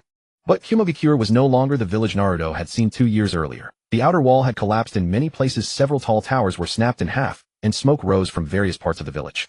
The destruction caused by Pain's Shinra Tensei was even more severe than during the attack on Sunagakure. In the sky, a massive 8-tailed octopus was locked in battle with Pain's Deva Path. Killer Bee in full-tailed beast form, 8 tentacles flailing wildly, but Pain's repulsive force deflected every attack. The Raikage is over there. Sasuke pointed to the eastern side of the village. The Raikage A was engaged with Kakuzu and Deidara. He had already activated his lightning release chakra mode, his body covered in blue lightning moving at a speed nearly impossible to track with the naked eye. But Kakuzu's wind release countered lightning, and Deidara's clay bombs exploded continuously in the air, forcing the Raikage to retreat step by step. Kakashi-sensei, you and Jiraiya-sensei go help the Raikage. Naruto assigned roles. Itachi and I take on Kisame. Sasuke and I will fight Pain. Understood. The 5 split up. Naruto and Sasuke leaped onto the tallest tower in Kumogakure and stood opposite Pain. Pain's Deva Path floated in midair, his orange hair billowing in the wind, his Rinnegan's purple pupils gazing down at the 2 young boys. You again. Pain's voice was cold as a machine. 2 years and you've grown taller. You've aged too, Naruto grinned. Pain did not smile. He raised his right hand, Shinra Tensei. It was a full-powered strike, not a probe. The repulsive force pressed toward Naruto and Sasuke, like an invisible wall compressing the air to its limit, producing a sharp crackling sound. The tower's bricks were torn away, the stone ground shattered, and everything within 100 meters began to disintegrate. Sasuke's left Rinnegan blazed with purple light, Shinra Tensei cancel. A repulsive force of equal intensity burst from Sasuke's palm. The 2 forces collided in midair, and the shockwave blasted the surrounding rubble away again. Pain's body swayed slightly. For the first time, his Shinra Tensei had been directly neutralized. 2 years, and your Rinnegan has improved greatly, Pain said to Sasuke. 2 years and your body has deteriorated quite a bit, Sasuke countered. Pain said no more forming hand seals, summoning technique. A massive chameleon, a multi-headed dog, and a Yadanokarasu appeared simultaneously, lunging at Naruto and Sasuke. Naruto did not move. 24 chains of adamant and sealing shot from his back. 2 years ago, it was 22, now, it was 24. The chains wove into a giant net 100 meters in diameter, ensnaring all 3 summoned beasts. The 9 tails chakra on the chains began to drain the summoned beast chakra. The chameleon's invisibility failed, the multi-headed dog's heads grew limp one by one, and the Yadanokarasu's wings lost their power. The 3 summoned beasts struggled briefly in the net of chains before dissolving into puffs of smoke. Pain's pupils contracted. 24 chains. You're approaching your mother's level. Not enough yet, Naruto said, retracting the chains. When I train to 28, I'll come for you. Pain stopped probing, raising both hands. Shibaku Tensei. A black gravitational core flew from his palm, suspended in midair, and began to absorb the surrounding rock and earth. The ground cracked, and debris and rubble were drawn toward the core, coalescing into a massive sphere in the sky. Sasuke acted simultaneously. Shibaku Tensei cancel. A gravitational core of equal size flew from his palm, canceling out Pain's core. The 2 cores collided in midair, and the gravitational pull tore everything around to shreds. Naruto used adamant sealing chains to wrap around his and Sasuke's waists, anchoring them to the tower's ruins to avoid being pulled away. Pain's body wavered in the air. Using Shinra Tensei and Shibaku Tensei in succession had drained his chakra heavily. Nagato, controlling the puppet from afar, felt the burden on his body grow heavier. Conan, retreat, Pain said in a low voice. Conan materialized from paper, her paper angel wings unfurling in the smoke. Nagato, your body. I can hold on. But we can't win today. Those 2 brats have grown faster than I expected. Pain and Conan vanished into the sky as if they had never been there. Kakuzu and Deidara received the retreat signal and disengaged simultaneously. Deidara flew away on his clay giant bird. Kakuzu's body melted into the earth, and Kisame, having been briefly immobilized by Itachi's Genjutsu, quickly retreated after regaining his senses. The battle was over. On the ruins of Kumogakure, the Raikage knelt on one knee, panting heavily. His lightning release chakra mode had been deactivated, and his body was covered in burns and cuts. Killer Bee reverted from his tailed beast form, collapsing to the ground, blood trickling from his mouth. Naruto and Sasuke jumped down from the tower and walked over to the Raikage. Raikage-sama, Pain has retreated, Naruto said. The Raikage looked up at the 2 11-year-old boys. You? Drove back, Pain. Not drove back. He left on his own, Sasuke said. His chakra couldn't hold out. If we had fought longer, he might have lost. The Raikage was silent for a few seconds, then stood up and placed his large hands on Naruto and Sasuke's shoulders. Konoha owes you a debt. Kumogakure owes you a debt too. No debt, Naruto said. We're allies. The Raikage looked into Naruto's blue eyes and saw a resolve beyond his years. Yes, allies. Over the night sky of Kumogakure, stars began to appear one by one. On the ruins, shinobi started clearing the battlefield. Naruto and Sasuke sat on the edge of a collapsed tower, gazing at the distant mountains. You held back against Pain today? Naruto asked Sasuke. No. Canceling Chibaku Tensei is already my current limit. Sasuke paused. But you didn't use your full power either. You only used 24 adamantine sealing chains, though you can activate 26. Naruto grinned. Can't reveal all my cards. Pain will go back and think of countermeasures. When he comes next time, we'll show new tricks. Sasuke looked at Naruto, the corner of his mouth lifting slightly. You're becoming more like a Hokage. I'm still far from it, Naruto said, stretching. Let's go back and check on Itachi and II. He fought Kisame today, but he shouldn't be hurt. On the 5th day after the smoke of the Battle of Kumogakure had cleared, Naruto and Sasuke returned to Konoha. Sakura and Ino were waiting for them at the village gate. Sakura was no longer the girl who could only watch their backs from afar. She had studied medical ninjutsu under Tsunade for 2 years and was now one of the leading physicians at Konoha Hospital, capable of performing highly complex surgeries independently. When she saw Naruto and Sasuke walk through the gate, she first let out a sigh of relief, then put on a stern face. You two always manage to cause a huge commotion every time you go out. The outer walls of Kumogakure are completely gone and half of the Raikage office has collapsed. Can't you two keep a low profile? That was Pain's doing, not mine. Naruto raised his hands and surrendered with a grin. Sakura rolled her eyes. Pain did it, but weren't you both there too? She then turned her gaze to Sasuke. Your brother is waiting for you at the hospital. He said he needs to talk to you. Sasuke nodded without a word and headed straight for the hospital. Naruto followed, and Sakura fell into step with them. The three walked along the streets of Konoha. The sunlight was warm, shops had reopened, and children were chasing each other through the alleys. The shadow of war had temporarily receded, and the breath of peace permeated every corner. But Naruto knew this peace would not last long. Konoha Hospital Special Care Ward. Itachi was not lying in bed, but sitting on a chair by the window gazing outside. His complexion was considerably better than before they had left for Kumogakure. Though he had clashed with Kisame during the battle, Itachi had controlled him with Jinjutsu, avoiding a high-intensity fight, so his body hadn't suffered much strain. Brother. Sasuke pushed the door open. Itachi turned his head, his gaze lingering on Sasuke for a moment, then shifting to Naruto. You're back? How are things in Kumogakure? The Raikage is rebuilding the village, Naruto said. Killer Bee was injured, but nothing serious. Pain won't be coming again anytime soon, Naruto continued. He consumed a huge amount of chakra, and Nagato's body can't hold out either. Itachi nodded. But this isn't the end. Pain is just the public face of the Akatsuki. The real threat lies behind. Sasuke walked over to Itachi, pulled up a chair, and sat down. Brother, you said you had something to discuss. Itachi drew a slip of paper from his robe and handed it to Sasuke. It bore only a few lines of hasty, uneven handwriting. Madara intends to resurrect early. Black Zetsu has extracted enough Hashirama cells from the demonic statue of the outer path. Within a month, Madara will be revived through Rinna Tensei. Target Nagato's Rinnegan. Obito. After reading it, Sasuke's fingers tightened slightly. He handed the note to Naruto, who scanned it and frowned deeply. Within a month. That's soon. If Obito's intel is accurate, we're running out of time, Itachi said calmly. Once Madara is revived with the power he possessed in life, no single shinobi in the world can stand against him. Only by joining forces do we stand a chance. Naruto handed the note back. Did Obito say anything else? He also said Black Zetsu no longer fully trusts him. Recently, whenever Black Zetsu passes along information, he deliberately conceals certain details from Obito. Black Zetsu may have sensed a change in him. Naruto fell silent for a few seconds. Then we can't rely solely on Obito's intel anymore. We need our own sources of information. Itachi nodded. That's why I plan to leave Konoha for a while. Sasuke's pupils contracted slightly. Where? To Mangekyō. Itachi rose and walked to the window. I spent over a decade in the Akatsuki. I know the terrain of Mangekyō and Nagato's habits well. Pain thinks I've completely cut ties, so he won't expect me to return. I can lie low on the outskirts of Mangekyō and monitor the movements of Nagato and Black Zetsu. Sasuke stood up as well. Going alone is too dangerous. Pain's Rain Tiger at will technique can detect the chakra of any intruder. That's why I won't enter the village itself. I'll set up a watch point in the valley outside and use the crow summoning jutsu to keep watch from a distance. Itachi turned to face Sasuke. Besides, I won't be alone. I'm taking Kisame with me. Kisame. Naruto blinked. Isn't he still in the Akatsuki? Kisame has already decided to leave the organization. After the Battle of Kumogakure, he came to me and said he wanted out. He's completely lost faith in the Moon Eye plan. Itachi paused, but he doesn't dare to defect outright, afraid Pain will hunt him down. So he wants to help me with a few things first, and once the Akatsuki completely collapses, he'll leave in the open. Sasuke frowned. Can Kisame be trusted? Not entirely, but not dismissed either, Itachi said. He knows the state of my health. If he wanted to harm me, he would have done it back in Mangekyō. He has, which means he at least has no intention of killing me. Naruto thought for a moment. Alright, but Itachi-san, can your body handle it? The climate in Mangekyō is damp and cold. It's bad for your lungs. I can manage. Tsunade-sama prepared a month's supply of medicine for me. That's enough. Itachi walked over to Sasuke and placed a hand on his shoulder. Sasuke, train hard here in Konoha.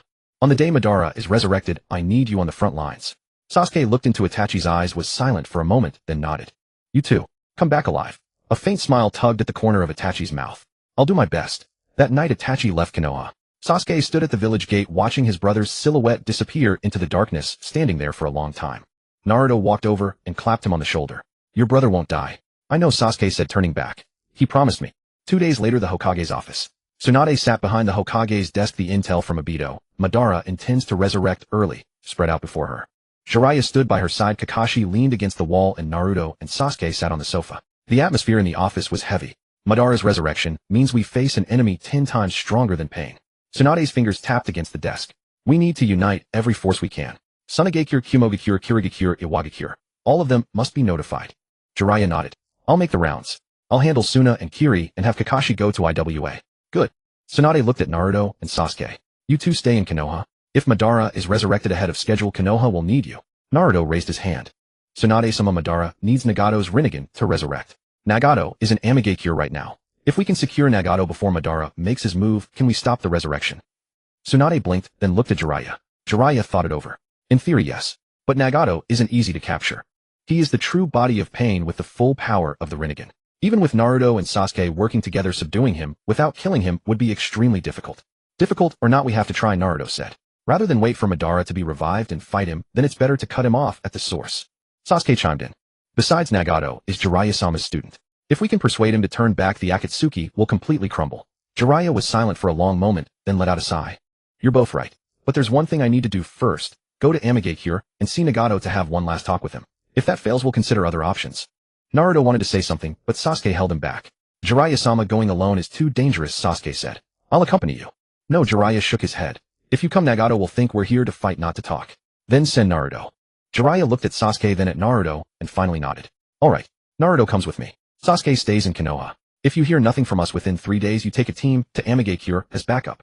Naruto and Sasuke exchanged a glance and nodded in unison. After the meeting, Naruto and Sasuke walked home together. You didn't want me to go because you're worried about my brother? Sasuke asked. Naruto didn't deny it. You two Uchihas. One's already lurking near Amegakure. If I let the other walk into danger too, what am I supposed to do? Sasuke was quiet for a moment. I'm not a kid anymore. I know, but I'm your partner. Naruto stopped and looked at Sasuke. Partner means we face danger together. Don't try to carry it all alone.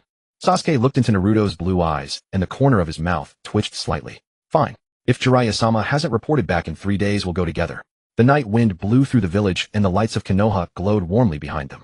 In the distance, the carved faces of the past Hokage on the Hokage rock looked down upon the village, their stone eyes shimmering in the moonlight. Tomorrow, Jiraiya and Naruto would set out for Amegakure. In the early morning, the entrance of my village was still shrouded in thin mist. Zillai wore a newly changed red outer coat, carried a massive scroll on his back, and had a kunai pouch at his waist.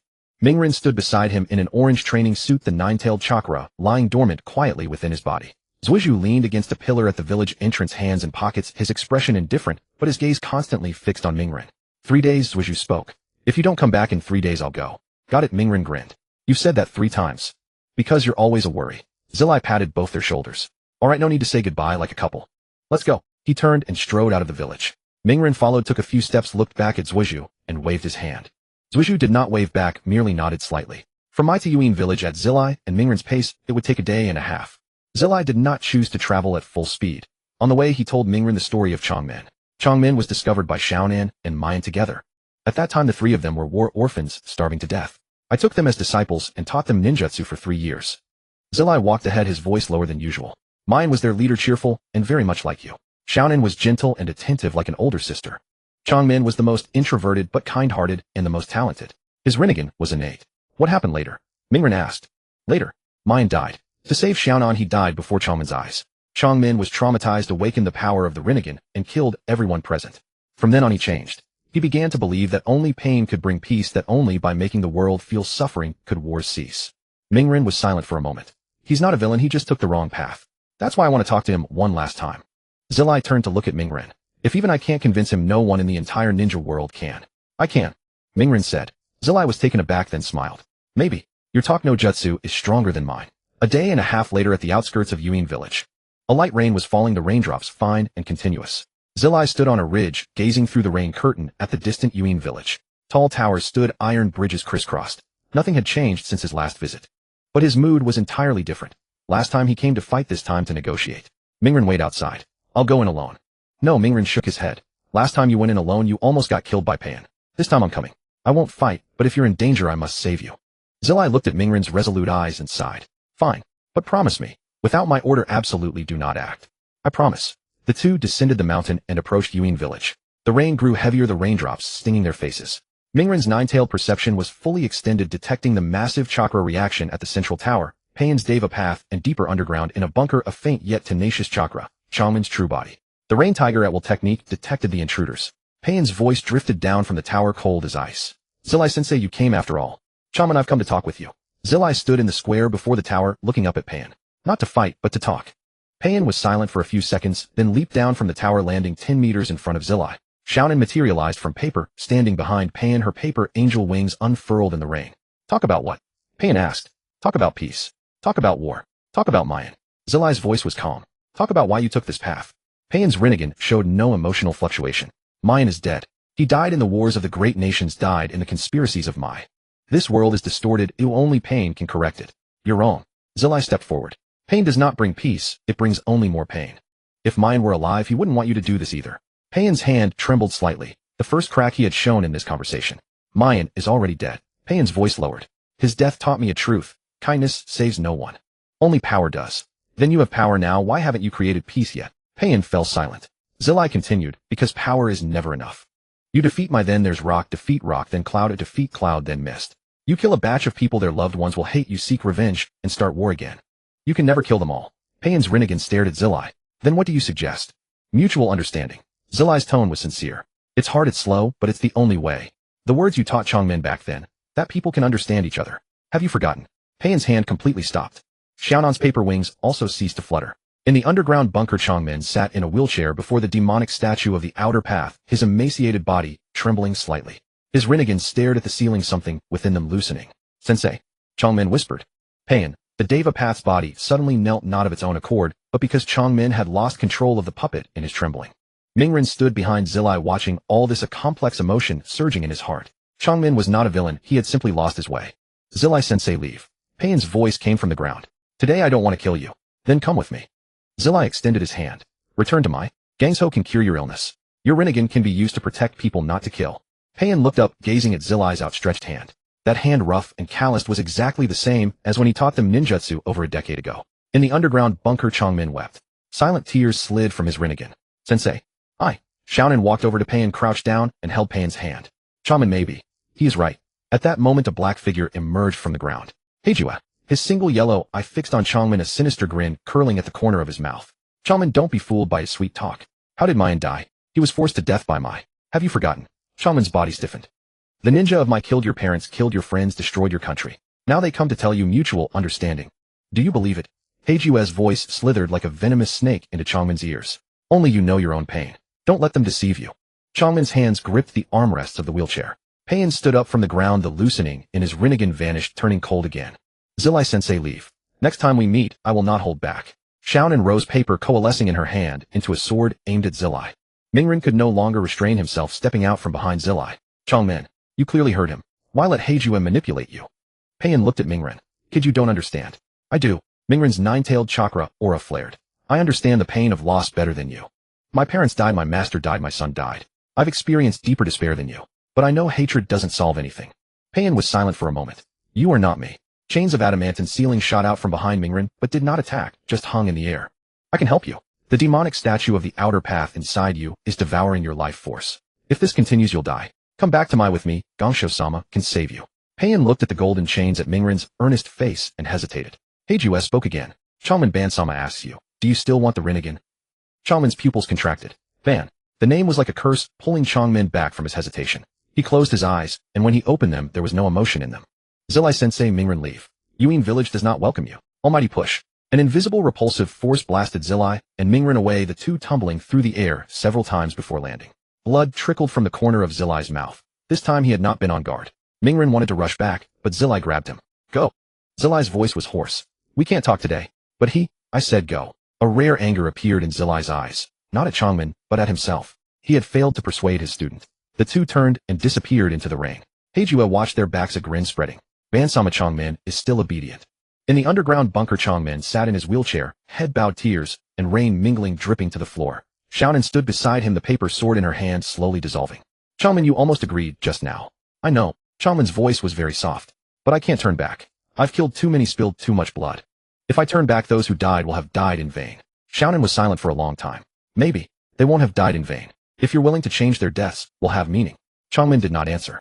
The 9 eyes of the demonic statue of the outer path were closed its mouth, emitting countless thin chakra threads connected to his back. Those threads were like shackles binding his body and also his heart. On the distant road the rain continued to fall. Zilai did not speak and Mingren did not speak either. The two walked in silence through the rain drenched to the bone, but they did not stop to take shelter. After leaving the bounds of Yuan village, Zilai suddenly halted, looking up at the sky. Chongmen, I still couldn't pull you back. Mingren stood beside him, watching Zilai's weary profile, feeling a pang in his heart. Zilai-sensei, you did your best. Doing your best isn't enough. What matters is the result. Zilai wiped the rain from his face. Let's go back to the village. The 3 days aren't up yet. That kid Zuiju probably hasn't set off. When Jiraiya and Naruto returned to Konoha, they were half a day earlier than the agreed 3 days. Sasuke stood at the village entrance, and upon seeing the two soaked through with bloodstains still at the corner of Jiraiya's mouth, his expression immediately darkened. The negotiation failed. Failed. Naruto stepped out from behind Jiraiya, patting the rainwater off his clothes. Black Zetsu interfered midway and pulled Nagato back again. Master Jiraiya was almost injured by Shinra Tensei. A violet light flickered in Sasuke's Rinnegan. I'll go find them. Not so fast. Jiraiya stopped Sasuke. Going now will yield the same result. Black Zetsu is by Nagato's side. His words carry more weight than mine. We need to lure Black Zetsu away from Nagato first. How? Jiraiya pondered. Obito. Black Zetsu cares most about Madara's resurrection plan. If something goes wrong on Obito's end, Black Zetsu will surely leave Mangekyō to deal with it. Then we can go find Nagato without interference. Naruto nodded. This plan works. I'll go find Obito. No, I'll go, Sasuke said. You've met Nagato, your chakra is remembered by pain. I'll be more covert. Naruto looked at Sasuke, thought for a moment, and nodded. Fine. But I'm not at ease with you going alone. I'm not alone. Sasuke pulled a communication toad from his pocket. Obito gave me this. When I get near his base, I'll use this to contact him. Jiraiya watched the interaction between the two youths, feeling a surge of emotion. They had truly grown up, no longer the little brats who needed his protection. That night Sasuke left Konoha alone. He didn't tell anyone where he was going, not out of distrust, but for safety. If he were captured by Akatsuki spies along the way, the less they knew, the safer they would be. Naruto saw him off at the village entrance. They exchanged a glance, said no words like, take care, and simply clapped hands. The next morning at Konoha Hospital. In Itachi's room, Jiraiya sat on a chair by the bed, recounting the details of the negotiation in Mangekyō. Itachi leaned against the headboard, listening intently, occasionally coughing twice. Black Zetsu being by Nagato's side is indeed a problem, Itachi said. He has lived for over a millennium and excels at sowing discord and manipulation. Nagato lost his parents as a child and was traumatized by Yahiko's death. His psychological defenses are fragile. Black Zetsu can easily control him. So we must deal with Black Zetsu first. Jiraiya sighed. But that entity has no physical form. Even sealing techniques can't hold him for long. There is a way, Itachi said. Yin-Yang release. Jiraiya was taken aback. Yin-Yang release. That's the Sage of Six Paths ability. Naruto's adamantine sealing chains contain the principles of Yin-Yang release. Once he fully masters his mother's sealing technique, he can use Yin-Yang release to directly attack Black Zetsu's true body. Itachi paused. But he's only 11 now, he still needs time. Jiraiya was silent for a moment. Time. That's what we lack most. Madara might be resurrected soon. The room fell quiet. Sunlight streamed through the window, painting bright patches on the floor. Naruto leaned against the wall in the corridor, listening to the conversation, inside his fists clenched tight. At the border of the land of rivers, in an underground base, Sasuke found the cave where Obito was hiding. The entrance was still blocked by a massive boulder. After shattering it with his monstrous strength, the scene inside made him frown. The cave was far more chaotic than when he had last visited. A stone table lay, overturned scrolls scattered everywhere, and half the map on the wall had been torn off.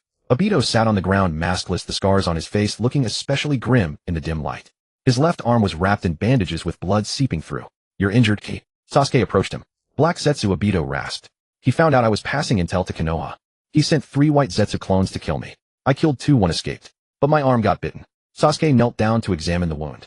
The wound was blackened, emitting a putrid odor. White Zetsu's saliva was toxic. Need amputation? No. I can regenerate with Hashirama's cells. Obito got up from the ground, walked to a box in the corner, pulled out a vial of Hashirama's cell extract, and injected it into his arm. The blackened wound began to heal slowly, dark toxins oozing out and dripping onto the ground, corroding small pits. Does Black Zetsu know you're working with Konoha? He knows, but he hasn't told Madara. Obito leaned against the wall, breathing heavily. He's still using me. If Madara knew I betrayed him, he'd directly send Nagato to kill me. Black Zetsu doesn't want that because I still hold the coordinates of the Rinnegan. Sasuke paused. Madara needs the Rinnegan to resurrect. Nagato has one eye. The other, is it in your hands? Obito looked at Sasuke, silent. Your left eye. Sasuke stared at Obito's Sharingan. That was given to you by Madara.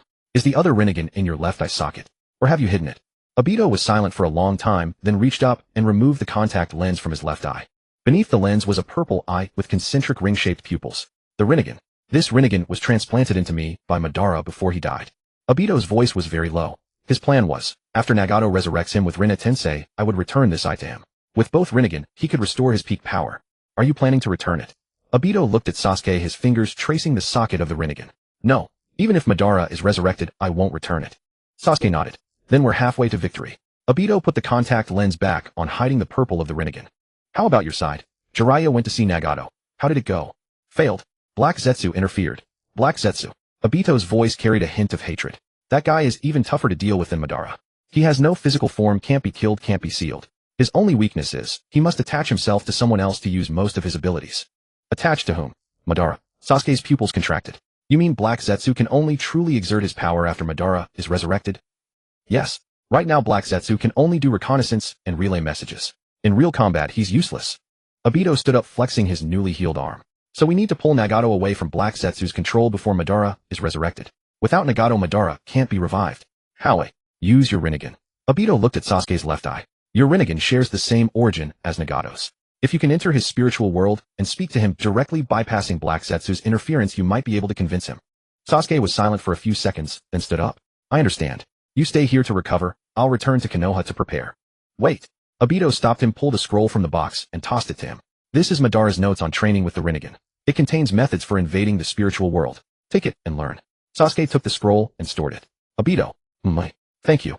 Obito was momentarily stunned, then a faint smile tugged at the corner of his mouth. You're welcome. After Sasuke left, Obito sat alone in the cave. He looked at the photo of Rin on the wall and whispered, Rin soon. Just wait a little longer. At Konoha, Naruto sat on the railing of Training Ground 3, watching the distant sunset. Kurama spoke inside him. Kid worried about Sasuke. Not worried. Just feel like we're not moving fast enough. You're already fast. You're 11 and you can activate the Nine Tails chakra mode. Sasuke is 11 and his Rinnegan is fully awakened. You're at least 5 years ahead of your previous life. 5 years isn't enough. Madara will be resurrected in a month. Kurama was silent for a moment. Then make the most of this month. I'll release the last of my sealed chakra, allowing you to draw on 80% of my power. Naruto was stunned. Kurama, you. Don't waste words. If you die, I die too. Helping you is helping myself. Naruto smiled. Alright. Starting tomorrow, no sleep. Kurama didn't reply. Night fell and the lights of Konoha's homes flickered on one by one. Naruto sat on the railing waiting for Sasuke to return. The moon rose round and bright. He remembered that at this age in his previous life, he had been traveling the world with Jiraiya, knowing nothing, only shouting, I'm going to be Hokage. Now he knew that being Hokage wasn't something you shouted into existence. It was something you fought for. In the distance, a figure emerged from the darkness. Sasuke back. Naruto jumped off the railing and ran toward him. They met each other's eyes and spoke at the same time. I have a plan. I have an idea. Then they both laughed. On the morning after Sasuke returned from the land of rivers, border the scroll Obito had given him lay spread across the training ground. The scroll was long, nearly 2 meters when unrolled, crammed with Madara's densely written research notes on the Rinnegan. The handwriting was hasty and some sections were obscured by dried bloodstains, but the core content remained legible. Naruto sat cross-legged beside the scroll holding a rice ball, munching as he read. Madara's handwriting is terrible. He's not a calligrapher. Sasuke sat cross-legged across from him, tracing his finger along the scroll. Section 7. The method for invading the mental world. Found it. Naruto leaned in to look. That section was simple, its core message, just a few sentences with 2 Rinnegan of the same origin. Through chakra resonance, the caster can project their consciousness into the target's mental world. The projection requires the target's mental state to be unstable, extreme rage, extreme sorrow, or extreme hesitation. Once inside, the caster can speak directly with the target's subconscious, bypassing all external interference. Rinnegan of the same origin. Naruto looked at Sasuke's left eye. Your Rinnegan and Nagato's both come from the bloodline of the Sage of 6 Paths. That counts as the same origin. It does, Sasuke nodded. But Madara transplanted his Rinnegan to Nagato. The source is still Madara's eyes. My Rinnegan awakened through the chakra resonance of Indra and Ashura, with its source being the Sage of 6 Paths himself. Strictly speaking, my Rinnegan is closer to the original source. Then the success rate is even higher.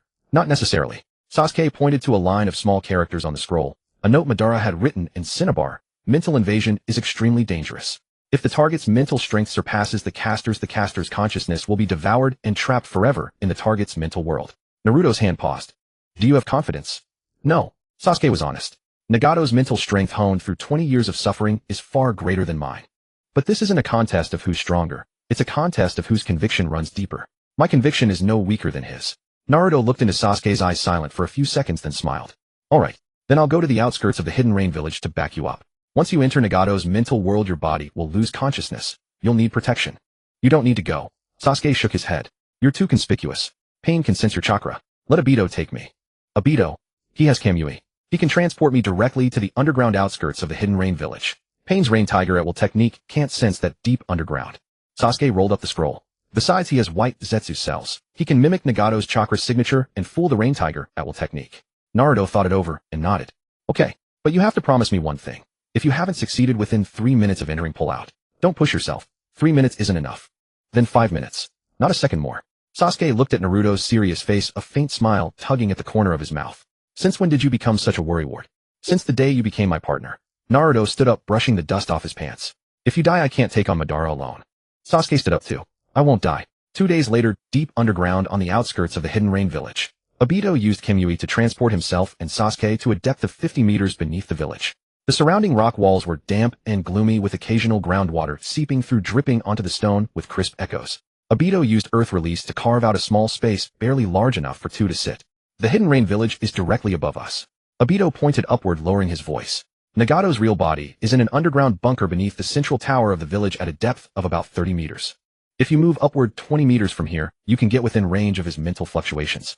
Sasuke sat down cross-legged and closed his eyes. You stand guard. If anyone approaches, use Kamui to relocate me. I know. Obito leaned against the rock wall across from him. Are you sure about this? If the mental invasion fails, you'll become a vegetable.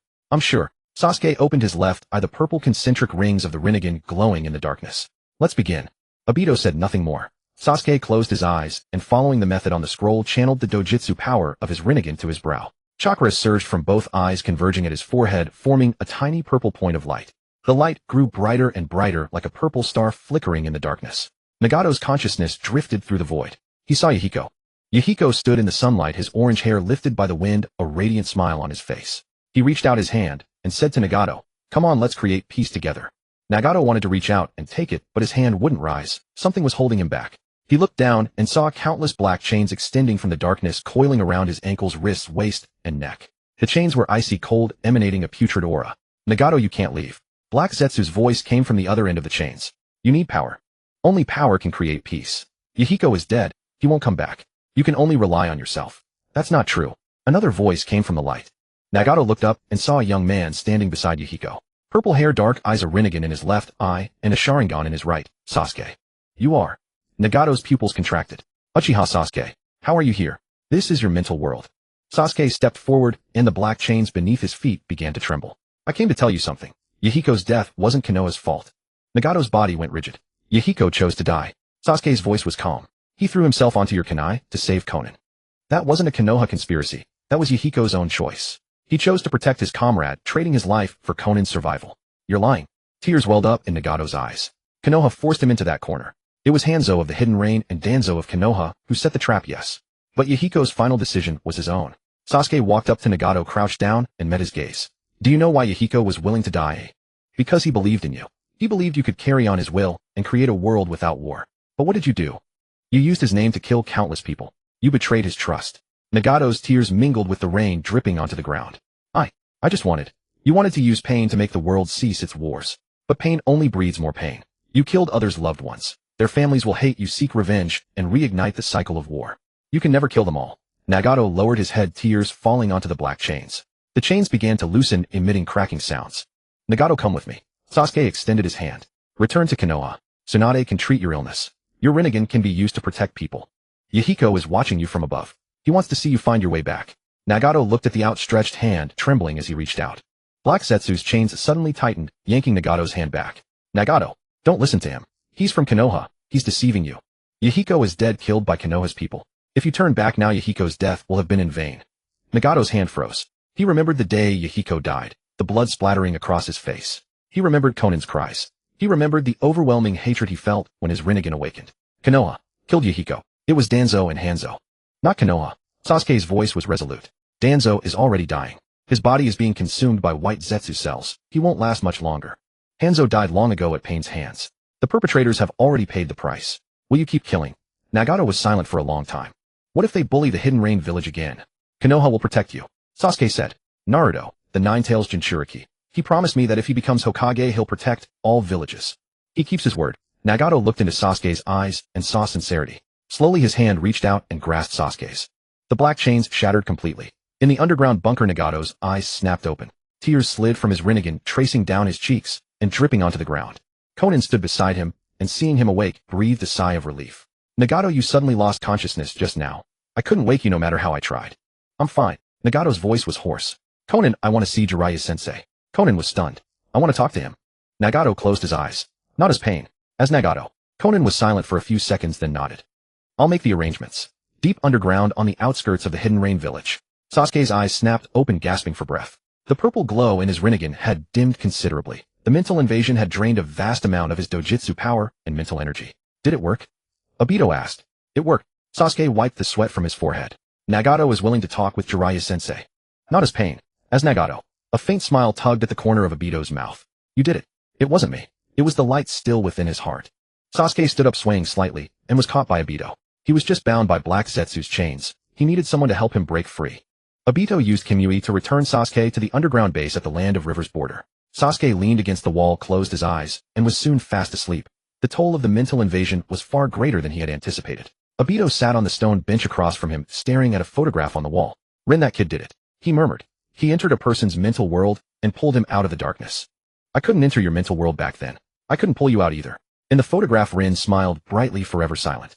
Obito lowered his head and clenched his fists. But now, I can help them. I can help protect this world you wanted to live in. Sasuke lay unconscious for an entire day and night in Obito's underground base. The mental intrusion had drained him far more than anticipated. The purple light flickering at his brow consumed not merely dojutsu power, but the very essence of his soul. Obito remained by his side, administering nutrient injections every few hours to sustain his vital signs. By the evening of the second day, Sasuke awoke. What time is it? His voice was hoarse like sandpaper scraping against wood. You've been out for a day and a half. Obito handed him a cup of water. Nagato's made a move. Sasuke took the cup, drank a few sips, and felt his strength returning. What kind of move, eh? Conan sent word that Nagato is willing to meet Jiraiya. The condition is, he'll meet only Jiraiya, no one else. Obito paused. And the meeting place isn't the Rain village, but the abandoned shrine at the border between Rain and Fire. That shrine where Itachi left the Akatsuki. Sasuke set down the cup. Can Conan be trusted? Trustworthiness isn't the issue. The important thing is that Nagato's attitude has changed. If he wanted to kill Jiraiya, he wouldn't need such a tactic. It would be easier to act in the Rain village.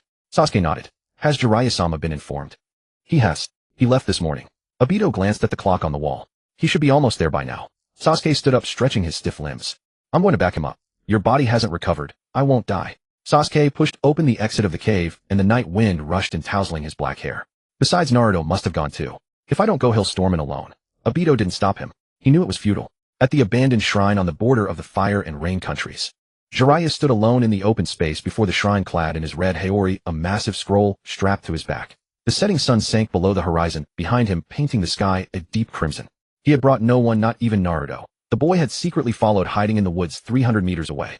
Jiraiya didn't send him away, for he too felt that an extra pair of hands was a safety net.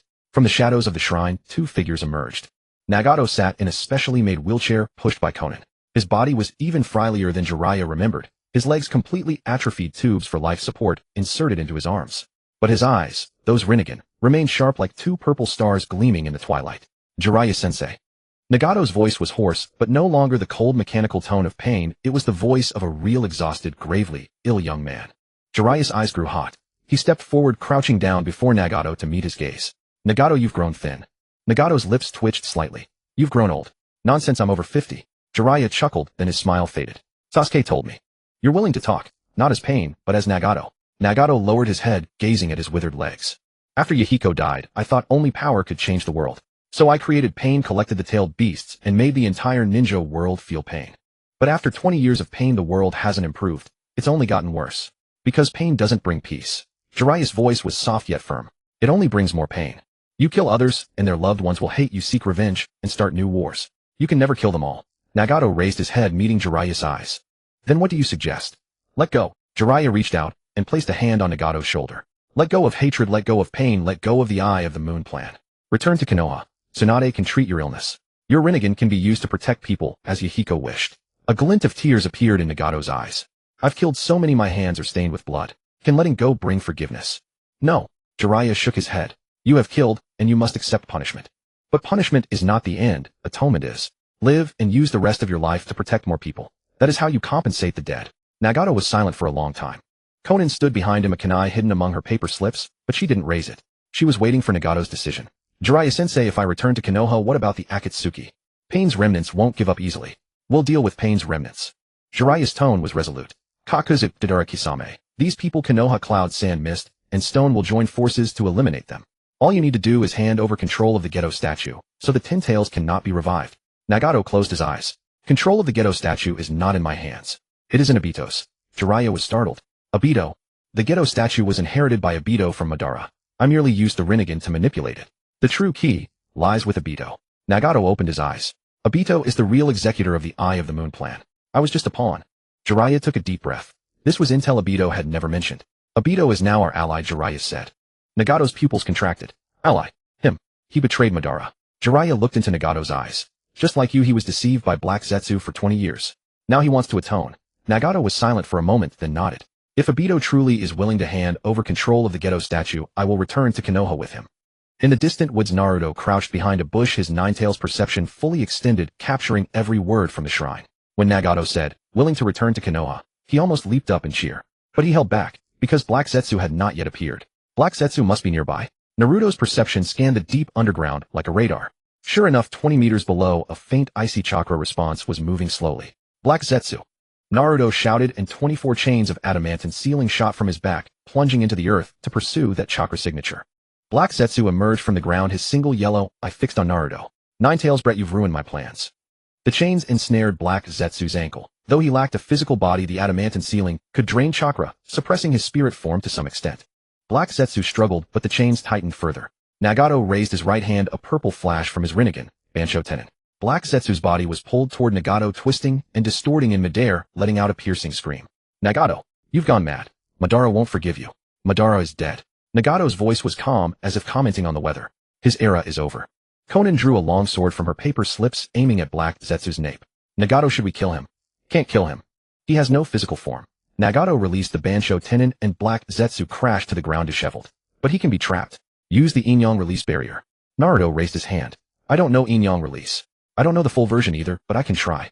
Nagato's Rinnegan blazed with purple light as he formed hand seals. Outer path, Yin-Yang seal.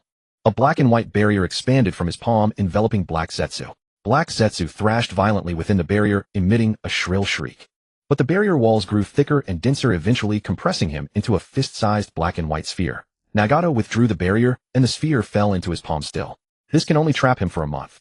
Nagato panted heavily. The Yin-Yang seal had consumed a vast amount of chakra. Within a month, we must find a way to destroy him completely.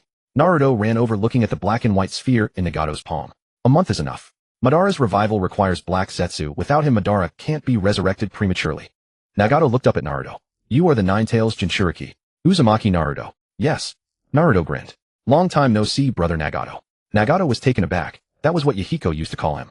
His eyes reddened again. If Yahiko were still alive, he would be about your age. He is alive now.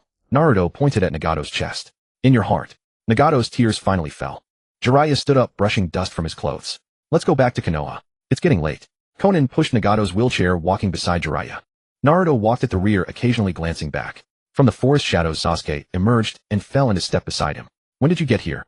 Naruto asked. Just arrived. Saw that Black Zetsu was already sealed, so I didn't intervene. How's your body? Fine. Slept for a day and a half, feeling much better. Sasuke looked ahead at Nagato and Konan. Is he really willing to return to Konoha? Yeah. Jiraiya-sensei convinced him. Your mental intrusion also played a part. Sasuke was silent for a moment. Then the next step is to deal with the remnants of the Akatsuki and Madara. And Danzo, Naruto added. His right arm is about to go out of control. Danzo's men have been watching us. We need to find an opportunity to confront him. No rush. Once Nagato arrives in Konoha, everything will become clear. The two walked in the twilight. The lights of Konoha flickered at the foot of the distant mountains like fallen stars.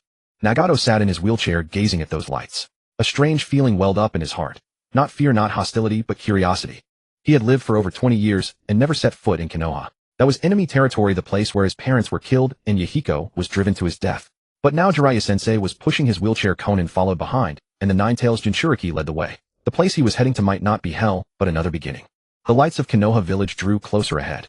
Nagato sat in his wheelchair, pushed by Jiraiya, with Konan walking beside him, while Naruto and Sasuke followed behind. As the group passed through the village gates, the guard ninja froze for a moment. Pain. No, it was Nagato. Tsunade had already informed them that a special guest would be arriving today. The Hokage is waiting for you in her office. The guard ninja stepped aside, his gaze lingering on Nagato's Rinnegan for a fleeting second before quickly averting his eyes. The streets of Konoha were sparsely populated. A few genin passed by, casting curious glances at the strange procession. A white-haired old man pushing a wheelchair, the gaunt young man in it with violet eyes that dared not be met directly. Nagato kept his head lowered, unwilling to meet those stares. He was accustomed to fear, but not to curiosity. "They're not afraid of me," he murmured. "Why should they be afraid?" Jiraiya pushed the wheelchair, his tone calm. "You're my student, not an enemy." Nagato did not reply. At the Hokage's office building, Tsunade stood waiting by the entrance. She wore a green coat, arms crossed, her eyes sweeping over Nagato. "Come in." Inside the meeting room, Itachi was already there. He leaned by the window, hands in his pockets, and gave a slight nod when Nagato entered. Nagato's gaze lingered on him for a moment. Uchiha Itachi, the traitor of the Akatsuki, the spy of Konoha. They had once worked together in the organization, but had barely exchanged a word.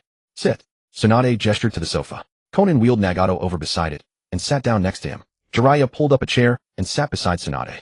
Naruto and Sasuke sat across from them. Itachi remained standing by the window. Tsunade got straight to the point. "Nagato, are you willing to abandon the Moon Eye plan, sever the connection with the demonic statue of the Outer Path, and surrender control of the Rinnegan?"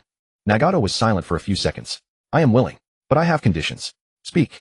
"First, Konoha must protect the Hidden Rain village from invasion by the other great nations. Second, Konan must not be held accountable for her past actions. Third," Nagato paused, "my Rinnegan must not be taken by anyone." Tsunade met Nagato's eyes. "The first and second conditions I can agree to. The third, your Rinnegan is innate, no one will steal it. But if you die, the Rinnegan must be entrusted to Konoha so it doesn't fall into the hands of Akatsuki remnants." Nagato nodded. "Agreed." Jiraiya breathed a sigh of relief. He hadn't expected Nagato to agree so readily. Perhaps after their conversation at the temple, Nagato had already made up his mind, just needing a way to step down. Tsunade pulled a document from her drawer and slid it in front of Nagato. "This is the alliance treaty between Konoha and the Hidden Rain village. Sign it, and the Rain village becomes Konoha's ally. Konoha will station ninja in the Rain village to assist with defense." Nagato picked up the pen, his hand trembling slightly. Konan placed her hand over his. "Nagato, have you truly decided?" Nagato looked at Konan. "I have. I should have decided 20 years ago." He signed his name. Tsunade took the document, signed it, and stamped it with the Hokage's seal. "From today, the Hidden Rain village is Konoha's ally. The balance of the 5 great nations changes from this moment." Naruto grinned broadly. Sasuke's lips curved upward slightly. Itachi walked over from the window and looked at Nagato. "Welcome back." Nagato raised his head to meet Itachi's gaze, a flicker of complex emotion in his eyes. "You are braver than I. You endured in the Akatsuki for over a decade. I always knew you were a spy, but I never exposed you." "Why didn't you expose me?" Itachi asked. "Because you were suffering too." Nagato's voice was very low. "I could see your pain. Those who share the same affliction do not harm each other." Itachi was silent for a moment. "Thank you." That night, Nagato and Konan were assigned to a special ward in Konoha Hospital. Tsunade personally examined Nagato's body. The condition was worse than she had anticipated. The muscles in his legs had completely atrophied, his spine was severely damaged by black rods, and his internal organs were failing. Without timely treatment, he had at most 3 years to live. "Can it be treated?" Konan asked. "Partially. His legs can regain the ability to walk and the spine can be repaired. But the damage to his organs is irreversible. His lifespan will still be shorter than normal." Tsunade looked at Nagato. "If you cooperate with the treatment, in 3 years you'll at least be able to walk." Nagato closed his eyes. "Being able to walk is enough. I haven't walked in 20 years. Konan grasped Nagato's hand, her eyes reddening. "Nagato, don't cry." Nagato opened his eyes and looked at Konan. "We still have things to do. We'll finish what Yahiko started." Outside Konoha village, in an underground base on the border of the land of rivers, Obito sat in the darkness, the Akatsuki's map spread before him. News of Nagato's departure from the Akatsuki had reached every stronghold. Pain had suddenly gone silent. Konan was missing. Kakazu and Deidara were on standby near the hidden cloud village. Kisame's whereabouts were unknown, and Black Zetsu had been sealed. The Akatsuki, in truth, had already crumbled. But Obito knew the real threat was not the Akatsuki, it was Madara. Madara's revival plan would not stop because of Nagato's betrayal. He had a backup. Obito pulled a scroll from his pocket and unrolled it on the ground. It depicted the detailed structural diagram of the demonic statue of the Outer Path with coordinates and chakra flow paths for each eye marked. "I need to destroy the demonic statue in advance," Obito muttered to himself. "Without it, even if Madara revives, he can't collect the tailed beasts." He stood up, walked to the wall, and gazed at Rin's photograph. "Rin, help me one more time." In the photo, Rin was still smiling. Obito reached out and touched her face through the glass. In Konoha village at Training Ground 3, the night was deep and the moon was mostly hidden behind clouds. Naruto and Sasuke sat facing each other. A silvery white sphere of light floated between them, the black at its center already shrunk to the size of a grain of rice, almost invisible. Kurama spoke inside Naruto's mind. "Almost there. When the black dot in the center of the sphere disappears, that will be the moment your chakra resonance completes. Then Sasuke's Rinnegan will fully awaken and your Ninetales chakra will resonate with the power of Indra, possibly allowing you to directly activate 6 paths Sage mode." Naruto replied in his mind. "How much longer?" "Depends on you. As fast as a month, as slow as 6 months. A month. The same time as Madara's revival." Naruto opened his eyes and met Sasuke's gaze. Sasuke, within a month, we must complete the resonance. Sasuke nodded. I know. The sphere of light slowly dissipated, and the two stood up. Moonlight emerged from behind the clouds, illuminating the training ground. Sasuke. When all this is over, what do you want to do? Sasuke thought for a moment. First help Itachi cure his illness. Then, maybe travel. Travel? To see the ninja world. In my previous life, I only cared about revenge and atonement, though I never went anywhere. This time I want to see it. Naruto smiled. Then I'll go with you. Aren't you going to become Hokage? I can become Hokage anytime. Travel. If I miss it, it's gone. Sasuke looked at Naruto, the corner of his mouth lifting slightly. Fine. 3 days after Nagato formally joined Konoha, Tsunade convened a preliminary meeting for the 5 Kage Summit. Though it was called a 5 Kage Summit, only representatives from Konoha Tsunade and Kumogakure were present. The delegates from Kirigakure and Iwagakure were still en route. In the Hokage's conference room, Tsunade sat at the head of the table with Jiraiya and Kakashi flanking her. Tsunagakure was represented by Chiyo and Temari. Chiyo, advanced in years, began dozing off within 15 minutes of taking her seat. Kumogakure's representative was the Raikage's secretary Mabui, who carried a personal letter from the Raikage along with a defensive deployment map of Kumogakure. Naruto and Sasuke sat in the corner. Itachi leaned against the window, and Nagato, in a wheelchair, was pushed into the room by Konan.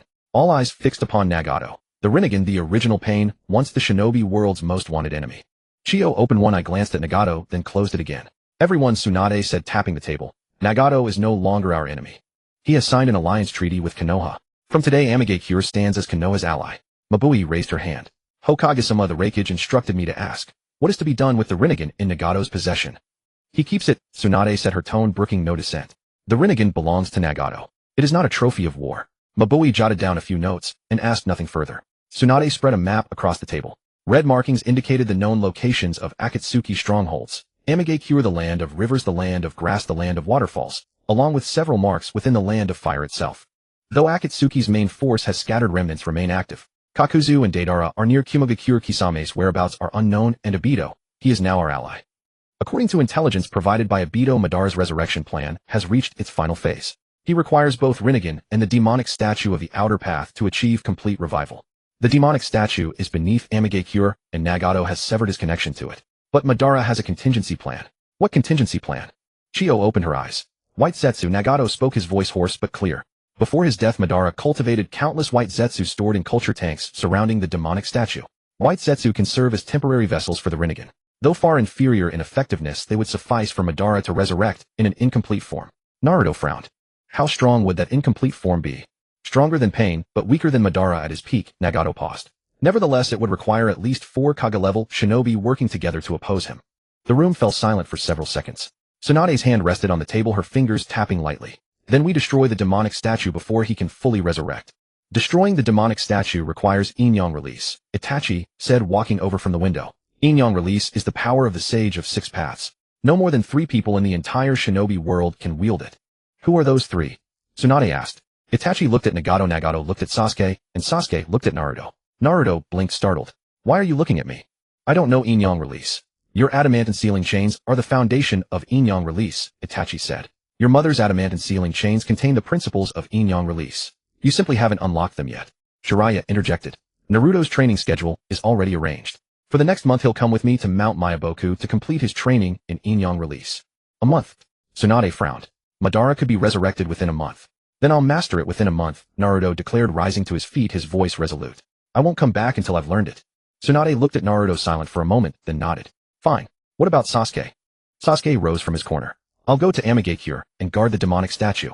If Madara resurrects early, I'll be on site to respond immediately. No. Going alone is too dangerous, Tsunade shook her head. Obito will come with me, Sasuke said. He has Kamui. He can transport me out at a critical moment. Tsunade looked at Jiraiya. Jiraiya considered it, then nodded. Feasible. Obito may not be fully trustworthy, but his Kamui is indeed the key to survival. After the meeting, Naruto and Sasuke stood on the rooftop of the Hokage building. The sun was setting, painting the rooftops of Konoha in hues of orange and crimson. See you in a month, Naruto extended his hand. Sasuke grasped it. See you in a month. They clasped hands firmly, exchanging no words like take care. Their bond required no such pleasantries. The next morning at dawn, Naruto departed with Jiraiya from Mount Myaboku. Sasuke and Obito left for Amigakure. Itachi remained in Konoha to assist Tsunade with intelligence on Akatsuki remnants. Nagato and Konan also stayed in Konoha, where Tsunade began the first phase of Nagato's rehabilitation treatment. Life in Konoha returned to a semblance of surface calm, yet everyone knew this was merely the final gasp of respite before the storm. Amigakure, deep underground. Obito used Kimui to transport himself and Sasuke into the cavern housing the demonic statue. The colossal demonic statue crouched at the cavern's center, its 9 eyes shut, countless fine threads of chakra spilling from its mouth. The threads connected to culture tanks scattered throughout the cave, each filled with dormant white Zetsu. Sasuke's Rasengan flashed with violet light as he scanned every node of the statue. The statue's chakra flow has ceased. Nagato has severed the connection. But the white Zetsu are still active.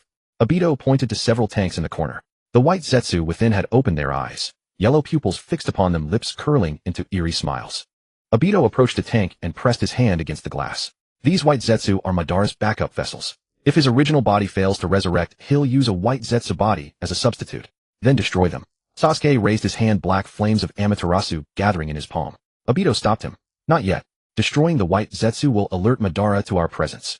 He might resurrect ahead of schedule and disrupt our plans. Then what do you propose? Leave them. When Naruto masters Yin-Yang release, we'll seal the demonic statue and the white Zetsu all at once. Obito withdrew his hand. Until then we only watch. Sasuke was silent for a moment, then extinguished the Amaterasu. How long do we watch? At most a month. Naruto won't keep us waiting long. Sasuke nodded and turned toward the depths of the cavern. He needed to find a suitable observation point, one that could monitor the demonic statue while concealing his own chakra signature. Obito followed behind him, the two walking soundlessly through the darkness. Along the cavern walls, the yellow eyes of white Zetsu lit up one by one like countless eerie stars watching them. Mount Maiboku. Naruto sat cross-legged beside the pool of toad oil, eyes closed, hands forming hand seals. Behind him 26 golden chains unfurled, slowly swaying in the air like wings. Fukasaku Sage stood beside him, stroking his beard. The limit of the adamantine sealing chains is 28 chains. Your mother could reach that number at her peak. You're at 26 now. 2 more to go. The last 2 are the hardest, Naruto said without opening his eyes. They require the enhancement of Yin-Yang release. So you must learn Yin-Yang release. Fukasaku Sage hopped onto Naruto's shoulder and patted his head with a small paw. Yin-Yang release is not a technique. It is a principle. Yin governs the spirit, Yang governs the body. When combined, one can create something from nothing and reduce something to nothing. Naruto opened his eyes. How do I learn it? Start with Yin, Jiraiya said, approaching from a distance with a scroll in hand. Yin release is the foundation of Jinjutsu. You weren't skilled at it in your past life. But this time you have the Nine Tails chakra, and with Fukasaku Sage, and me teaching you a month should be enough to get you started. Naruto took the scroll and unrolled it. It was filled with theories on Yin release, spiritual energy, consciousness projection, the qualitative transformation of chakra. Staring at the text, his head spun 3 sizes bigger. Jiraiya-sensei, can I just learn Yang release instead? No. Yin and Yang are inseparable. Jiraiya patted his shoulder. Don't be afraid. You managed to tame the 9 tails. What's a little Yin release? Naruto sighed and closed his eyes once more. In the early morning of Mount Maiboku, while the toads were still sleeping, Naruto was already sitting by the toad oil pond. This was his 11th day on Mount Maiboku. Jiraiya had set him an almost impossible goal, to master Yin-Yang release within a month. Fukasaku Sage said it was a power on the level of the Sage of 6 Paths, a threshold that ordinary people could not even touch in a lifetime. But Naruto was no ordinary person. Within him dwelled the 9 tails, the chakra of Ashura, and the memories of his past life, speaking with the Sage of 6 Paths. 26 golden chains spread behind him, one more than 10 days ago. 27. Only 1 step away from his mother's peak of 28. But that 1 step was harder than all the previous 27 combined, because the final chain had to be created from the void using Yin-Yang release. Yin governs the spirit, Yang governs the body. Naruto closed his eyes, repeating Jiraiya's words. When Yin and Yang unite, something is created from nothing. He split the 9 tails chakra into 2 streams. One concentrated at his brow, representing the spirit, the other at his dantian, representing the body. The 2 streams of chakra operated simultaneously without interference. This was the foundation of Yin and Yang releases. The 9 tails said within him, not bad, the chakra separation is becoming more stable. But separation alone is useless, you need to fuse them. Naruto released the 2 streams of chakra from his brow and dantian at the same time, letting them meet at his chest. The golden 9 tails chakra collided with the silver-white spiritual energy, exploding into a blinding light. When the light faded, nothing had happened. 97th failure, the 9 tails counted. You still have a long way to go. Shut up and help me stabilize the chakra. The 9 tails snorted and said no more. Jiraiya leaned against a distant rock, watching Naruto train, a pang of emotion stirring in his heart. He had studied sage arts his whole life, but never touched the threshold of Yin-Yang release. And this 11-year-old boy was charging at that legendary power in less than a month. Minato, your son is stronger than you, Jiraiya murmured. Deep underground, in Mangekyō, Sasuke sat on the rock wall opposite the demonic statue of the outer path, legs dangling, his left Rasengan glowing in the faint light of the statue. 11 days had passed, and the demonic statue had shown no change. The white Zetsu were still sleeping in their culture tanks, occasionally a few opening their eyes, glancing at Sasuke, then closing them again. Obito sat in a deeper shadow, almost merging with the darkness. Are you sure Madara will come? Sasuke asked. Not sure. But this is the only way. Obito's voice came from the darkness. The demonic statue is the key to Madara's revival. If he doesn't come, he can't revive. If he comes, will the two of us be enough? Obito was silent for a moment. No, but we can stall. Stall until Naruto learns Inyang release. Sasuke asked no more. He looked at the 9 closed eyes of the demonic statue, recalling Nagato's words. The demonic statue is the shell of the 10 tails, the embodiment of chakra. Its power far exceeds that of the tailed beasts. If Madara revived and controlled the demonic statue, the entire shinobi world would fall into darkness. All the white Zetsu opened their eyes at the same time. Not just a few, but all of them. The white Zetsu in their culture tanks seemed awakened by something, their yellow pupils turning in unison toward the depths of the cave, the direction of the demonic statue. Sasuke and Obito stood up simultaneously. Among the 9 eyes of the demonic statue, the smallest one slowly opened. 9 tails chakra. The demonic statue emitted a low voice, not human language, but a vibration of chakra. I smell the scent of the 9 tails. Obito's face changed. It's sensing Naruto. Nagato severed the connection, but the demonic statue itself has consciousness. Can you cut off its perception? Sasuke asked. No. The demonic statue's consciousness comes from the divine tree, which is higher than the Rinnegan.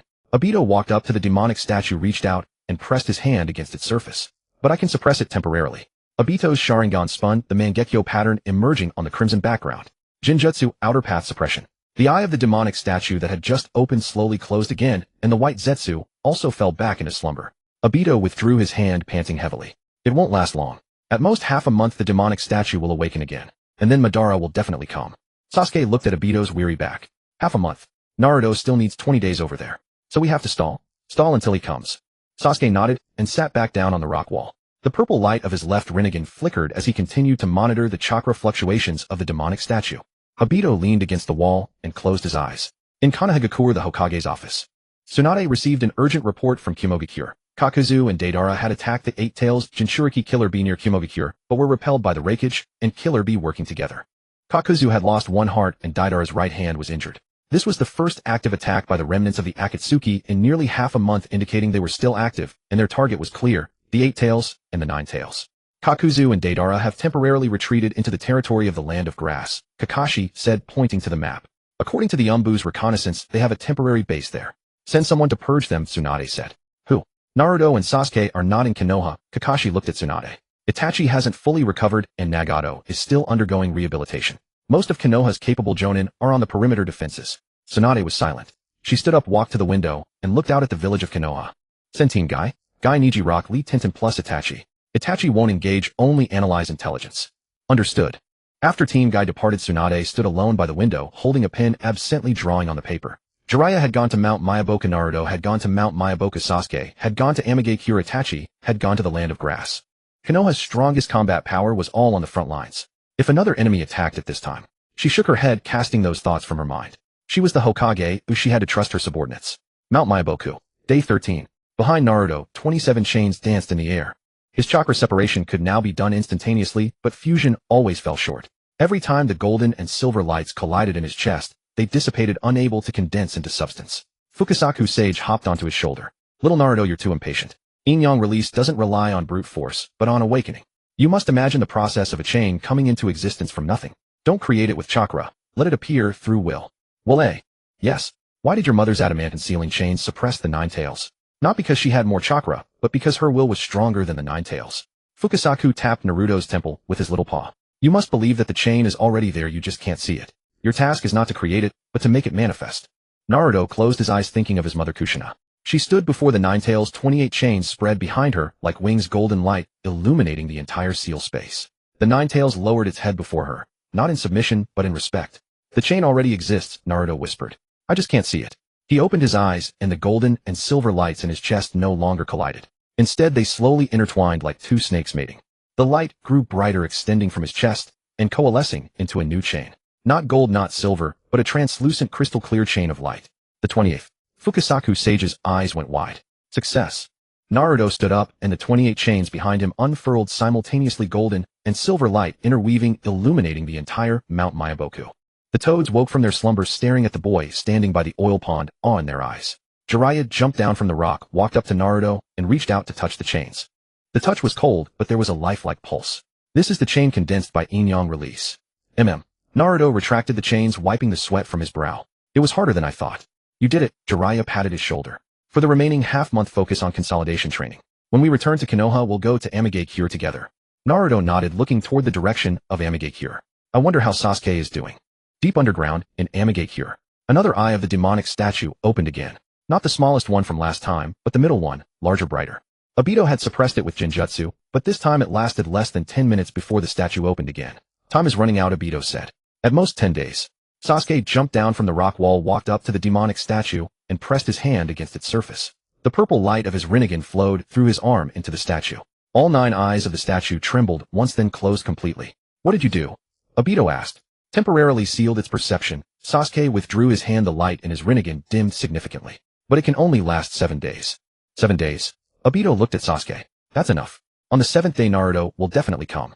Sasuke did not reply. He walked back to the rock wall and sat down again. His left eye throbbed faintly from overusing the Rasengan, but he did not close it. He was waiting.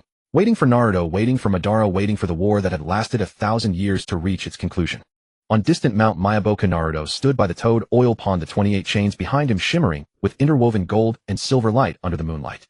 In distant Konohagakure, Tsunade stood by the window of the Hokage's office, gazing north toward Mangekyō. In the distant land of grass, Itachi stood outside the base of Kakuzu and Daidara, his Sharingan glowing in the darkness. Everyone was waiting. Everyone was waiting. Day 7. The morning mist of Mount Myaboku had yet to dissipate. Naruto stood by the pool of toad oil, 28 chains floating silently behind him, their translucent forms refracting faint golden and silver light in the dawn. Jiraiya stood beside him, while Fukasaku Sage leaped onto Jiraiya's shoulder, his expression more severe than usual. You have grasped the basics of Inyan release, but how much you can utilize in actual combat depends on your will. Fukasaku stroked his beard. Remember, the adamantine sealing chains do not suppress the enemy through chakra, but through will. The stronger your will, the stronger the chains. Naruto nodded and withdrew the chains. Jiraiya-sensei, when do we leave? Now. Jiraiya pulled a summoning scroll from his robe, spread it on the ground, and formed hand seals, the reverse summoning technique. Amid the smoke, they returned to training ground No. 3 outside Konohagakure. The morning village was shrouded in thin mist. Tsunade stood waiting at the edge of the training ground with Kakashi, Guy, Itachi, and Nagato behind her. Nagato sat in a wheelchair, pushed by Konan. After half a month of treatment, his complexion had improved considerably and his legs had begun to regain faint sensation. Naruto, have you mastered Inyan release? Tsunade asked. I have. Naruto walked up to her. How is Sasuke? Tsunade's expression darkened. Sasuke is guarding the demonic statue of the outer path beneath Mangekyō with Obito beside him. The 7-day sealing period has expired, and the statue has awakened once more. Sasuke is suppressing it with his Rasengan, but he cannot hold out much longer. Madara could appear at any moment. I'll go to Mangekyō. Naruto turned to leave. Wait. Tsunade stopped him. You're not going alone. This is the final battle. Konoha will deploy all its combat strength. Jiraiya, Kakashi, Guy, Itachi, Nagato. All of you will go to Mangekyō. I will remain to guard the village. Naruto was taken aback. Tsunade-sama, you're not coming. Konoha cannot be without a Hokage. If something happens to us in Mangekyō, the village still needs someone to take command. Tsunade's tone was calm, but Naruto sensed the weight of her words. She was preparing for the worst. Itachi stepped out from the group and stood before Naruto. I'll go with you. My body has mostly recovered. At the very least, I can fight one battle. Nagato also spoke up. I'll go too. The demonic statue of the outer path still has a connection with me. I can help Sasuke suppress it. Naruto looked at Nagato's frail body and frowned. Your body. I can hold up. Nagato stood up from the wheelchair. His legs trembled, but he managed to stay upright. Konan tried to support him, but he gently pushed her away. I haven't walked in 20 years. Today I want to walk. Naruto was silent for a moment, then nodded. All right. Everyone goes together. Guy stood nearby, tears streaming down his face. This is youth. The final battle. Let us burn together. Rock Lee was also crying. Guy-sensei, I want to go too. You go. Guy patted Lee's shoulder. But stay on the perimeter. If the situation turns bad, retreat immediately. Lee nodded and wiped away his tears. The group set out from Konoha, heading toward Mangekyō. Naruto ran at the front with Jiraiya and Itachi close behind. Guy led Lee and Neji in the middle, while Nagato, supported by Konan, brought up the rear. Kakashi guarded the rear, his Sharingan constantly scanning the chakra fluctuations around them. No one spoke. Everyone knew that this trip to Mangekyō might be their last. But no one backed down. Deep beneath Mangekyō, 6 of the 9 eyes on the demonic statue of the outer path had already opened. Sasuke sat cross-legged on the opposite rock wall, the purple light of his left Rasengan dimmed to the point of extinguishment. 7 consecutive days of intense suppression had nearly drained all his dojutsu and mental energy. Blood still trickled from his right eye, and the black flames of Amaterasu flickered weakly in his palm, threatening to die out at any moment. Obito stood beside him, the Sharingan behind his mask also bloodshot. Your eyes can't hold out much longer. I can hold out. Sasuke's voice was hoarse. Naruto is almost here. How do you know? Because he promised me. The 7th eye of the demonic statue opened. A vast surge of chakra erupted from the statue, blasting both Sasuke and Obito backward. Sasuke slammed into the rock wall, spitting blood. Obito dodged the impact with Kimui, but his mask cracked, revealing the Sharingan beneath. Madara is here. Obito stared at the statue. The eighth eye slowly opened. With both eyes open, the statue spewed a beam of black light from its mouth. Within the light, a figure gradually took shape. White hair, red armor, a giant war fan strapped to his back. Uchiha Madara. An incomplete form, but enough to make the entire cavern tremble. Madara opened his eyes, his purple Rinnegan fixed on Obito. Obito, you betrayed me. Obito said nothing. Madara's gaze shifted to Sasuke. So you're the brat who awakened the Rinnegan. Younger than I imagined. Sasuke picked himself up, wiped the blood from his lips, and the purple light in his Rinnegan reignited. You are the last. Madara laughed. The laughter echoed through the cavern, shaking loose gravel from the walls. The last. Brat, do you know how long I have lived? Do you know how long I have waited for this day? He extended his hand towards Sasuke, Shinra Tensei. Sasuke simultaneously used Shinra Tensei. The two repulsive forces collided in midair, shaking the entire cavern. Sasuke's body was flung back, crashing into the rock wall debris, half burying him. Madara merely stepped back a pace. Not bad. At 11 years old to wield Shinra Tensei, to this degree you are the first. He withdrew his hand. But your body can't take it anymore. If you keep fighting you will die. Sasuke crawled out of the rubble, blood streaming more heavily from his mouth. Even if I die, I will hold you back. Obito appeared behind Madara, a kunai aimed at his nape. Madara did not turn around. His arm twisted at an unnatural angle, catching Obito's wrist barehanded and wrenching the kunai away. Your Kamui is useless against me. My Rinnegan can see through spatial coordinates. Obito's wrist was crushed with a creak, but he did not struggle. He looked into Madara's eyes and pulled a scroll from his robe. Its surface bore the sealing formula of the demonic statue of the outer path. Madara, you lose. Madara's pupils contracted. You. From the entrance of the cavern came the sound of dense footsteps. Golden light surged from the tunnel. 28 chains like 28 golden dragons lunged toward Madara. Naruto had arrived. Golden chains tore through the darkness as 28 light dragons roared forth from the passage, hurtling straight for Madara's face. A violet glint flashed in Madara's Rinnegan, Shinra Tensei. The repulsive force collided with the chains, producing a metallic thunder. Several chains were deflected, yet more pierced through the gaps of the repulsion coiling around Madara's arms and waist. Naruto burst out of the passage in full Nine-Tails chakra mode, his crimson golden fox cloak blazing brilliantly against the darkness. Jiraiya, Itachi, Guy, and Kakashi followed close behind, while Nagato stood at the passage entrance, supported by Konan, the Rinnegan reflecting Madara's figure. Madara. Naruto roared. Your era is over. Madara glanced down at the adamantine chains wrapped around him, the corners of his mouth curling upward. Nine-Tails, brat, your chains are far inferior to your mother's. He strained violently, the chains groaning under the pressure. Yet they held. Chains forged from yin-yang release were far harder than ordinary chakra chains. Sasuke crawled out from the rubble, the Rinnegan in his left eye reigniting with violet light. His body had reached its limit. His right hand could no longer form seals, his left eye's vision was blurring, but he still stood. Naruto glanced at him, a flicker of pain passing through his blue eyes, but he said nothing. Now was not the time for words. Everyone attacked together. Guy roared, opening the sixth gate of the 8 gates, the gate of joy. His skin flushed crimson, his speed surging beyond what the naked eye could follow. He kicked toward the back of Madara's head. Madara sidestepped, but Itachi's Sharingan Genjutsu had already activated. Izanami. Not the complete Izanami, merely a brief mental disruption, slowing Madara's movements by half a second. That half second was enough. Jiraiya's Sage Art Gomen barreled in from the front. A 3-in-1 flame storm of toad, oil, wind, and fire engulfing Madara. Madara used Shinra Tensei to repel most of the flames, but Naruto's adamantine chains seized the opportunity to bind his arms and legs. Seal him. Jiraiya shouted. Nagato raised his right hand from the passage entrance, his Rinnegan blazing with violet light. Outer Path Samsara Seal. This sealing jutsu was specifically designed for the Rinnegan, requiring the caster and target to possess eyes of the same origin. Violet sealing formulas spread from Nagato's palm, enveloping Madara like a vast net. Finally, a trace of panic flickered in Madara's eyes. Nagato, you. The teacher taught me that when you're wrong you admit it. Nagato's voice was calm, but veins bulged on his forehead, and his body trembled violently. I was wrong for 20 years. Today I said it right. The sealing formula descended upon Madara, resonating with his Rinnegan. His body began to turn translucent, like paper burning away. All 9 eyes of the demonic statue of the outer path closed simultaneously. The white Zetsu clones in their cultivation jars let out piercing screams before dissolving into white sludge. Obito appeared from behind Madara, driving a kunai into his lower back. Not an ordinary kunai, but one inscribed with sealing formulas. Madara's body froze. He looked down at the sealing marks on his chest.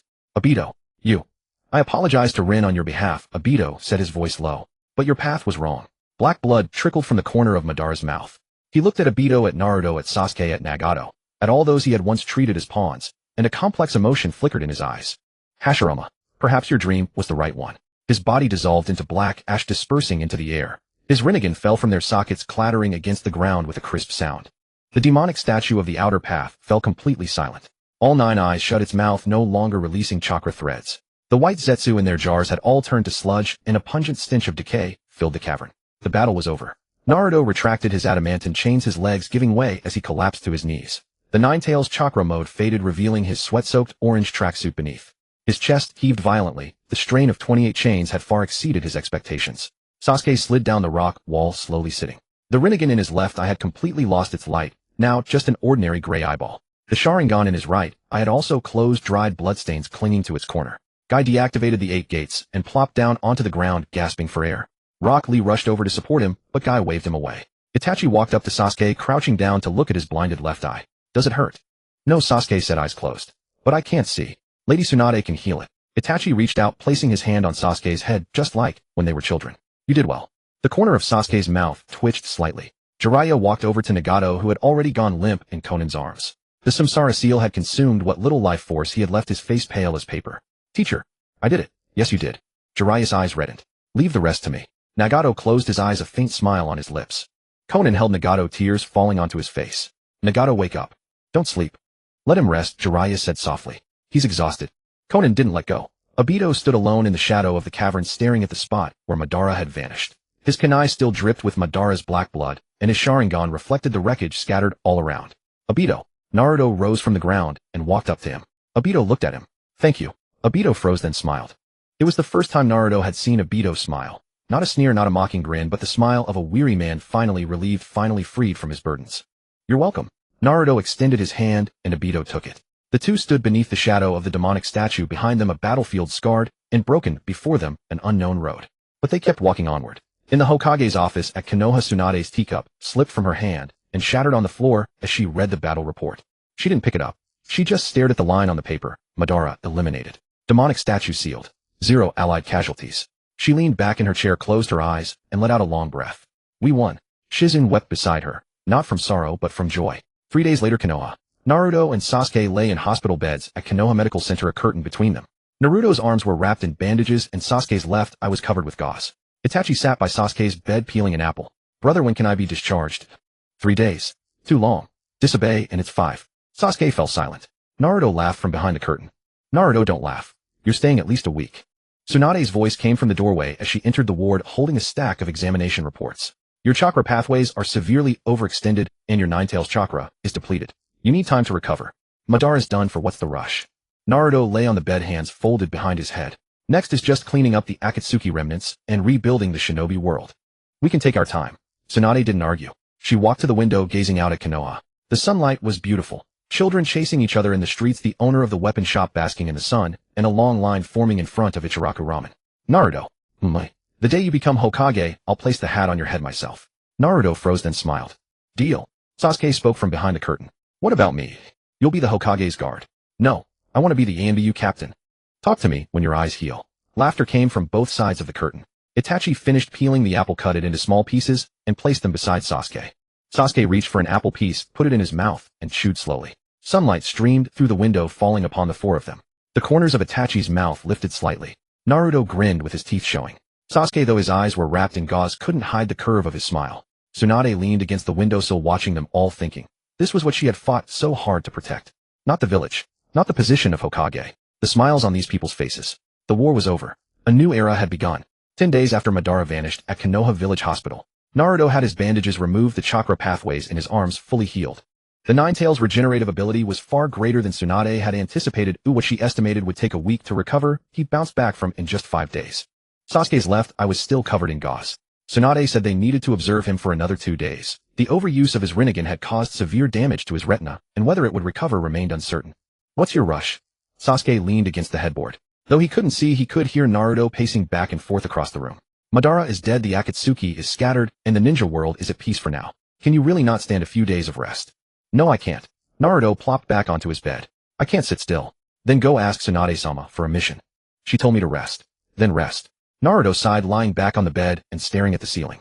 Sasuke, do you think Nagato will recover? Sasuke was silent for a moment. I don't know. Tsunade-sama said his life force was overdrawn too severely. The fact that he's alive is already a miracle. Since returning from the Rain Village, Nagato had been in a coma in the intensive care unit of Konoha Hospital. The sealing jutsu of the Rinnegan had drained the last of his vitality, and Konan never left his bedside. Jiraiya visited him every day, sitting by his bed for entire afternoons in silence, just watching over him. He'll wake up, Naruto said. He hasn't seen the world at peace yet. Sasuke didn't respond. The door slid open. Tsunade walked in holding a file, her expression noticeably more relaxed than usual. Good news. The remnants of the Akatsuki have been completely eliminated. Kakuzu was captured by Team Guy in the grass country. Deidara was defeated by the Raikage himself, and Kisame surrendered voluntarily. He's now locked up in Konoha's prison. Obito took the sealing scroll of the demonic statue of the outer path to a place no one knows, saying he would handle it himself. Naruto sat up. Obito left. Yes, he left a letter for you. Tsunade handed the letter to Naruto. He opened it, and found only a few lines. Naruto, I'm going to atone for my sins. Maybe 10 years, maybe 20. When I feel I've earned it, I'll come back to see you all. The position of Hokage suits you. Sasuke could be the head of ANBU as well. Don't die, Obito. Naruto finished reading, folded the letter carefully, and tucked it into the pocket over his chest. Tsunade then turned to Sasuke. One more thing. Itachi's condition has stabilized. His lungs and eyes have recovered to normal levels. As long as he doesn't overuse the Mangekyō again, he can live a normal lifespan. Sasuke's shoulders relaxed slightly. Thank you. Don't thank me. Thank him. His persistence over these past 10-odd years saved you, and it saved himself. 5 days later, at the base of the Hokage Rock, in Konoha Village, Naruto stood before the newly erected Hero Memorial Monument, holding a bouquet of flowers. The monument was engraved with the names of the ninja who had fallen in this war. Their numbers were 90% fewer than in the original timeline. Nagato, Konan, Naruto, Sasuke, Itachi, Jiraiya, Guy, Kakashi. These names did not appear on the monument because they were still alive. Naruto placed the flowers before the monument and bowed deeply. Sasuke stood behind him, the gauze on his left eye now removed. His Rinnegan had recovered. Though he still couldn't use Shinra Tensei, at least he could see again.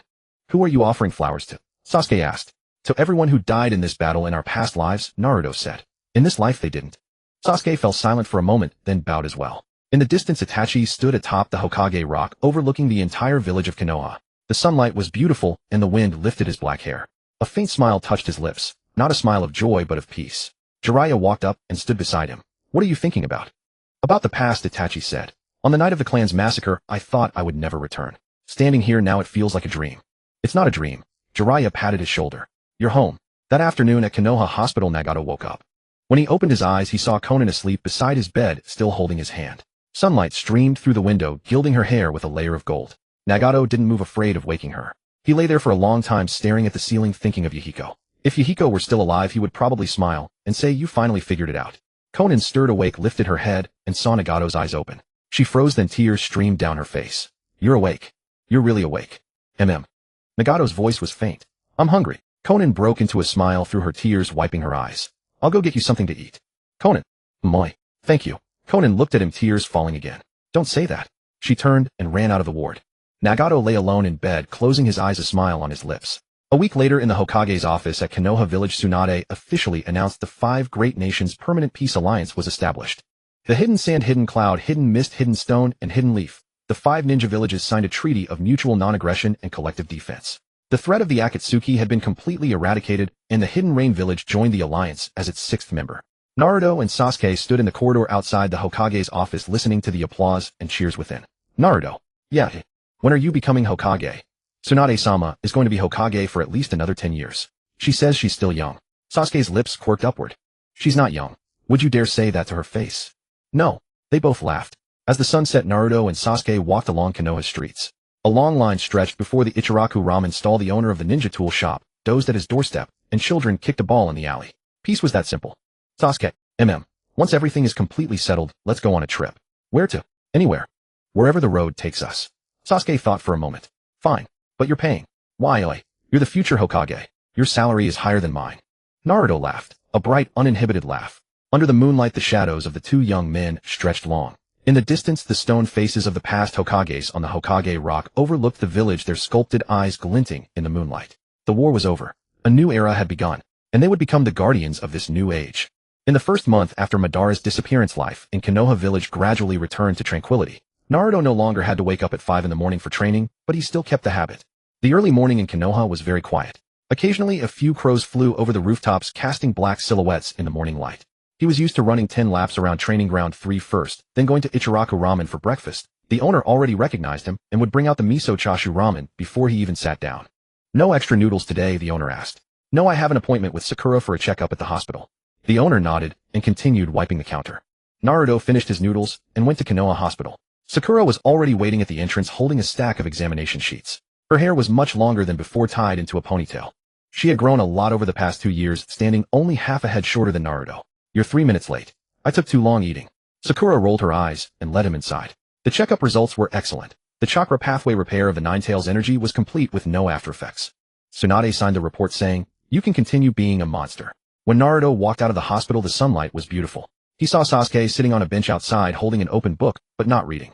Sasuke's left Rasengan had fully recovered its function, but Tsunade advised him not to overuse it recently. At most 1 use of Shinra Tensei or Bansho Tenin per day. You didn't go training? Finish training. Sasuke closed the book. I just want to see Nagato. He's doing rehabilitation and can already walk 100 meters on his own. 100 meters. Naruto sat down beside him. Last week he could only manage 50 right. He's improving fast. Konan accompanies him every day and Jiraiya-sensei also visits often. Nagato said he wants to walk a kilometer before winter. Naruto chuckled. That guy is even more stubborn than me. The two sat at the hospital entrance watching the bustling street. Several genin ran past clutching mission scrolls shouting, "Don't be late." A mother held her child's hand while grocery shopping. The child carried a fox mask identical to the one Naruto wore as a child. Naruto stared at the mask stunned for a moment then smiled. "What's wrong?" Sasuke asked. "Just remembering childhood. The third Hokage gave me a fox mask once. I wore it for 3 years straight until it no longer fit, then threw it away." Sasuke said nothing, but the corner of his mouth twitched slightly. "Sasuke, have you ever thought about adopting a child?" Naruto suddenly asked. Sasuke was taken aback. "What? I mean, don't you want a child? In your past life you had Sarada. In this life, even though you don't know Sakura, you could adopt one." Sasuke was silent for a long time. "I haven't thought about it. What about you?" "I have." Naruto gazed at the sky. "Boruto won't be born, but I still want a child. Not to replace him, but a new beginning. Then go find a girlfriend." Naruto laughed. "Who?" "Sakura. She likes me. That was all in the past life. This time she's not that obsessed with you." Sasuke thought for a moment. "That's true, but she doesn't necessarily like you either." "I know." Naruto stood up stretching. "No rush. I'm only 11. There's plenty of time." Sasuke also stood up. "Let's go to the training ground. We haven't practiced chakra resonance today. Is your eye okay? I won't use the Rinnegan, just the Sharingan." The two walked side by side toward the training ground, their shadows overlapping in the sunlight. That afternoon on the outskirts of Konoha at the underground base left behind by Obito. After Obito left, the place had been empty. Naruto and Sasuke occasionally came to check for any signs of damage. This time they found an extra box, not left by Obito, but by Itachi. The box contained copies of all the intelligence Itachi had gathered during his infiltration of the Akatsuki, including the origins of Black Zetsu, the sealing method for Kaguya, and detailed records about the Akatsuki clan. On top was a note in Itachi's handwriting for Naruto and Sasuke. "The future enemy is among the stars." Naruto picked up the note and stared at it for a long time. Among the stars. The main branch of the Akatsuki clan. Sasuke also saw it. Ishiki hasn't appeared yet. His karma might still be embedded in some vessel. So peace is only temporary. Naruto folded the note and put it in his pocket. "When we grow up, we'll have to fight again." "Yeah." The two exchanged a glance. No sighs, no complaints. Because they had long known that this path had no end. In the evening when Naruto and Sasuke returned to Konoha, they encountered Itachi, who had just come back from outside the village. Itachi wore the green vest of Konoha, a kusanagi, sword strapped to his back. He looked in good spirits, his complexion much rosier than 2 months ago, and his cough had mostly stopped. "Brother, where did you go?" Sasuke asked. "I went to the Naka shrine to clean it up," Itachi said. "No one has been there for a long time, it's covered in dust." Cleaning the shrine. "The Uchiha clan grounds are empty, but the shrine can't be left to ruin." Itachi looked at Sasuke. "It holds the last memories of father, mother, and me. I want to keep it." Sasuke was silent for a moment. "I'll go with you next time." Itachi nodded and turned to leave. After a few steps he stopped. "Sasuke, moi, you've grown up. You say that every time we meet. Because every time we meet you're a little bigger than the last." Itachi walked away. Sasuke stood still watching his brother's back, a warmth surging in his heart. That night Naruto lay in bed unable to sleep. He stared at the ceiling thinking about everything that had happened today. Nagato could walk, Itachi's health had improved, Madara was dead, and the shinobi world was at peace. Everything was moving in a good direction, but there was still a knot in his heart. Ishiki Akatsuki. Ishiki wasn't as ostentatious as Madara, he lurked in the shadows, possibly already possessing someone.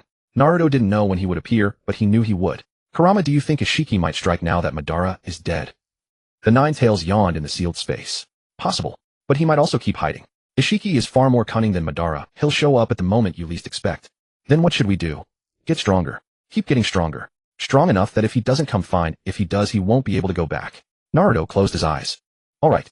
The next morning Naruto went for his usual run at Training Ground 3. On his 10th lap, he saw Kakashi standing in the center of the field holding a copy of Makeout Paradise. Kakashi saw him close the book, and for once his dead fish eyes showed a hint of seriousness. "Naruto, Tsunade-sama asked me to tell you. Starting next week you'll learn lightning release from me." Naruto was stunned. Lightning release. Didn't you already teach Sasuke? Sasuke's lightning release is his own Chidori. I'm teaching a different one, advanced applications of the lightning cutter. Kakashi pulled a scroll from his pocket. Your Nine-Tails chakra is yang nature while lightning release is yin nature. Combining the two can produce even greater explosive power. Tsunade-sama says your potential is far from fully tapped.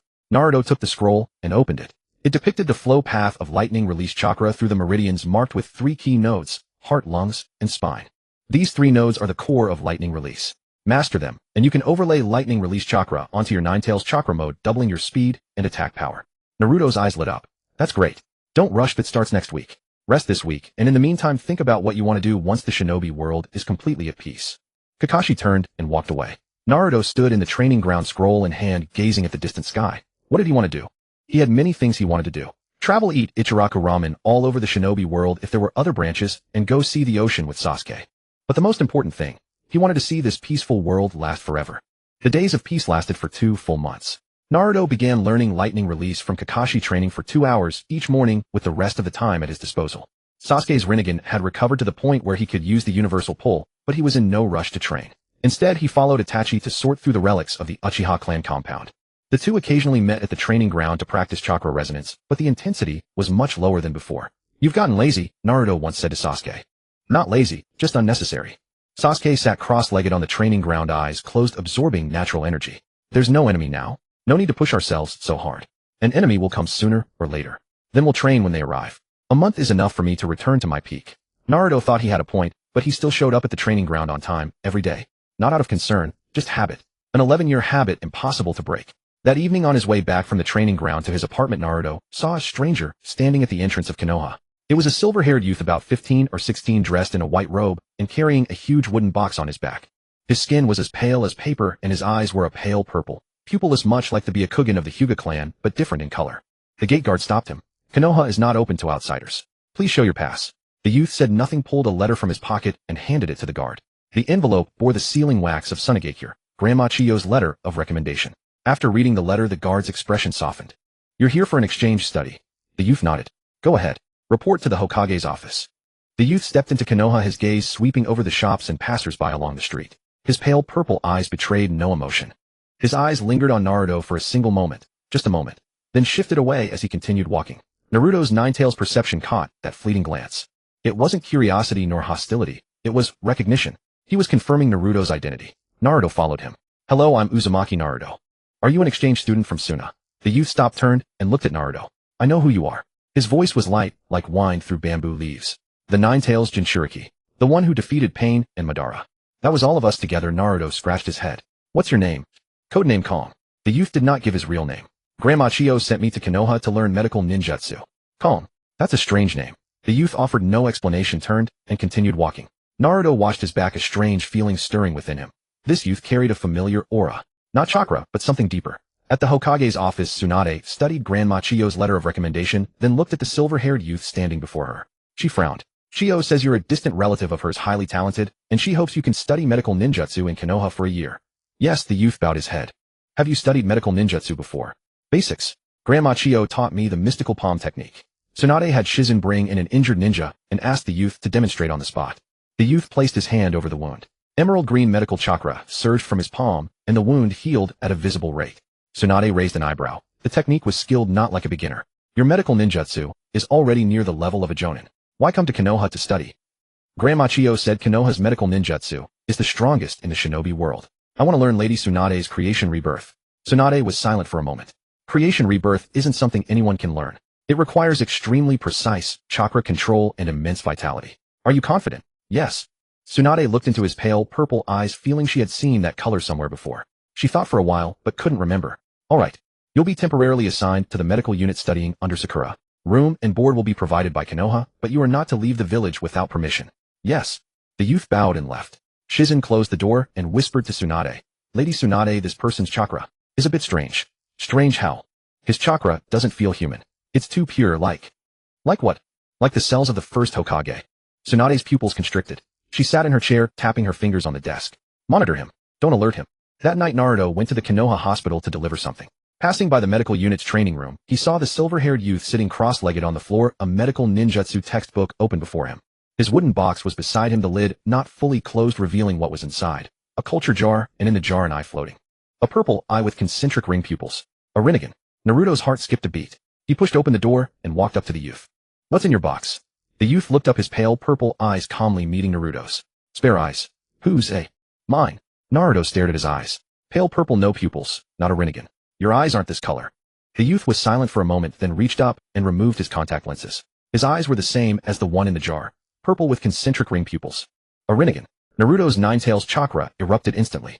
Adamantine sealing chains shot from his back, encircling the youth. Who are you really? The youth showed no panic. He calmly put the contact lenses back on, his eyes returning to pale purple. My name is Kong. I'm one of Orochimaru's test subjects. The one you rescued from the lab when you were a child. Do you remember? Naruto was stunned. Of course he remembered. 2 years ago he and Sasuke had rescued a silver-haired boy from one of Orochimaru's abandoned labs. That artificial human Kong. He had been handed over to the third Hokage, who arranged for him to live in Konoha. But that Kong's eyes had been normal black, not a Rinnegan. You're not that Kong. I am. But my body was modified. The youth took the culture jar from his wooden box and placed it on the table. Orochimaru implanted first Hokage cells and Uchiha genes into me. My eyes can evolve. After Madara died, my eyes automatically evolved into Rinnegan. Naruto was silent. He thought back carefully to 2 years ago, the silver-haired boy who had slipped out of a culture tank, skin pale, body cold.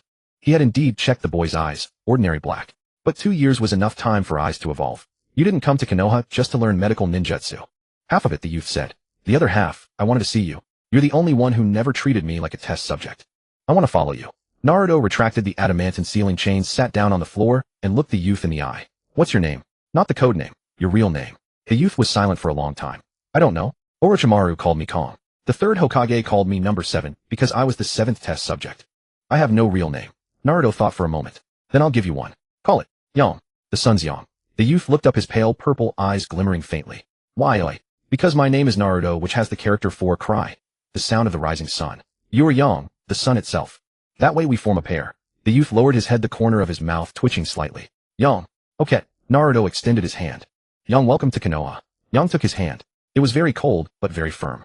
Outside the door, Sasuke leaned against the wall, listening to the conversation inside. His left Rinnegan flickered with purple light. He had been ready to strike at any moment, but after hearing the end, he withdrew his chakra. Picked up another one. Sasuke muttered softly, then turned and walked away. On Yang's third day in Konoha, Sakura officially became his instructor. She was more of a guide to help him acclimate. Yang's medical ninjutsu was already highly advanced, and he could easily handle common injuries and internal treatments. What Sakura taught him was Tsunade's original technique, the mystical palm technique, revised, an advanced skill that uses chakra to stimulate the patient's own cell regeneration, requiring extremely precise chakra control. Yang learned quickly. After just 2 demonstrations, he could fully replicate it. Sakura watched as he lightly swept his hand over the test subject, and the wound healed more than half. Her expression was complicated. You've really never learned this before. No, but my body has a high affinity for medical chakra. Yang retracted the mystical palm technique, his pale purple eyes meeting Sakura's. Maybe it's because of the first Hokage's cells. Sakura fell silent for a moment. She had heard from Naruto about Yang's origins, an experimental subject of Orochimaru implanted with the first Hokage cells and Uchiha genes, and his eyes could evolve into the Rinnegan. Any one of these terms alone was an S-rank secret, now all concentrated in a 15-year-old boy. Aren't you scared? Sakura asked. That your body isn't what you wanted. Yang thought for a moment. I was scared. Inside the cultivation tank, I didn't know if I'd ever be taken out, and if I was, whether I'd die. Later, the third Hokage placed me in Konoha, taught me to read, and gave me food. I stopped being afraid. The day Naruto rescued you from the lab, what did he say to you? He said you will live well. Sakura's eyes felt a little warm. She turned to look out the window. On the training ground, Naruto was practicing lightning release. The Nine-Tails chakra mode and lightning chakra interwove on his body into a golden blue light, and 28 chains spread out behind him like wings. That guy is like that with everyone, Sakura said. If you're not careful, he'll move you to tears. Yang didn't answer. He watched Naruto's figure outside the window, a faint light glimmering in his pale purple eyes. That afternoon, Yang encountered Sasuke in the corridor of Konoha Hospital. Sasuke had just come out of Nagato's room. Nagato's rehabilitation was going well, and he could already walk 200 meters on his own. Konan accompanied him. Their relationship had grown closer than before. Sometimes when Nagato got tired, Konan would support him, and they would rest together. Sasuke saw Yang and stopped. Your eyes, let me see them. Yang took off his contact lenses, revealing purple concentric circle pupils. Sasuke leaned in to look. The Rinnegan rotated slowly in Yang's eye sockets, almost identical to the prototype of his own Rinnegan from 3 years ago. Your ocular power is weaker than Nagato's, but more stable than mine. Sasuke stepped back. Orochimaru's modification technique, infusing the Sharingan, and the first Hokage cells, is more refined than Madara's. Your eyes won't consume life force like Nagato's. Will you treat me as a weapon? Yang suddenly asked. Sasuke was taken aback. What? Naruto treats me as a person. What about you? Do you see me as a person or as a weapon? Sasuke was silent for a long time. He looked into Yang's eyes. There was no hatred, no fear, only a simple pure longing to be treated as a human. A person, Sasuke said. You are a person named Yang, not some experiment. Yang lowered his head, his fingers trembling slightly. Thank you. Sasuke didn't say, you're welcome, but turned and walked away. When he reached the end of the corridor, he stopped without looking back. The name Naruto gave you, it's not bad. Yang stood still, slowly lowering the hand that held his contact lenses. In the evening, Naruto invited Yang to eat at Ichiraku Ramen. Sasuke sat beside him, Sakura across from them. Each of the four had a bowl of noodles. Naruto finished his, then ordered another with chashu, egg, and seaweed. Your appetite is still the same as ever, Sakura teased. I'm growing. You're 11, not in your peak growth spurt anymore. For me, it's always peak growth. Yang ate slowly. During the 2 years he had lived in Konoha before, he rarely went out to eat. The third Hokage had people deliver meals to his residence. This was his first time sitting at a ramen stall eating noodles with a few peers, though not exactly the same age. Is it good, Naruto asked. Yang nodded. It's very good. Ichiraku Ramen is the best ramen in all of Konoha. Now that you'll live here, you can come often. Yang looked at the remaining soup in his bowl and said softly, I will. At night, Naruto walked Yang back to his residence. Yang lived in the east part of the village, a small independent house arranged by the third Hokage, not large but clean and tidy. There was a cherry blossom tree at the entrance, bare now as it wasn't in bloom. Yang, what do you want to do in the future? Naruto asked. Yang thought for a moment. I want to be a doctor. Use medical ninjutsu to save lives. When Orochimaru created me, he injected me with cells from many people, the first Hokage's, Uchihas, and several medical ninjas. My body has a high affinity for medical chakra, so I should be able to do better than ordinary people. Then be a doctor. Naruto patted his shoulder. Konoha Hospital is short on staff. Learn well from Sakura and become a medical ninja, even greater than Tsunade-sama. Yang's lips curved slightly. Greater than Tsunade-sama. Impossible. Who says impossible? You have the first Hokage cells in you. Your regeneration is stronger than normal. The hacks is already given to you, don't waste it. Yang was stunned, then he laughed. It was the first time Naruto had seen him laugh. It was faint, but it was indeed a smile. Naruto-kun. Moi. Thank you for giving me a name. You're welcome. Naruto turned. Sleep early. Training tomorrow. Naruto left. Yang stood at the door watching his silhouette disappear into the night. The night breeze blew and the bare branches of the cherry tree rustled. The Yang of the sun. Yang murmured his own name. It sounds nice. In the Hokage's office in Konoha, Tsunade sat in her chair with Yang's medical report spread before her. Shizen stood beside her, expression serious. The report read traces of the first Hokage's cells, Uchiha genes, and fragments of multiple bloodline limits detected in his body. Chakra purity is extremely high, medical ninjutsu talent far beyond ordinary. The eyes are Rasengan, currently in an incomplete awakening state, expected to fully awaken within a year. That Orochimaru bastard, what exactly did he create? Tsunade tossed the report onto the desk. Tsunade-sama, is it safe to keep this person in Konoha? Shizen asked. Tsunade leaned back in her chair, staring at the ceiling. Not safe. But we can't drive him away. He's not an enemy. Just a child who was manufactured and doesn't know where to go. Naruto has taken him, and so Konoha must take responsibility. But his Rasengan. I'll keep an eye on it. Tsunade stood up. If his eyes truly fully awaken, perhaps he could become our weapon against the Akatsuki clan. But the prerequisite is, he wants to be a person, not a weapon. Shizen said nothing more. Outside the window, the moon rose round and bright. Yang sat alone on the steps of his small house, staring at the moon. In his hand was a notebook that the third Hokage had given him long ago. On the flyleaf was written, Little Seven, live well.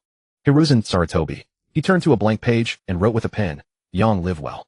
The scene of four people sitting together eating ramen gradually became a peculiar sight in Konohagakure. The Nine-Tails Jinchuriki, the Rasengan youth, the rising star of the medical corps, and the perpetually cold-faced Uchiha survivor. Whenever you four get together, I feel like something big is about to happen, Uncle Ichiraka said, while cooking the noodles. No, Uncle. Naruto smiled, and said, now is a time of peace. Peace is good, peace is good. The uncle nodded, and continued cooking. Yang sat next to Naruto, eating faster than he had in the first few days. He realized that if he ate too slowly, Naruto would finish his own bowl, and then stare at his gaze that made it impossible to eat leisurely. What are you doing this afternoon? Naruto asked. There's a surgery observation at the medical corps. Sakura asked me to go check it out. What kind of surgery? Lady Tsunade herself is performing it. A nerve repair on a ninja with spinal damage. Naruto blew on his noodles. Lady Tsunade's medical ninjutsu. Only she in the whole world can do that. You study hard, and you'll be able to do it too someday. Yang nodded. Sasuke sat across from them in silence, his bowl already empty, poking at the remaining noodles at the bottom with his chopsticks. He had no plans for the afternoon. Originally, he wanted to go to the training ground to practice lightning release, but seeing Naruto here, he decided not to go. After all, it would be just him alone. Sasuke, are you free this afternoon? Sakura suddenly asked. Yes. What's up? Take Yang to the hospital for me. I have an emergency mission this afternoon and can't go with him. Sasuke glanced at Yang. Okay. At 2 p.m. Konoha Hospital. Yang watched Tsunade perform the surgery from the observation room. A transparent glass wall separated the operating room from the observation room. Yang could clearly see Tsunade's palm covering the patient's spine, emerald green medical chakra seeping into the wound like water. Nerves reconnected at a visible speed, and the fractured bones began to heal under the stimulation of chakra. Tsunade's hands were steady, absolutely motionless. Fine beads of sweat formed on her forehead, but her expression remained composed. Yang watched intently, following every movement, every detail of the chakra flow. Sasuke sat in a chair at the back of the observation room, flipping through a book borrowed from Itachi, History of the Uchiha Clan. He had actually read it many times, but each time he found details he hadn't noticed before. For instance, the first meeting of Madara and Hashirama was by the banks of the Naka River. The two had completely different personalities, yet they became each other's strongest rivals. Do you come to the hospital often? Yang asked without turning around. Sasuke turned a page. Not often. Only when I get my eyes checked or visit my brother. Is your brother cured? Yes. But he can't overuse the Sharingan. Then you protect him in his place. Sasuke's fingers paused. Yang's words struck a chord in his heart. He closed the book and looked at Yang's back. You'll have someone to protect you too. Yang didn't reply, continuing to watch the surgery. 2 hours later the operation ended. Tsunade came out, wiped her sweat, and saw Yang. Did you understand? Most of it. I didn't quite get the part about nerve reconnection. That part requires extremely precise chakra control. Learn the basics first, and when Sakura has taught you to a certain level I'll teach you. Tsunade patted his shoulder. You have great talent. Don't waste it. Yang nodded. Tsunade glanced at Sasuke sitting in the back. You came too. Eyes bothering you? No.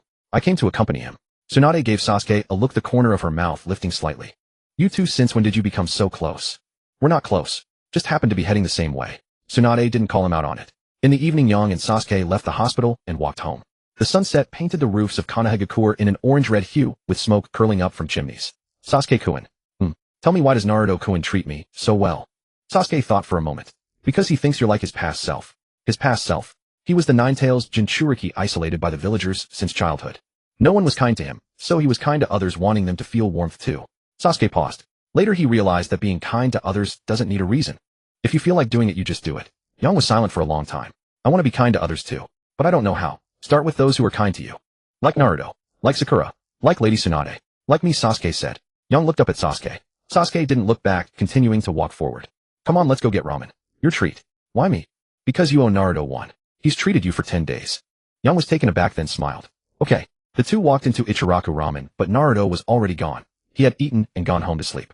Yang ordered 2 bowls of noodles, one for himself and one for Sasuke. Sasuke-kun, is there anyone you want to protect? Sasuke slurped a mouthful of noodles. Yes. Who? Many people. Naruto, Itachi, Sakura, Kakashi-sensei, Jiraiya-sama. And you. Yang lowered his head, staring at the soup in his bowl. His eyes felt a bit hot, but he didn't cry. He was no longer the trembling experiment in a cultivation tank. His name was Yang. Someone had given him a name, someone treated him to meals, and someone was willing to protect him. I will become strong, Yang said. Strong enough that I won't need your protection. Sasuke glanced at him. Then become strong. The two finished their noodles and went home separately. At night, deep underground, outside Konohagakure, a white Zetsu poked half its head out of the rock wall, its single yellow eye fixed on the direction of Konohagakure. The corner of its mouth split open, revealing a sinister grin. A new Rinnegan. An artificial human created by Orochimaru. Interesting. The white Zetsu withdrew into the rock wall and vanished. In a deeper underground space, a white-haired man sat in the darkness. His face was obscured by shadows, only one purple eye visible, the Rinnegan. The Nine-Tails Jinchuriki, the Uchiha survivor, and that artificial human's Rinnegan. The man's voice was low, like a tremor from deep within the earth's crust. All in Konoha. Saves me the trouble of hunting them one by one.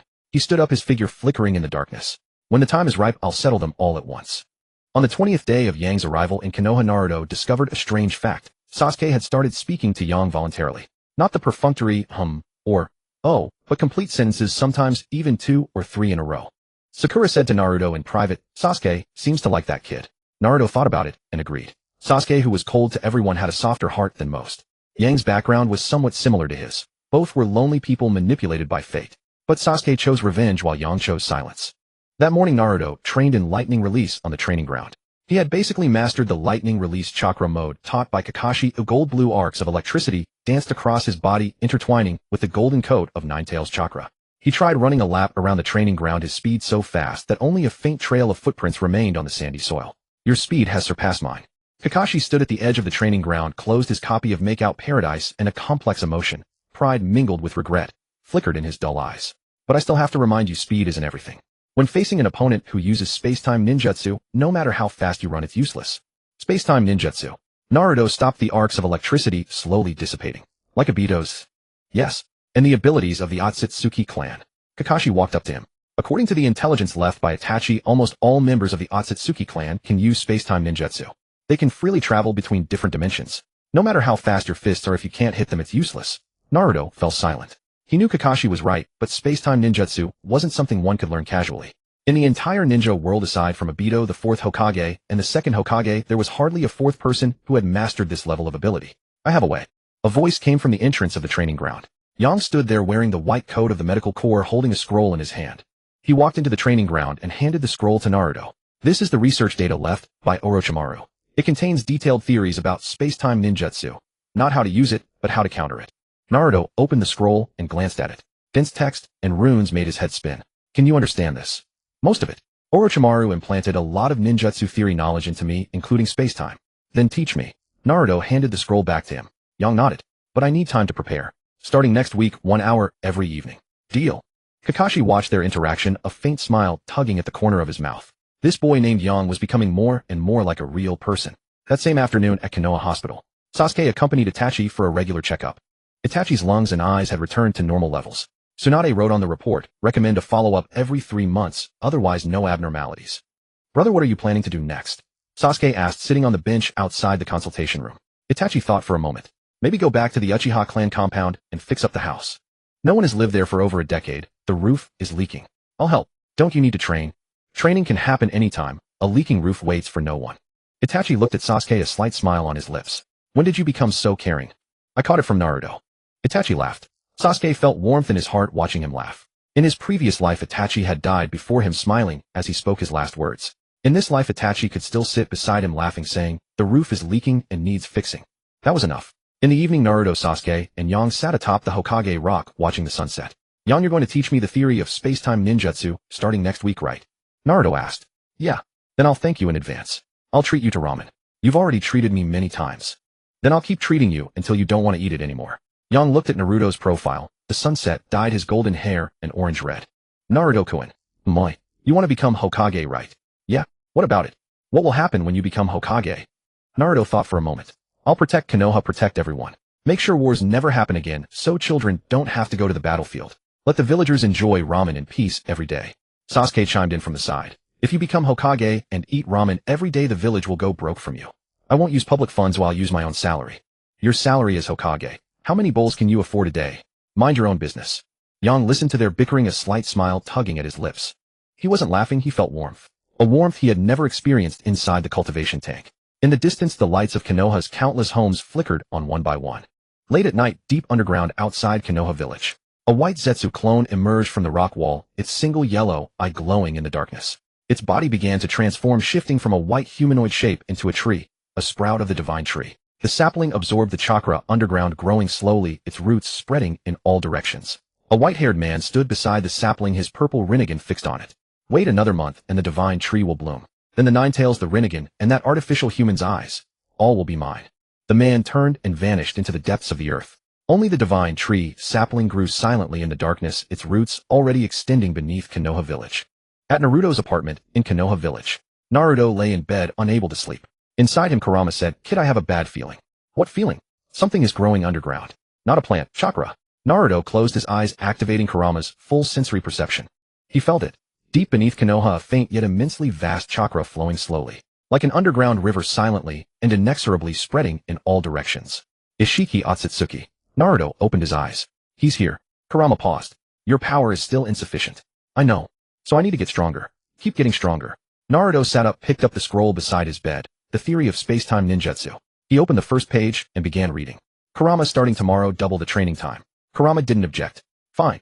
3 days after Naruto sensed the underground disturbance, the sensory division of Konoha also detected the anomaly. Tsunade convened an emergency meeting in the Hokage's office, with Jiraiya, Kakashi, Itachi, Naruto, and Sasuke all present. Yang was also summoned as a special consultant, sitting in the corner with the scroll left by Orochimaru in hand. Unknown chakra reactions were detected 300 meters underground. Tsunade pointed to a marked point on the map. The affected area continues to expand and has already covered 1/3 of Konoha's underground. The sensory division's conclusion is that this is not a natural phenomenon. Someone is deliberately planting a chakra source. Jiraiya frowned. The god tree. Uncertain, but the possibility is high. Tsunade looked at Naruto. You felt it 3 days ago. Kurama told me, Naruto said.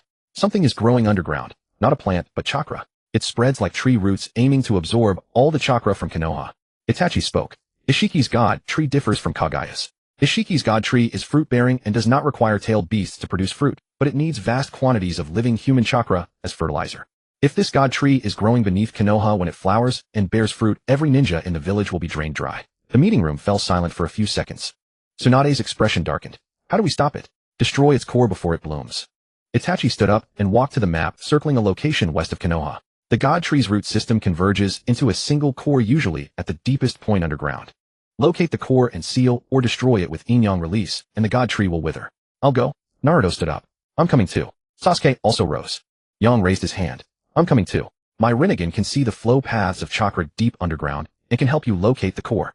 Tsunade looked at the three of them and was silent for a moment. Fine, but do not give yourselves away. If you encounter Ishiki, do not engage recklessly. Withdraw. Wait until everyone is prepared before advancing together. Understood, the three said in unison. That afternoon at the outskirts of Konoha, 30 meters underground, Naruto, Sasuke, and Yang stood in an underground space excavated with earth jutsu. Yang knelt on the ground, his palm pressed against the earth, the purple glow of his Rinnegan shining through his contact lenses. 200 meters underground, there is a chakra mass, the size of a basketball, but with extremely high energy density. Yang closed his eyes and sensed carefully. It is still moving deeper, descending further. Naruto frowned. Is it avoiding us? Possibly. Or perhaps it is not yet mature and does not wish to be discovered. Sasuke walked over to Yang. Can you find its exact coordinates? I can, but it will take time. Yang opened his eyes. And I need you to help suppress the chakra interference on the surface. Your chakra is too strong and disrupts my perception. Naruto and Sasuke exchanged glances and simultaneously suppressed their chakra to the lowest level. Naruto's Nine-Tails chakra retreated into his body and Sasuke's Rinnegan closed. The surrounding air grew still with only faint vibrations emanating from the depths below. Yang closed his eyes again, his palm pressed against the ground. The purple light in his Rinnegan grew brighter, his chakra probing deeper and deeper into the earth. 220 meters. 250. 280. It stopped. The coordinates are 3 kilometers west of Konoha, 310 meters underground. Sasuke opened his eyes and noted the coordinates. Can you sense any other chakra nearby? Yang was silent for a moment. There is. Very faint, but it exists. Beside the core there is a tiny chakra response. Like a person. Naruto's heartbeat quickened. Ishiki. It could be. Or it could be White Zetsu. Naruto took a deep breath. Regardless, let's return and report this to Tsunade. The three of them emerged from underground and returned to the surface. The sunlight was dazzling and Naruto squinted as he looked up at the sky. The clouds were white, the sky was blue, so peaceful it seemed unreal. But beneath their feet, danger was growing. Konoha Hokage's office. After hearing Yang's report, Tsunade marked the core's coordinates on the map. 3 kilometers west, 310 meters underground. That depth is beyond ordinary earth jutsu. A specialized infiltration technique is required. I'll go fetch Obito. Jiraiya raised his hand. His Kamui can transport people directly to the depths underground. Where is Obito? Tsunade asked. He says he went to Atone, but I know where he is. Near the border of the land of rivers, close to the Hidden Rain village. I will find him. Tsunade nodded. Return quickly. Jiraiya turned and left the office. That evening Naruto, Sasuke, and Yang sat on a hill west of Konoha. The vertical distance to the god tree's core was only 300 meters, yet on the surface nothing appeared abnormal. The grass was green, the trees were lush, the wind was warm. Naruto lay on the ground, gazing at the sky. Yang, are you afraid? Yang sat beside him, knees drawn to his chest. Afraid of what? Of Ishiki. Of death. Yang was silent for a moment. I am afraid. But I am more afraid of returning to my old life. In the cultivation tank with no light, no sound, never knowing when someone would take me out. That kind of existence is worse than death. Naruto sat up and looked at Yang. You will never go back. I promise. Yang met Naruto's blue eyes and nodded. Sasuke stood a short distance away, hands in his pockets, watching the sunset. Itachi walked up from the hillside and stood beside him. Will Obito return? Itachi asked. He will. He promised Naruto. What about you? What have you promised? Sasuke did not answer. He had promised himself. In this life he would never let anyone sacrifice themselves again. Night fell and the lights of Konoha gradually illuminated the village. Naruto returned to his apartment, lay in bed, and stared at the ceiling. Kurama spoke from within him. Kid, are you confident? No. But I have to try. Trying could get you killed. If I don't try, how will I know if I can win? Kurama was silent for a moment. You are just as stubborn as your father. Thanks for the compliment. On the 5th day after Ishiki's disappearance, Konoha village returned to a semblance of peace. But Naruto knew that the roots of that divine tree were still growing underground like a never-ceasing time bomb. Tsunade had convened the final emergency meeting about Ishiki in the Hokage's office. Everyone's faces were more somber than before, because Obito had sent a brief intelligence. Ishiki hasn't left. He's waiting. Waiting for the divine tree to mature and waiting for you to grow stronger. He's more patient than Madara. Jiraiya leaned by the window, arms crossed. The most fearsome enemy a shinobi can face is one with patience. Madara waited for over a decade. Ishiki might have waited for millennia. If we compete with him in patience, we're doomed. Then we don't compete in patience. Naruto stood up. We grow stronger faster than he does. Tsunade looked at him silent for a few seconds, then pulled a document from her drawer. It was a training plan she had written by hand, densely annotated with the schedule for the next 4 years. Naruto would learn the 8 gates from Guy Lightning release from Kakashi, and Yin-Yang release from Yang. Sasuke would train the Rinnegan with Itachi and deepen Sage Art with Jiraiya. Every week had clear objectives, and every 3 months there was an assessment. 4 years. Tsunade pushed the document toward Naruto. You have only 4 years. 4 years later at age 15 you'll be at your peak of physical strength and chakra. Ishiki will likely make his move then. By that time no matter how far you've progressed you'll have to go to the battlefield. Naruto gazed at the plan, his fingers gently tracing the handwriting. 4 years. That's enough. Sasuke stood beside him, not looking at the plan, but staring out the window. Ishiki's eyes can see through space-time. He can even predict my Ameno Dojikara. I need to develop a new ability. A new ability? Itachi asked. Time. Sasuke turned a violet light flickering in his left Rinnegan. Mamoshiki's space-time ability freezes time, Ishiki's compresses it. My Rinnegan should be able to do something similar. I just haven't developed it yet. Itachi was silent for a moment. I'll help you. After the meeting, Naruto and Sasuke walked out of the Hokage building side by side. The sun was bright. People were walking dogs, buying groceries, kids kicking a ball. Peaceful beyond belief. Naruto watched it all, a surge of protective determination rising within him. He would never let this everyday life be shattered. Sasuke, 4 years from now, if we're still alive, let's go eat ramen together. Your treat. Deal. They high-fived. Over the following 4 years, the residents of Konoha grew accustomed to a daily scene. Every morning, a golden figure raced from the east end of the village to the west faster than the rakeage, with a bolt of purple lightning following behind. That was Naruto and Sasuke on their morning run. Every evening, Training Ground 3 echoed with thunderous explosions and the clash of metal, their sparring sessions. The villagers went from initial alarm to numbness, then to pride. Those are the twin gods of Konoha. In the first year, Naruto opened the 5th gate of the 8 gates, the Gate of Limit. Guy was so moved he cried for 3 days, calling it the peak of youth. Naruto didn't tell him that the side effects of the 5th gate kept him bedridden for a full week to recover. Kurama's regenerative abilities at this stage weren't enough to fully repair the torn muscles from the Gate of Limit. Sasuke's Ameno Dojikara took its initial form. He could instantly swap his position with an object within a 10-meter range, but only 3 times a day. Using it more caused his left eye to bleed. Each time Itachi would rest a hand on his shoulder and whisper, enough. In the second year, Naruto's 9 tails chakra mode advanced to its second stage. The 4 tails under the golden cloak became 6, and his chakra output increased from 70% to 85%. Kurama said that in another year, he would become a perfect Jinchuriki. The chains of adamantine ceiling chains increased from 28 to 32, and the barrier's coverage expanded to 150 meters, surpassing his mother Kushina's 100-meter barrier, not just catching up, but exceeding it. Sasuke's complete Susanoo appeared for the first time. 100 meters tall, its wings spread to shade half the training ground sky, a single slash leveling the distant mountain peak. Tsunade, standing by the window of the Hokage's office, saw it and let out a whistle. In the third year, Naruto studied Yin-Yang release with Yang. Yang used the mental world ability of the Rinnegan to help Naruto perceive the subtle differences between Yin and Yang chakra. Naruto's Yin-Yang release evolved from creating chains to creating small-scale barriers. Fukasaku Sage said this was already the threshold of the 6 paths Sage level.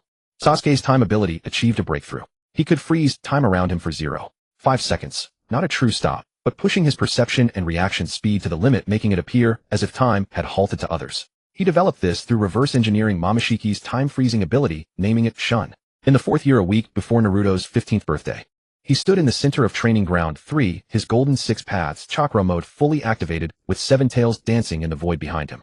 2 truth-seeking balls floated behind him, not the 9 of the original 6 paths Sage, but enough to astonish Kurama. Your current strength already surpasses any Jinchuriki I've ever seen. Kurama's voice echoed in his mind. But Ishiki's power is on another dimension. There's one more thing you need to learn. What? The Gate of Death. Naruto was stunned. The Gate of Death from the 8 gates. Yes, Guy taught you the 8 gates, and the Gate of Death is the last gate. But opening the Gate of Death will kill you. Kurama paused. However, you possess the 6 paths Yang power. The essence of Yang power is life and regeneration. If you simultaneously use the 6 paths Yang power to repair your heart, while opening the Gate of Death, you might be able to endure it. Naruto fell silent. He knew Kurama wouldn't lie to him, but opening the Gate of Death required courage. Not the fear of dying, but the fear of still not being able to win, even after opening it. Let's talk about it after I turned 15. On the morning of the 5th day, the sky above Konoha was cloudless. When Naruto woke up, he found a small package by his pillow. Opening it, he saw a pair of wrist guards sent by Sasuke embroidered with the emblems of the Uzumaki and Uchiha clans. A golden spiral intertwined with a purple fan. Naruto smiled, put on the wrist guards, and they fit perfectly. He stepped out of his apartment and found Sasuke already standing at the door. Happy birthday. Sasuke said, his tone as flat, as if commenting on the weather. I got the gift. Naruto raised his hand. Did your brother pick it, or did you? I picked it. He came up with the idea. Naruto grinned. You two brothers, one thinks one does. A perfect match. They walked side by side toward Ichiraku Ramen. People on the street greeted Naruto. Happy birthday, Naruto-kun. The future Hokage candidate is 15 today. Future Hokage-sama. Naruto responded to each one his smile, bright, his eyes a little warm. In his previous life, no one had wished him a happy birthday at 15. In this life, he had friends, a partner, and villagers who trusted him. That was enough. At the Ichiraku Ramen stall, Sakura Yang, Itachi, Jiraiya, Kakashi, Gai, Lee, Niji, all of them were there. Nagato and Konan had sent a gift from the Rain Village, a hand-woven bamboo fan inscribed with the words, peace. A messenger had brought a letter from Obito containing only one sentence, don't die. Obito. Naruto folded the letter and put it in his pocket. Let's eat. He raised his bowl. Everyone raised their bowls simultaneously, the steam from the noodles rising in the morning light. Naruto took the first bite. The noodles were hot, the broth was savory, the chashu was tender. Suddenly he realized this was what he was protecting. Not the village, not the position of Hokage, but the smiling faces of these people sitting together and eating ramen. Midway through the meal, the sky suddenly darkened. It wasn't clouds blocking the sun. It was something's falling from the sky. Their speed was so fast that even Naruto's nine-tails sensory perception only caught blurry shadows. Two figures landed on the wilderness west of Konoha, less than a kilometer from the village gate. Naruto set down his chopsticks, and his nine-tails chakra mode instantly activated his golden cloak, illuminating the entire ramen stall. Sasuke's left Rinnegan flickered with violet light, the skeletal frame of the complete Susanoo materializing behind him.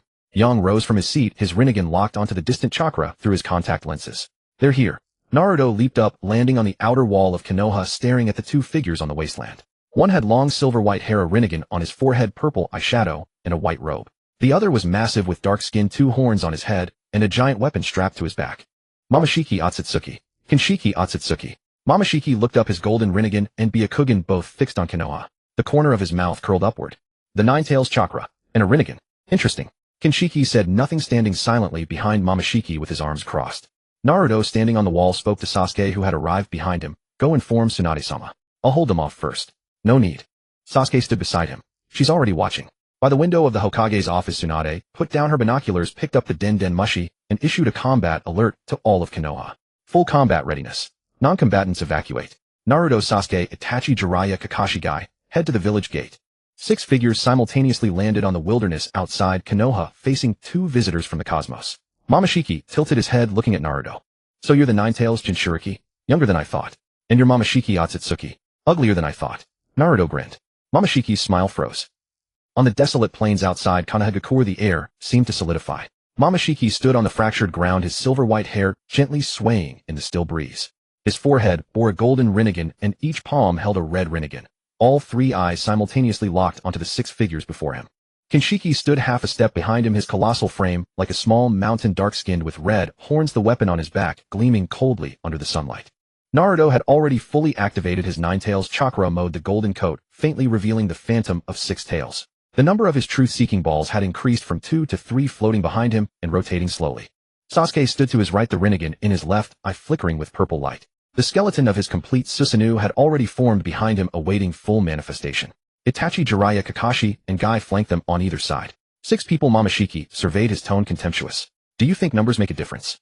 Jiraiya unrolled a scroll from behind and formed hand seals. Sage art hair needle Sunban. Countless hardened hairs transformed into Sunban needles, raining down upon Mamashiki like a tempest. Mamashiki did not evade. He raised his left hand, the red Rinnegan in his palm flashing. Absorption. All the Sunban needles halted a meter from his body, then were compressed by an invisible force into a metallic sphere that fell to the ground. Ninjutsu is useless against me. Mamashiki lowered his hand. Your attacks only become my power. Gai let out a roar, opening the 6th gate of the 8 gates, the gate of joy. His entire skin turned red and his speed skyrocketed. He charged at Mamashiki from the flank, kicking toward his head. The kick was lightning fast, tearing the air with a sharp crack. Kinshiki moved. His speed was utterly incongruous with his bulk, instantly appearing before Mamashiki and catching Gai's ankle with his bare hand. Gai's pupils contracted. His gate of joy kick could shatter rock, yet Kinshiki's hand clamped around his ankle like an iron vice, immovable. Too weak, Kinshiki's voice rumbled like tremors from the earth's core. He casually flung Gai, whose body flew like a cannonball, smashing into the distant cliff face, sending fragments of stone flying. Rock Lee rushed over and caught Gai, both of them rolling several times before stopping. Gai's ankle was already swollen, but he gritted his teeth and stood up, refusing to fall. Naruto made his move. 32 chains of adamantine ceiling shot from his back, their golden and silver intertwined light illuminating the wasteland. The chains, as if alive, writhed from all directions to entangle Mamashiki, attempting to trap him. Mamashiki raised his right hand, the red Rinnegan in his palm, flashing again. Before the chains touched him, they began to shrink. Daikokutten reduction. The 32 chains were compressed into a hair-thin metal thread within Momoshiki's palm, falling to the ground. Naruto's expression changed. His adamantine ceiling had never been broken like this. Not blocked, not repelled, but physically reduced to a useless state. Your ability is quite interesting, Momoshiki said, looking at Naruto. Adamantine sealing, the Uzumaki clan's sealing technique. Your mother Kushina used it better than you. But her chains were the same before me. Sasuke moved. The Rinnegan in his left eye flashed purple, Amino Tajikura. He instantly swapped positions with Kinshiki appearing behind Momoshiki. Amaterasu's black flames coalesced into a long sword in his right hand, thrusting toward Momoshiki's back. Momoshiki did not turn around. An invisible barrier formed around his body, absorption seal. The black flames of Amaterasu were absorbed by the barrier, vanishing into nothing. After being swapped to Sasuke's original position, Kinshiki immediately turned and charged at Naruto. His fist carrying the force to tear the air hurtled toward Naruto. Naruto sidestepped, but the edge of the fist gale grazed him, tearing a gash in his golden coat. So strong, Naruto gritted his teeth. The Nine-Tails chakra quickly repaired the coat. Itachi's Sharingan Jinjutsu was silently activated, Izanami. Momoshiki's movements halted for a split second, his consciousness dragged into a brief loop. But the golden Rinnegan on his forehead flashed, and the Jinjutsu was directly broken. Jinjutsu is also useless against me. Momoshiki raised his right hand, a black energy sphere forming in his palm. This was power converted from the hair needle sunbon and adamantine chains he had just absorbed. Returning the favor, the black sphere detonated, not an explosion but a diffusion. Countless tiny black needles shot out in all directions, an improved version of the hair needle sunbon after Momoshiki's absorption. Each needle carried Akatsuki chakra capable of piercing any defense. Naruto shielded his body with six-path chakra, but the black needles still pierced his golden coat, embedding into his shoulders and arms. Sasuke used the skeleton of Susanoo to block most of the black needles, but a few slipped through the gaps and stabbed into his waist. Jiraiya blocked the black needles with his hair, but a large patch of his hair was sheared off. Kakashi blocked them with a mud wall, but the wall was bristling with black needles. Itachi retreated a few steps, yet one needle still struck his arm. This is the power of the Akatsuki. Kakashi gritted his teeth, pulling the black needle from his arm as black blood oozed from the wound. Momoshiki looked at the 6 wounded figures and shook his head. Your strength is weaker than I thought. A Nine-Tails Jinchuriki, a Rinnegan wielder, and a few Jonin. Perhaps they are strong in your world. But before the Akatsuki, you are not even ants. Kinshiki stood beside Momoshiki, arms crossed, expressionless. Naruto picked himself up from the ground, wiping the blood from his mouth. His Nine-Tails chakra was healing the wounds, but the Akatsuki chakra on the black needles interfered with the healing speed, slowing the recovery. He looked at Sasuke, and Sasuke looked back at him. Both saw the same thought in the other's eyes. We need stronger power.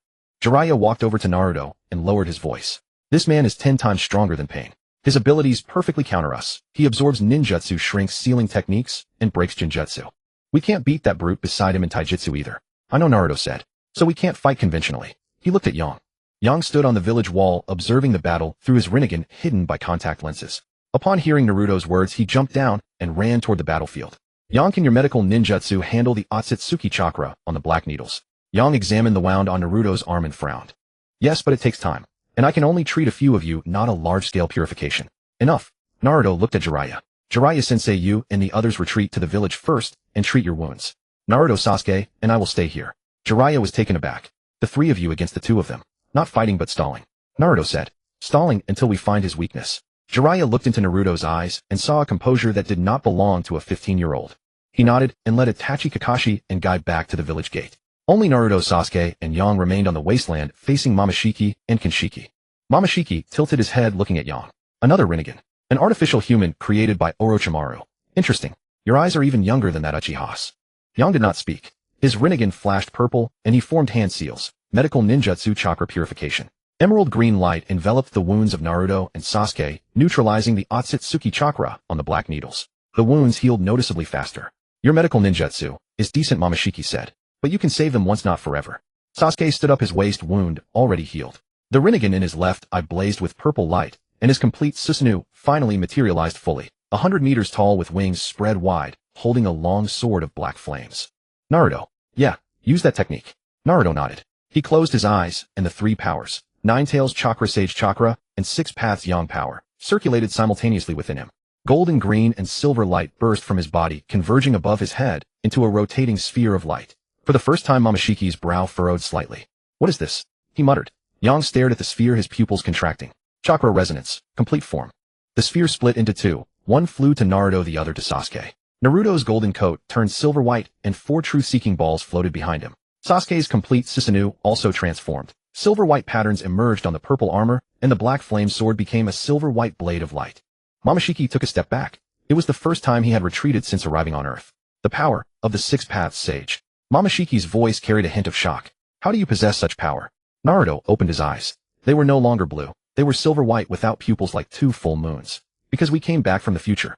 His voice was no longer that of a 15-year-old boy, but carried an ancient, profound resonance. Kinshiki stepped in front of Momoshiki, drawing the weapon from his back, and assuming a defensive stance. Naruto raised his right-hand palm, aimed at Kinshiki. Now it's our turn. A silvery-white radiance burst simultaneously from Ming-Ren and Zhuozhu, illuminating the entire wilderness. Ming-Ren's eyes were no longer blue but silvery-white full-moon pupils devoid of impurity, devoid of fluctuation, like 2 mirrors capable of reflecting everything. His golden nine-tails cloak had completely transformed into silvery white, and the 4 true seeking balls behind him rotated slowly, each revolution spreading a visible ripple of chakra outward. Zhuozhu's complete Susanoo had also undergone a metamorphosis. Its purple armor was now covered in silvery white patterns, and the light sword in its hand radiated a brilliance identical to Ming-Ren's. Momo's brow furrowed. He had seen this power before, in the ancient murals of his clan in the legends passed down through the Akatsuki lineage. The sage of 6 paths Hagoromo Akatsuki, the traitor who betrayed the main family and remained on Earth. He had thought this power had long vanished in history, never expecting to witness it with his own eyes today. Jinshi. Momo's voice turned cold. Do not underestimate them. Jinshi said nothing, but his grip on his weapon tightened. His instincts told him that the 2 youths before him were no longer the same as before. Ming-Ren moved. He did not run, nor did he use the body flicker. He simply raised his right-hand palm, aimed at Jinshi. A silvery white light coalesced in his palm into a fist-sized orb, and then, it vanished. The orb did not fly, it appeared directly at the center of Jinshi's chest, moving so fast that even the Rasengan could not trace its trajectory. Jinshi's body was struck by the orb, the skin on his chest exploded, black blood splattered, and his body flew backward, smashing through a massive boulder and burying itself in the rubble. Momo's pupils contracted. Space-time. You have mastered space-time ninjutsu as well. Not space-time. Ming-Ren lowered his hand. Its speed. So fast that your eyes cannot see it. The 4 true seeking balls behind him flew out simultaneously, tracing 4 silvery white arcs through the air and hurtling toward Momo from 4 directions. Momo raised his hands, the red Rasengan in his palms flashing. Absorption. The true seeking balls halted a meter from his body, but he discovered that their energy was not being drawn into his Rasengan. These are true seeking balls condensed from yin-yang release. Ming-Ren's voice came from behind the orbs. They are not ninjutsu, not chakra. They are matter created from nothingness. Your Rasengan cannot absorb them. Momo's expression finally changed. Yin-yang release. This was the core ability of the Sage of 6 Paths, the power most feared by the Akatsuki clan. Because matter created by yin-yang release did not belong to the chakra system, the Rasengan could not absorb it, shrink it, or repel it. The 4 true seeking balls detonated simultaneously, engulfing Momo in silvery white light. After the light faded, Momo stood in place, his white robe torn in several places, black blood seeping from the corner of his mouth. His body trembled slightly, not from fear, but from rage. You dare to wound me? Zhuozhu's voice came from behind Momo. Wounding you is the least of it. The light sword of Susanoo swept horizontally, its silvery white blade cutting toward Momo's waist. Momo resisted with the Akatsuki power within him, but his body was sent flying, tumbling several times through the air before landing. A deep gash remained on his side, black blood gushing like a spring. Jinshi crawled out from the rubble, the wound on his chest temporarily sealed with chakra. He rushed to Momo, knelt on one knee, and shielded Momo with his own body. Lord Momo, please use my power. Momo looked at Jinshi silent for a second, then reached out and placed his hand on Jinshi's head. Jinshi, your sacrifice, I will remember. Jinshi's body began to deform, shrink, and dissolve into chakra. Momo opened his mouth and swallowed the chakra fruit that Jinshi had become. His body began to swell, the golden Rasengan on his forehead turned purple, and the red Rasengan in his palms also turned purple. His skin turned ash-gray, his hair lengthened, and 2 horns grew from the back of his head. His aura was at least 3 times stronger than before. Ming-Ren's expression darkened. He devoured his comrade. Zhuozhu's Susanoo tightened slightly. That is the way of the Akatsuki. Comrades are merely tools. Momo's new form, the rage form. His speed, strength, and dojutsu power were all greatly enhanced. He raised his hand toward Ming-Ren, and an invisible repulsive force erupted from his palm. This was not Shinra Tensei, but the Akatsuki version of repulsion, several times more powerful than pains. Ming-Ren was struck by the repulsive force, most of his silvery white cloak was torn away, and his body slid backward for over 10 meters, carving 2 deep furrows into the ground with his feet. Zhuozhu blocked the residual wave of the repulsion with Susanoo's wings, but the silvery white patterns on the wings dimmed considerably. His power has increased. Even if it's stronger, it's useless. Ming-Ren steadied himself, the silvery white cloak automatically repairing. He has a weakness. What weakness? His body cannot withstand this much power. Jinshi's chakra and his own chakra are in conflict. The time he can maintain this form is limited. The Rasengan on Momo's forehead suddenly glowed, to Kamimasubi. A massive alternate space opened above Ming-Ren and Zhuozhu, sucking them in. The surrounding environment changed instantly. No longer the wilderness outside my village, but a dimensional space filled with countless floating boulders. In my space you have nowhere to run. Momo's voice came from all directions. Ming-Ren and Zhuozhu stood back to back on a floating boulder. The purple light in Zhuozhu's left Rasengan flickered as he perceived the coordinates of this space. This is an independent space created by his dojutsu. The flow of time here differs from the outside. A day here might be only an hour outside. Then we'll defeat him within an hour. Ming-Ren closed his eyes, pushing the 6 paths yang power to its limit. A silvery white radiance surged from his body, coalescing into a massive orb above his head. The orb split into countless smaller orbs floating around him like myriad stars. Yin-Yang released stardust. Countless silvery white orbs shot toward Momo simultaneously, each carrying the power to decompose all things. Momo dodged among the boulders with incredible speed, but several orbs still struck him, adding new wounds to his body. He repelled the remaining orbs with repulsive force, but the orbs automatically redirected after being deflected, continuing their pursuit. Zhuozhu's Ameno Dojikara proved even more effective in the alternate space. He no longer needed an object as a swap point. He could directly exchange positions with any coordinate within the space. He instantly appeared behind Momo, the light sword of Susanoo, thrusting toward Momo's back. Momo sidestepped, but Ming-Ren's stardust orbs had already sealed all his escape routes. Trapped within the array of orbs, Momo's body was repeatedly seared by the silvery white light. His rage form began to destabilize, cracks appearing on his body's surface. His body could no longer bear Jinshi's chakra. No. Impossible. Momo's voice grew hoarse. How could I lose to 2 lower life forms? Ming-Ren walked up to him, the 4 truth-seeking balls behind him floating around Momo, trapping him in the center. You didn't lose to us. You lost to them. Who? All those who fight to protect their comrades. Ming-Ren extended his hand, and a truth-seeking ball fell into his palm. Yahiko chose death to save Konan. Itachi bore the burden of infamy for over a decade to protect Konoha. Obito lost his way for Rin, but ultimately returned. But you treated your comrade as food. You will never defeat us. Momo looked into Ming-Ren's eyes. His figure was reflected in those silvery white pupils. His lips moved as if to say something, but his body began to disintegrate. Jinshi's chakra and his own chakra clashed completely, and his body shattered like parched earth into countless fragments. Zhuozhu raised his hand. 6 paths Chibaku Tensei. A massive gravitational core drew Momo's fragments together, condensing them into a sphere suspended in the alternate space. Momo was sealed. The alternate space began to collapse. Ming-Ren and Zhuozhu weaved through the spatial fragments, found the exit, and returned to the wilderness outside my village. The sunlight was dazzling, and the wind blew warm against their faces. Ming-Ren lay on the ground, breathing heavily. Zhuozhu sat beside him, his Susanoo already dismissed, and his left Rasengan had returned to calm. Yang rushed over, knelt beside Ming-Ren, and checked his injuries. After the silvery white cloak faded, fine cuts covered Ming-Ren's body, but none were deep. Yang quickly treated several wounds that needed urgent hemostasis with medical ninjutsu. You won. Yang's voice trembled slightly. You actually won. Ming-Ren lay on the grass, gazing at the sky. The clouds were white, the sky was blue. Just as before they entered the alternate space. Zhuozhu. Did we miss one? There should have been another person with Momo. Zhuozhu thought for a moment. Urashiki. Akatsuki Urashiki. He didn't come with Momo and Jinshin. He might be observing us from somewhere else. Ming-Ren sat up. It's only a matter of time. He will come. Kakashi, Jiraiya, Itachi, and Guy ran out from the village. Seeing Ming-Ren and Zhuozhu covered in wounds, but alive, Jiraiya's eyes reddened. You two nearly gave me a heart attack. Ming-Ren grinned. It's alright, Master Jiraiya. We still have to live to become Hokage. Guy was sobbing profusely beside him, while Rock Lee handed him tissues. Itachi walked over to Zhuozhu, knelt down, and looked into his eyes. Are you injured? A black needle struck my waist, but it's healed already. Itachi nodded, stood up, and looked toward the sphere, sealing Momo in the distance. Is that the 6 paths Chibaku Tensei? Yes. Zhuozhu also looked at the sphere. Momo is sealed inside, never to escape. Itachi was silent for a moment. Ishiki is far stronger than Momo. Are you prepared? Ming-Ren stood up, brushing the dirt off his clothes. No. But we have time. The sun was setting and the lights of my village flickered on one by one. Ming-Ren and Zhuozhu walked side by side back into the village with Yang following behind. Zhuozhu. Let's go eat ramen back home. Your treat. You contributed to today. Why should I pay? Because you were the one who asked me to fight. 3 days after Momoshiki's sealing, Konoha was immersed in the joy of victory.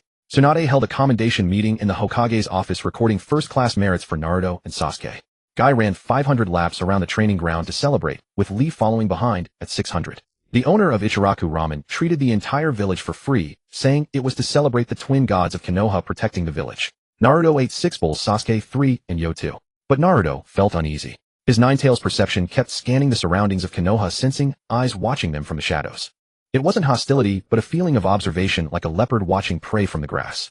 The Nine-Tails couldn't identify it either, only saying, there's an ancient chakra different from Momoshiki's, more sinister and cold. On the 3rd night, Naruto's premonition became reality. On the wilderness west of Konoha, a figure descended from the sky. He didn't land with Momoshiki's aggression, but silently touched down on the grass like a leaf drifting down. Silver-white long-hair blue Rinnegan, not Momoshiki's gold, and a red fishing rod strapped to his back. A faint smile perpetually lingered on his lips like a fisherman waiting for a fish to bite. Urashiki Akatsuki. Standing on the wilderness, he took a deep breath. The air of Konoha is more humid than I expected. He raised his right hand, the red Rinnegan in his palm glowing as he sensed the chakra within the village. The Ninetales Jinchuriki, the Rinnegan holder, and that artificial human with a Rinnegan. All three are here, saving me the trouble of searching one by one. Instead of attacking directly like Momoshiki, he took the rod from his back and gave it a gentle flick. The line pierced through the void, silently appearing above Konoha like a transparent snake slithering toward Naruto's apartment. Naruto was sleeping. The Ninetales suddenly shouted inside him, "Kid, something's approaching." Naruto's eyes snapped open and his Ninetales chakra mode instantly activated golden light, illuminating the entire room. He saw a transparent thread wrapped around his wrist, draining his Ninetales chakra. What the hell? Naruto punched the thread, breaking it, but a segment retracted into the void. A portion of his Ninetales chakra had been absorbed, leaving him feeling weakened. At the same time, Sasuke encountered the same situation. His left Rinnegan automatically activated using Shinra Tensei to sever the thread, but some of his chakra was also drained. In the medical squad dormitory, a thread wrapped around Yo's neck. Yo used the Rinnegan's absorption technique to reversely absorb the thread's chakra, and the thread retracted. All three rushed out of their rooms and gathered on the rooftop of the apartment building. "It's Urashiki," Sasuke said. Urashiki Akatsuki, Momoshiki's companion. "He didn't come with Momoshiki. He was waiting for us to exhaust our strength." Naruto clenched his fists. "Where is he?" Yo pointed to the west.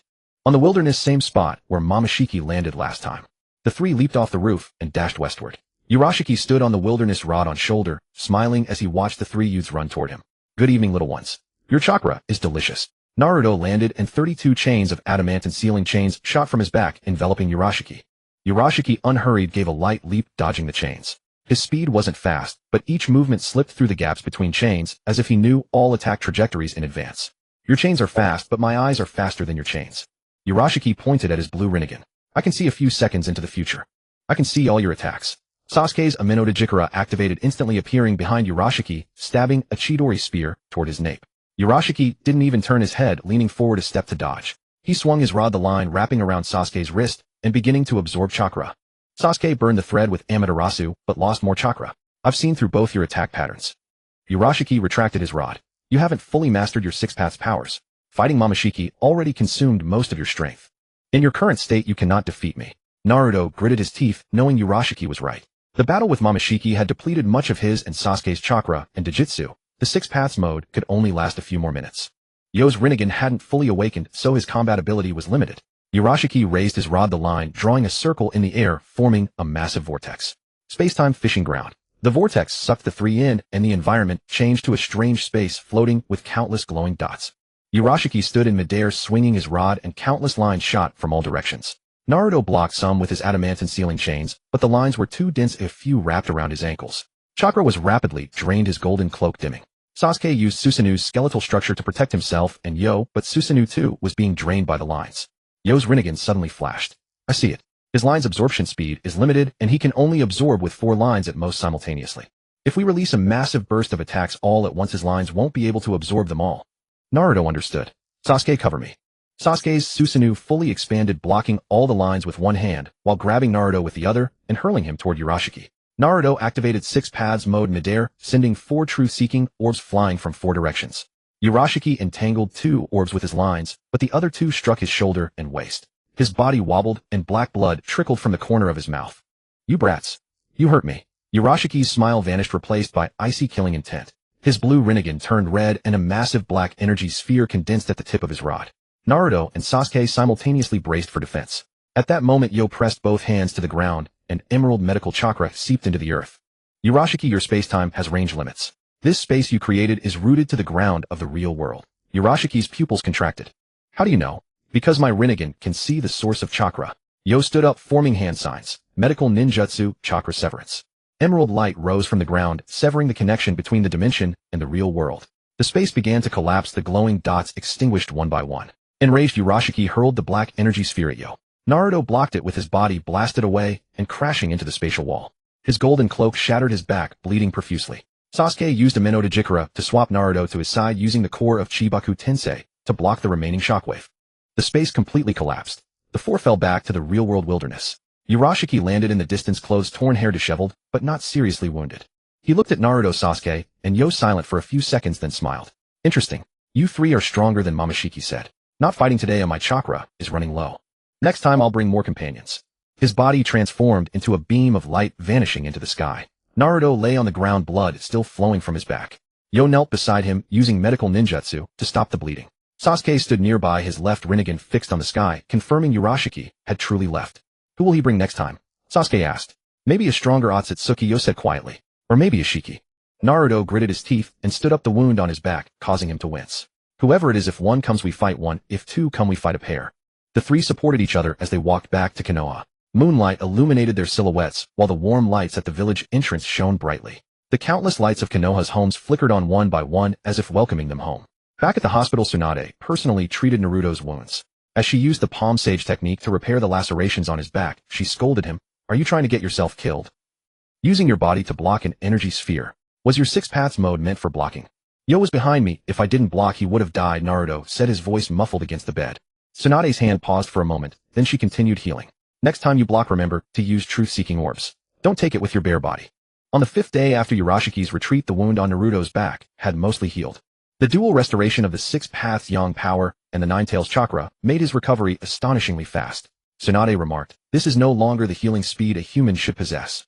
When Naruto was discharged from the hospital, Sasuke was already waiting for him on the training ground. Your injury is healed. Yes, Naruto replied, rolling his shoulder. The Yang's medical ninjutsu plus the nine tails regeneration, 5 days, is actually slow. Sasuke didn't respond. He pulled a note from his pocket and handed it to Naruto. On the paper was Itachi's handwriting. Urashiki hasn't left Earth. His chakra has been appearing repeatedly around the hidden leaf village, sometimes strong, sometimes weak, as if he's setting something up. I suspect he's creating a massive barrier. Naruto frowned.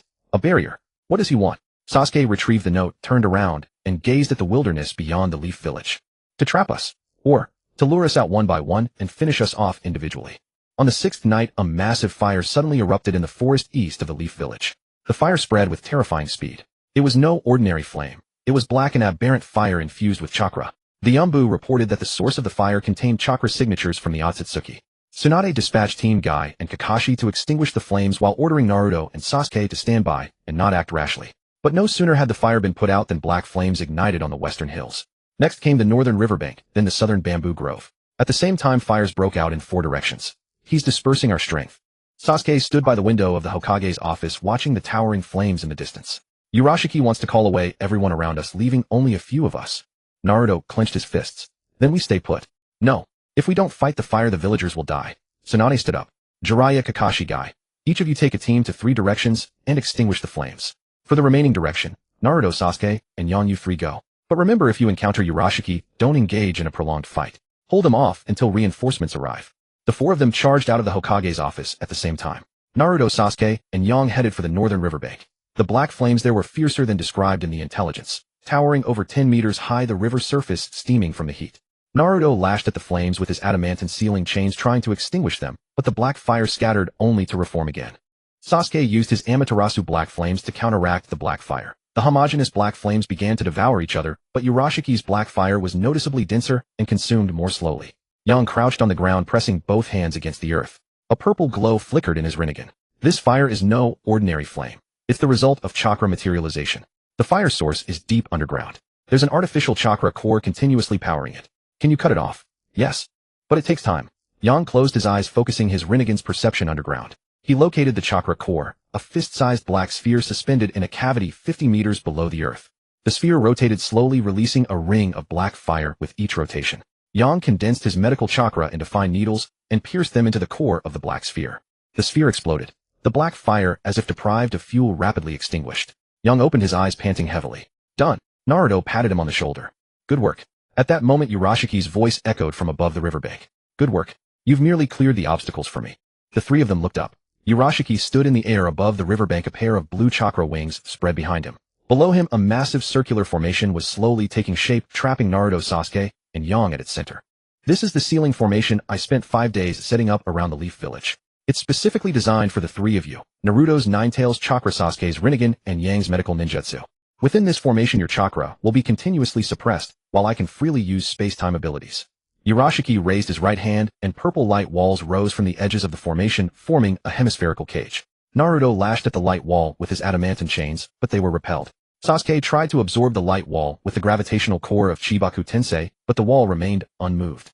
Yang attempted to cut the light wall with his chakra-severing threads, but it only vibrated slightly. Useless. This formation is used by the Akatsuki clan to imprison their own kind. Even Kagaya couldn't break it. You three brats think you can. Urashiki took the fishing rod from his back, and the line traced a circle in the air. 3 lines simultaneously wrapped around the wrists of Naruto, Sasuke, and Yang. Their chakra began to drain rapidly. Naruto's golden cloak dimmed the light and Sasuke's left Rinnegan faded and Yang's face turned pale. All your chakra. I'll take it. Urashiki closed his eyes and took a deep breath as if savoring a delicacy. The Ninetales chakra, scorching and rich. The Uchiha's power, cold and profound. The artificial human's medical chakra, pure and sweet. All exquisite. Naruto gritted his teeth, the Ninetales chakra surging within him, trying to break free from the lines. But the lines tightened, cutting into his wrists until they bled. Sasuke tried to burn the lines with Amaterasu, but the black flames which could consume ordinary matter had no effect on Urashiki's lines. They were made of a special material from the Akatsuki clan, immune to the 5 elements. Yang attempted to use his own Rinnegan to reverse absorb the chakra within the lines, but Urashiki's Rinnegan was of a higher grade, and the rate of absorption was far slower than the rate at which his own chakra was being drained. Naruto. Kurama's voice echoed in Naruto's mind. Use the Gate of Death. What? Your 6-path Yang power combined with the explosive burst of the Gate of Death can generate enough energy to tear apart this ceiling formation. But once the Gate of Death opens, your heart will collapse. I'm not sure if the 6-path Yang power can repair it. Naruto was silent for half a second. Even if I'm not sure, I have to try. Naruto. Sasuke saw the resolve in Naruto's eyes. What are you planning? Naruto didn't answer. He closed his eyes, compressing all the Ninetales chakra, sage chakra, and 6 paths Yang power within him into his heart. The heart began to beat faster and faster, more violently, as if it would burst through his chest. The 1st, 2nd, 3rd, 4th, 5th, 6th, and 7th gates of the 8 gates, one after another he forced them open. The last gate, the Gate of Death. His entire body began to glow. Not the golden cloak of the Ninetales, nor the silver-white 6 paths sage mode, but red, the color of blood, like a burning sun. 8th gate, Gate of Death, open. Urashiki's pupils shrank. In his thousands of years of life, he had witnessed the desperate struggles of countless powerful beings, but never had he seen someone willingly open the fatal Gate of Death. Naruto reached out, grabbed the line wrapped around his wrist, and gave it a gentle tug. The line snapped. He grabbed the line on Sasuke's wrist, snapped it too. Yang's line also snapped. A crimson aura burst from his body, and the light walls of the ceiling formation began to tremble violently, cracks spreading from the center outward. Impossible. Even Kagaya couldn't break this formation. Urashiki's voice trembled. Naruto looked up, his eyes now pure red, no pupils, no whites. That's because Kagaya never opened the Gate of Death. He punched the ground. The light walls of the ceiling formation shattered like glass, purple fragments scattering in all directions. The shockwave sent Urashiki flying backward, tumbling several times in the air before he stabilized. Black blood trickled from the corner of his mouth, and cracks appeared on his fishing rod. Naruto stood up, the crimson aura behind him coalescing into the shape of a dragon. His heart was beating 10 times faster than normal, and the 6-path Yang power was frantically repairing every tear in his heart. Urashiki. Naruto's voice was low, like a tremor emanating from deep underground. How many lines are left on your rod? Urashiki gritted his teeth, turned into a beam of light, and vanished into the sky. He fled. Naruto stood still, his crimson aura slowly dissipating. His body began to sway, and Sasuke rushed over to support him. Naruto. Naruto. Naruto opened his eyes, his pupils returned to blue. Not dead. A faint smile tugged at his lips. The 6 paths Yang power really repaired my heart. Sasuke's eyes reddened. You idiot. Yang ran over and used medical ninjutsu to examine Naruto's heart. The heartbeat was normal, the meridians undamaged, not even a muscle tear. Unbelievable. The Gate of Death was open for at least 10 seconds, yet his body is completely intact. Naruto lay on the ground staring at the sky. The stars flickered in the night sky, one by one lighting up. Sasuke, from now on I won't open the Gate of Death unless it's absolutely necessary. It hurts too much. Sasuke crouched down and slapped him on the forehead. If you dare open it again, I'll kill you first. Naruto laughed. His laughter echoed across the riverbank, mingling with the smoke rising from the extinguished black fires in the distance. Yang sat on the ground, panting heavily, a smile of relief on his face. In the distance, the lights of the Hidden Leaf village flickered back on one by one.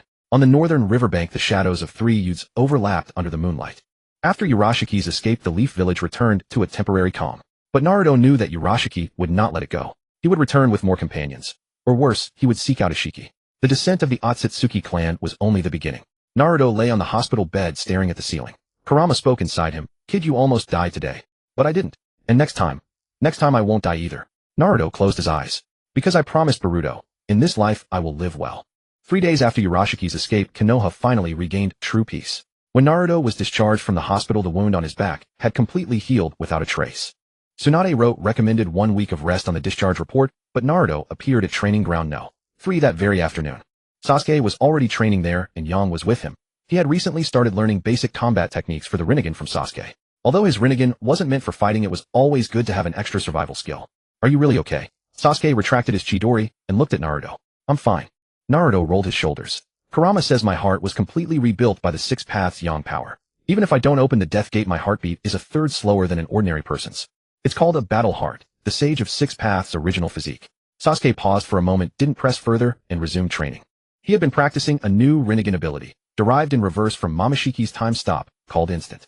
It allowed him to push his reaction speed to the absolute limit in an extremely short time. Though it lasted only a fraction of a second, that fraction was enough for him to vanish and reappear before others' eyes. Yang sat cross-legged at the edge of the training ground, eyes closed with a scroll floating in front of him. He was studying Orochimaru's notes on the Akatsuki clan, vast and complex, covering everything from Kagaya's origins to Ishiki's abilities, filling hundreds of pages. Orochimaru might be sealed away, but the knowledge he left behind was the shinobi world's most precious asset against the Akatsuki. That evening the three finished training and walked back to the village together. As they passed the Hokage building, Tsunade's secretary Shizune ran out, her face pale. Naruto-kun, Sasuke-kun, Yang-kun. Lady Tsunade wants you upstairs immediately. The three exchanged glances and hurried upstairs. In the Hokage's office, Tsunade sat at her desk with a huge map spread before her. Jiraiya stood beside her, Itachi leaned against the window, and Kakashi stood by the door. Everyone's expression was grim. Obito sent urgent intelligence. Tsunade pointed to a marker northwest of the Hidden Rain village on the map. Ishiki is about to make his move. The core of the divine tree has matured. He will activate it on the night of the full moon 15 days from now. When that happens, the chakra of the entire shinobi world will be absorbed by the tree. Naruto stepped up to the map and stared at the marker. Is Ishiki's true body there? Uncertain, but the divine tree's core is there. Tsunade looked up at Naruto. Obito says Ishiki will personally guard the core on the full moon night. He has already half merged with the divine tree, making him at least 5 times stronger than his Jōgan form. 5 times. Sasuke's brow furrowed. We already struggled against Momoshiki. A 5 times stronger Ishiki. We might not even survive a single blow. Silence filled the room for a few seconds. Naruto clenched his fist, chakra faintly glowing in his hands. Then I'll open the death gate, he said. No. Jiraiya immediately objected. Last time opening the death gate for 10 seconds nearly killed you. This time you're facing an Ishiki far stronger than Urashiki. You need to keep it open for at least a minute. Can your heart endure that? Naruto fell silent. Even if it can, I have to try. Otherwise the entire shinobi world is doomed. Jiraiya looked into Naruto's eyes and saw that familiar unyielding stubbornness. He sighed and said nothing more. Itachi walked over from the window and stood before the map. Ishiki's weakness is his body. Jōgan's vessel is nearly worn out. Even if he merges with Ishiki, it won't last long. If we can stall him until his body collapses, we win. How long do we need to stall? Kakashi asked. At least half an hour. Guy walked in from the door holding a scroll. Half an hour. I'll do the stalling. His face was unusually serious. How long can I last with the death gate? If I open it, I can fight him for at least 10 minutes. Everyone's eyes fixed on Guy. Naruto shook his head. No. Guy-sensei, opening the death gate will kill you. I have the 6 paths Yang power to heal me. Let me do the stalling. Your death gate is for the main attack, not for buying time. Guy walked up to Naruto and patted his shoulder. This life of mine should have been given back to Konoha long ago. Surviving the death gate against Madara back then was heaven's chance to let me live a few more decades. Now it's time to repay. Rock Lee burst in from the door. Guy-sensei, let me open the death gate in your place. No. Guy smacked Lee on the head. Your youth is still long. Don't waste it on the death gate. He turned to Tsunade. Hokage-sama, I request to be assigned as the Death Gate's special assault member to face Akatsuki Ishiki. Tsunade looked at Guy and was silent for a long time. Approved. The next morning, Konoha began full-scale preparations for war. The Perception Corps deployed 7 layers of barriers around the village, each infused with the chakra of Perception Shinobi. The AMBU set up traps and sealing arrays at various points outside the village. The Medical Corps stockpiled a large amount of emergency supplies, and all combat units were placed on 24-hour standby, canceling all leaves. Naruto, Sasuke, and Yang were assigned to the core combat team to face Ishiki head-on. Guy, Kakashi, Jiraiya, and Itachi were in the support team to pin down Ishiki and protect the flanks of Naruto and Sasuke. Nagato and Konan arrived from the Hidden Rain village and joined the support team. The Reikage, Tsuchikage, Mizukage, and Kazekage all received the battle report and promised to send reinforcements within 30 minutes of the battle's start. Everyone was waiting for the full moon on the 15th day. On the 10th day outside Konoha, Naruto sat alone on the Hokage rock looking down at the village. The setting sun dyed all of Konoha orange-red. Smoke rose gently from chimneys and children chased each other in the streets. He remembered his previous life when pain came to Konoha and leveled the entire village. In this life, he would never let that scene repeat. The Nine-Tails spoke inside him. Kid, are you afraid? No. Why? Because I promised Boruto that I wouldn't let anyone sacrifice themselves in this life. Naruto stood up and brushed the dust off his pants. Kurama, 15 days from now, give me all your chakra. The Ninetales was silent for a moment. When you open the Death Gate, your heart's repair requires a massive amount of Ninetales chakra as fuel. If I give you all of it, I'll fall into a deep sleep. How long will you sleep? Maybe months, maybe years, maybe forever. Naruto's hand trembled slightly. Then sleep. After I finish Ishiki, no matter how long you sleep, I'll wait for you. The Ninetales laughed. This was the first time Naruto heard it laugh, not a sneer or a mockery, but a genuine laugh tinged with relief. Fine. I'll wait for you. On the night of the 14th day, dark clouds gathered over Konoha. Naruto didn't sleep. He sat by the window of his apartment watching the rain outside. The rain was fine, pattering against the glass with a rustling sound. Sasuke pushed the door open, soaked through. You don't knock. I did. You didn't hear. Naruto was startled. He hadn't heard it. Sasuke walked over and leaned against the window frame. Nervous. Not nervous. Just feel like time is passing too fast. Sasuke stared at the rain outside. In our previous life, we fought at the Valley of the End. You lost an arm, I lost an arm. We were only 16 then. In this life, we're 15, and we're going to fight an enemy stronger than Kaguya. But this time, we're not alone. Naruto turned to look at Sasuke. This time, we're together. Sasuke's lips curled faintly. Yeah, together. Late at night, the rain stopped. The moon emerged from behind the clouds, round and bright. Tomorrow was the full moon.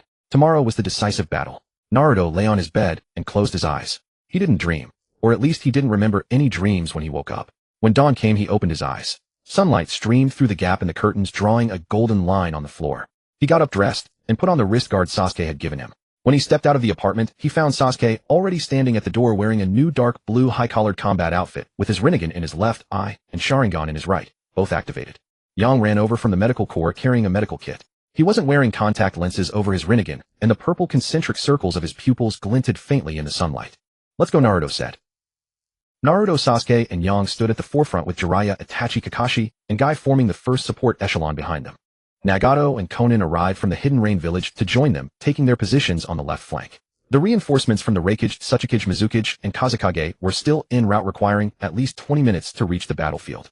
Tsunade stood on the roof of the Hokage's office, peering through a telescope at the distant horizon. She had not gone to the front line, not because she was unwilling, but because she must remain in Konoha. If the front line collapsed, she would need to organize the final defense. Where's Obito? Naruto asked. He went ahead. Jiraiya pointed to the northwest. He used Kamui to infiltrate the core area of the God Tree directly. He's confirming Ishiki's exact location. Before his words faded, Obito's figure emerged from the void.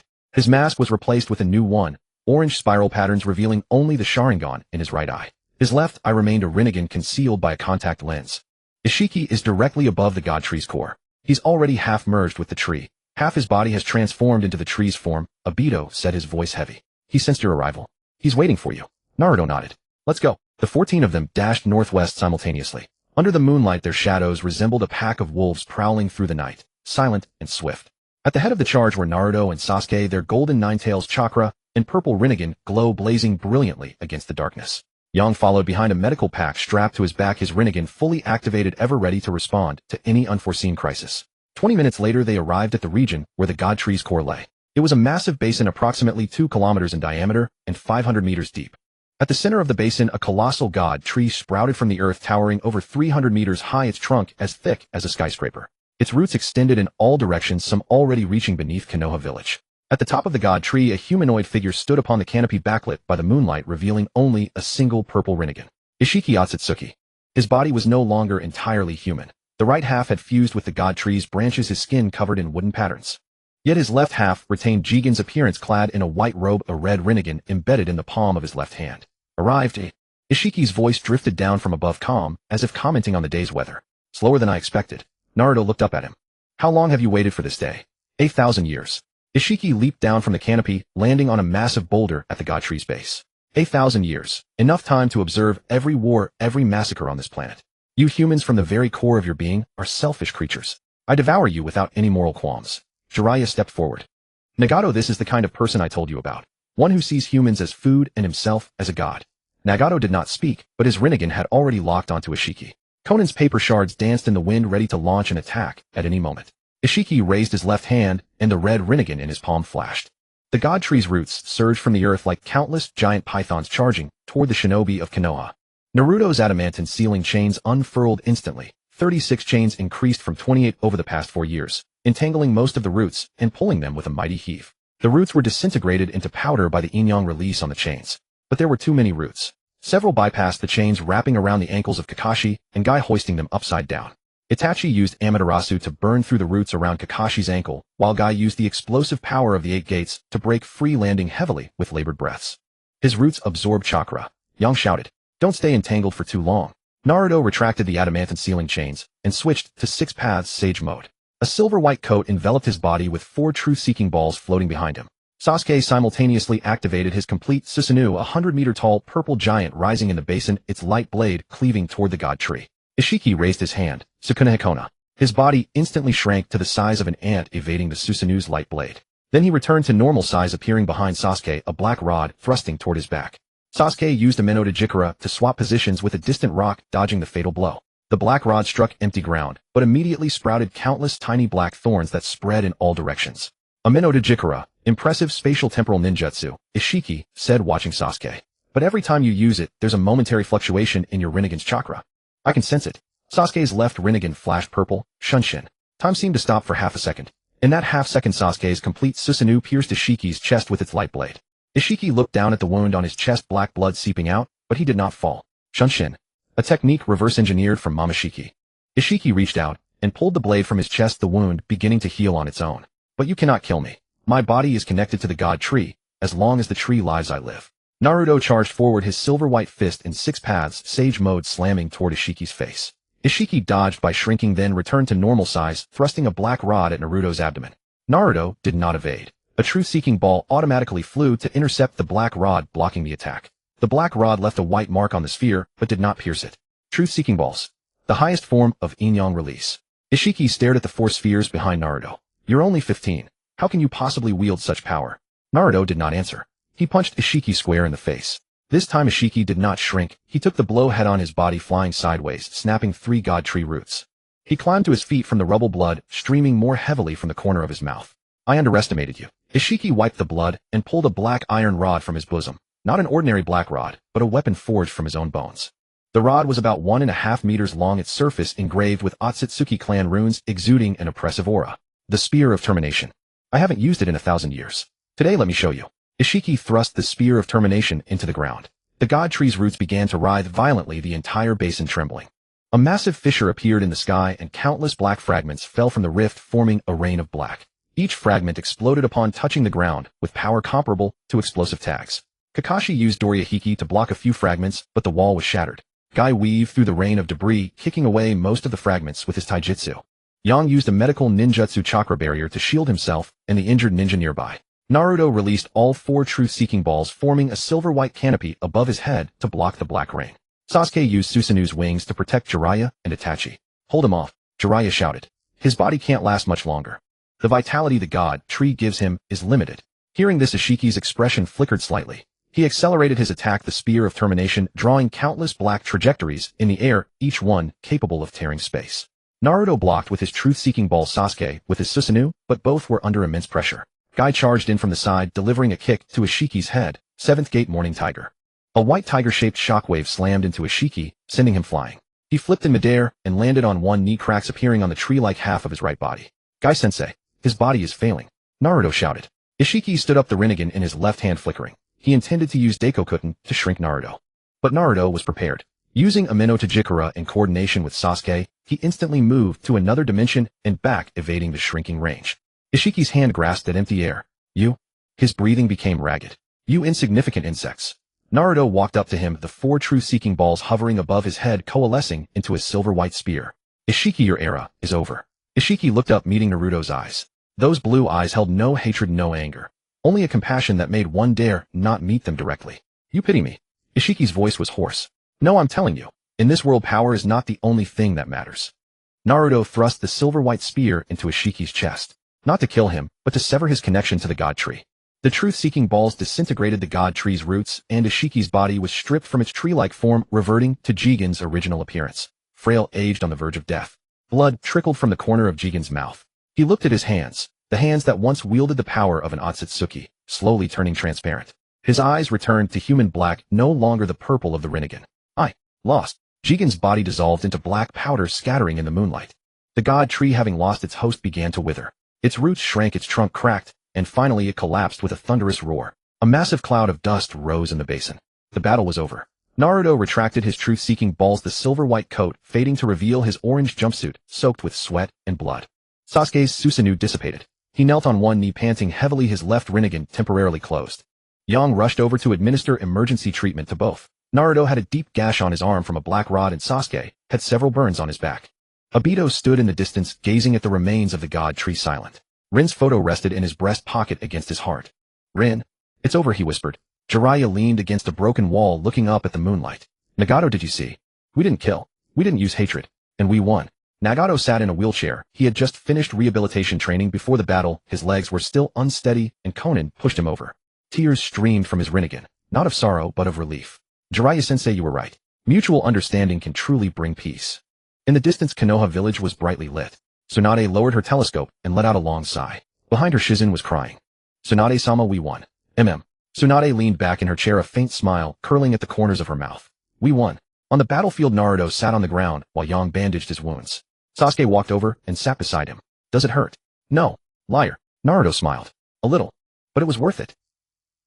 On the morning after the divine tree collapsed, the residents of Konohagakure noticed a peculiar radiance in the western sky. Not the dawn, but the remnants of the divine tree burning the last of the Akatsuki chakra. The flames shimmered in a blend of violet and gold, resembling a colossal flower blossoming in the heavens. Naruto stood atop the Hokage rock, gazing at that light. His arms were wrapped in bandages and several unhealed scratches marked his face, yet his blue eyes gleamed brightly. Sasuke stood beside him, his left Rinnegan closed in rest, while his right Sharingan captured the lingering echoes of the distant battlefield. How much longer until the divine tree is completely incinerated? Sasuke asked. Yang says about 3 days, Naruto replied, stretching his arms.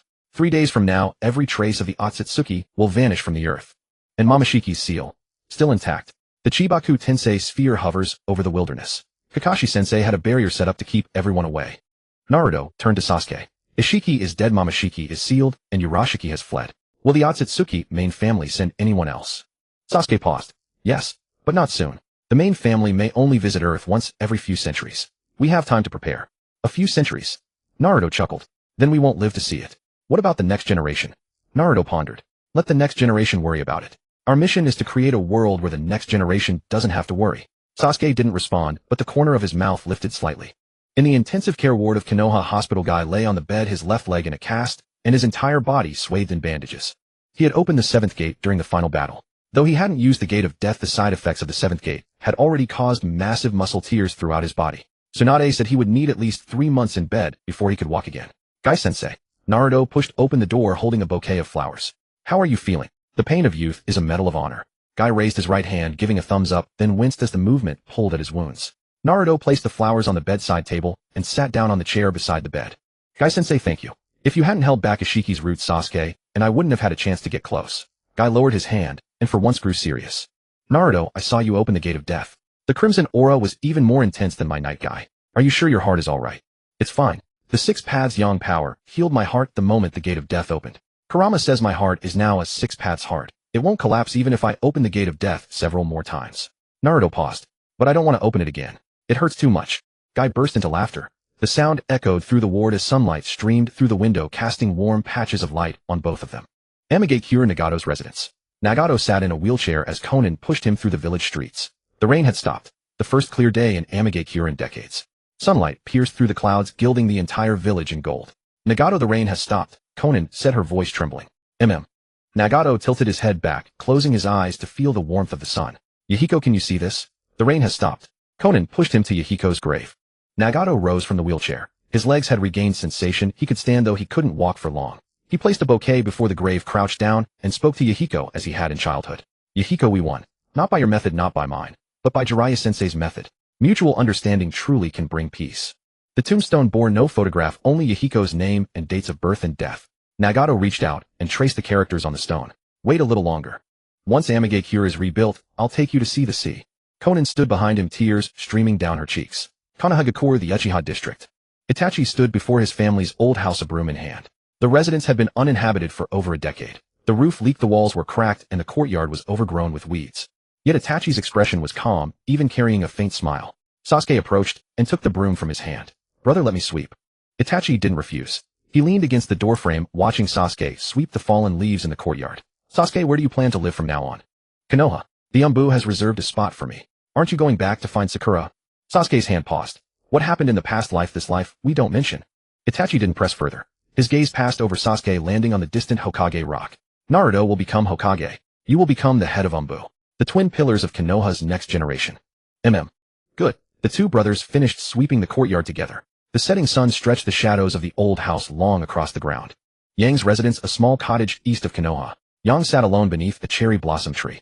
The blossoms had opened and pink petals fell upon his white hair and shoulders. He held in his hand the notebook the third Hokage had given him years ago. The inscription on the flyleaf, Shaoqi live well, had grown somewhat blurred. On a blank page he wrote, Ishiki is dead. Naruto 1. I am now a full-fledged physician at Konoha Hospital. Everyone has a name.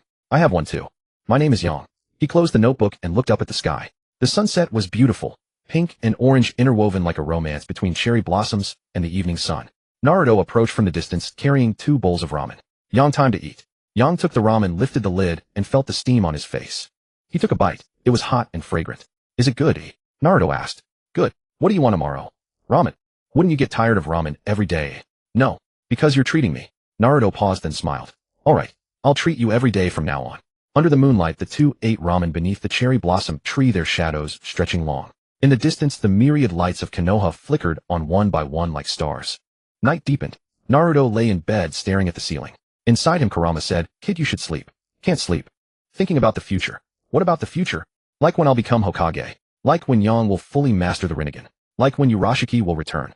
Kurama yawned. Why think so much? Eat ramen tomorrow first. Naruto laughed. You're right. He closed his eyes and soon fell asleep. That night, he had no dreams. Or rather, he dreamed of Boruto. Boruto stood in a field of golden light, smiling and waving at him, then slowly faded away. Naruto did not chase after him because he knew Boruto wanted him to move forward. Staying still would be a betrayal of his son. Outside the window, the moonlight was bright. The night in Konoha was quiet and long. But tomorrow the sun would rise as always.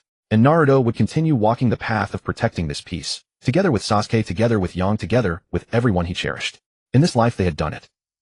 On the 5th day after the first enemy was vanquished, the reconstruction of Konohagakure was proceeding in an orderly manner. The shockwave from the god tree's collapse had destroyed some houses in the western part of the village, but no lives were lost. A blessing amidst the misfortune.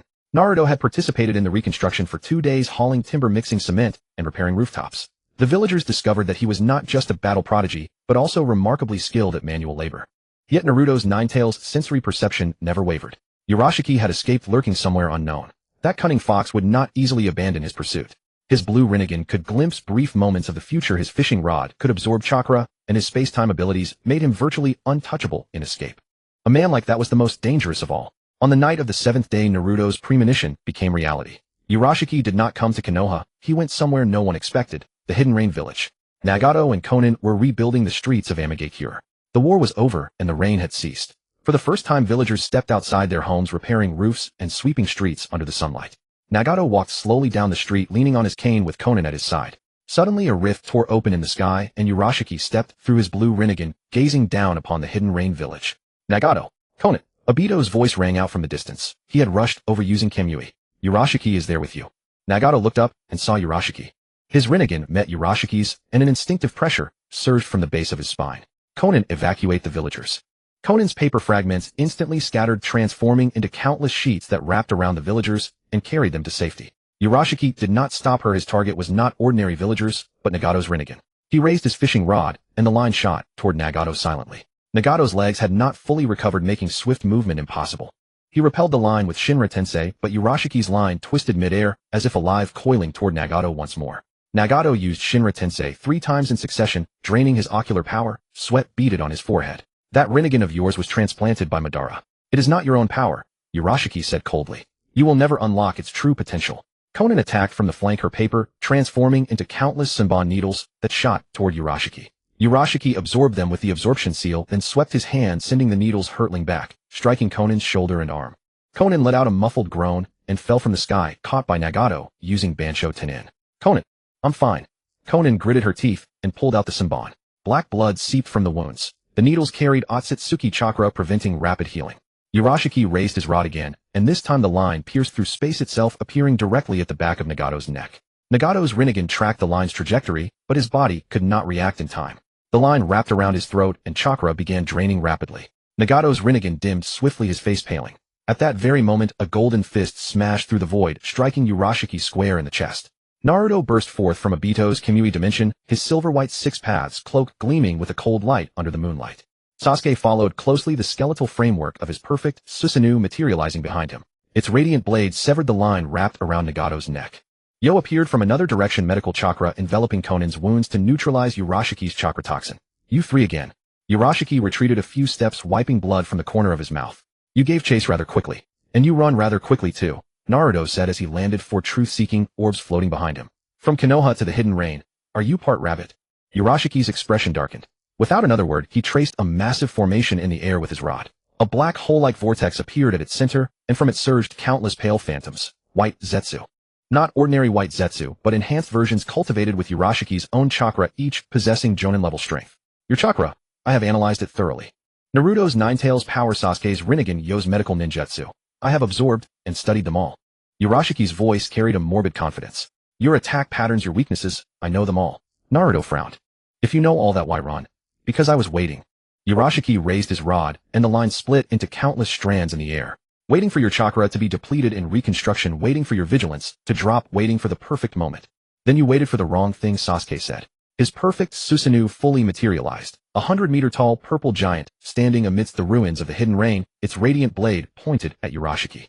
The perfect moment is when you never appear again. The Susanoo's radiant blade came down. Urashiki blocked with his rod, but cracks spiderwebbed across its surface. His chakra had been significantly depleted in the earlier battle, and creating the white Zetsu had consumed a vast amount of energy.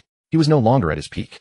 Naruto's truth-seeking orbs flew out simultaneously, four spheres hurtling toward Urashiki from four directions. He entangled two with his lines, but the other two struck his left arm and right leg. Urashiki's left arm hung limp, his right leg faltered, and his body began to sway. What about your future sight? Naruto walked up to him. You said you could see a few seconds ahead. Did you see the second? Urashiki lifted his head, Naruto's reflection captured in his blue Rinnegan. His lips moved as if to speak, but Sasuke's Susanoo blade pierced through his chest from behind. Urashiki's body stiffened, and his rod clattered to the ground with a sharp, crisp sound. I saw it, but couldn't change it. Urashiki's voice came in fragments. Your futures. I cannot see them. Because you are not of this world. You came back from the future. Your fates lie beyond my sight. Sasuke withdrew the blade, and Urashiki's body pitched forward. Naruto condensed his truth-seeking orbs into a silvery white sphere enveloping Urashiki within it. The sphere rose slowly into the sky. 6 paths, Chibaku Tensei. The sphere carried Urashiki's body high into the heavens, becoming a new star. Yo helped Konan to her feet. The bleeding from her wounds had already stopped. Nagato picked himself up from the ground, his Rinnegan returning to normal. With Urashiki sealed away, the chakra suppression on Nagato had vanished along with him. It's all right now, Nagato said softly. It's all over. Naruto dismissed his truth-seeking orbs, and the silver-white cloak receded. He walked over to Nagato and extended his hand. Nagato looked at him, then grasped his hand. Thank you. No need. We're allies. Naruto grinned. Konan stood beside Nagato, tear tracks still visible on her face, but her lips curved upward. Obito stepped out of Kamui, took in the scene, and turned to leave.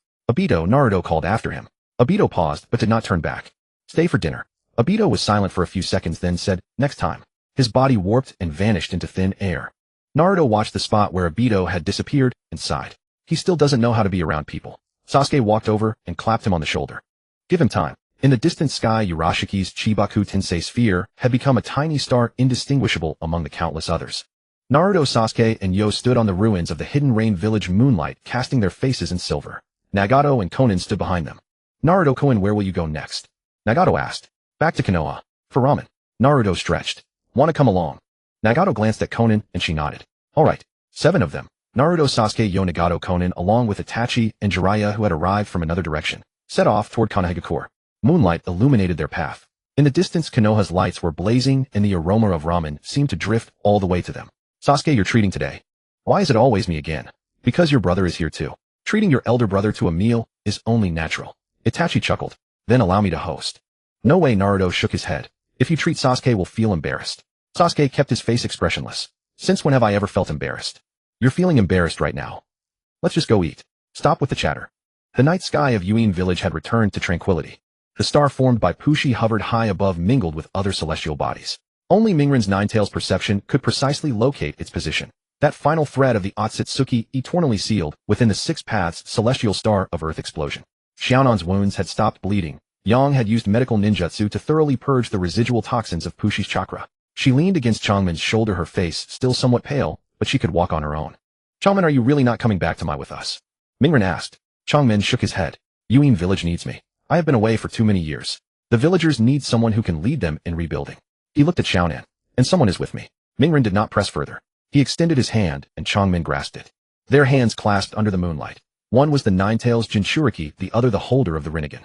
Individuals who once stood on opposite sides were now allies who could entrust their backs to each other. If the Akatsuki come again, Changmin said, we will call you. Mingren released his hand. You must come too. Certainly. Zilai approached and patted Changmin on the shoulder. Changmin, you have grown up. His eyes were a bit red, but he did not shed tears. Changmin looked at Zilai, recalling that night of torrential rain over a decade ago, when Zilai took in the 3 war orphans. Yahiko had died, he had taken the wrong path, but now he had returned. Master Zilai, thank you. Zilai smiled and shook his head. Don't thank me. Thank yourself. Those who can turn back are those who still have light in their hearts. Xiaonan supported Changmin and turned toward the streets of Yuin village. After a few steps, Changmin stopped without turning back. Mingren, on the day you become Hokage, I will come to Mai to see you. All right. Mingren smiled. The figures of Changmin and Xiaonan disappeared into the night. Mingren stood there watching their backs, suddenly feeling a sting in his nose. Zhuju came over and handed him a bottle of water. Drink some. Thanks. Mingren took the water and took a big gulp. You almost cried just now. No, I didn't. Your eyes were red. It was wind and sand. Zhuju did not call him out. They stood side by side on this land that had witnessed countless battles. The massive crater left by the collapse of the divine tree remained. The sphere-sealing Tauscher via the celestial star of Earth explosion floated in the distance. Pushi's fishing rod was still plunged into the ruins, and when the night wind blew it emitted a mournful wail like an ancient instrument playing a dirge. Daitu had been standing in the distant shadows, not approaching. He watched Mingren, and Zhuju watched Zilai, and you watched those he had once harmed, all now alive and well. In the pocket over his chest, Lin's photograph was pressed against his heart. In the photo, Lin smiled radiantly. He turned, preparing to leave with Shinwei. Daitu, Mingren's voice came from behind. Daitu stopped in his tracks without turning. Are you really not coming with us for ramen? Daitu was silent for a few seconds. Next time. You always say tomorrow, always next time. Mingren walked up to him. Tomorrow is tomorrow, next time is next time. Today is today. Daitu turned his head, the Sharingan behind his mask fixed on Mingren. This 15-year-old youth with golden hair and blue eyes still bore the scars of battle on his face, yet his eyes held light. Daitu had seen that kind of light before. In Lin's eyes, in the eyes of a young Kakashi, and in the eyes of the 4th Hokage Bluffing Shueman. That was the light that only those who believed the future would be better possessed. Mingren. If Lin were still alive, what would she think of me? Mingren looked at Daitu, pondered for a moment. She would say, Daitu, you are home, and that's what matters. Daitu's body trembled slightly. He reached up and removed the mask, revealing a face half distorted and half handsome. His right eye was the Rasengan, his left the Sharingan, both bloodshot. Mingren, I have killed people. Many. Including your parents. I know. Why don't you hate me? Mingren was silent. He looked at the distant moonlight, at the houses of Yuin village being rebuilt, at the people who had survived the war. I did hate you. In my past life, when I learned that you released the 9 tails and killed my parents, I wanted to kill you. But later I understood. You were also manipulated. Heiju deceived you, Ban used you. The darkness in your heart was amplified by them, but the Daitu who wanted to become Hokage, who wanted to protect his comrades, did not die. Daitu's tears flowed. Silent tears slid from that Sharingan and dripped onto the ground. He did not wipe them away because he had not shed tears in many years and did not want to interrupt this feeling. I have to go now? To a place to do something. What? Destroy the last fragments of the Outer Path demon statue. Daitu put the mask back on. Ban is dead. The Outer Path demon statue is sealed, but some fragments are still scattered across the ninja world. If they are not cleaned up, they might become the seeds of the next divine tree. Mingren nodded. Need help? No. This is my own matter. Daitu's body began to warp. The spatial vortex of Shunwei formed around him. Before vanishing, he uttered his last words. Mingren, on the day you become Hokage, I will come to see you. Then he disappeared as if he had never existed. Mingren stood still, the wind lifting his hair. Zhuju walked over. Did he really leave? To clean up the fragments of the Outer Path demon statue. Alone. Zhuju asked no more. They stood side by side on this moonlit land. In the distance, the lights of my village blazed like a warm nest waiting for them to return. The next morning in my village, Mingren, Zhuju, and Yang returned from Yuin village. Gangzhou was waiting for them in the Hokage's office with post-war reports and reconstruction plans spread across the desk. Pushi is sealed. Gangzhou confirmed. Sealed. Mingren gave a detailed account. The celestial star of Earth explosion sphere hovers above Yuin village. Ai Changmin will monitor it. Gangzhou nodded and signed the report. Your mission is complete. Rest for a week, then resume daily training. Are there still enemies? Yang asked. Gangzhou glanced at him. The Akatsuki main family may still send people. But according to intelligence from the Akatsuki obtained by you, their next dispatch might be decades or even centuries away. We have enough time to prepare. Yang was silent for a moment. Then I'll use this time to improve the medical system at my hospital. I want every injured ninja to receive timely treatment.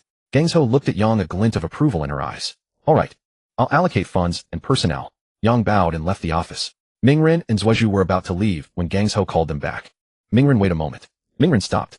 Zhuozhu glanced at him and stepped out first. Gangzhou took a file from her drawer and pushed it toward Mingren. The cover read Hokage Successor Training Plan. What is this? Mingren opened the file. Your future. Gangzhou leaned back in her chair. When I retire, you take the seat of Hokage. This is not an order. It is an invitation. Mingren closed the file. Lady Gangzhou, you are still young. You could be Hokage for at least another 20 years. 20 years is too long. I can only last 5 more. Why? Gangzhou extended her arm and rolled up her sleeve, revealing the meridian lines on her forearm. Those lines were slowly fading. I have used creation rebirth too many times. My body is beginning to age. 5 years from now, I must retire, or it will affect my decision-making efficiency. Mingren looked at Gangzhou's arm and was silent for a long time. 5 years from now, I'll be 20. A 20-year-old Hokage is not unprecedented in history. The 4th Hokage Shumen took office when he was just over 20. Gangzhou looked at Mingren. And you are stronger than he was. Mingren gripped the file. I'll think about it. Gangzhou smiled. Think about it, but don't wrinkle the file. It's the only copy. Mingren walked out of the office. Zhuozhu was leaning against the corridor wall waiting for him. What did Lady Gangzhou say? She told me to become Hokage in 5 years. Zhuozhu was silent for a moment. Did you agree? Didn't agree. Said I'd think about it. You've already agreed in your heart. Mingren looked at him and smiled. How do you know? Because you smiled just now. The two walked down the stairs together. Sunlight streamed through the windows, painting golden squares on the corridor floor. Mingren stepped on the light and shadow pattern, recalling his past life, when he stood on the Hokage rock with the stone statues of past Hokages behind him. Back then he thought the position of Hokage was an honor. In this life, he felt it was a responsibility. Zhuozhu, 5 years from now you become the Umbu commander. No. Why? The Umbu commander has to write reports. I don't like writing reports. Mingren laughed. Then I'll write them for you. Can you? No. But I can learn. Zhuozhu's lips curled up slightly. We'll see. At the village entrance at the Yao ramen stall, Yang was already seated with a bowl of miso chashu ramen before him. He saw Mingren and Zhuozhu approaching and raised his chopsticks. You're late. The noodles are getting cold. Mingren sat down and said to the owner, large miso chashu with an egg and extra seaweed. Same, said Zhuozhu. 3 bowls of ramen were served, steam rising in the sunlight. Mingren took a piece of chashu, chewed for a long time, and swallowed. Yang, are you staying in my from now on? Yang nodded. My hospital needs me. The people here need me. I'm not leaving. Mingren smiled. That's good. The 3 finished their ramen. Mingren paid. It was his turn today? Zhuozhu glanced at him. Tomorrow is my turn. I know. Mingren stood up. Let's go to the training ground. A week of rest starts tomorrow. Let's practice for 2 hours first. Zhuozhu and Yang stood up simultaneously. The 3 walked side by side toward the 3rd training ground, their shadows stretched long by the sunlight. In the distance, the stone faces of past Hokages on the Hokage rock gazed down upon them. The stone eyes sparkled in the sunlight, as if watching these 3 youths. Their path was still long, but the direction was clear. Peace is not the end, it is the beginning. What is needed to guard peace is not a hero, but the perseverance of generation after generation. As the sun set, the sounds of fists striking wooden posts and chakra explosions echoed from the training ground. Smoke rose from the chimneys of my village. A queue formed at the Yao ramen stall, and children chased each other through the alleys. 30 days after the completion of the one-shot, Konoha had fully returned to normal. The massive crater left by the god tree's collapse was filled in, and new saplings were planted on top. The destroyed houses on the western side of the village were rebuilt, stronger and more spacious than before. Ichiraku Ramen's business was booming, with a line stretching from the stall to the street corner every day. The owner called it the taste of peace. Naruto's life also returned to a normal rhythm. He woke up at 5 in the morning, jogged to training ground 3, and practiced taijutsu and ninjutsu for 2 hours. At 8 he reported to the Hokage's office to help Tsunade with some paperwork. She said it was to cultivate his Hokage qualities. Naruto found it boring at first, but gradually realized that behind every document lay the life of a villager. Land disputes, tool procurement, mission assignments, wounded resettlement. These seemingly trivial matters were the gears that kept the village running. The Hokage isn't just the strongest ninja, they're also the one who understands the village best, Tsunade once told him. Naruto remembered those words. Afternoons were his to spend freely. Sometimes he sparred with Sasuke, sometimes he accompanied Yang to the hospital to help, and sometimes he sat alone on the Hokage monument staring blankly at the village below. He realized he was growing fonder of daydreaming, not out of laziness but to observe. To observe the villagers' expressions, habits, and rhythms of life. Which mother went grocery shopping at what time each day, which old man walked his dog at what hour, which child passing by the Hokage monument after school would look up at the carved faces. These were details he had never noticed before. What are you looking at? Sasuke once asked him. Looking at the village. What do you see? It's alive. Not just a dot on a map, it's alive. Sasuke didn't reply but sat beside him and began to look as well.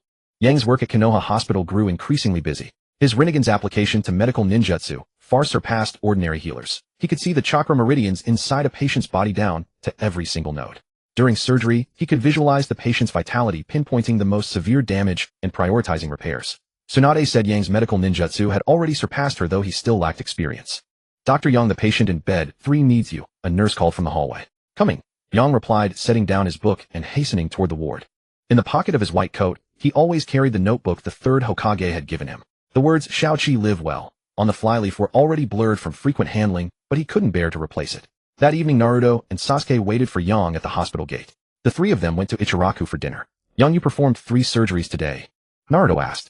4, Yang replied while eating noodles. 1 spinal repair, 2 meridian reconstructions, and 1 for severe burns.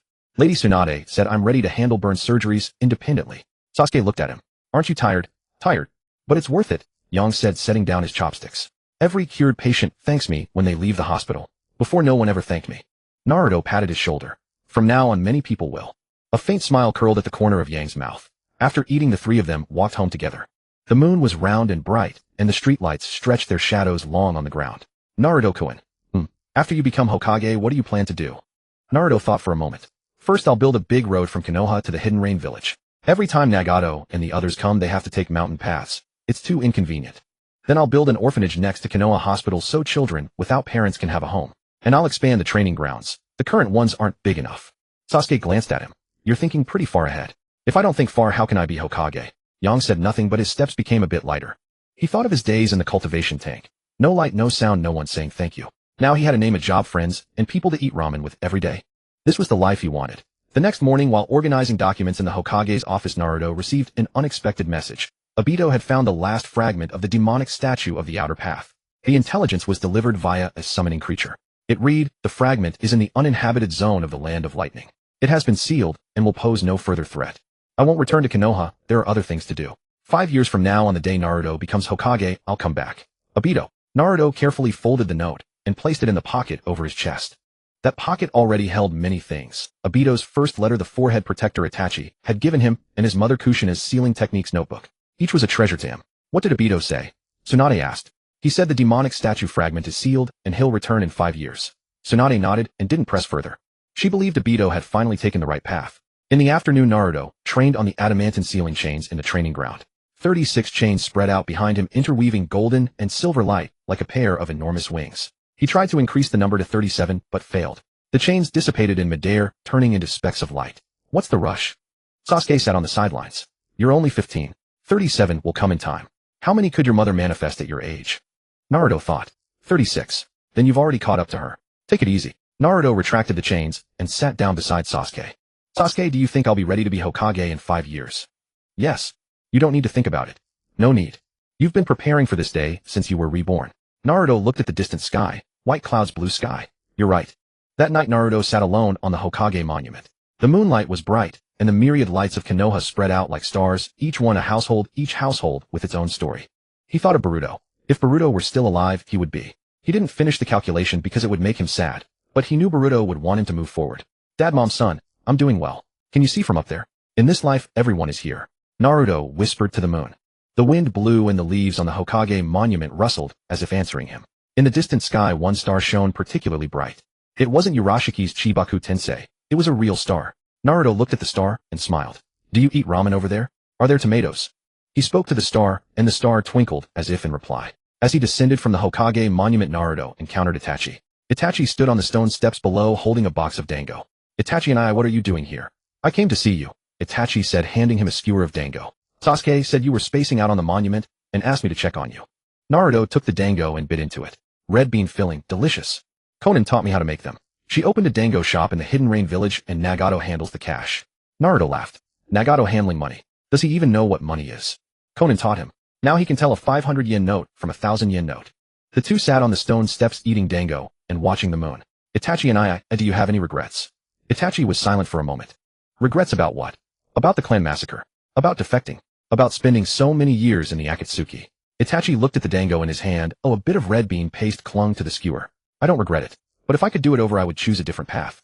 Like the one you chose. To believe in your comrades and in the future. Naruto didn't reply, finishing the last dango. Itachi and I, when I become Hokage, come be my advisor. Itachi was taken aback. Why me? Because you understand politics better than I do. People like Danzo, I can't handle them. Itachi smiled. All right. Under the moonlight, the two sat side by side on the stone steps. In the distance, the lights of Konoha extinguished one by one, and the night breeze carried the aroma of ramen from the streets. Tomorrow would be another new day. Naruto stood up, brushing the dust off his pants. Itachi and I'm heading back. Training again tomorrow. You go ahead. I'll sit a while longer. Naruto nodded and disappeared into the night. Itachi sat alone on the stone steps gazing at the moon. He thought back to a night like this over a decade ago, when he had made the most important decision of his life. That decision had burdened him with years of infamy, but it had also protected Konoha and protected Sasuke. Now Sasuke had grown up stronger than him and more capable of trusting others. Itachi felt it was all worth it. A full year had passed since the battle against the Akatsuki. Spring arrived in Konohagakure with cherry blossoms blooming along every street. The main avenue beneath the Hokage monument was named Peace Boulevard, lined with cherry trees whose petals fell like snow when the wind stirred. Naruto walked through the petal rain clutching a thick stack of documents. The village development plan Tsunade had ordered him to review. He was 16 now. In 4 years he would succeed her as Hokage. Tsunade had said, "You're no longer a fighting machine, you're a future leader. Learning to read documents is more important than learning to open the 8 gates." Naruto found reading documents far more taxing than opening the 8 gates. He entered the Hokage's office and placed the files on Tsunade's desk. "Tsunade-sama, I've finished." Tsunade picked up the documents, flipping through them, her eyebrows rising. "You circled 3 budget issues and proposed revisions." "Sasuke helped me. He's more sensitive to numbers." Tsunade snorted. "Fine. Progress." She pulled an envelope from her drawer and slid it across the desk. "This is your next mission. Represent Konoha at the Sunagakure Peace Festival. The Reikage, Mizukage, and Tsuchikage will all attend. The 5th Kazekage Gaara is hosting." Naruto picked up the envelope. "Gaara's hosting?" "Yes. He's been Kazekage for a year now, and he's doing well. This festival is the first formal gathering after the 5 Kage Summit, mainly to showcase the unity of the great nations." Tsunade paused. "You'll go with Sasuke and Yang." "Yang? Isn't he a doctor? He's also a member of Konoha. Let him see the world. Don't keep him cooped up in the hospital." Naruto nodded, turned, and left the office. In the corridor he encountered Sasuke. Sasuke wore the black uniform of the Umbu, short-sleeved without a mask. He didn't need to hide his face in the Umbu, because his face was itself a pass. "You got a mission again." Sasuke glanced at the envelope in Naruto's hand. "To Suna for the Peace Festival. You, me, and Yang." Sasuke didn't object, only asked, "When do we leave?" 3 days. The Sunagakure Peace Festival was grandly staged. A massive platform was erected in the village square, surrounded by flags of the 5 great nations. Gaara stood at the center, clad in his white Kazekage robe, his expression far gentler than a year ago. Beside him stood Temari and Kankuro. Temari's hair had grown longer. Kankuro was the same, carrying a pile of puppet parts. "Welcome to Sunagakure," Gaara said, his voice soft, but audible to all. "A year ago we fought against an enemy from beyond the stars, paid a great price, but we won. Because the 5 great nations united, because there were those willing to give their lives to protect their comrades." His gaze swept across the crowd, pausing on Naruto. "Peace is not a given but must be protected. Today we celebrate peace and we honor those who gave their lives for it." Thunderous applause erupted. Naruto clapped, his eyes stinging. He thought of Boruto, of those who had died in his previous life. They were all alive in this life, but the memories of the past life remained. Those memories were like old photographs, faded, but still clear enough to see every face. After the ceremony, Gaara invited Naruto, Sasuke, and Yang to a private dinner. The venue was the best restaurant in Sunagakure, which was merely a slightly larger room with a few plates of grilled meat and a large bowl of salad on the table. "Sunagakure's cuisine is still so simple," Naruto said, picking up a piece of grilled meat. "We're not as rich as Konoha," Gaara replied expressionlessly. "But your salary as Kazekage isn't low, is it? All the salary goes into the village's development." Naruto laughed. "You're just like me, broke but still insisting on treating guests." A faint smile tugged at Gaara's lips. "You treated me to ramen, I treat you to grilled meat. We're even." Yang sat quietly, eating his salad. Gaara looked at him. "You're Yang. Naruto wrote to me about you." Yang nodded. "I'm Yang, a doctor at Konoha Hospital." "You're Rinnegan. It's like Nagatos. It's weaker than Nagatos. My Rinnegan is artificially cultivated, not natural." Gaara was silent for a moment. "The eyes don't matter. What matters is what you do with them." Yang's hand paused, then he continued eating his salad. On the way back to Konoha, the 3 walked through the desert. The setting sun dyed the dunes a golden red, and the wind kicked up sand that stung their faces. Yang walked in the middle with Naruto and Sasuke on either side. "Yang, did you remember what Gaara said?" Naruto asked. "I remember. The eyes don't matter, what matters is what you do with them. So what do you plan to do with them?" Yang thought for a moment. "Save people. Heal every patient who comes to me." Naruto smiled. "Then that's enough." They returned to Konoha on the evening of the 4th day. Yang went straight to the hospital. He had been away for 3 days and was worried about the burn patient. Naruto and Sasuke stood at the village gate watching Yang's retreating figure. "He's changed a lot," Sasuke said. "For the better. For the better." They walked into the village where a queue formed at Ichiraku Ramen. The owner spotted Naruto and waved. "We've got a new seafood ramen today. Want to try?" "Tomorrow. I'm going home to sleep today," Naruto shouted back. Night fell. Naruto lay in bed staring at the ceiling. Kurama spoke inside him. "Kid, you were off today in Suna. I was thinking about Boruto. He was just a child, he shouldn't have died. He wasn't born in this life, but he didn't die either." Naruto closed his eyes. "Maybe this is better." Kurama was silent for a moment. Do you believe that? No, but I have to tell myself I do. Outside the window the moonlight was very bright. Naruto turned over burying his face in the pillow, not letting anyone see his tears. The next morning Naruto went to training ground 3 as usual. He ran 10 laps, did 500 push-ups and practiced adamantine ceiling chains for 2 hours. 36 chains spread behind him, their golden and silver light illuminating the entire training ground. He tried to increase the number of chains to 37. This time the chains did not dissipate, but hovered steadily in the air. 37 chains. He had surpassed his mother Kushina. Naruto retracted the chains and looked at his hands. These hands had fought pain, Madara Mamashiki Urashiki, and Ishiki. These hands had also helped an old man cross the street, retrieved a balloon for a child, and repaired a villager's roof. These hands were meant to protect, not to kill. He thought of his parents. His father Minato taught him willpower, his mother Kushina taught him sealing techniques. They had not been there to raise him, but their shadows had always been with him. Dad, Mom, your son hasn't let you down, Naruto said to the sky. The clouds were white, the sky blue, and there was no echo. But he knew they were listening. In the afternoon at the Hokage's office, Tsunade held a 5-year plan. In 5 years I retire, and you take over. In these 5 years you must master all the knowledge a Hokage needs. Diplomacy, economics, military, internal affairs. I'll assign you teachers, each will teach you for a year. What's the first year? Diplomacy. Jiraiya will teach you. Naruto was taken aback. Jiraiya-sensei teaches diplomacy. He served as a peace ambassador in his youth and dealt with diplomats from many countries. He may seem unreliable, but he's never lost at the negotiating table. Naruto thought about it and agreed. Jiraiya's tongue could talk the dead back to life. Jiraiya stood outside the door waiting for Naruto. Come on, first lesson. I'm treating you to a drink. I'm 16 and I can't drink. Then juice. The two headed to an izakaya. Jiraiya uncharacteristically wore a dark blue kimono instead of his red haori, looking much more composed. Jiraiya-sensei, do you think I can be a good Hokage? Jiraiya looked ahead without answering directly. Do you know what the most important thing about being Hokage is? Power. No. Wisdom. Not that either. Then what? Heart. Jiraiya stopped, turning to face Naruto. A heart willing to sacrifice for the village. A heart that believes in every villager. A heart that can bear misunderstanding and criticism. You have those, you can be Hokage. Naruto looked into Jiraiya's eyes and saw a teacher's trust in his student. I will. The two entered the izakaya. The setting sun painted the rooftops of Konoha an orange red. Cooking smoke rose, and a long line formed at Ichiraku Ramen. A peaceful day ended. Tomorrow would be another peaceful day. Jiraiya was teaching Naruto diplomacy, and the venue for the first lesson was neither a classroom nor a conference room, but an izakaya. What is diplomacy? Jiraiya poured a glass of fruit juice and pushed it toward Naruto, then raised his own cup of sake for a sip. Naruto pondered for a moment. Negotiating with other villages, that is the result, not the essence. Jiraiya set down his cup. The essence of diplomacy is making those who dislike you willing to sit down and talk to you. Naruto blinked. I don't think I have anyone I dislike. That is you. Not everyone. Jiraiya reached into his coat and pulled out a list, pushing it toward Naruto. These are the leaders of the 5 great nations who hold negative opinions of you. The Raikage thinks you are too young and unreliable. The Tsuchikage believes you are too powerful and needs to be checked. The Mizukage fears your closeness with Sasuke will disrupt the balance between Konoha and Kirigakure. The Kazekage Gaara trusts you, but the elders of Sunagakure do not trust Konoha. Naruto studied the list, densely covered with names and notes, some circled in red. So many people dislike me. It is not dislike. It is distrust that a 16-year-old child can influence the fate of the ninja world. You defeated Pain, Madara, Mamashiki, Kinshiki, and Ishiki. Those achievements will only make them fear you more, not trust you more. Naruto fell silent. He thought back to his previous life, when after becoming Hokage, he had to deal with complex interpersonal relationships and political maneuvering every day. He had thought this time around he could skip all that and earn everyone's respect through strength alone. But Jiraiya had told him that fists could silence people, but not make them speak. Then what should I do? Learn. Learn slowly. Jiraiya put the list away. The first lesson, understand what others do not say. Naruto looked completely lost. I don't understand. Jiraiya smiled. Then start with the simplest thing. Next week you will go to Kumogakure to attend the military conference called by the Raikage.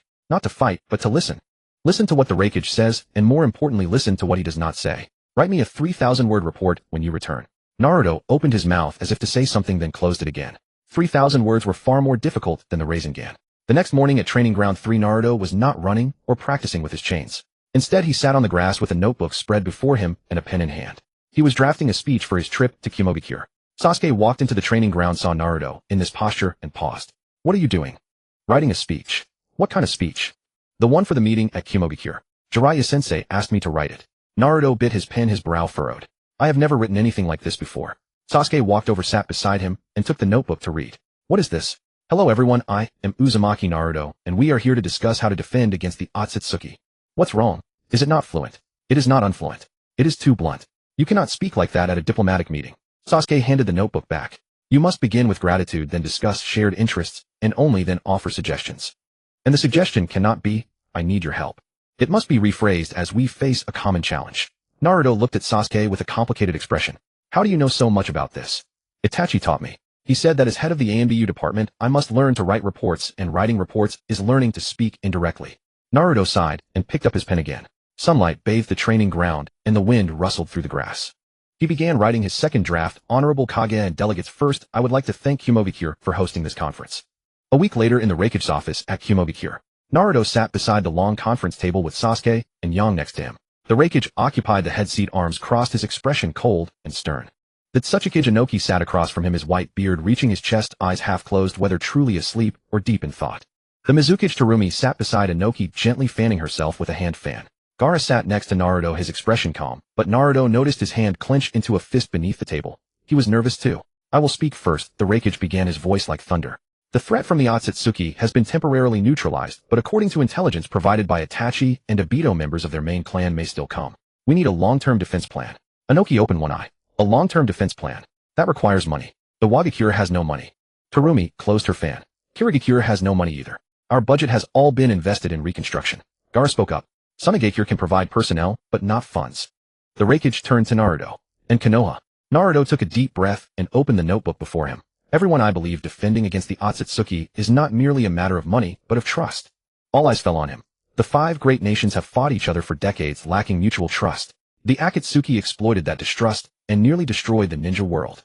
Though the Akatsuki have temporarily retreated, if we continue to act alone, we will still lose when they return. Inoki's eyes opened fully. Easy for you to say, boy. Trust is not spoken into existence, it is built through action. Then let us build it. Naruto stood. Konoha is willing to sign individual defense agreements with every village and share intelligence on the Akatsuki. We are willing to send ninja to assist with training in each village at no cost. We propose establishing a rapid response force directly under the 5 Kage specifically to handle sudden Akatsuki attacks. Konoha will contribute personnel, funds, and supplies. The conference room fell silent. The Raikage's eyebrows rose slightly, Inoki's fingers tapped the table a few times, and Terumi reopened her fan to partially cover her face. Gaara looked at Naruto, a flicker of pride in his eyes. Are you serious? The Raikage asked. Yes, I have already discussed this with Tsunade-sama. She asked me to formally propose it at this meeting. Naruto took a document from his bag and placed it in the center of the table. This is the draft agreement. You may take it back and review it. Inoki picked up the document, flipped through it, and set it down. Let me see. Terumi also took a copy. Let me see as well. The Raikage did not take the document. He looked at Naruto. Boy, why are you doing this? Konoha contributes personnel, funds, and effort. What benefit does this bring your village? Naruto met the Raikage's gaze. Because I do not want to see anyone else die. In my past life, I witnessed too many deaths. My friends, my teachers, my son. In this life, I do not want to see another. The Raikage was silent for a long time. Very well. I will take the agreement back to review. I will give you an answer in 3 days. After the meeting, Gaara and Naruto walked through the streets of Kumobikure. Yang and Sasuke followed at a distance. You spoke well today, Gaara said. Really? My palms were soaked with sweat. I could not tell. Naruto smiled. Neither could I. You were nervous too. I saw you clench your fist under the table. Gaara's lips twitched slightly. I am nervous every time I attend a meeting. I fear saying the wrong thing, fear being seen through. Seen through for what? That I am still just a child. Gaara stopped and gazed at the distant mountains. I became Kazekage at 16. Everyone thought I was too young. But they forget that someone like us, a Jinchuriki, has aged since the day we were born. Naruto said nothing, only placing a hand on Gaara's shoulder. Some words need not be spoken, they understand each other. On the way back to Konoha, Naruto, Sasuke, and Yang walked along a mountain path. The sun set in the west, stretching their shadows long. Naruto, were those words you spoke at the meeting what Jiraiya-sensei taught you? Yang asked. Half of it. The other half came from my own heart. Which half was your own? The part about not wanting to see anyone else die again. Naruto looked ahead at the path. I want to become Hokage not for power, but to protect. Sasuke did not respond, but his pace slowed, and he fell into step beside Naruto. By the time they returned to Konoha, night had fallen. Naruto went to the Hokage's office to report the meeting to Tsunade. Tsunade listened then nodded. Well spoken. The Raikage will likely agree. The Tsuchikage may hesitate for a few more days, but the Mizukage should have no issues. That is good to hear. Tsunade looked at Naruto. Are you tired? A little. Then rest. Tomorrow brings its own battles. Naruto nodded and turned to leave. Naruto. Tsunade called after him. He turned back. You are becoming more like a Hokage with each passing day. Naruto paused then smiled. I still have a long way to go. He stepped out of the office and found Sasuke leaning against the wall in the corridor waiting for him. The two exchanged a glance, said nothing, and walked side by side toward Ichiraku Ramen. There was a line at the ramen stand, but the owner saw Naruto and began cooking a bowl of miso chashu with extra egg and seaweed in advance. Naruto sat down and stared at the steam rising from his bowl, then suddenly asked, Sasuke, how many people do you think will come to my Hokage inauguration? Sasuke thought for a moment. Many. The Kage of all 5 great nations, representatives from each village, and the villagers of Konoha. What about Yang? He will definitely be there. And Jiraiya-sensei? He will be in the crowd crying. Naruto laughed. Might Guy will cry too. Kakashi-sensei will not cry. He will pretend to be cool. But he will secretly wipe his tears. The two looked at each other and laughed together. The night wind carried the aroma of ramen through the streets. In the distance, the faces carved into the Hokage rock glittered under the moonlight. Naruto gazed at those stone visages and thought, someday his own face would be carved there as well. That day was not far off. He still had 4 years. 4 years were enough to learn how to be a qualified Hokage. At 5 in the morning, Naruto was punctually awake. This had been an unyielding habit for 15 years. Previously, it was to the training ground, now it was to the Hokage's office. He rose, washed up, donned the white Hokage robe, and set his hat. Standing before the mirror, he studied his reflection and felt a sense of unfamiliarity with himself. White did not suit him, he favored orange. Yet Tsunade had said, a Hokage must look the part, and cannot come to work in sportswear. Naruto sighed and adjusted his hat. When he stepped out of his apartment, Sasuke was already waiting downstairs, clad in the black uniform of the Umbu captain, holding a morning newspaper. First day, don't be late. You're more nervous than I am. Not nervous, merely reminding. Sasuke handed him the newspaper. Today's headline is about your inauguration as Hokage. Naruto took the newspaper. The front page featured his photograph, hat on, standing on the platform with the bold headline, 6th Hokage Naruto, Uzumaki, the dawn of a new era. He gazed at it for a few seconds, folded the paper, and tucked it into his pocket. The two of them walked side by side toward the Hokage building. The streets were already stirring with early rising villagers. A fishmonger was setting up his stall, steam rose from a breakfast shop, and a few genin sprinted past the intersection with ninja tool pouches on their backs. Upon seeing Naruto, they stopped and saluted. Good morning, Lord Hokage. Naruto paused, then smiled and waved. Morning. Sasuke muttered beside him, you're not yet used to that title. I'll get used to it gradually. Inside, the Hokage's office documents had already piled up on the desk. Before retiring, Tsunade had left a week's worth of official business untouched, calling it a welcome gift for the new Hokage. Naruto sat down, looked at the mountain of papers, and felt his head swell 3 times its size. Did she do that on purpose?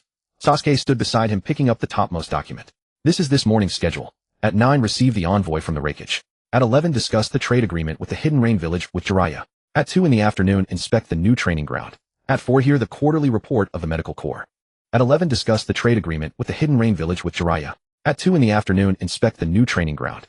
At 4, hear the quarterly report of the Medical Corps. Naruto took a deep breath after listening. Let's begin.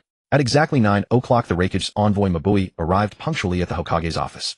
She brought a personal letter from the Raikage stating that the Hidden Cloud Village wished to sign a more binding military assistance pact with the Hidden Leaf. After reading the letter, Naruto exchanged a glance with Sasuke. We can sign the agreement, but I have one condition. Mabui took out a notebook. Please speak. The Hidden Cloud Village must send shinobi to the Hidden Leaf for exchange training. The Hidden Leaf will also send shinobi to the Hidden Cloud. Only by understanding each other can we trust each other. Mabui nodded. I will convey this to the Raikage-sama. At 11, Jiraiya arrived. He carried a rolled map, spread it on the table, and pointed to the location of the Hidden Rain Village. Nagato wants to build a road from the Hidden Rain to the Hidden Leaf, but the village has no money. He wants the Hidden Leaf to bear the lion's share. Naruto looked at the map. The road would be about 300 kilometers long, crossing mountains and rivers, an engineering challenge of considerable difficulty. The Hidden Leaf will pay 70%, the Hidden Rain 30%. The funds will be allocated from the Hokage's discretionary budget. Jiraiya raised an eyebrow. Are you sure? The Hokage's discretionary budget is not large. Naruto nodded. I'm sure. Nagato is our ally. Helping him is helping the Hidden Leaf. Jiraiya said no more, marking Naruto's decision on the map. At 2 in the afternoon, Naruto inspected the new training ground. The facility was adjacent to the third training ground, twice its size, with a special blast-resistant floor and targets and jutsu testing devices installed on the walls. Guy seated in a wheelchair gazed at the new training ground, tears streaming down his face. Youth? A new stage. Lee stood behind him, equally moved. Guy-sensei, we will train shinobi here who are stronger than us. Naruto looked at the pristine new field, recalling his own childhood days of training on dirt ground. Back then, the training ground was just a barren field, and the posts were cut by himself. Now the younger generation had better conditions. At 4 in the afternoon, the quarterly report of the Medical Corps was held in the Hokage's conference room. Yang stood before the projection screen holding a PowerPoint presentation, a product of 3 days of work rich in images and data. This quarter, 42 patients were admitted, including 8 with severe injuries, all of whom were discharged after full recovery. 6 new members joined the Medical Corps, all passing the examination. The hospital expansion project is 60% complete and is expected to be operational next quarter. This quarter, 42 patients were admitted, including 8 with severe injuries, all of whom were discharged after full recovery. 6 new members joined the Medical Corps, all passing the examination.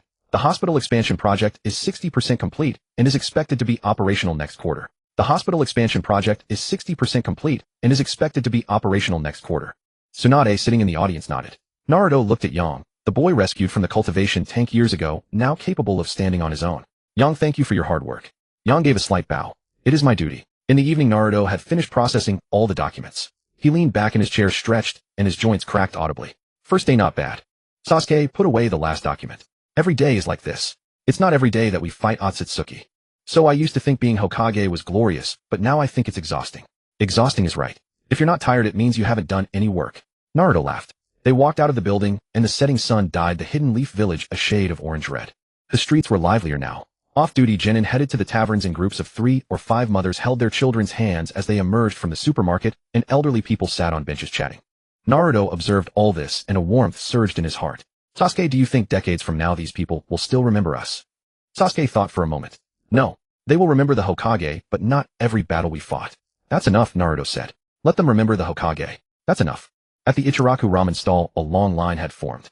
The owner spotted Naruto and prepared a bowl of miso chashu ramen with an egg and seaweed in advance.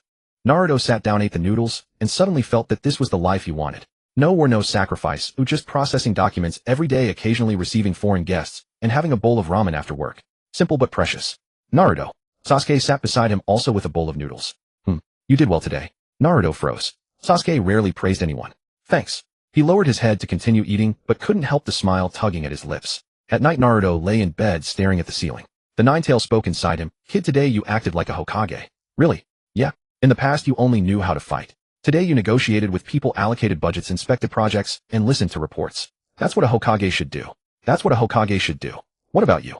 What did you do today? Slept. While you were handling official business, I didn't need to exert myself, so I slept. While you were handling official business, I didn't need to exert myself, so I slept. Naruto chuckled. Then keep sleeping. There's plenty of official business tomorrow. The Nine-Tails yawned and fell silent. Outside the window, the moon was very round and bright. Naruto closed his eyes and soon fell asleep. No dreams, he couldn't remember. The next morning, he was still awake at 5. He washed up, put on his white robe, and donned his hat. When he stepped out of the apartment, Sasuke was already waiting downstairs holding the morning newspaper. The headline reads, 6th Hokage's first day performance wins praise. Another front page story. You're the Hokage. You're on the front page every day. The two walked side by side toward the Hokage building. The streets were already bustling. Steam rose from the breakfast shop. The fishmonger was hawking his wares, and a few children ran toward school with backpacks. When they saw Naruto, they stopped and saluted. Good morning, Lord Hokage.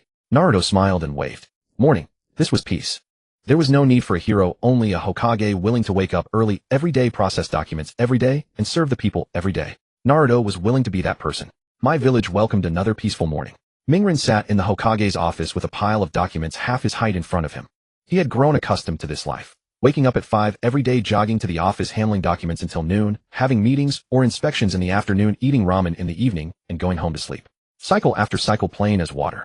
But Mingren knew that this tranquility was bought with the sacrifices of countless people, and he cherished every day. Lord Hokage, here is the budget draft for next quarter. The ninja from the finance department handed over a stack of forms.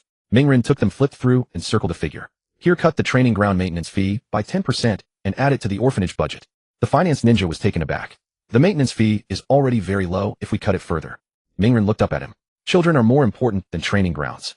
Cut. The finance ninja said no more and made a mark on the draft.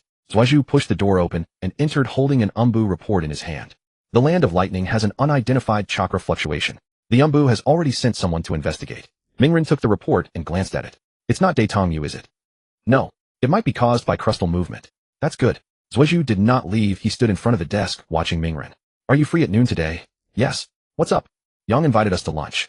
He said he brought an intern from the hospital and wants us to meet. Mingren was taken aback. Yang has an intern. Time flies. He stood up, stretched his neck. Let's go. I'm hungry anyway. At a restaurant near my hospital, Yang had booked a private room. He was wearing a white coat. Sitting at the head of the table, next to him, sat a young girl with glasses, about 18 or 19, with a ponytail, looking somewhat nervous. Lord Hokage, Umbu Captain, this is my intern Xiaolin Jinyo. She is the top student of Mai's medical class this year. Yang introduced. Jinyo stood up and bowed deeply. Lord Hokage, Umbu Captain, please take care of me. Mingren laughed. Don't be so nervous. Sit down, eat. The four of them sat down, and dishes were brought up one after another. Jinyo was very reserved at first, but later found Mingren more easygoing than expected and relaxed a bit. Lord Hokage, I've been your fan since I was a child, Jinyo suddenly said. Mingren almost choked on his tea. Fan, eh? Yeah. You became a Genin at 6, defeated Zaibuzan at 7, repelled Payan at 9, defeated Ban at 11, and defeated Daitongyu Ishur at 15. Your experiences have been written into textbooks, and every student at the Ninja Academy has to study them. Mingren scratched his head. Those were all fought together with everyone, not just me alone. But you are the core. Jinyo's eyes sparkled. I will take you as my goal, and strive to become an excellent medical ninja. Yang coughed beside her. Your goal should be to become an excellent medical ninja, not the Hokage. I know. But Lord Hokage is the motivation for my efforts. Mingren looked at Jinyo, and remembered that when he was a child, he also looked up to the third Hokage like this. How time flies, in the blink of an eye he himself had become someone else's role model. Work hard. Mai needs young people like you. Jinyo nodded vigorously. In the afternoon Mingren had no official business. He went alone to the third training ground.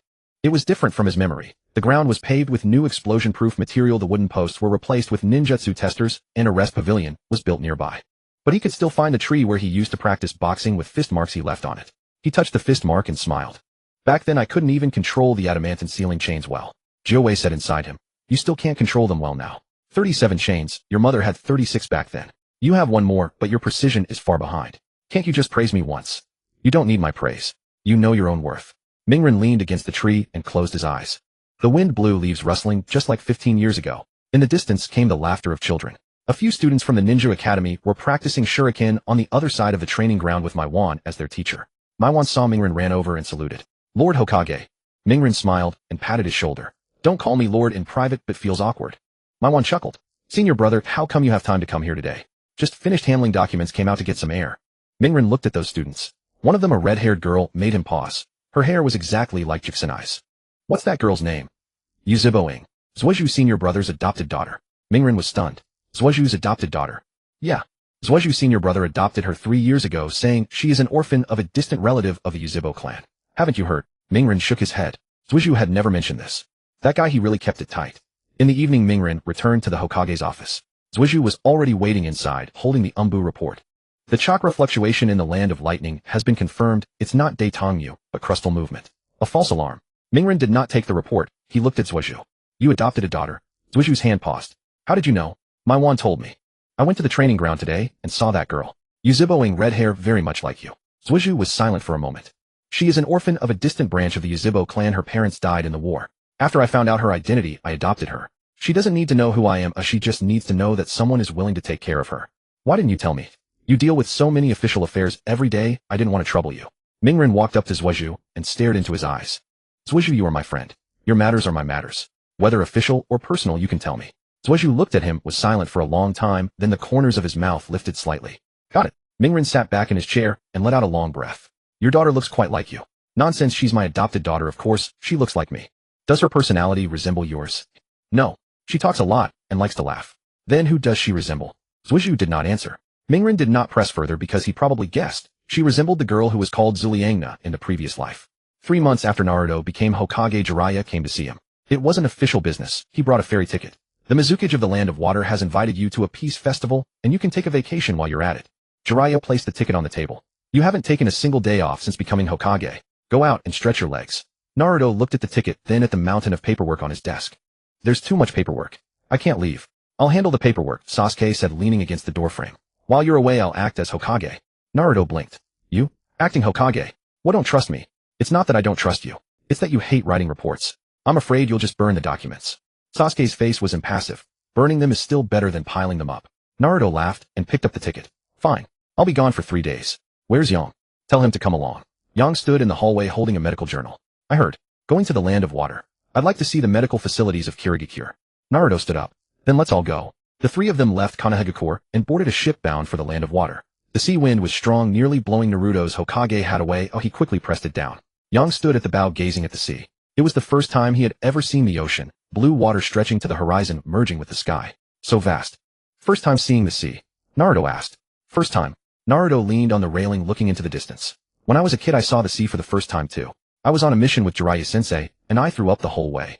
You get seasick? Used to. Not anymore. When I fought Akatsuki, flying around in different dimensions was way worse than seasickness. Sasuke emerged from the cabin carrying 3 bottles of drinks. He tossed one to Naruto and one to Yang. The 3 of them stood at the bow sipping their drinks and watching the sea. The sun was high, the water was blue, and a few seabirds chased each other in the distance. Sasuke, have you seen the sea before? Yang asked. Sasuke thought for a moment. Yes. With Itachi. When I was a child. Itachi took me to see the sea at Naka River. It wasn't a real sea, just a huge lake. He said it was the sea. Sasuke gazed at the distant horizon. Later I traveled to many places and saw the real sea. Every time I look at the sea, I remember that day. Naruto was silent. He knew what Sasuke meant. That day when Itachi hadn't yet slaughtered the clan, when the Uchiha hadn't fallen, when Sasuke was still a child who worshipped his brother. Those were the most irretrievable times. The Peace Festival of the Land of Water was held in the square in front of the Mizukige's office building. Mizukige Terumi, Mei, stood on the stage wearing a formal Mizukige robe. She had a few more wrinkles than 5 years ago, but her spirits were high. She gave a brief address, then invited the Hokage of Konoha to speak. Naruto walked onto the stage and looked at the crowd below. Shinobi from Kirigakure, guests from other villages, ordinary townsfolk and children. He took a deep breath. I'm not here to give a lecture. I just want to see things, see the sea of the Land of Water, see the people here, see what peace looks like. Thank you Mizukige-sama for the invitation. Thank you all for the warm welcome. I wish the Peace Festival great success. Applause rose from the audience. Naruto bowed and stepped down from the stage. Terumi Mei smiled at him. Your speech was much shorter than the Rakige's.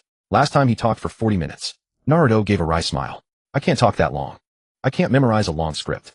After the festival, Naruto, Sasuke, and Yang went to the east coast of the Land of Water. There was an undeveloped beach with white sand and clear water. They took off their shoes and walked barefoot on the sand. Waves rolled in one after another, washing over their ankles and receding. Yang, would you ever want to live by the sea? Naruto asked. Yang thought for a moment. No, there are no hospitals by the sea. Naruto laughed. Yeah, true. Sasuke walked ahead, his footprints erased by the seawater, leaving only faint traces. He stopped and looked at the distant sunset. The sun was slowly sinking below the horizon, painting the sky in a blend of orange, red, purple, and gold. Naruto walked up beside him and also stopped to watch the sunset. Sasuke, do you remember where we saw our first sunset together? On the Hokage monument. We were 6, then just reborn, knowing nothing. You had Kyuubi chakra, and I had the Mangekyō. But that power wasn't enough to beat Ishiki. Now we can. Yeah, now we can. They were silent for a moment. Yang stood behind them, not intruding. He knew this was a moment between Naruto and Sasuke not meant for him, but he felt fortunate to be standing here witnessing this scene. Naruto shouted toward the sea, Boruto, we did it. Can you see this? His voice scattered across the water, swallowed by the sound of the waves. Sasuke didn't shout, but his lips moved slightly. Sarada, your father hasn't forgotten you. Yang walked up to Naruto. Naruto-kun, who were you calling? Someone very important. Naruto turned to look at Yang. You'll find out someday. The sun set, and the moon rose. The three of them sat on the beach gazing at the star-filled sky. Naruto suddenly said, Yang, do you have a dream? Yang thought for a moment. I didn't used to. Now I do. What dream? To make Konoha Hospital the best hospital in the shinobi world. To heal every injured person who comes.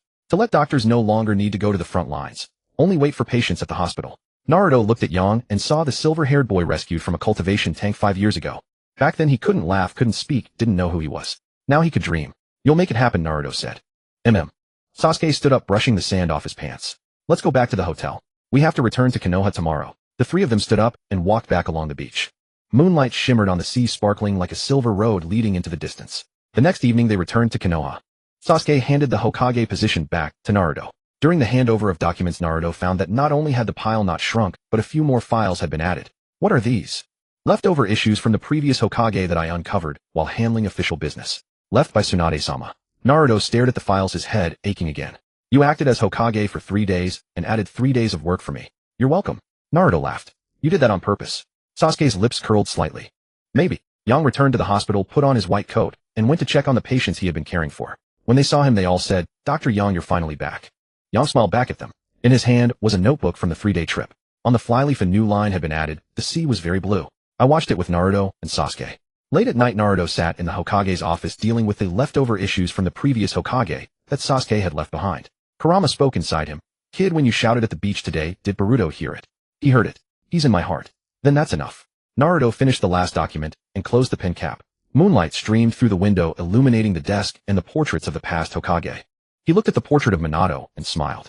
Dad, Mom, your son is back. Years later, the cherry blossoms of Konoha still bloomed punctually every spring. On Peace Avenue beneath the Hokage rock, the cherry trees had grown into towering giants, their petals falling upon the shoulders and heads of passers-by like a gentle snow. Naruto stood at the highest point of the Hokage rock, gazing down at the village below. His Hokage hat had been removed, tucked under his arm, and his white hair outnumbered the blonde. Not from age, but from the natural decline of the 6 paths yang power over the years. Kurama said it was normal, though everyone grows old. What are you looking at? Sasuke walked up from behind and stood beside him. Sasuke's hair had also turned somewhat gray. His left Rinnegan had been closed for several years, not from blindness, but because it was no longer needed. In times of peace, the Rinnegan saw little use. He relied more on his right Sharingan for handling Yanbiyu affairs. Looking at the village. Naruto said, seeing if anything has changed. Has it? Yes. There's a new building beside the hospital. That's Yang's new medical research center. The training ground was expanded again. Konohamaru said space was insufficient. Ichiraku Ramen opened a branch in the eastern part of the village managed by the owner's son. You look every day yet you still find something new. Naruto chuckled. Every day is different. In the distance Yang emerged from the hospital in a white coat, followed by several interns. He was no longer the silver-haired boy rescued from the cultivation tank. He was now the director of Konoha Hospital, the finest medical ninja in the shinobi world. He looked up, saw the two figures on the Hokage rock, and waved. Naruto waved back. Yang's medical research center. You approved the funding, didn't you? Sasuke asked. He said he wanted to train the next generation of medical ninja, so I approved it. When you approve projects, do you ever consider where the money comes from? No. If I thought too much, no project would ever get approved. Sasuke shook his head, but didn't argue. Over the years of Naruto's tenure as Hokage, the village's budget had been in deficit every year, yet the village grew better, and the villagers grew happier. Perhaps deficit wasn't the problem was where the money was spent. Nagato and Konan had arrived from the Rain Village for the 5 Kage Summit. Nagato's hair was completely white, but his legs were nimble. He walked faster than Naruto. Konan followed behind him holding a paper umbrella, not for rain, but because her battle habits hadn't completely faded. The 5 Kage Summit was held in the large conference room of the Hokage Administration Building. The rakeage had been replaced several times. The current rakeage was Darui, much more agreeable than his predecessor. That Tsuchikage was still Inoki, over 100 years old, and refusing to retire, saying, "Wait until I die to replace me." Mizukage Meiterumi had retired. The current Mizukage was Chojuro, wearing glasses and speaking softly. Kazekage Gaara was still in office, one of the longest serving among the 5 Kage. The topic of the summit was how to counter the possible next invasion from the main Akatsuki clan. According to intelligence gathered by Itachi and Obito, the main Akatsuki clan would send another envoy to Earth at least 50 years from now. 50 years was enough time for the next generation to mature. Our generation's mission is to pave the way for the next, Naruto concluded. Not to fight all their battles for them, but to give them the ability to fight their own. Darui nodded. The Hokage of Konoha speaks wisely. Inoki snorted. I won't live another 50 years. But the next generation of the Stone Village won't be inferior to yours in Konoha. Chojuro adjusted his glasses. The Mist Village will fight the Akatsuki to the end. Gaara remained silent, merely looking at Naruto and nodding slightly. After the summit, Naruto stood on the rooftop of the Hokage Administration Building watching the setting sun. Gaara walked up and stood beside him. You've lost weight, Gaara said. So have you. The duties of a Kazekage are more demanding than I imagined. So are the Hokages. They fell silent for a moment. Then Gaara suddenly said, Naruto, thank you. For what? For inviting me to ramen back then. Without that bowl of ramen, I might still be the monster who only wanted to kill. Naruto looked at Gaara, remembering the red-haired child with dark circles under his eyes carrying a gourd on his back. Back then his eyes held only hatred, who now there was light in them. No need to thank me. We're friends. The corners of Gaara's mouth lifted slightly. He turned and descended the rooftop. Konan was waiting for him below, and Nagato was already on his way back to the Rain Village. At night, Naruto sat alone on the Hokage rock. The moonlight was bright. The myriad lights of Konoha spread out like stars. He remembered the first time he stood here, at age 6 together with Sasuke. Back then they had been reborn as children, their minds carrying the ruins of a broken future. Now that future had been rewritten. Naruto. Sasuke's voice came from behind. Didn't you go home? My daughter is asleep. I came out for a walk. Sasuke sat down beside Naruto. The two watched the moonlit village in silence. Sasuke, what do you think Boruto would say if he saw all this from the sky? Sasuke thought for a moment. He'd say, Dad, you finally became Hokage, even though you're a lot older than the you I used to know. Naruto laughed. He'd also say, Uncle Sasuke, your hair turned white. Did Dad give you a heart attack? Sasuke's lips curved slightly. Maybe. They fell silent again. Naruto, how long do you think the peace will last? I don't know. Maybe 50 years, maybe 100, maybe someone will break it tomorrow. But as long as I'm here, I'll protect it one day at a time. And when you're not here, the next generation will take over. Naruto turned to look at Sasuke. Just as the third protected us, we protected the next, and the next will protect the one after. Sasuke didn't reply. He gazed at the distant sky where a single star shone particularly bright. It wasn't Urashiki's Chibaku Tensei. It was a real star. The star twinkled in the sky as if winking at them. Naruto stood up, dusted off his pants. Let's go. Time to sleep at home. You have official duties tomorrow. Yes. A pile of documents. Then you should go to bed early. Can't sleep. Old age, less sleep. Sasuke also stood up. You're not that old yet. My heart is old. If your heart is old, then Konoha has no young heart left. Naruto looked at Sasuke and smiled. You're right. My heart can't grow old. It's still young. The two walked down the Hokage rock. Moonlight fell upon them, their shadows stretching long. In the distance, the lights of Konoha went out one by one. A new day was about to dawn. Naruto returned to the Hokage's office, organized the day's documents, and placed them on the corner of his desk. He picked up a photo on the desk, taken many years ago. Naruto, Sasuke, Yang, Sakura, Kakashi, Jiraiya, Itachi, Guy, Lee, Niji, Tenin. Everyone was there. The photo had yellowed, but each person's smile remained vivid. He put the photo back, turned off the light, and walked out of the office. The corridor was quiet, only his footsteps echoing. He reached the first floor, pushed open the main door, and the night breeze felt pleasant on his face. Naruto. A voice came from the darkness. He turned. Obito stood there without a mask, his facial scars faintly visible in the moonlight.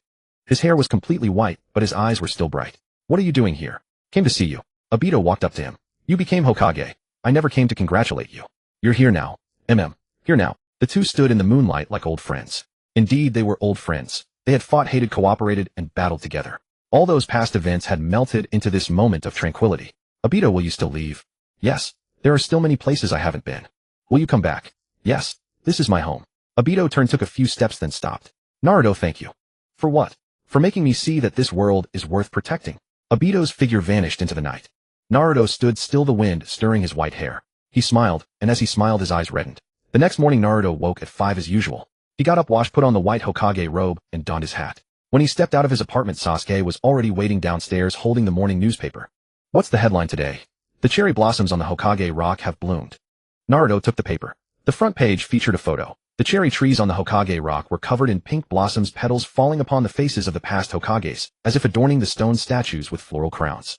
Beautiful. The two walked side by side toward the Hokage administration building. The streets were already bustling. Breakfast shops steamed with vapor, fish vendors shouted their wares, and children with backpacks ran toward school. They saw Naruto, stopped, and saluted. Good morning, Lord Hokage. Naruto smiled and waved. Morning. Sunlight spilled onto the streets, onto the smiling faces, onto the retreating figure in the white robe and hat. This was everything he had protected. In this life he had achieved it. The end.